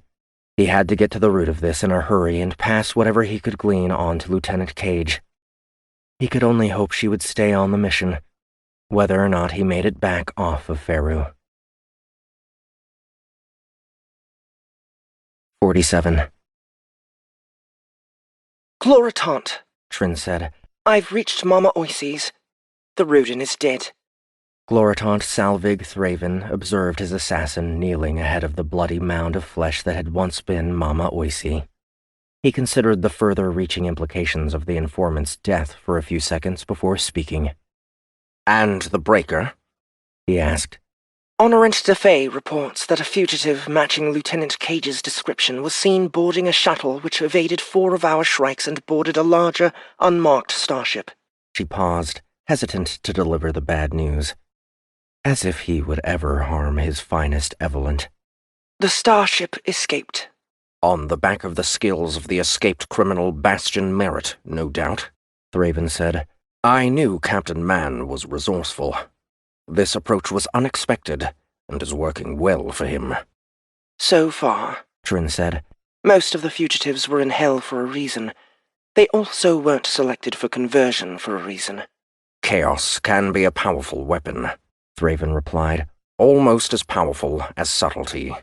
Was it a mistake to bring Captain Mann into this? Trin asked. Thraven stared at her for a long moment, until she shrank back slightly. "Mistake? No. Man is a wild card in this endeavor. A man of power and morality, despite his shadowed past. That is precisely the type of adversary to keep on a short leash. The mistake was in trusting the word of the fools who promised they could get into Ket's mainframe. Lieutenant Cage should never have been implicated with the 5th Platoon. She might have cracked the wipe by now and unwittingly given us what we are after." He could feel the muscles in his jaw clenching, and he got to his feet, his hands curling into fists. "Instead, we're chasing her around the universe." If she learns to control the gift... Thraven lifted his hand, and Trin crumpled to the ground. "She only has half. Even if she learns to control it, she can never be as powerful as I have made you." Yes, Gloritant, Trin said. He lowered his hand, letting her up. He didn't want to harm her, but sometimes she needed to be put back in her place. "Is Mama Oisi's grey matter still in one piece?" Yes, Gloritant, Trin replied. "Good. I want to know what she said to Lieutenant Cage. Can you extract it?" Trin smiled. Of course. She reached out to Mama Oisi, her fingers elongating slightly as she reached for the dead Rudin's eye. She dug into the edge of it, her hand vanishing behind it before clawing it away. There was a large cavity through the soft skeletal structure in back of the eye socket, a direct path to the brain. Trin reached into a tight pack on her back, removing a single glove from it. Thousands of small, sharp protrusions lined it, and when she put it on, they began to glow softly. She reached in with the gloved hand. Thraven couldn't see it once it vanished into Mama, but he knew the procedure well. The glove was a conduit between the gift and the flesh, a means to manipulate more than physically. Trin closed her eyes when her hand touched the brain. She started speaking a moment later. There you are, she said. They tried to kill her. Oh, she's fast. Very fast. "The gift," Thraven said. She used it. I don't know if she knows she did. Impressive. I can see why you want her. "Where?" Trin was silent for a few seconds. Yalem, she said. Thraven recognized the name. He never forgot a name. The skink? Your husband's mechanic? Former mechanic, Trin replied. He left shortly after I introduced Ursan to you. He was afraid of you. We have been looking for him. He has reason to be afraid of me. It appears he sold what he knew about the operation to Mama Oisi to pay for his escape. To where? Drun. Cage is headed to Drun. Thraven almost let himself smile. Go. Trin removed her hand, pulling off the glove and putting it back in the tight pack. It will be done. Make every effort to meet her there. Show her the potential of what we have given her. Show her how she can become more than what she ever imagined. Show her the glory of the new covenant. And if she refuses the glory? None refuse the gift in the end. And if she does? Trin pushed. Kill her. As you command, Gloritant. I'll require additional resources to take care of the other fugitives while I deal with Cage. Inform Honorant DeFay that he is now under your command, on my order. His ship and support units are yours. Thank you, Gloritant. Thraven closed the link, the projection vanishing. He lifted his head, turning it and looking out of the large transparency to his left. The massive open fields of Kell stretched beyond it, littered with thousands of pieces of heavy equipment being operated by many more thousands of his followers. A sea of starships, many near completion, rested among the machinery, waiting only for the final integration of the technologies proven by the ship docked at the head of the line. The fire. One of the keys to the glory of the Covenant. The beginning of the Great Return. How long had he waited to herald the next coming? How long had they been cast aside? Too long. Much too long. He turned away from the view, heading to the rear of the chamber and passing through. A pair of guards stood stiffly on either side of the door, their dark armor making them nearly disappear against the equally dark alloy of the wall.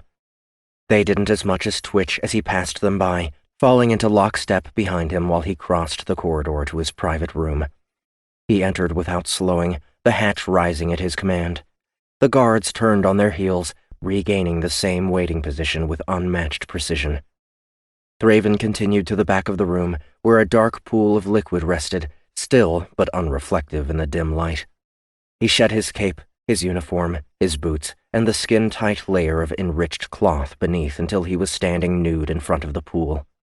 His skin was mottled and scarred, beaten and battered.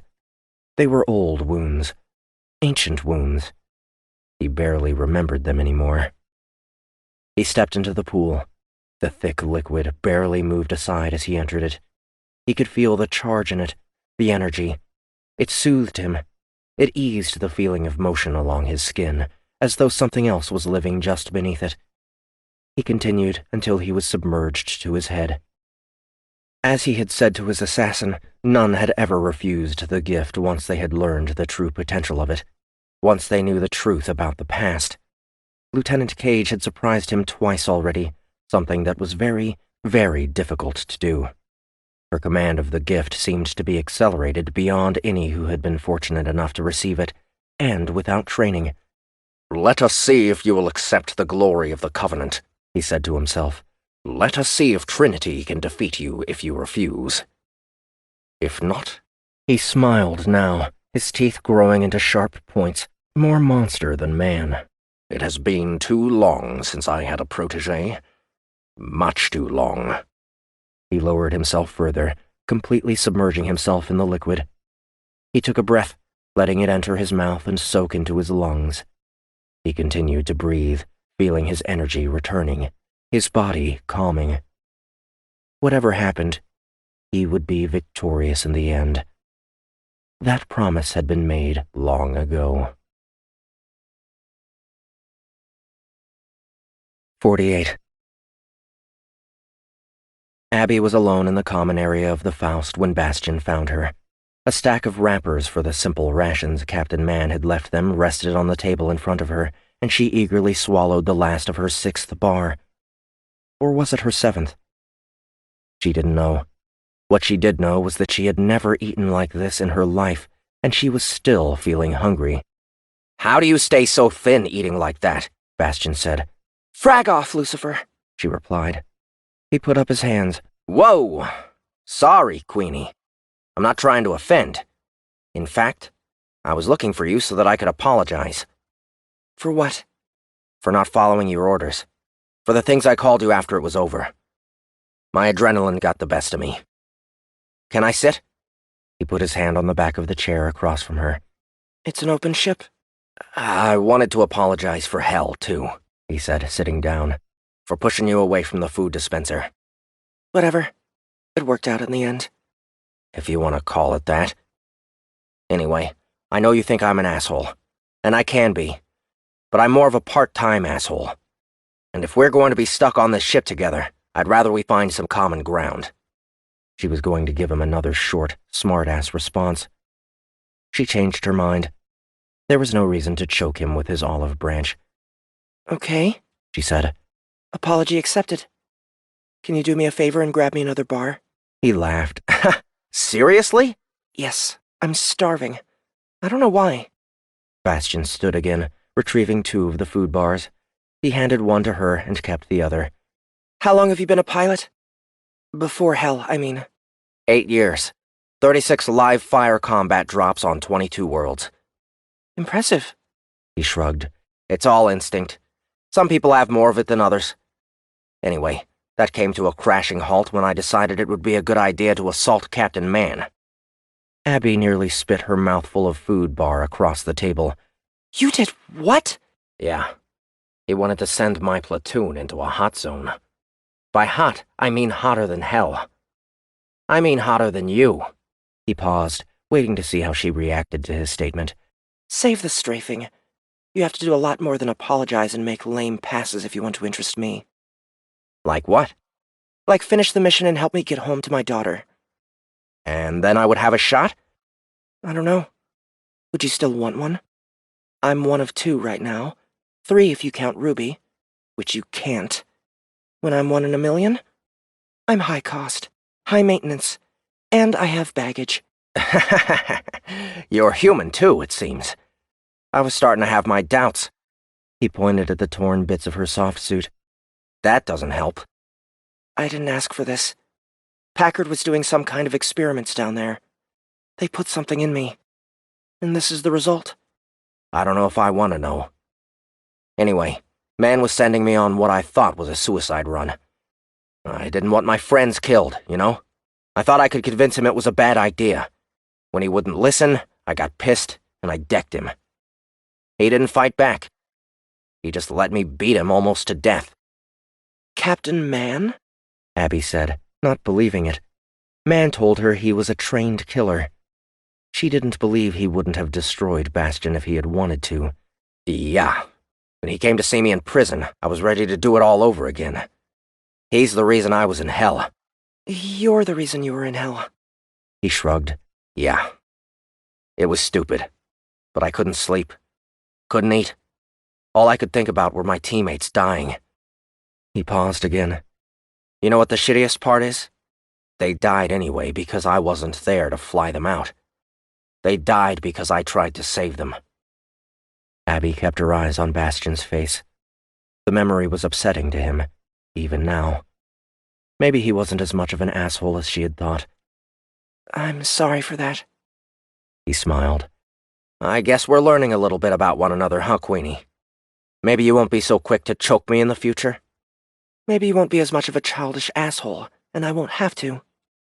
The ladder in the center of the room started to vibrate, cluing them in that someone was coming. Gant's head poked up through the hole in the floor a moment later, his eyes narrowing when he saw Bastion. You, he said, his hissing chitter loud enough to hurt her ears. You stupid fragging son of a bitch! He finished climbing, approaching Bastion with his teeth bared. Look at my arm, you shithead! He held up his arm. The fur was gone along the entire forearm down to his hand. I told you to fragging wait a second. Gant, Abby said. Did you go to the medical bot? Frag that. It isn't that bad. That's not the point. I told you to wait. You almost got me killed. I saved everybody's life. If we stayed on the ground, we were as good as dead. I only needed a few seconds. I came this close to slamming into the containment unit. He held his two thumbs only a few centimeters apart. "Do you know what would have happened?" "No." "Imp? Boom." Bastion opened his mouth, but didn't speak. "And you called me a freak monkey again. I told you I was going to break your face." He jumped onto the table, getting to eye level with the pilot. "You want to let me, or you want to try to defend yourself?" Gant. "Stay out of it, Queenie. This asshole almost killed you." Stay out of it? Abby hissed. Who the hell do you think you're talking to? Gant froze in place. He turned his head, all of the anger suddenly draining from him. "Sorry, Queenie," he said. His lower lip was practically quivering. It was adorable. "I do want to break his face, though." Nobody is breaking anybody's face. I know you two don't like one another. You both need to learn to deal with it. I don't have the time or the energy for your bullshit. "I'm sorry, Gant. We had to leave when we did, or we were going to die. It was nothing personal. I appreciate that you fixed the imp in mid-flight. That was pretty damn badass." Gant looked back at Bastion. "It was, wasn't it? So was your flying. You got us out of there." And we're still here now. Can we drop it? "Fine," Gant said, holding a hand out to Bastion. Bastion took it. "Fine," he said. "So, Queenie," Gant said, turning around again, "I've spent the last few hours going through some of our equipment. I tripled the beam density of the laser pistol I picked up. I also increased the imp's maximum thrust 20 to 30%. You've been busy. I made you something, too." You made me something? Not coming on to you or anything," Gant replied, jumping off the table. "Hold up 1 minute." He went over to the ladder. "Pick, bring it up." Coming! Pick replied. Pick helped you? Bastion said. "Fraggin' traitor." I like Abby. Pick said, his head appearing in the opening. Thanks, Pick. Abby said. You're welcome. He continued coming, his large frame barely clearing the opening. He was carrying what looked like a hellsuit in his right hand. It was way too small to be his. "I took the liberty of pulling the synthetic musculature lining out of one of the soft suits and reattaching it inside your hellsuit," Gant said. "I also added some tight packs for storage and integrated the tactile touchpad. I'm working on an upgraded HUD that won't require a full TCU and helmet, but it's going to take me a few more hours. You can also wear it full-time since it has the waste filtration built in. I've scrounged enough parts to build a makeshift washer that won't short it out." Pick held the suit out to her.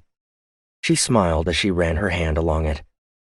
"It's okay with me if you want to change right here," Bastion said.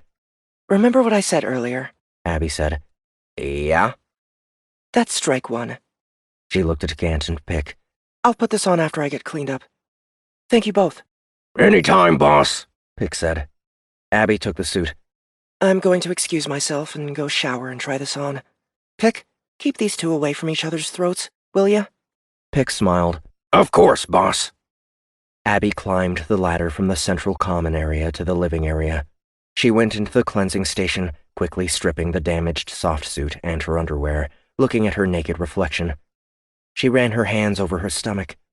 There was no sign that she had ever been shot, save for a small bit of dried blood. She could feel the movement beneath her skin, tickling her and making her uncomfortable. She stared at the flesh to see if she could catch something actually shifting below the surface. Failing that, she let the shower cleanse the blood away, emerging fresh, her energy level returning.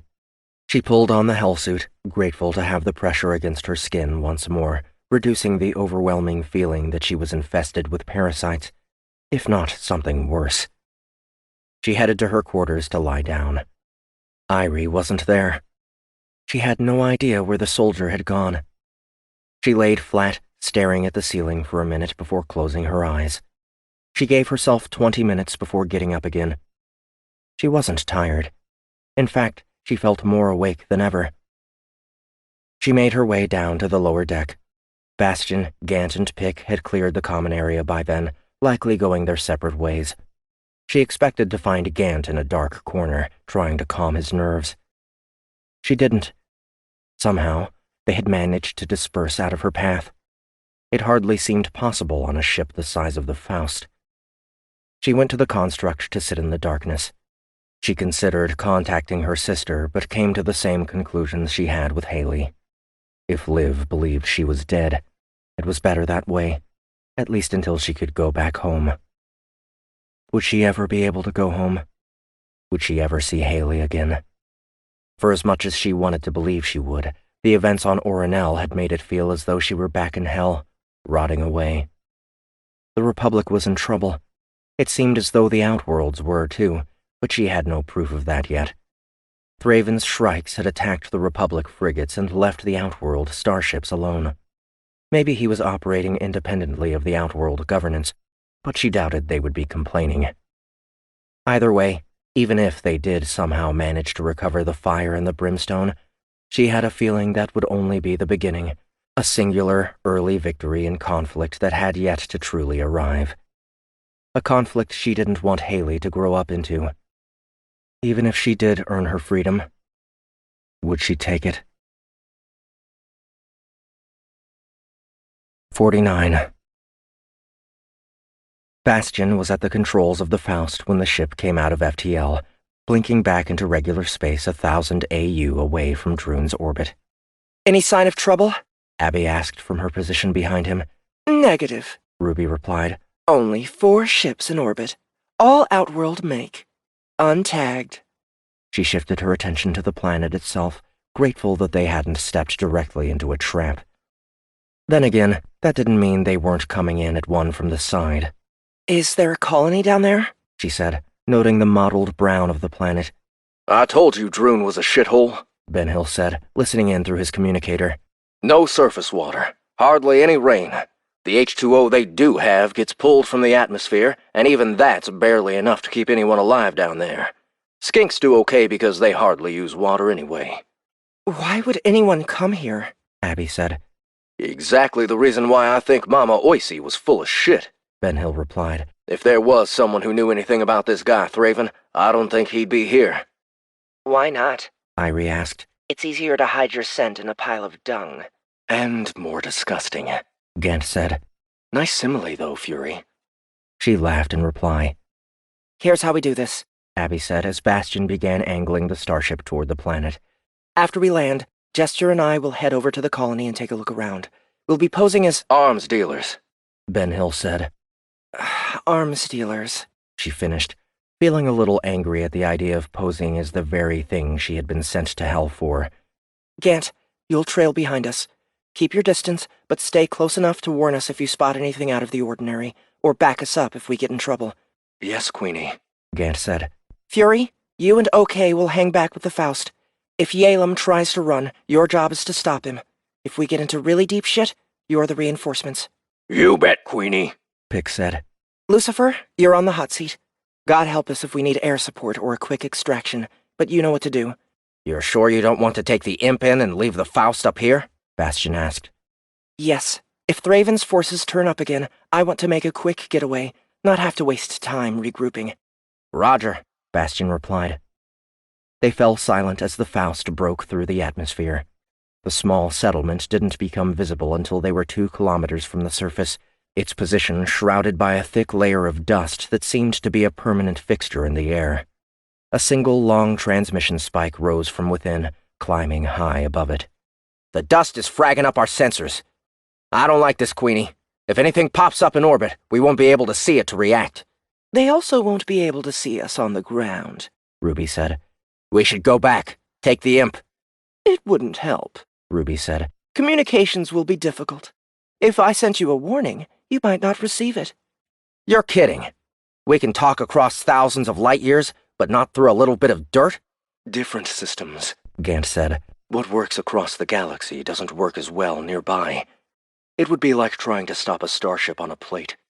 Damned if we do, damned if we don't, Ben Hill said. You're the queen of the damned, Queenie, so it should work out in our favor. Let's hope so, Abby replied, not bothering to take offense at the latest moniker.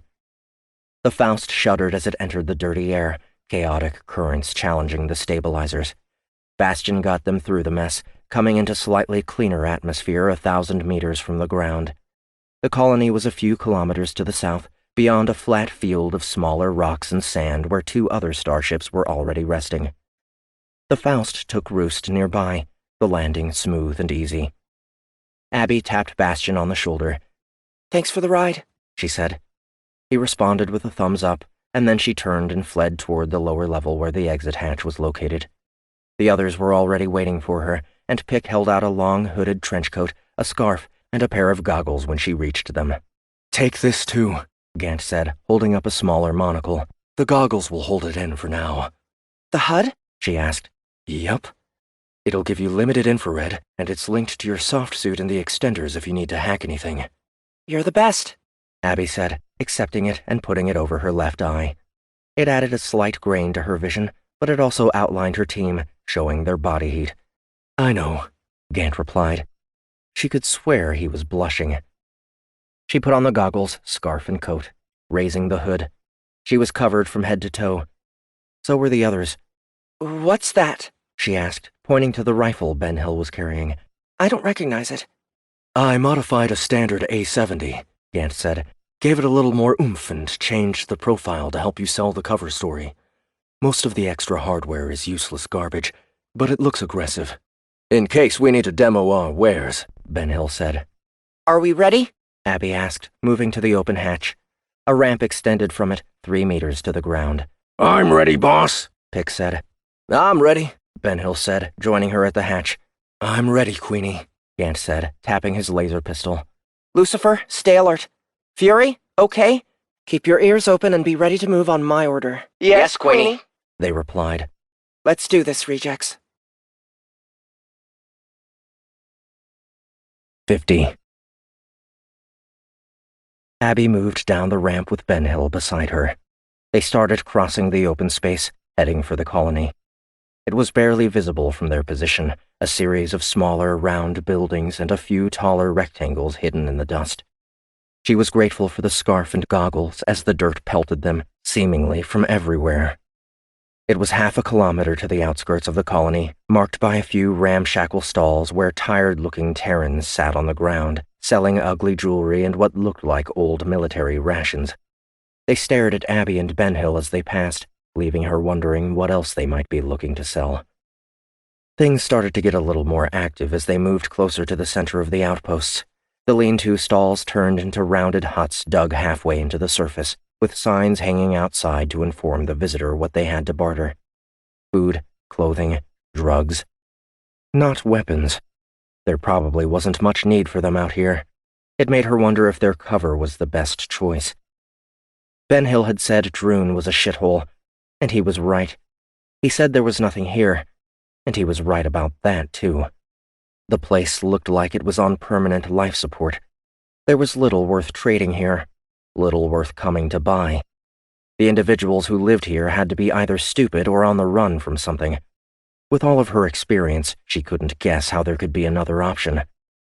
And how was it that there was a building here that was nearly 100 meters tall, rising from the ground and ending almost beyond the lousy visibility?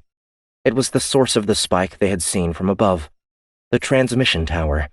It sat in the center of the colony, a beacon to everyone who lived and visited here. It was as dirty and worn as the others, but it was also brightly lit on the inside, and there was a flow of traffic in and out of it. "I wish we knew what Yalem looks like," Ben Hill said. "Take your pick of skinks." It appeared that Drun was a popular destination for the lizard-like humanoids. Out of 30 individuals who went in and out of the central building, nearly half were skinks. Thin, lean, covered in scales, with rounded, nearly featureless heads and faces and clawed hands and feet. They looked a little less downtrodden than the others, as though they enjoyed the dust. "I don't know if this is better or worse than hell," Abby said. "Yeah, hell's just hot.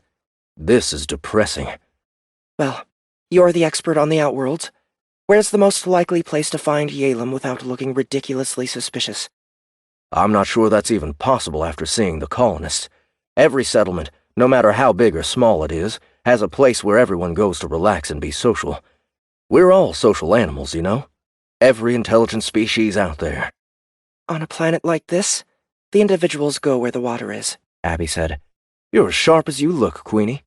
He turned in a slow circle before pointing. Follow the vapor condensers."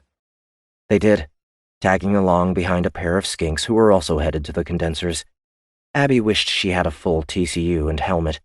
It would have let her eavesdrop on their conversation more easily. Instead, she settled for catching words and short phrases and staying extra alert for their target's name. Neither of the skinks had mentioned it by the time they reached the dispensary. There was a guard at the door, a large-bellied Terran holding a rifle that put Gant's creation to shame. He let the skinks in without question, but barred them from entering unchallenged. "You come in on that bigger ship? Looks sorta like a bird?" he asked. "You know what a bird looks like?" Ben Hill replied. "I didn't think there were any here." "There ain't," the guard said. "I've been to the Fringe. I've seen birds." "We're from that ship, yes," Abby said. "We're looking to do some trading." "What have you got?" Ben Hill held out the rifle. "An example," he said. The guard smiled. "We don't get too many dealers out here. Market's pretty small, but supply and demand means you can get a pretty good price. You make a deal inside, house gets 10%.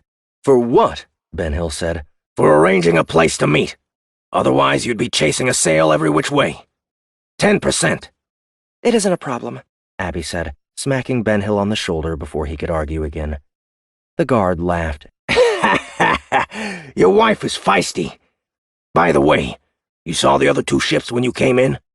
"Yes." "One of them belongs to a physic named Plusum. He might be in the market." "Thanks for the tip." "Why not? Helping you helps me." He stepped aside, allowing them in. The dispensary was 4 steps down and through a narrow archway that opened up to a larger space inside. It was simply organized. Tables along the walls, pillows, and rugs in the center. Clear pipes carried water along the ceiling and down to each of the sitting areas, and more standard drinks were being served from behind what looked like the remains of a crossbar from a Republic battleship. The mood was quiet, private. A number of eyes turned their way as they entered, but nobody stopped what they were doing. They were used to travelers here, used to guns, used to individuals who looked a little different. "That must be Plusum," Ben Hill said, tapping her shoulder and motioning to a physic in the corner. He had a small entourage with him, 2 more of his kind, and a Terran synthetic that bore a strong resemblance to Ruby. "I never could get into other species." "Why do you think he has a synth?" she replied quietly. Xenophilia was considered an alternate orientation, one that mainstream society frowned on. "Should we go talk to him?" "No. I want to find Yalem and get the hell out of here. Something about this place is making my skin crawl." She didn't mean it figuratively either. Her skin felt like it was moving, the way it had at Mama Oisey's. "There's a skink at 9 o'clock who's staring at you like you're a piece of meat. That could be why." She glanced over at the target. He was staring, his small, dark eyes focused on her. She turned and took a step toward him. The skin at her back began to burn. She spun around just in time to see Ben Hill crumple to the ground. Her eyes landed on a tall woman with blue hair, wearing a black soft suit. Her hand was out, palm up. Her eyes were sparkling gray. Abby reached for her gun, getting it halfway out before something tore it away from her, pulling it to the woman. She caught it smoothly and smiled. "Lieutenant Cage," the woman said. "I've been waiting for you. Mama told me you would be coming." 51. "Mama Oisey is dead," Abby said. She glanced beyond the woman to where the guard was standing, watching the exchange. He had sold them out. The other bystanders were remaining in their places, not eager to get in the middle of whatever this was going to be. "Is Jester Ben Hill Visoni," the woman replied, tapping Ben Hill's body with her toe. "It's Jester now?" "No. He's sleeping. I'm aware the Rudin is dead. I saw her body 10 minutes after you fled Orinel. It was a daring escape. Impressive. I'm sorry it turned out to be such a waste." "You're with Thraven?" Abby asked, not surprised. "My name is Trinity." "Yes. I'm one of his. How did you get here ahead of me?" "I told you. Mama Oisey gave me directions after her demise. It's part of the gift, Abigail. May I call you Abigail? Or Abby? Why not? It's part of the gift, Abby. The blood of life. I've never heard of it. I'm willing to bet there are a lot of things you've never heard of. The universe is too large for anyone to know everything. The point is, there is more to this existence than you know, Abby. The true limits of possibility are still stretched beyond what our minds can handle. There is power beyond anything we've ever considered. Like reading a dead Ruden's mind?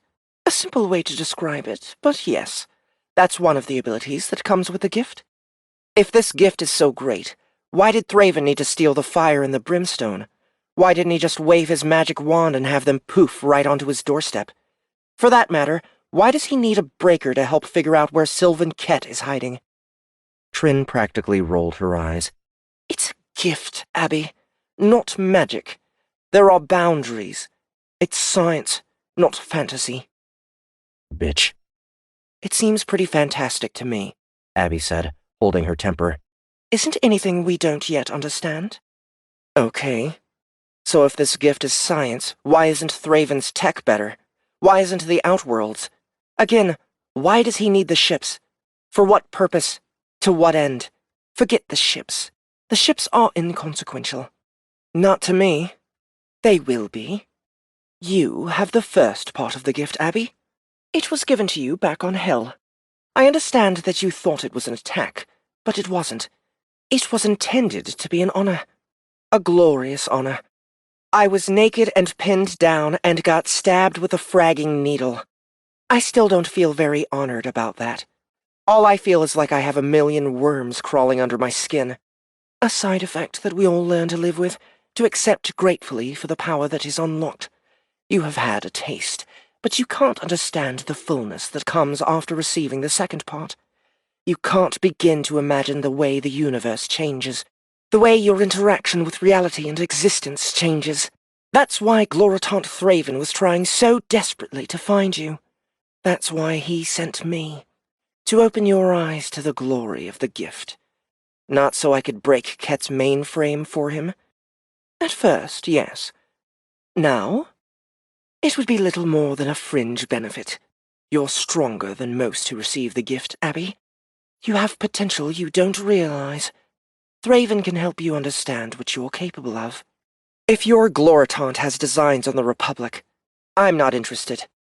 Trin's body language spoke of her frustration. She sighed as though she were talking to a child. That's not a productive way to look at it. This isn't about governments and militaries. It's not about who controls what. It's about a promise made, and a promise kept. Abby smiled. Funny. It's about that for me, too. I promised my daughter I would be home at the end of my tour. Do you know what happened instead? I got busted for trafficking guns to Sylvan Ket, I think. I'm not even completely sure who was doing what. I had no idea what the Fifth was involved in, and that asshole Mr. Davis had nothing on me. It didn't keep me out of hell. I was there because Thraven wanted me there. He wants me to be honored for that. He wants me to what? Join him? No. I'm trying to keep a promise, too. One that's more important than being bulletproof, or waving my hand and making things fly around, or putting individuals to sleep, or whatever the hell you did to Jester. So save your bullshit and frag off. Abby stared at Trin, pleased with herself for knocking the woman off her smug pedestal. Why had Thraven sent this woman to her anyway? All Blue Hair was managing to do was piss her off. She could tell she had struck a nerve with Trin in return. Is it safe for me to assume that this gift isn't free? What did you have to agree to in exchange for your enlightenment? What part of your soul did you sell? Are you a follower or a slave? Trin froze for a moment, her eyes dropping toward the floor. What would you agree to do to save the ones you love? What lengths would you go to? My husband, Ursan, lost his family to the Republic. He still has nightmares about what he saw and heard. Thraven promised him revenge. I don't want anything as complicated. I want peace, Abby, believe it or not. Thraven promised me peace. While he sows the seeds of war, peace has a price. I'm willing to pay it. You say peace. Are you sure you don't mean power? Abby noticed Trin's hand clench into a fist. Had she scored another hit? You can be a herald of the great return, Abby, Trin said, speaking through her teeth, her anger bleeding into her words. Or you can be nothing more than an escaped convict, a fugitive, a failure.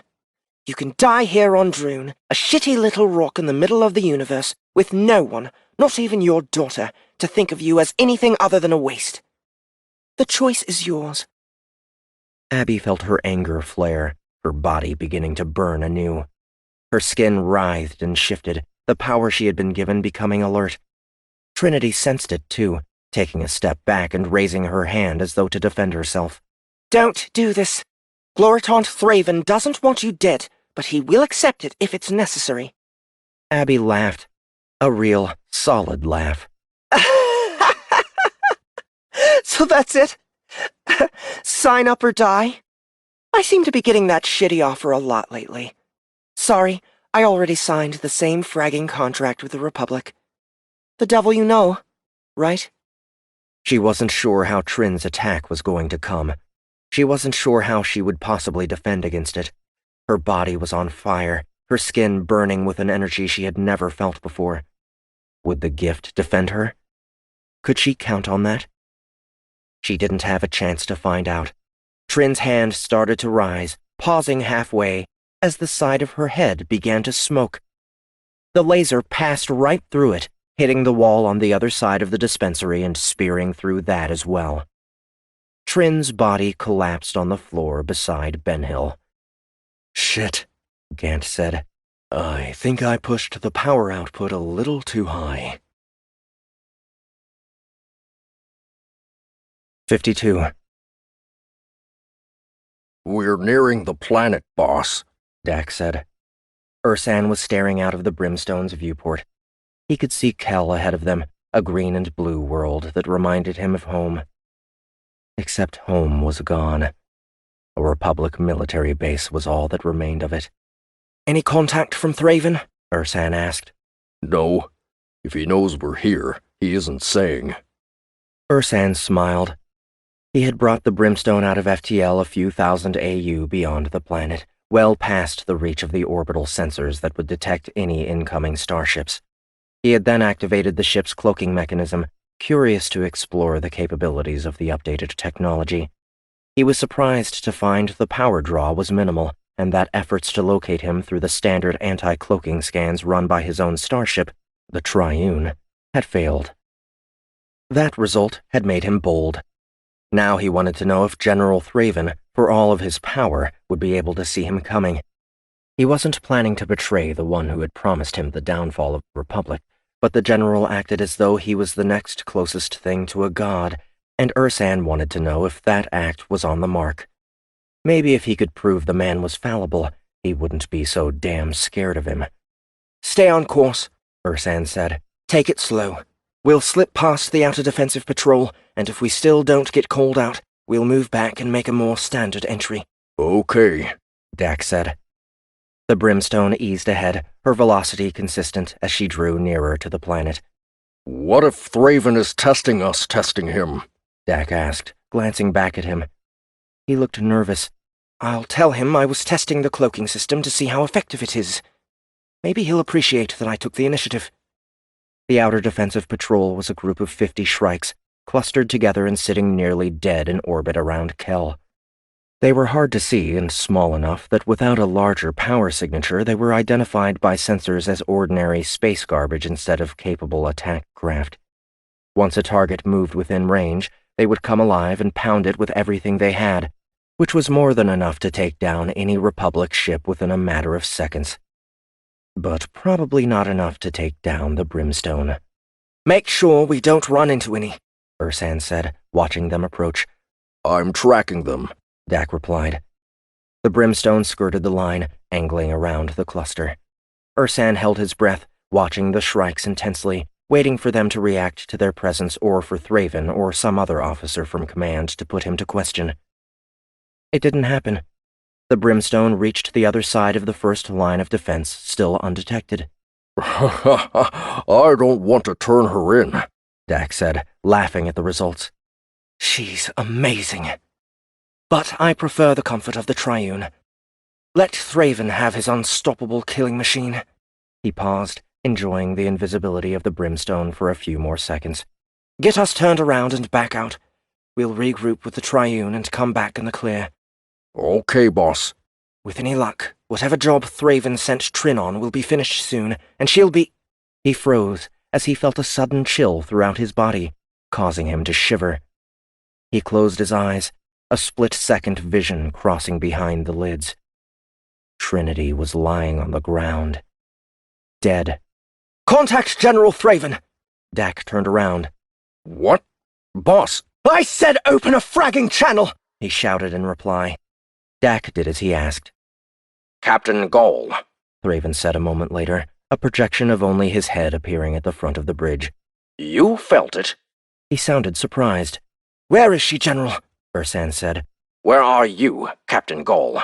Thraven replied. You're nearby. I was testing the cloaking systems. I'm in orbit. Tell me where Trin is. Now! She needs me! Ursan could feel the panic washing through him. This wasn't supposed to happen. Trinity couldn't die. She was stronger than him. Smarter than him. He couldn't accept it. Your orders are to bring the brimstone in, Captain, Thraven said, remaining calm. I expect you to follow them. Frag your orders, General, Ursan replied, forgetting himself. I saw it. I saw her die. Tell me where she is, or I'm going to plant every torpedo this ship has left up your fragging arsehole. Thraven's eyebrows lifted. Ursan drew back in fear, expecting his outburst would result in being choked to death. Surprised when he wasn't. Very well, Thraven said. But understand this, Captain. Insubordination will not be tolerated. Expect consequences. I'll worry about it later. Where is she? Drun, Thraven said. You can find her on Drun. Dak! Already doing it, Dak replied. Ursan's hands clenched against the command seat. He leaned forward, muscles tense as if that could hurry along the calculations needed to move into FTL. He was too worried and too frightened to wonder about Thraven's motives for giving him the location and allowing him to go. He knew there would be a price to pay. There always was. He didn't care. The brimstone's cloak fell away, the shrikes in the outer defenses lighting up as they finally registered the presence of the ship. They turned toward it, ready to challenge its proximity. Then it was gone again, vanishing into FTL in a dispersion of energy and gas, leaving the shrikes to sleep once more. Ursan remained upright in his seat, staring at the universe as it became a milky cloud around them, carrying them at what had once been thought an impossible speed. Trin was dead. He couldn't stop that. Would he get there in time to avenge her? He would give anything to make it so. By going against Thraven's orders, maybe I already have. 53. Abby knelt beside Benhill, putting her fingers to his neck. Trin hadn't been lying. He was still alive. She glanced over at the woman. Thraven's lackey wasn't moving. Her eyes were open and glassy, and still silver. Iliard hadn't been dead when he should have been. Was she? Jester, Abby said. Jester, come on. The crowd inside the dispensary was moving out, heading for the exit, trying to escape the mayhem. Gant was blocking their path, and he fired his pistol through the top of the building as they neared. I'm looking for Yalem, he said. Anybody seen him? He isn't here, the guard said. It was his fault Gant had been able to slip in unnoticed. He had abandoned his post to watch the action, and now he was trapped with the others. Are you sure? Gant asked, pointing the pistol at him. Jester, Abby said again. Benhill's eyes opened slowly. Queenie? What the hell? You need to get up. Now. She looked back at Trin. The woman was still dead. Maybe Iliard had been something else, some other experiment. His eyes had been a dull gray, not silver, and it had been the entire things, not just the pupils. What happened? Later. Queenie, Bastion said over the comm. I hope. Hear me. Ship landed and coming. Abby smacked her ear as if that would clear up the signal. She didn't need the whole message to get the idea. Let's move, Jester, she said, standing up, holding his arm and yanking him to his feet. He wobbled slightly before getting his balance. Damn! One of you was bad enough, he said. None of you have seen him? Gant said. You. He pointed to another skink. You don't know Yalem? I know him, the skink replied. His hut is that way. He motioned toward the southern wall. He's usually here this time of day, but he hasn't shown. Let's go find him, Abby said, heading toward the exit with Ben Hill. You all can stay put, Gant said. We're leaving. He lowered his pistol. At the same time, the stone of the doorway around him began to explode under the force of incoming gunfire. Gant reacted quickly, diving into the building before rolling to his feet and facing the door. The bullets stopped coming, but a hum began to fill the air. Dropship, Ben Hill said. Frag. Lucifer, Abby said. I don't know if you can hear me. We need backup now. Do you copy? We need backup now. There was no response from the other end. She could only hope the message had gone through. We're dead to rights sitting in here. If they're after us. Everyone is after you. She couldn't argue with that. I can take a few hits, I think. I'll go out first and try to lead them away. Queenie, no. That's suicide. You have another idea? You aren't going anywhere, the guard said, taking the opportunity to train his rifle on them as they argued. Whoever wants you, they might pay a nice price for the honor. Abby looked at him. Then she bounced off, using her soft suit to power her leap. The guard fired, his first 3 rounds hitting her in the shoulder, turning her slightly sideways. She managed to stay on target, landing right in front of him and punching as she did, using the force of her momentum to drive hard into his chest. His bones cracked as his body was sent tumbling back into the ground. Damn it, Abby said, looking over at her shoulder, and then looking at the others gathered in the dispensary. They shied away from her, suddenly afraid. That fragging hurt. She rotated her shoulder a few times. Either there was no damage to begin with, or it was already healed. She wasn't going to complain either way. Queenie, Irie said. We're approaching your position. You're surrounded. 3 squads. A dropship landed half a click away, and it looks like it's unloading heavy ordnance. Heavy ordnance? What the frag for? They appear to be ready to raise the whole colony. Can you draw them away? Give us some cover? Affirmative. Get ready to evacuate on my mark. Roger. What about Yalem? Gant asked. Abby looked back at Trin one last time. She hadn't moved at all. At least something was going right. We have to find him. He may be the only one who can point us to Thraven and the ships. Whoa, Ben Hill said. I'm pretty sure I heard Fury say heavy ordnance. How are we supposed to get around that? Any way we can. Lucifer, come in. Lucifer. There was no response. Bastion had probably sent Irie and the others when they picked up the dropship, not when she had pinged him. They weren't about to get air support, not unless he decided to take the initiative again. Gunfire echoed outside the building, thick and heavy. Some of it smacked against the walls, sending chunks of stone and dust into the air and causing the other patrons to take cover. Mark? Abby said, wondering why Irie hadn't alerted her to the attack. That isn't us, boss, Pick said. It's coming from the other side. What's happening out there? I'm not— Pick's voice was cut off as a massive explosion lit up the landscape, so powerful that the shockwave shook the ground. Okay. Fury? We're here, Queenie, Irie said. Something just hit the dropship. Something ugly. All that's left is a dark spot. Fury, we've got incoming. Okay said. Boss, we have 2 squads closing on us. Those bastards in the black light suits. Oh, shit. Shrikes! The top of the dispensary cracked as heavier caliber slugs tore into it from above, threatening to peel it apart. She could hear people shout outside the building, the strafing run hitting the units on the ground. We can't stay here. Out the door, now! Gant and Ben Hill didn't question, heading through the door and out into the dust. She was right behind them, using the IR and the monocle Gant had given her to pick up targets before she could fully spot them. She reached the top step, aiming and firing, hitting a large soldier in a black light suit in the back. He was facing off against another target 50 meters distant, crouched at the corner of another building. She could barely get visual on that one. A Terran in a heavy cloak and wearing a full-face breathing mask. He fired into the front of the same soldier, his bullets cutting all the way through. The target in the light suit didn't fall. He kept firing back at the other soldier until his rounds found their mark, cutting him down. A rumble filled the air around them, and when Abby looked up, her HUD was filled with the heat signature of large thrusters. 2 more dropships were landing to replace the first. If there was any question Thraven's battleship was in orbit, it was confirmed by the sight. Lucifer! Abby said again, desperate to reach her pilot. Damn it! Rejects, we're bugging out!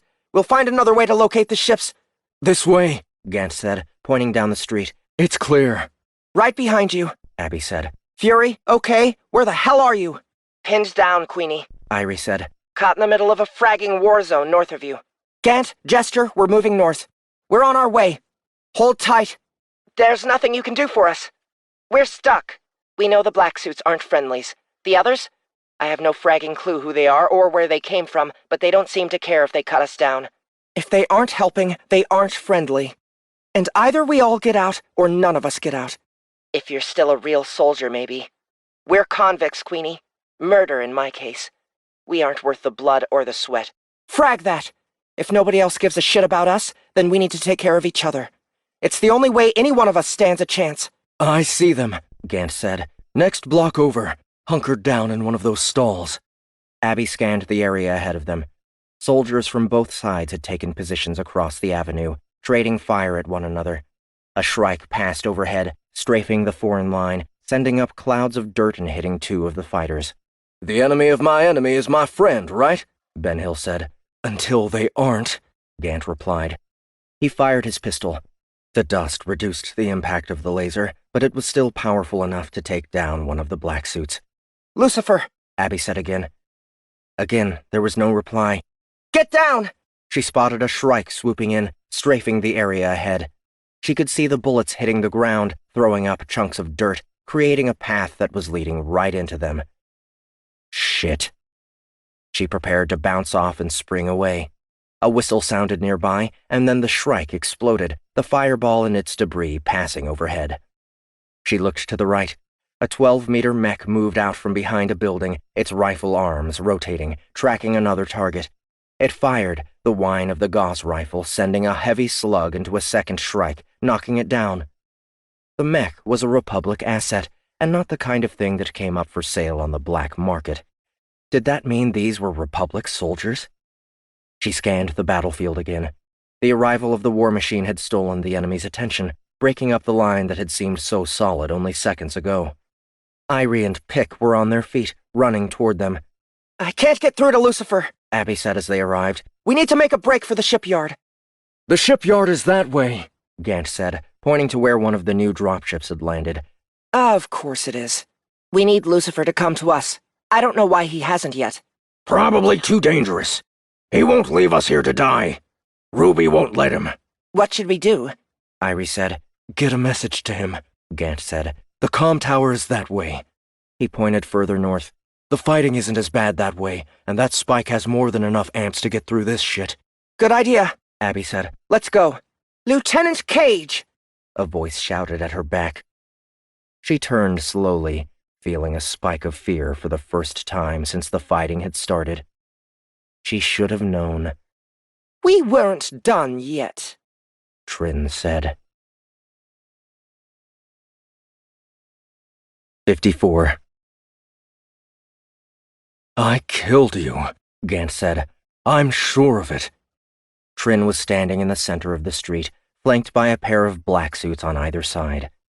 Billows of smoke mixed with the dust behind her, and a pair of Shrikes rocketed overhead, passing by without attacking. The gift, Abby, Trin said. Its power is limitless in the right hands. Life, death, they become one and the same. The impossible made possible.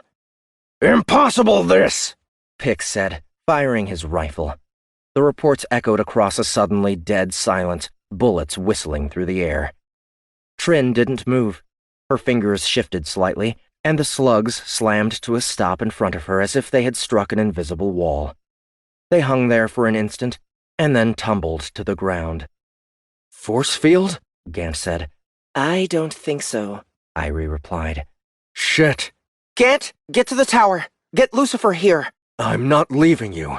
That wasn't asking. That was telling. Get your ass to the comm tower! Queenie, Gant said again, pleading. Now! Abby shouted. Gant turned and ran. Abby stared at Trin.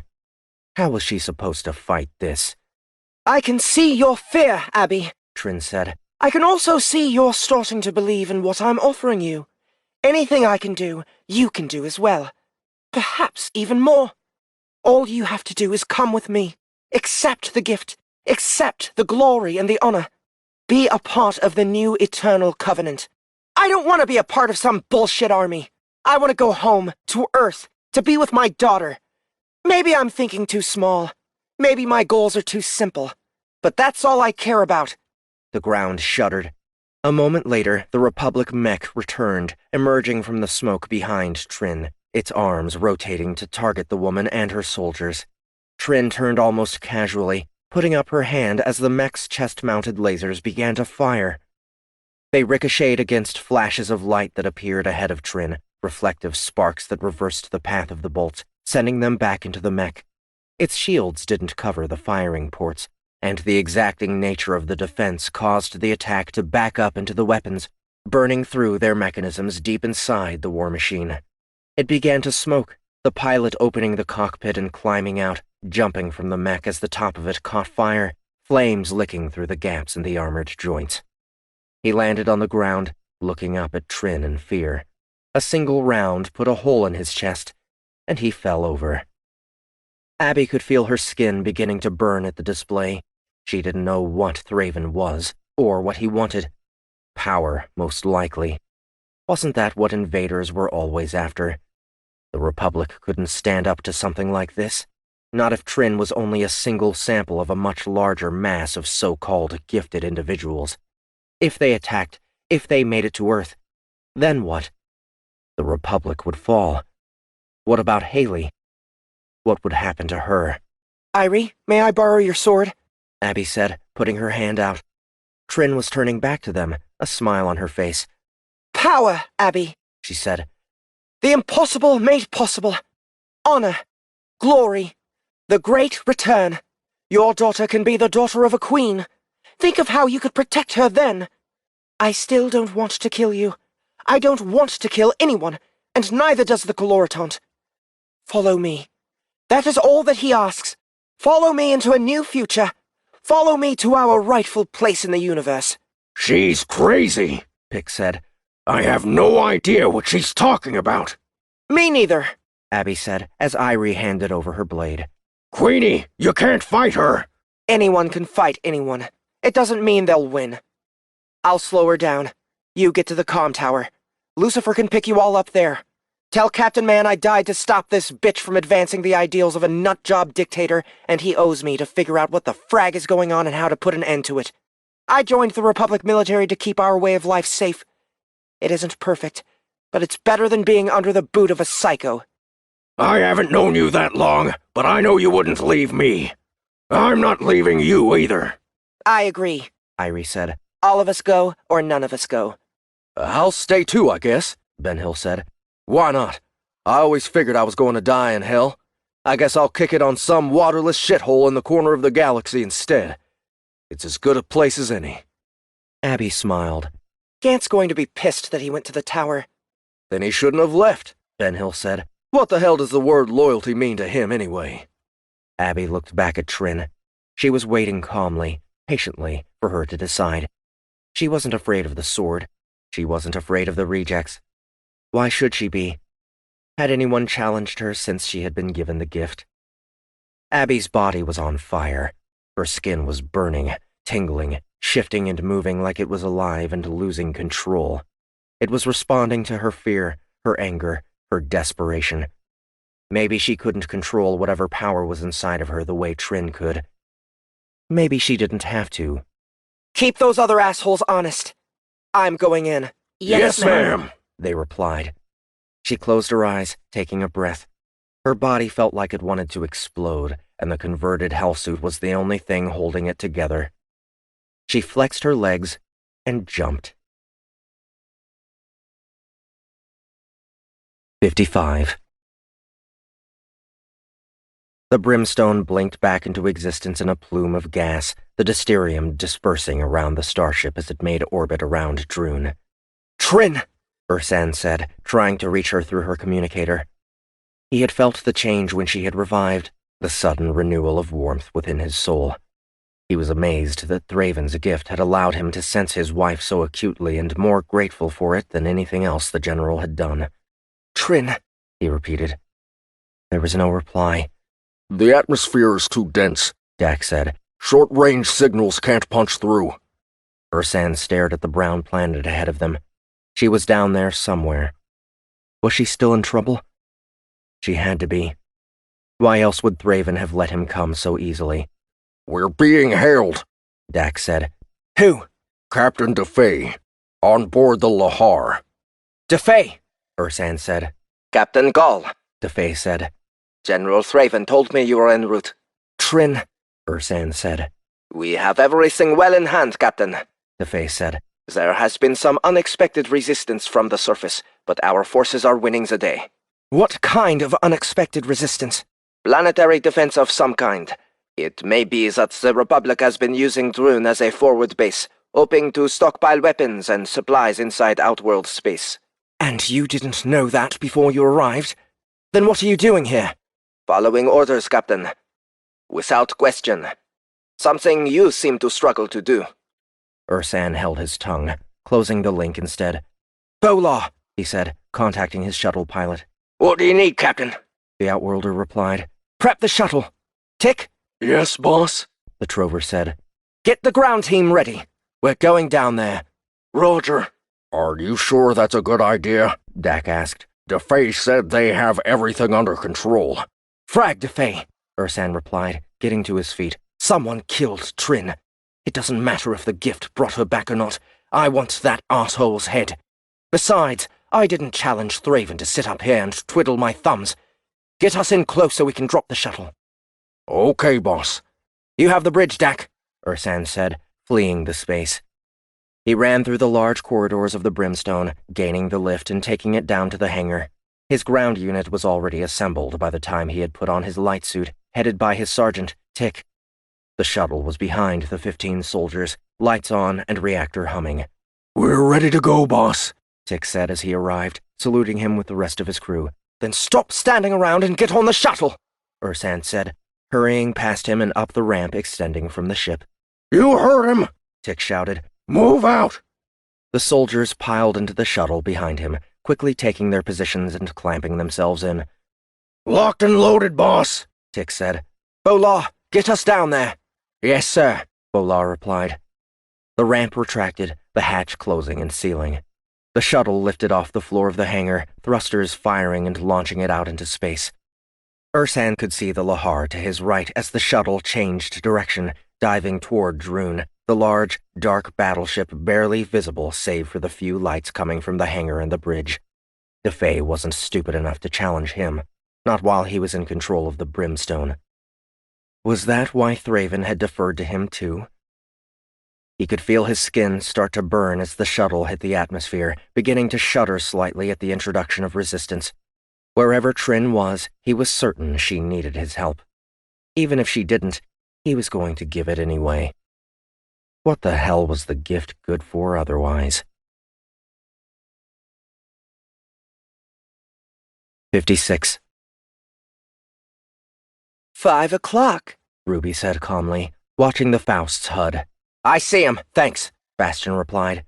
The HUD lost the target to interference a moment later, leaving them flying blind to their attackers once more. He couldn't hear the gunfire behind them, but he could see the results, the display to his right showing the shields activating, absorbing the rounds as the power continued to drain from the reactors. Everything had been peaceful and quiet. He was kicking back, staring out the viewport of the starship's cockpit, daydreaming about Lieutenant Cage when first the onboard sensors, and then Ruby, had informed him that a dropship was coming in nearby. An instant later, and he was upright in the pilot seat, monitoring the sensors and watching as the oddly configured ship crossed only a few thousand meters overhead, almost visible in the shrouded air. He hadn't wasted any time alerting Fury and OK to the situation, and they had decided together that Abby was about to be deep in the shit and was going to need backup, He had tried to send a message to her as well, but Ruby questioned whether or not it would reach that far. He had watched them go, and then he had waited. 1 minute stretched to 5, which expanded to 10. The sensors had picked up the incoming Shrikes only seconds before they swept across the field, blasting one of the other starships parked nearby. That was all it took to get him airborne, trying desperately to find a vector that would get him to the colony in support of the rejects and coming under heavy attack from the circling Outworld starfighters. "We can't keep going like this," Bastion said, the shield monitor flashing every time a round hit the energy web. "I need visibility." "We have to get Queenie and the others out," Ruby said. "Damn it! I know that! I'm doing the best I can!" Bastion manipulated the control yoke, sending the ship into a tight bank. They would have been dead already if not for the long wings that extended from the starship's upper hull, making it more maneuverable in atmosphere than most vessels its size. It allowed the larger ship to fly more like a fighter, albeit a big, ugly fighter, and had given him the opportunity to down 2 of the Shrikes already. The only problem was that there were still 2 more behind them, with pilots who were skilled enough to match him turn for turn. He had managed to keep the Faust intact so far, but intact wasn't good enough. Whatever shitty fate had brought the rejects together, they were still his team, and he wasn't about to let them die while he danced around in the sky. "Do you have any useful strategies for a situation like this stored in that database of yours?" he asked, glancing over at Ruby. "Or are your memory banks overrun with sex positions?" "I have a complete encyclopedia on both topics available, with adequate storage remaining," Ruby replied. "However, you don't want me to answer the first question." "Why not?" "There are no known documented examples of a starship outclassing Shrikes in atmosphere." "Meaning?" "You should consider yourself lucky for destroying 2 of them already. What you are attempting to do is bordering on the impossible." "I'm sorry I asked." "You should be." Bastion rolled the Faust over. The starship shook slightly as it made the maneuver, the wings flexing and threatening to snap under the tension. Then he leveled out and raised the bow, moving into a sharp climb. Impossible? He hated that idea. The Shrikes held behind him, continuing to fire as they rose, switching from projectiles to beam weapons. They wouldn't do as much damage that way, but they could keep up the chase and the attack indefinitely, wearing at his shields, his patience, and his psyche until he made that final, fatal mistake.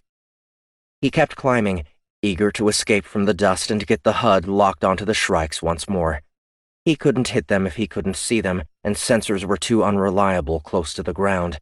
At the same time, for as deadly as the Shrikes were in atmosphere, they were even deadlier out of it, their vectoring thrusters allowing them to make tight spins and rotations that a larger body simply couldn't match.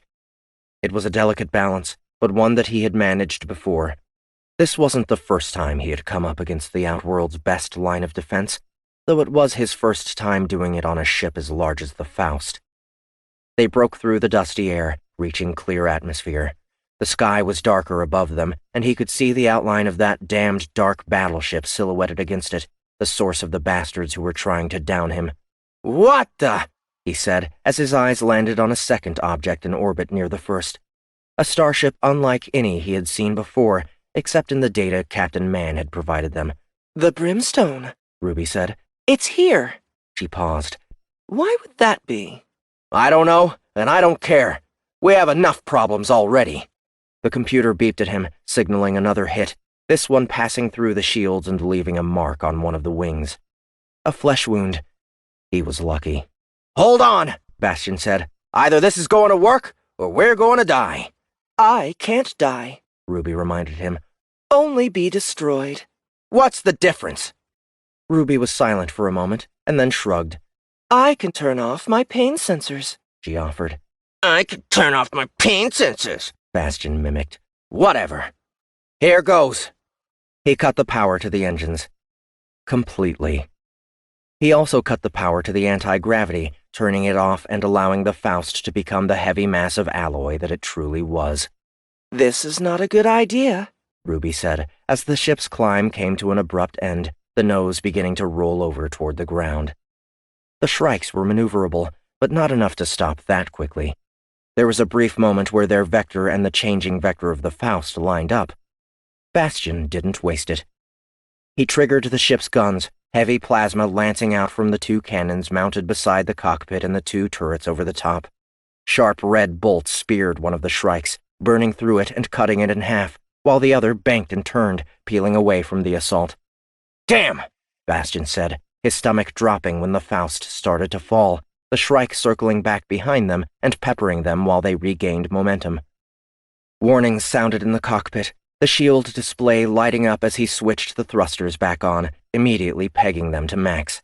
He kept the anti-gravity off, allowing the planet's pull to increase their acceleration. "We won't be able to pull out of this," Ruby said. "I'll worry about that when we get there," he replied. "I believe you were correct. We are going to die." "I thought you said you couldn't die." "Same difference." "Synths," Bastian said, his body beginning to tense as he reactivated the anti-gravity. They were back into the dusty air, and even though he couldn't see the ground, he knew it was fast approaching. "Lucifer!" Gant's voice took him by surprise, almost causing him to miss his mark. He clenched his teeth, beginning to pull the Faust up out of its dive. "Gant! A little busy!" he said, the combined activity causing the Faust to shake violently. "With what?" Gant replied. "Queenie needs you, damn it!" "With not dying!" Bastian shouted back. "I'm on my way! Just get your ass off my back and let me do my job!" "Did you just call me a monkey again?" "Stow it, Gant!" Bastian replied, the computer blaring warnings about the oncoming surface of the planet. He pushed himself back in his seat as if that would help level the ship, practically wetting himself as he saw the ground appear below. He was outside of the colony, looking down on a field where 6 mechs were squaring off, 4 on 2. They seemed to pause at his approach, rotating to face him, noticing that he might not make it up in time. Then he did, getting the Faust even and then on the rise, the exhaust of the ship's thrusters pushing against the mechs and knocking them off their feet. The trailing Shrike misjudged the floor, not quite making it up in time and slamming hard into the ground behind them. "Woo!" he shouted, releasing the pent-up energy. "Am I good or what?" He glanced over at Ruby, sitting beside him with the same calm demeanor. "Come on! You're a pleasure bot. Can't you show a little bit of pleasure at not being destroyed?" "I can simulate an orgasm if it will satisfy your need for validation and overall machismo," she replied. Bastian closed his mouth, all of the excitement draining from him. "Gant, we're on our way!" "Gant!" He was gone. 57. The power of the soft suit's synthetic musculature added to Abby's own was enough to carry her about 50 meters in one bounce. The gift-enhanced jump sent her across the entire distance at a much higher velocity than she would ever achieve on her own. She hurtled through the air toward Trin, sword gripped in 2 hands and held over her head, ready to cut the woman in half. She had no expectations that she was going to make it all the way across. She was certain the other woman would knock her out of the sky. The effort was foolish and probably wasted, but she wasn't going to submit, and she wasn't going to let Trin kill her without a fight. Trin raised a hand at the approach, holding it out toward her. Abby felt the gift pushing up against her own, as though 2 giant invisible hands clapped together and pushed, strength against strength. She knew she wasn't as capable as Trin, but even so, she powered through the defense, surprising Thraven's assassin by landing within striking distance. She had never used a sword before. How many people in this century had? She had used nerve batons, though, and a stick was a stick. This one just had a sharp side. She swung it toward Trin, who slipped beneath it, the surprise evident on her face. "A challenge, then?" Trin said. She moved in quickly, taking an angle around the blade, her movements fast and precise. She hit Abby in the side, the blow forceful enough to send her tumbling sideways, rolling to a stop a dozen meters away. Abby tensed against the pain, pulling herself to her feet. The hit increased the burning in her skin, and she squared off with the blade as Trin came toward her, running so quickly her feet barely hit the ground. Abby watched in surprise as the woman's fingers elongated into a set of sharp claws.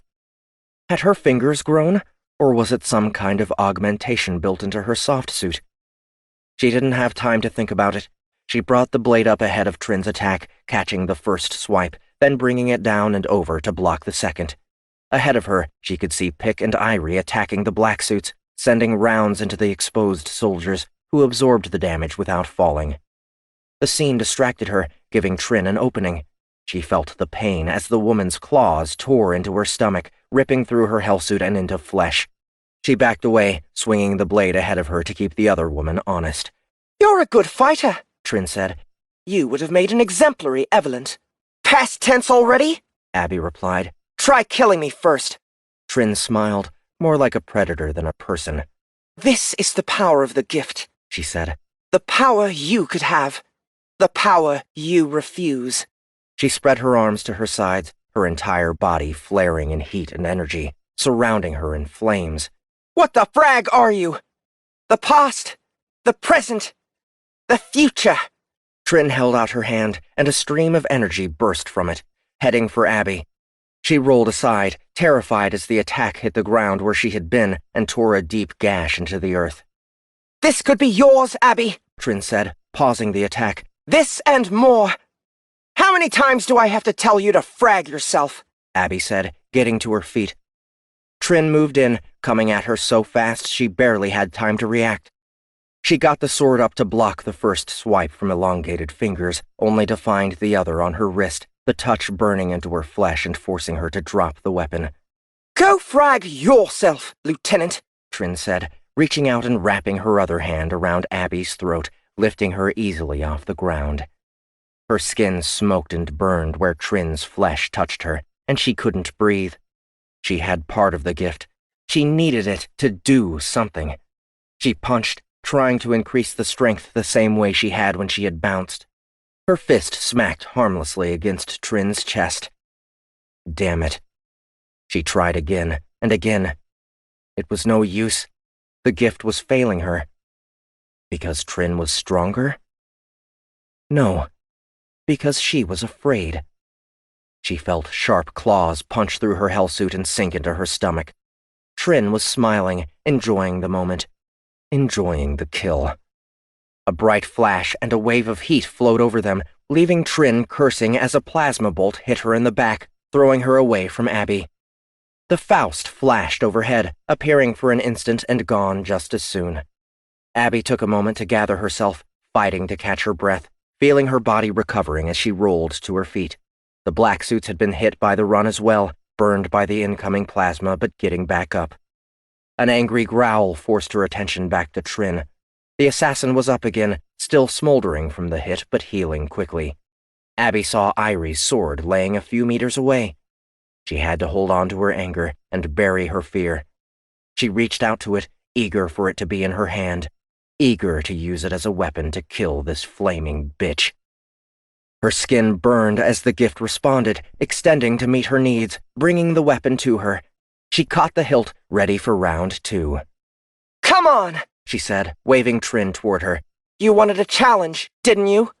Trin lashed out with a hand, sending another burst of energy forward. Abby moved forward to meet it, bringing the sword up as she did, attacking the energy with the weapon as though it was a living thing she could kill. It burned around her, not even hitting the sword, but moving to evade. "Die, damn you!" Trin shouted, bringing her hands together and then casting them out. Abby felt the force of Trin's power coming at her again, so much stronger this time. She thought of Haley and the idea that she might never see her daughter again. The anger spread across her flesh, the gift threatening to tear her apart from the inside. Trin's power hit her, but it didn't harm her. The gift became a wall, completely deflecting the attack. "How?" Trin said softly. Then Abby jumped again, bursting forward, speeding ahead faster than even she could believe. The assassin put her hands up to block, but Abby dropped early, spinning low, hopping in and coming up, bringing the blade behind her in a powerful uppercut. She could feel the sharp edge slicing into the flesh, cutting in deep as she wrenched it with her, bouncing straight up, pulling Trin with it until it finally tore out through the neck. She landed, watching as Trin looked down at the wound. Her eyes were wide with shock, and she struggled to recover from the blow. Abby raised the sword again. Trin's flesh was already healing, knitting itself together, the blood along it thick and sticky and unlike any blood Abby had ever seen before. She was vaguely aware of something behind her, and the sound of a hatch opening on a shuttle she couldn't see. Ursan, Trin said softly. Abby wasn't taking any more chances. She cried out as she swung the blade, feeling the power of the gift added to that of her hellsuit. The edge cut easily through Trin's neck, decapitating her in one smooth blow. No! Someone shouted behind her. Abby barely had time to turn around when she was thrown forward by an unseen hand, knocked away from Trin's body and sent tumbling once more. Kill her! She pushed herself to her feet, turning to face her attacker. A man, the only one in a light suit while the rest of his soldiers wore battle suits. Their guns raised, all of them training on her at once. She felt the bullets begin to hit her, tearing into her, digging in deeper, going clean through, even as she watched the man rush over to the fallen assassin, kneeling in front of her head. He was crying out in agony, his pained howls nearly drowning out the reports from his soldiers' rifles while he reached down and touched the face, stroking a lock of blue hair away from it. More and more slugs poured into her, the force of them knocking her back and then finally off her feet, bringing her to the ground. Her eyes filled with blood, her face wet and throbbing, every part of her on fire. She heard another howl then, unlike any other she had heard before. It was sharp and biting, the pitch high enough to cause pain if she hadn't already been drowning in it. She struggled to lift her head, to see what was causing it. Then Gant was coming toward her, his laser pistol lighting up over and over again, a warning of the invisible flashes of dense energy he was firing, flashes that cut right through the visors of the enemy soldiers' battlesuits with unerring accuracy. 1, 2, 3, they fell in rapid succession, one after another as the Gant charged, screaming the entire time. The man at the head of the group looked up, raising his hand as if to throw Gant aside, gaining a surprised expression as he kept coming. The man reached down and picked up Trin's head, cradling it as he ran back toward the shuttle, his soldiers following behind. Queenie! Gant said, reaching her. Queenie! She tried to smile. She couldn't. Everything was dark. Everything hurt. There was only one gift she wanted right now. Rest. 58. Let's go, let's go, let's go! Bastian shouted, standing at the ramp onto the Faust with Ruby beside him. It took him a few seconds before he realized that Pick was carrying someone, and a few more seconds to figure out who it was. Oh, shit. Queenie? What are you doing here? Irie said, arriving ahead of the others. We need to go, now! She paused and pointed back to the soldiers in the field.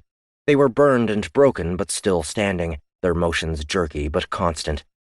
Further away, a small mech was reaching the edge of the dust, turning to face their direction. Queenie, he said softly. I don't know, Irie replied. She's in bad shape. Get us out of here. Bastian recovered from his shock, racing back to the ladder and climbing it, hurrying to the cockpit. He found the incoming mech in the rear view screen, turning the wing-mounted turrets toward it and firing. It sidestepped the first effort, returning fire that pinged against the craft's armor before a second volley hit a leg and knocked it to the ground. Everybody's in, Ruby said. Let's go. Wait, Ben-Hill said. Where's Gant? Damn, Irie said. I'll find him. There's no time, Ben-Hill said. We have to go. We don't leave anyone behind. We don't have a choice. Bastian scanned the rear view screen, and then put his eyes out of the forward transparency. The Gant was nowhere to be seen. Frag it. He hit the control to close the hatch, ending the argument in a hurry. Strap in, he said, pushing the thrust to max and increasing the anti-gravity. The Faust slid along the ground on its landers for a few hundred meters, kicking up a huge plume of dust before rising into the air and blasting away. Bastian kept his eyes forward, trying not to think about Abby. For as much as he had feared her when she had first arrived in Hell, for as much as he had disliked her when she challenged him for leadership of the Rejects, he couldn't argue that she was the solder that was holding them together, and the only reason they had managed to come together so quickly as a team. She had proven herself to each of them in individual ways. To him, as a decisive, strong leader who didn't hesitate to take point. It didn't matter if she was special. It didn't matter that she was somehow bulletproof. She hadn't known that when she took the lead on Orinel, and she certainly hadn't been able to count on it now. Not with the amount of blood he had seen on her body, and on Pick's battlesuit. It was a strange thought for him to have. It was a thought he would never have expected to have the day he pushed her away from the food dispenser to help Pock get his hands on her. He didn't want her to die. If they were going to have any chance of survival, if they were going to have any chance at retrieving the fire and brimstone and being released, they needed her. The Faust broke through the dust, continuing to climb. The atmosphere gave way to the vacuum of space, and he set FTL coordinates for anywhere but here. The dark battleship was still in orbit, floating far enough away that Bastion didn't need to be concerned. He checked his sensors for signs of the brimstone. It was already gone. To where? It didn't matter. The computer finished running its calculations, giving him the green light to make the acceleration. He hit the launch control, sending them blinking away. Except they didn't blink away. They didn't go to FTL at all. A soft tone sounded, a light flashing in the cockpit. "Oh, frag me," Bastion said. "Ruby, we've got a problem." He glanced to his left, watching Thraven's battleship. It wasn't paying them any mind. "What's wrong?" Ruby asked, appearing in the cockpit. "I'm not sure. According to the diagnostics, we're out of dysterium." "Now?" He held his hands out. "I didn't do it. We've got 4 canisters in the hold. Ask Pick to help you replace it, and we'll be on our way. I'll keep an eye on the big ugly over there. Fortunately, he doesn't seem to give a shit about us." "Roger," Ruby replied, vanishing from the cockpit again. Bastion leaned back in the chair. "Fury, how's Queenie?" he asked. "She's—" Irie paused. "I don't know." "What do you mean you don't know?" "We brought her to medical and strapped her down. She wasn't breathing." "You mean she's dead?" Bastion leaned forward, resting his head in his hands. They were screwed. "I don't know," Irie replied. "She wasn't breathing. But you saw those soldiers planetside. You hit them dead on with heavy plasma, and they got back up. Maybe she'll get back up." Bastion felt a chill. Would she? Could she? He doubted it. "Son of a bitch," he said softly. "Lucifer, we've got the canister," Ruby said. "We're bringing it back to the engine room now." "Thanks. When you're done, see if you can get Captain Man on the line." He had no idea what he was going to tell him, but he had to tell him something. "Affirmative," Ruby replied. He looked out the viewport again, finding the battleship in the distance. He could see the light of a thruster headed toward it, trailing behind one of the dropships. The battle had to be over then. But who the hell were the units already on the ground, the ones who had tried to defend the colony? He didn't have a chance to think about it. 1 second, the space ahead of them was empty. The next, a ship shimmered into existence, the cloak that was hiding it falling away. The brimstone. Why the frag hadn't the sensors picked it up? He leaned forward, his hands at the controls, punching the Faust to max thrust as the starship opened fire, advanced railguns spewing heavy, piercing flechettes at almost .2 Cs, barely missing as they went up and over. Shit, shit, shit, shit, shit, shit, shit, Bastion said, repeating the mantra as he worked to escape the warship. Entire fleets had fallen to the brimstone, and he was flying a starship that should have been broken down for salvage years ago, with no immediate hope of escape. "Lucifer, what the hell is going on?" Ruby said. "Brimstone," he replied. "She's still here, damn it! Strap in!" "We can't load the canister if we strap in." "If we fly straight, we're sure to die. If we don't, maybe we can get away." "How?" "Back to the planet? I don't know. You're the synth. Give me something I can use." "Queenie ordered me not to respond to those kinds of requests." "Damn it, I'm serious. You've got to have something in your databanks." "I can tell you the odds of survival." "I can figure that out for myself. Hold on!" He threw the Faust into a tight vector, feeling the force despite the inertial dampeners. The brimstone was larger and turned more slowly, shifting to get an angle to fire. The maneuver brought him in line with Thraven's battleship. His mouth opened, his heart racing. "Oh, hot fraggin' damn! I've got an idea. Ruby, do your best to get the canister as close to the engine room as possible. Don't give me any shit about the rocking. You've got better balance than any Terran. Roger, Ruby said. What are you going to do? Hopefully put something between us that those assholes don't want to hit. He couldn't increase the thrust, but by keeping it steady he continued to add velocity, moving away from the stolen starship. At least, he thought he was moving away. He cursed as the ship seemed to hop from one place in space to another, behind them 1 second and ahead of them the next. He adjusted vectors as lasers lashed out, spearing the space around them so close he could almost feel the heat. It seemed impossible, but somehow they missed, tracing below them. Bastion angled the Faust in close, dropping low and under the brimstone, constantly changing paths in order to throw off any targeting efforts while keeping an eye out for more incoming fire. They were closing on the other ship in a hurry, and as they streaked ahead of the brimstone, he aligned them with the other ship's hull, hopeful the brimstone's commander wasn't too eager to down a friendly. That hope was short-lived. The brimstone continued to fire, lasers lancing out behind them, one of them finally making contact. The Faust shook, the computer blaring out warnings, the shields overloaded by the assault. Bastion cursed, adjusting vectors, rising and falling, rolling left and right, doing everything he could think of to keep the enemy warship from getting a lock. Then the laser fire stopped, the Faust drawing close to the battleship. Batteries from the other side took over, trying to get in one final volley before they were over and past, trying to score that one hit that would turn them into corpses and wreckage. Bastion didn't know how they survived. He didn't know how the battleship continued to miss, often by the skin of their teeth. The Faust drew within 100 kilometers of the ship, a journey that would take only seconds to cross. The computer beeped again, indicating an enemy lock and the release of a torpedo. Bastion watched the HUD, the projectile moving at an impossible speed, jumping from the front of the brimstone to their tails in the span of milliseconds.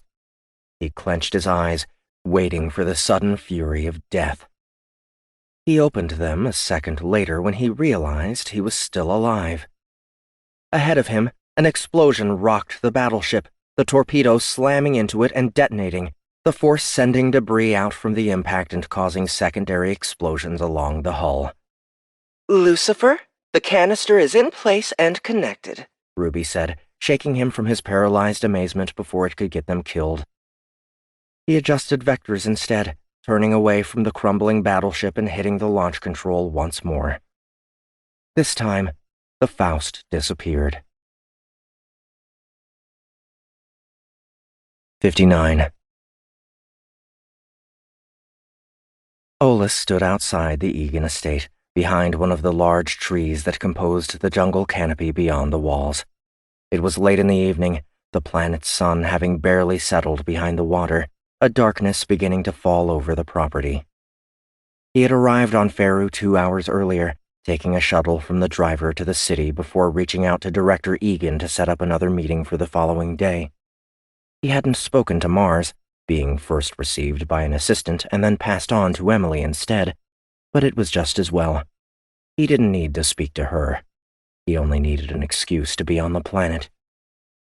He also didn't know what was going to happen in the morning when General Omsala asked after his report and he refused to respond to the request. Would the general go so far as to have him removed from his position as head of the OSI? Or would they prefer to keep him close, but not too close? The missing report could be forgiven depending on how the committee, and by extension, the infiltrators who had gained control of the committee, wanted to play their hand. Whatever. He had another job to do first. He pulled a small device from his soft suit, sticking it to the tree.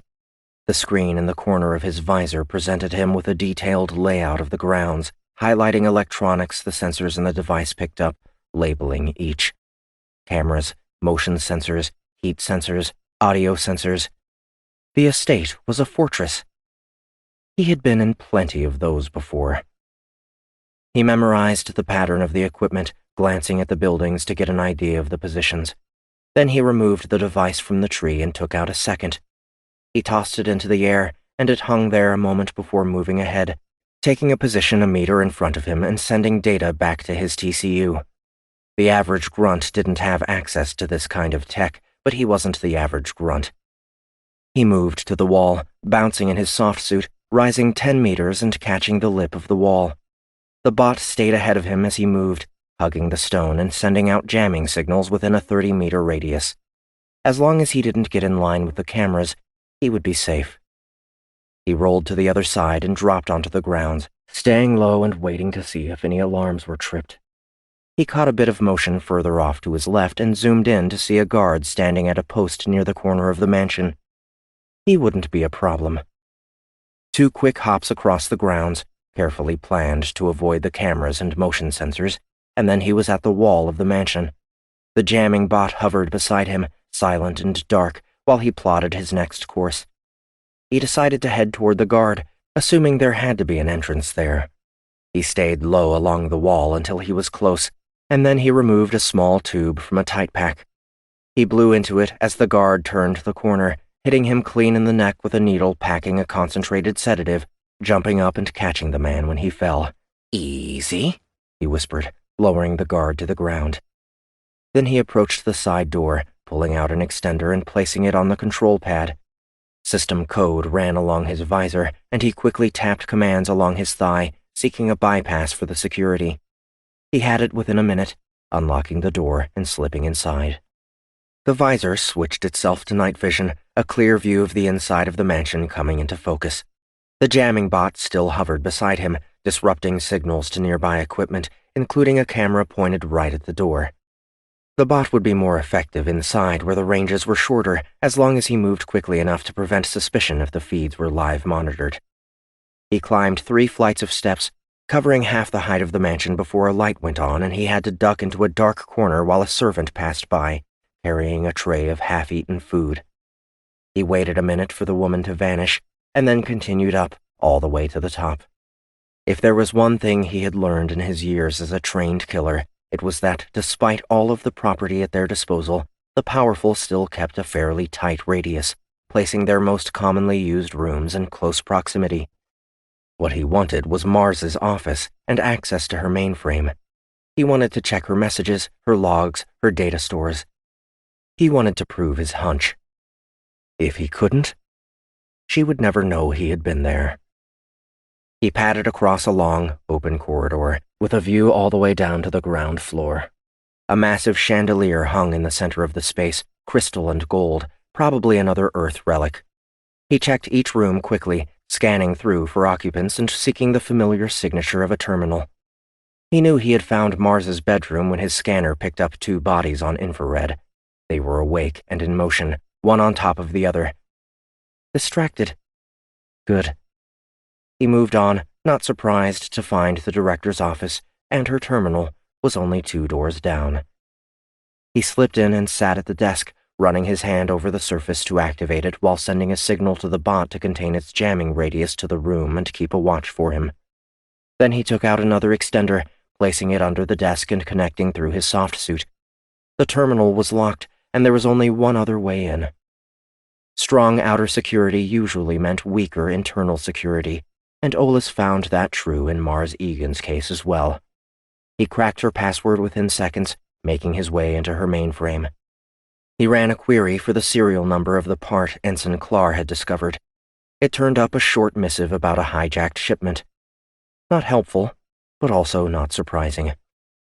He moved on, seeking out the director's livestream storage. It was all organized by date, and that made it easy to find the footage recorded during her abduction. He was surprised to find there was nothing missing. What she had given him was honest and complete. Was he wrong about her? He dug a little deeper, finding his way into her messaging system and scanning the missives there. He found mention of the fire and the brimstone, but nothing that would suggest she had been in on the theft, or that she had any connection to anyone named Thraven.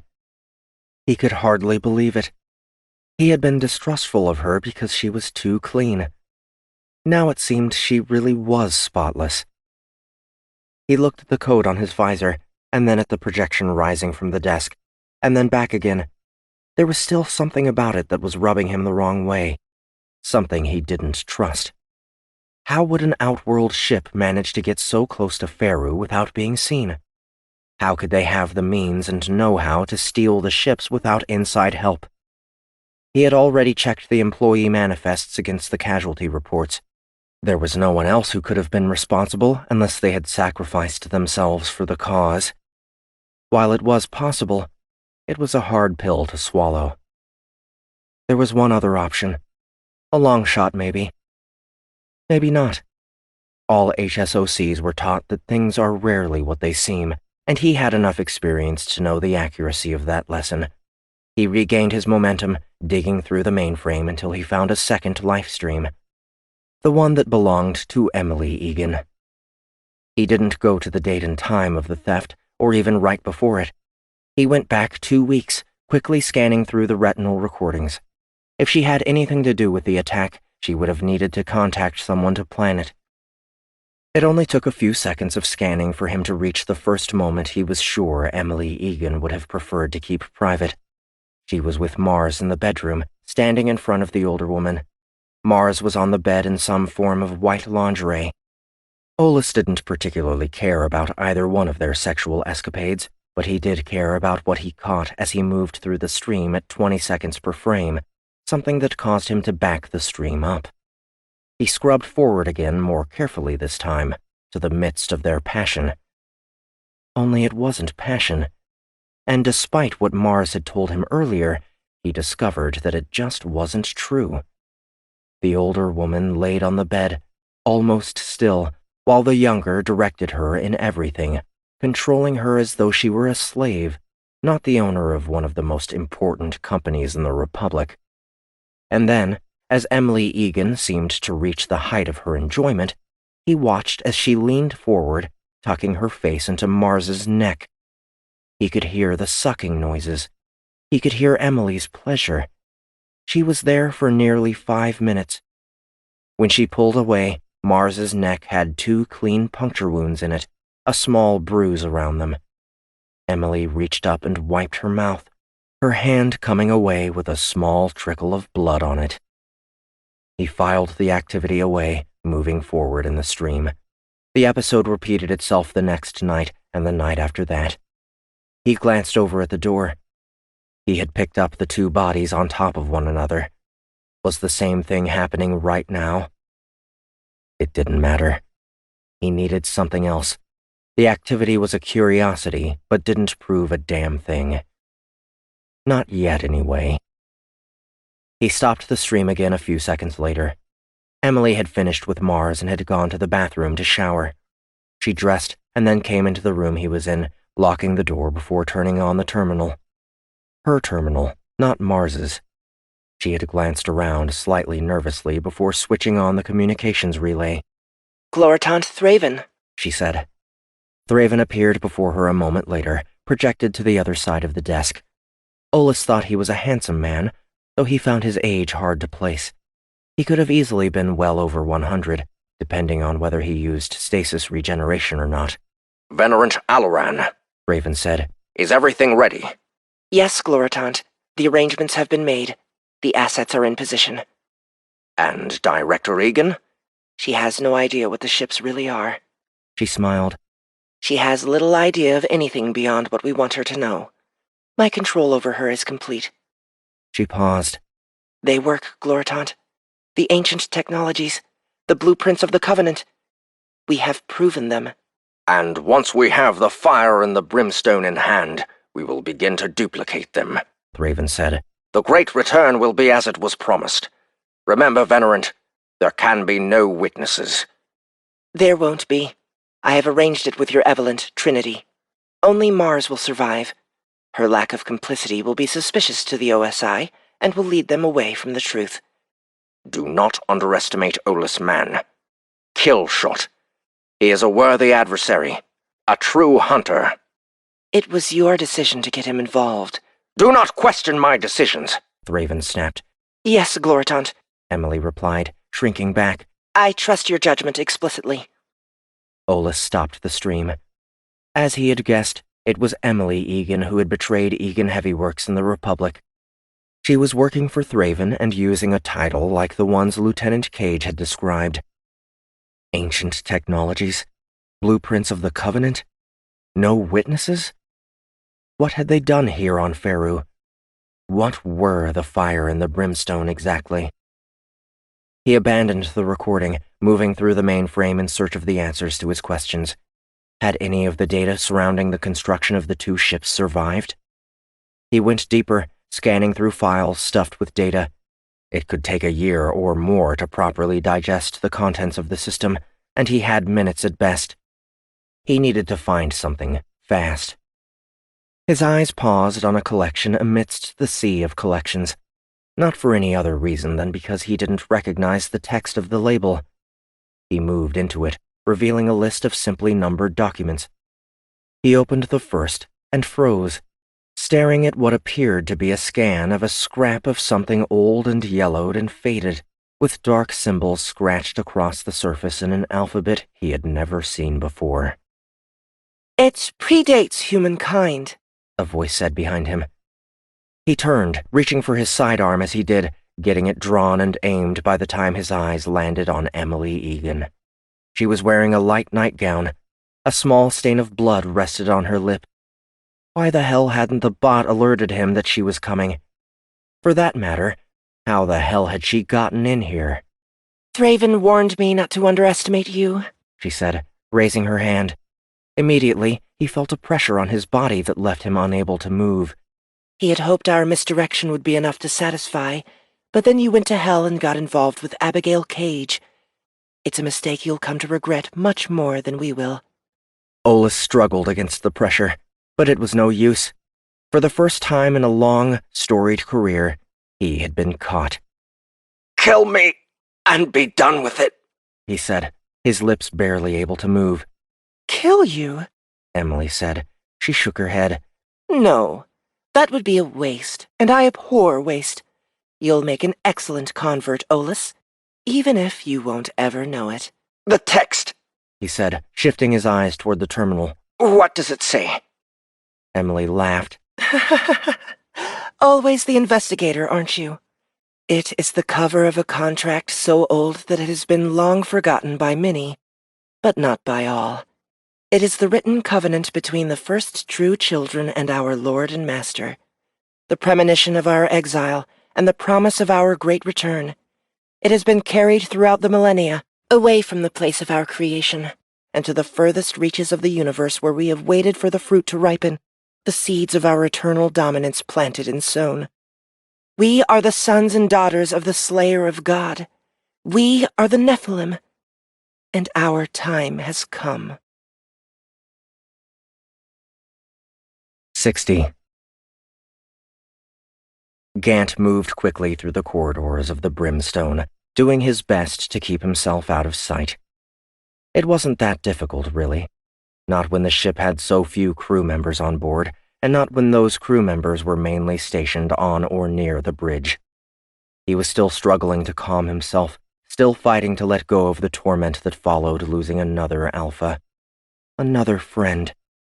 He still couldn't accept that he had listened to Abby and gone to the comm tower, only to return and find her dead, gunned down by a line of soldiers, and another one of them.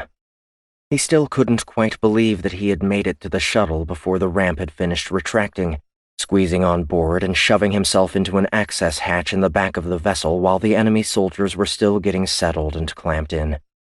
He wasn't quite sure how none of them had seen him. Everything was a dark blur since the moment he saw Abby flailing, the bullets sending blood and flesh and cloth bursting away from her. Since he had felt the thing that reached out for him, trying to control him, to stop him. It had drawn near, and when it had sensed his anger, his resolve, his pure, unadulterated desire to kill, it had withdrawn. In fear? In pleasure? Whatever. He had done good work, killing 5 of the soldiers before the one with the power had stopped him and called the retreat. It had been a quick decision to hitch a ride, and at first he had done it so he could finish what he started, killing them as the opportunity came. He still planned to, but not right away. Queenie wouldn't have wanted that. The mission was to recover both starships, and he was sure the commander of this one would know where the other one had gone. She would have wanted him to finish the mission, to earn his freedom, and to help the others earn theirs too. It didn't matter if he only barely tolerated them, and outright disliked that asshole Bastion. It was what she would have wanted, and so it was what he would try to do. Now he was trying to find the engines, eager to dig into the mechanics and start fragging things up. Step 1, force the brimstone out of FTL. Step 2, hijack the communications array and start transmitting a beacon that the Faust couldn't miss. Step 3, disable the weapons systems. Step 4, continue killing crew members until only the commander remained. He couldn't wait to get to Step 4.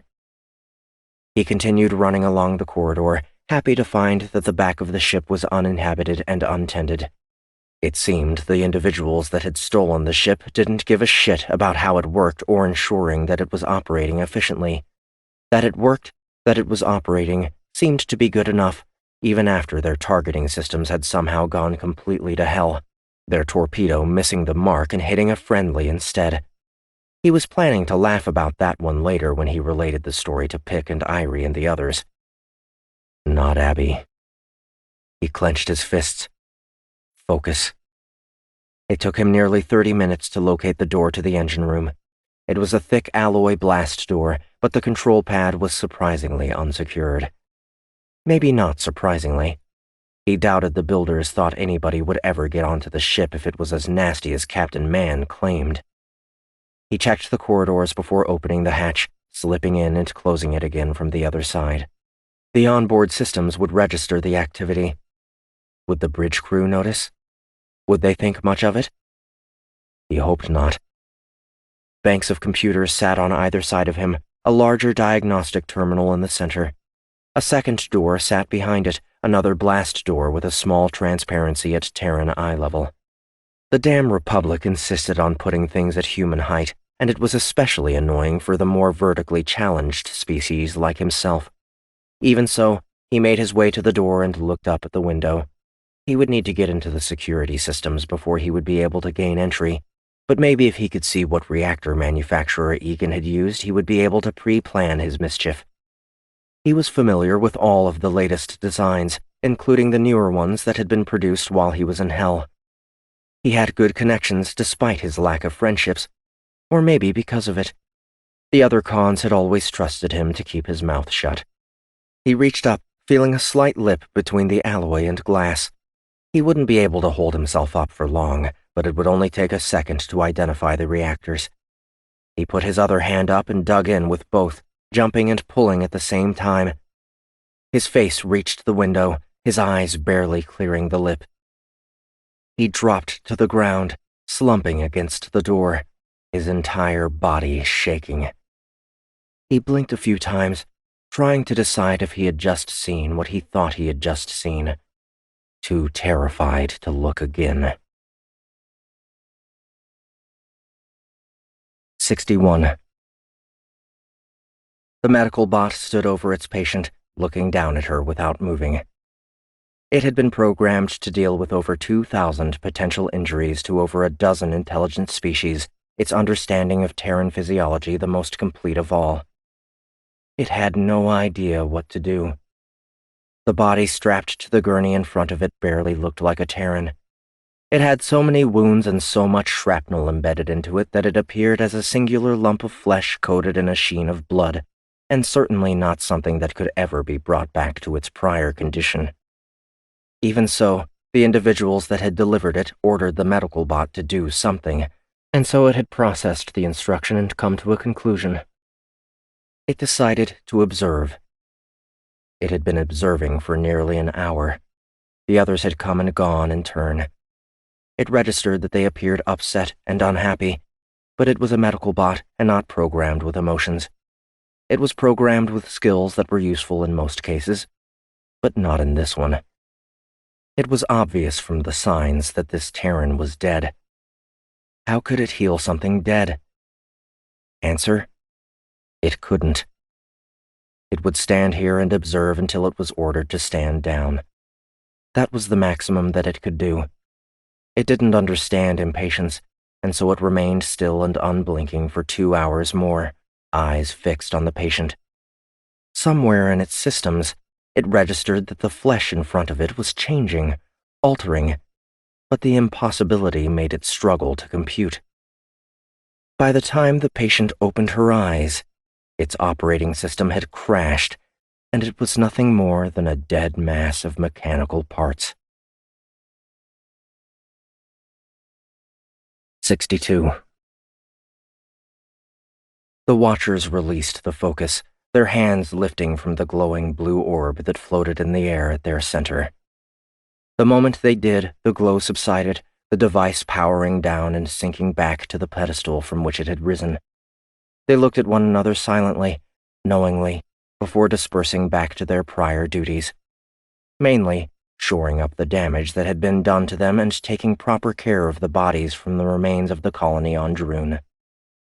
One of the Watchers, younger than the others, broke further away, retreating from Central Command and returning to her quarters. It was a simple space, a 3-meter square hewn into the rock, well apart from the larger cavern where their hidden forces had been stashed.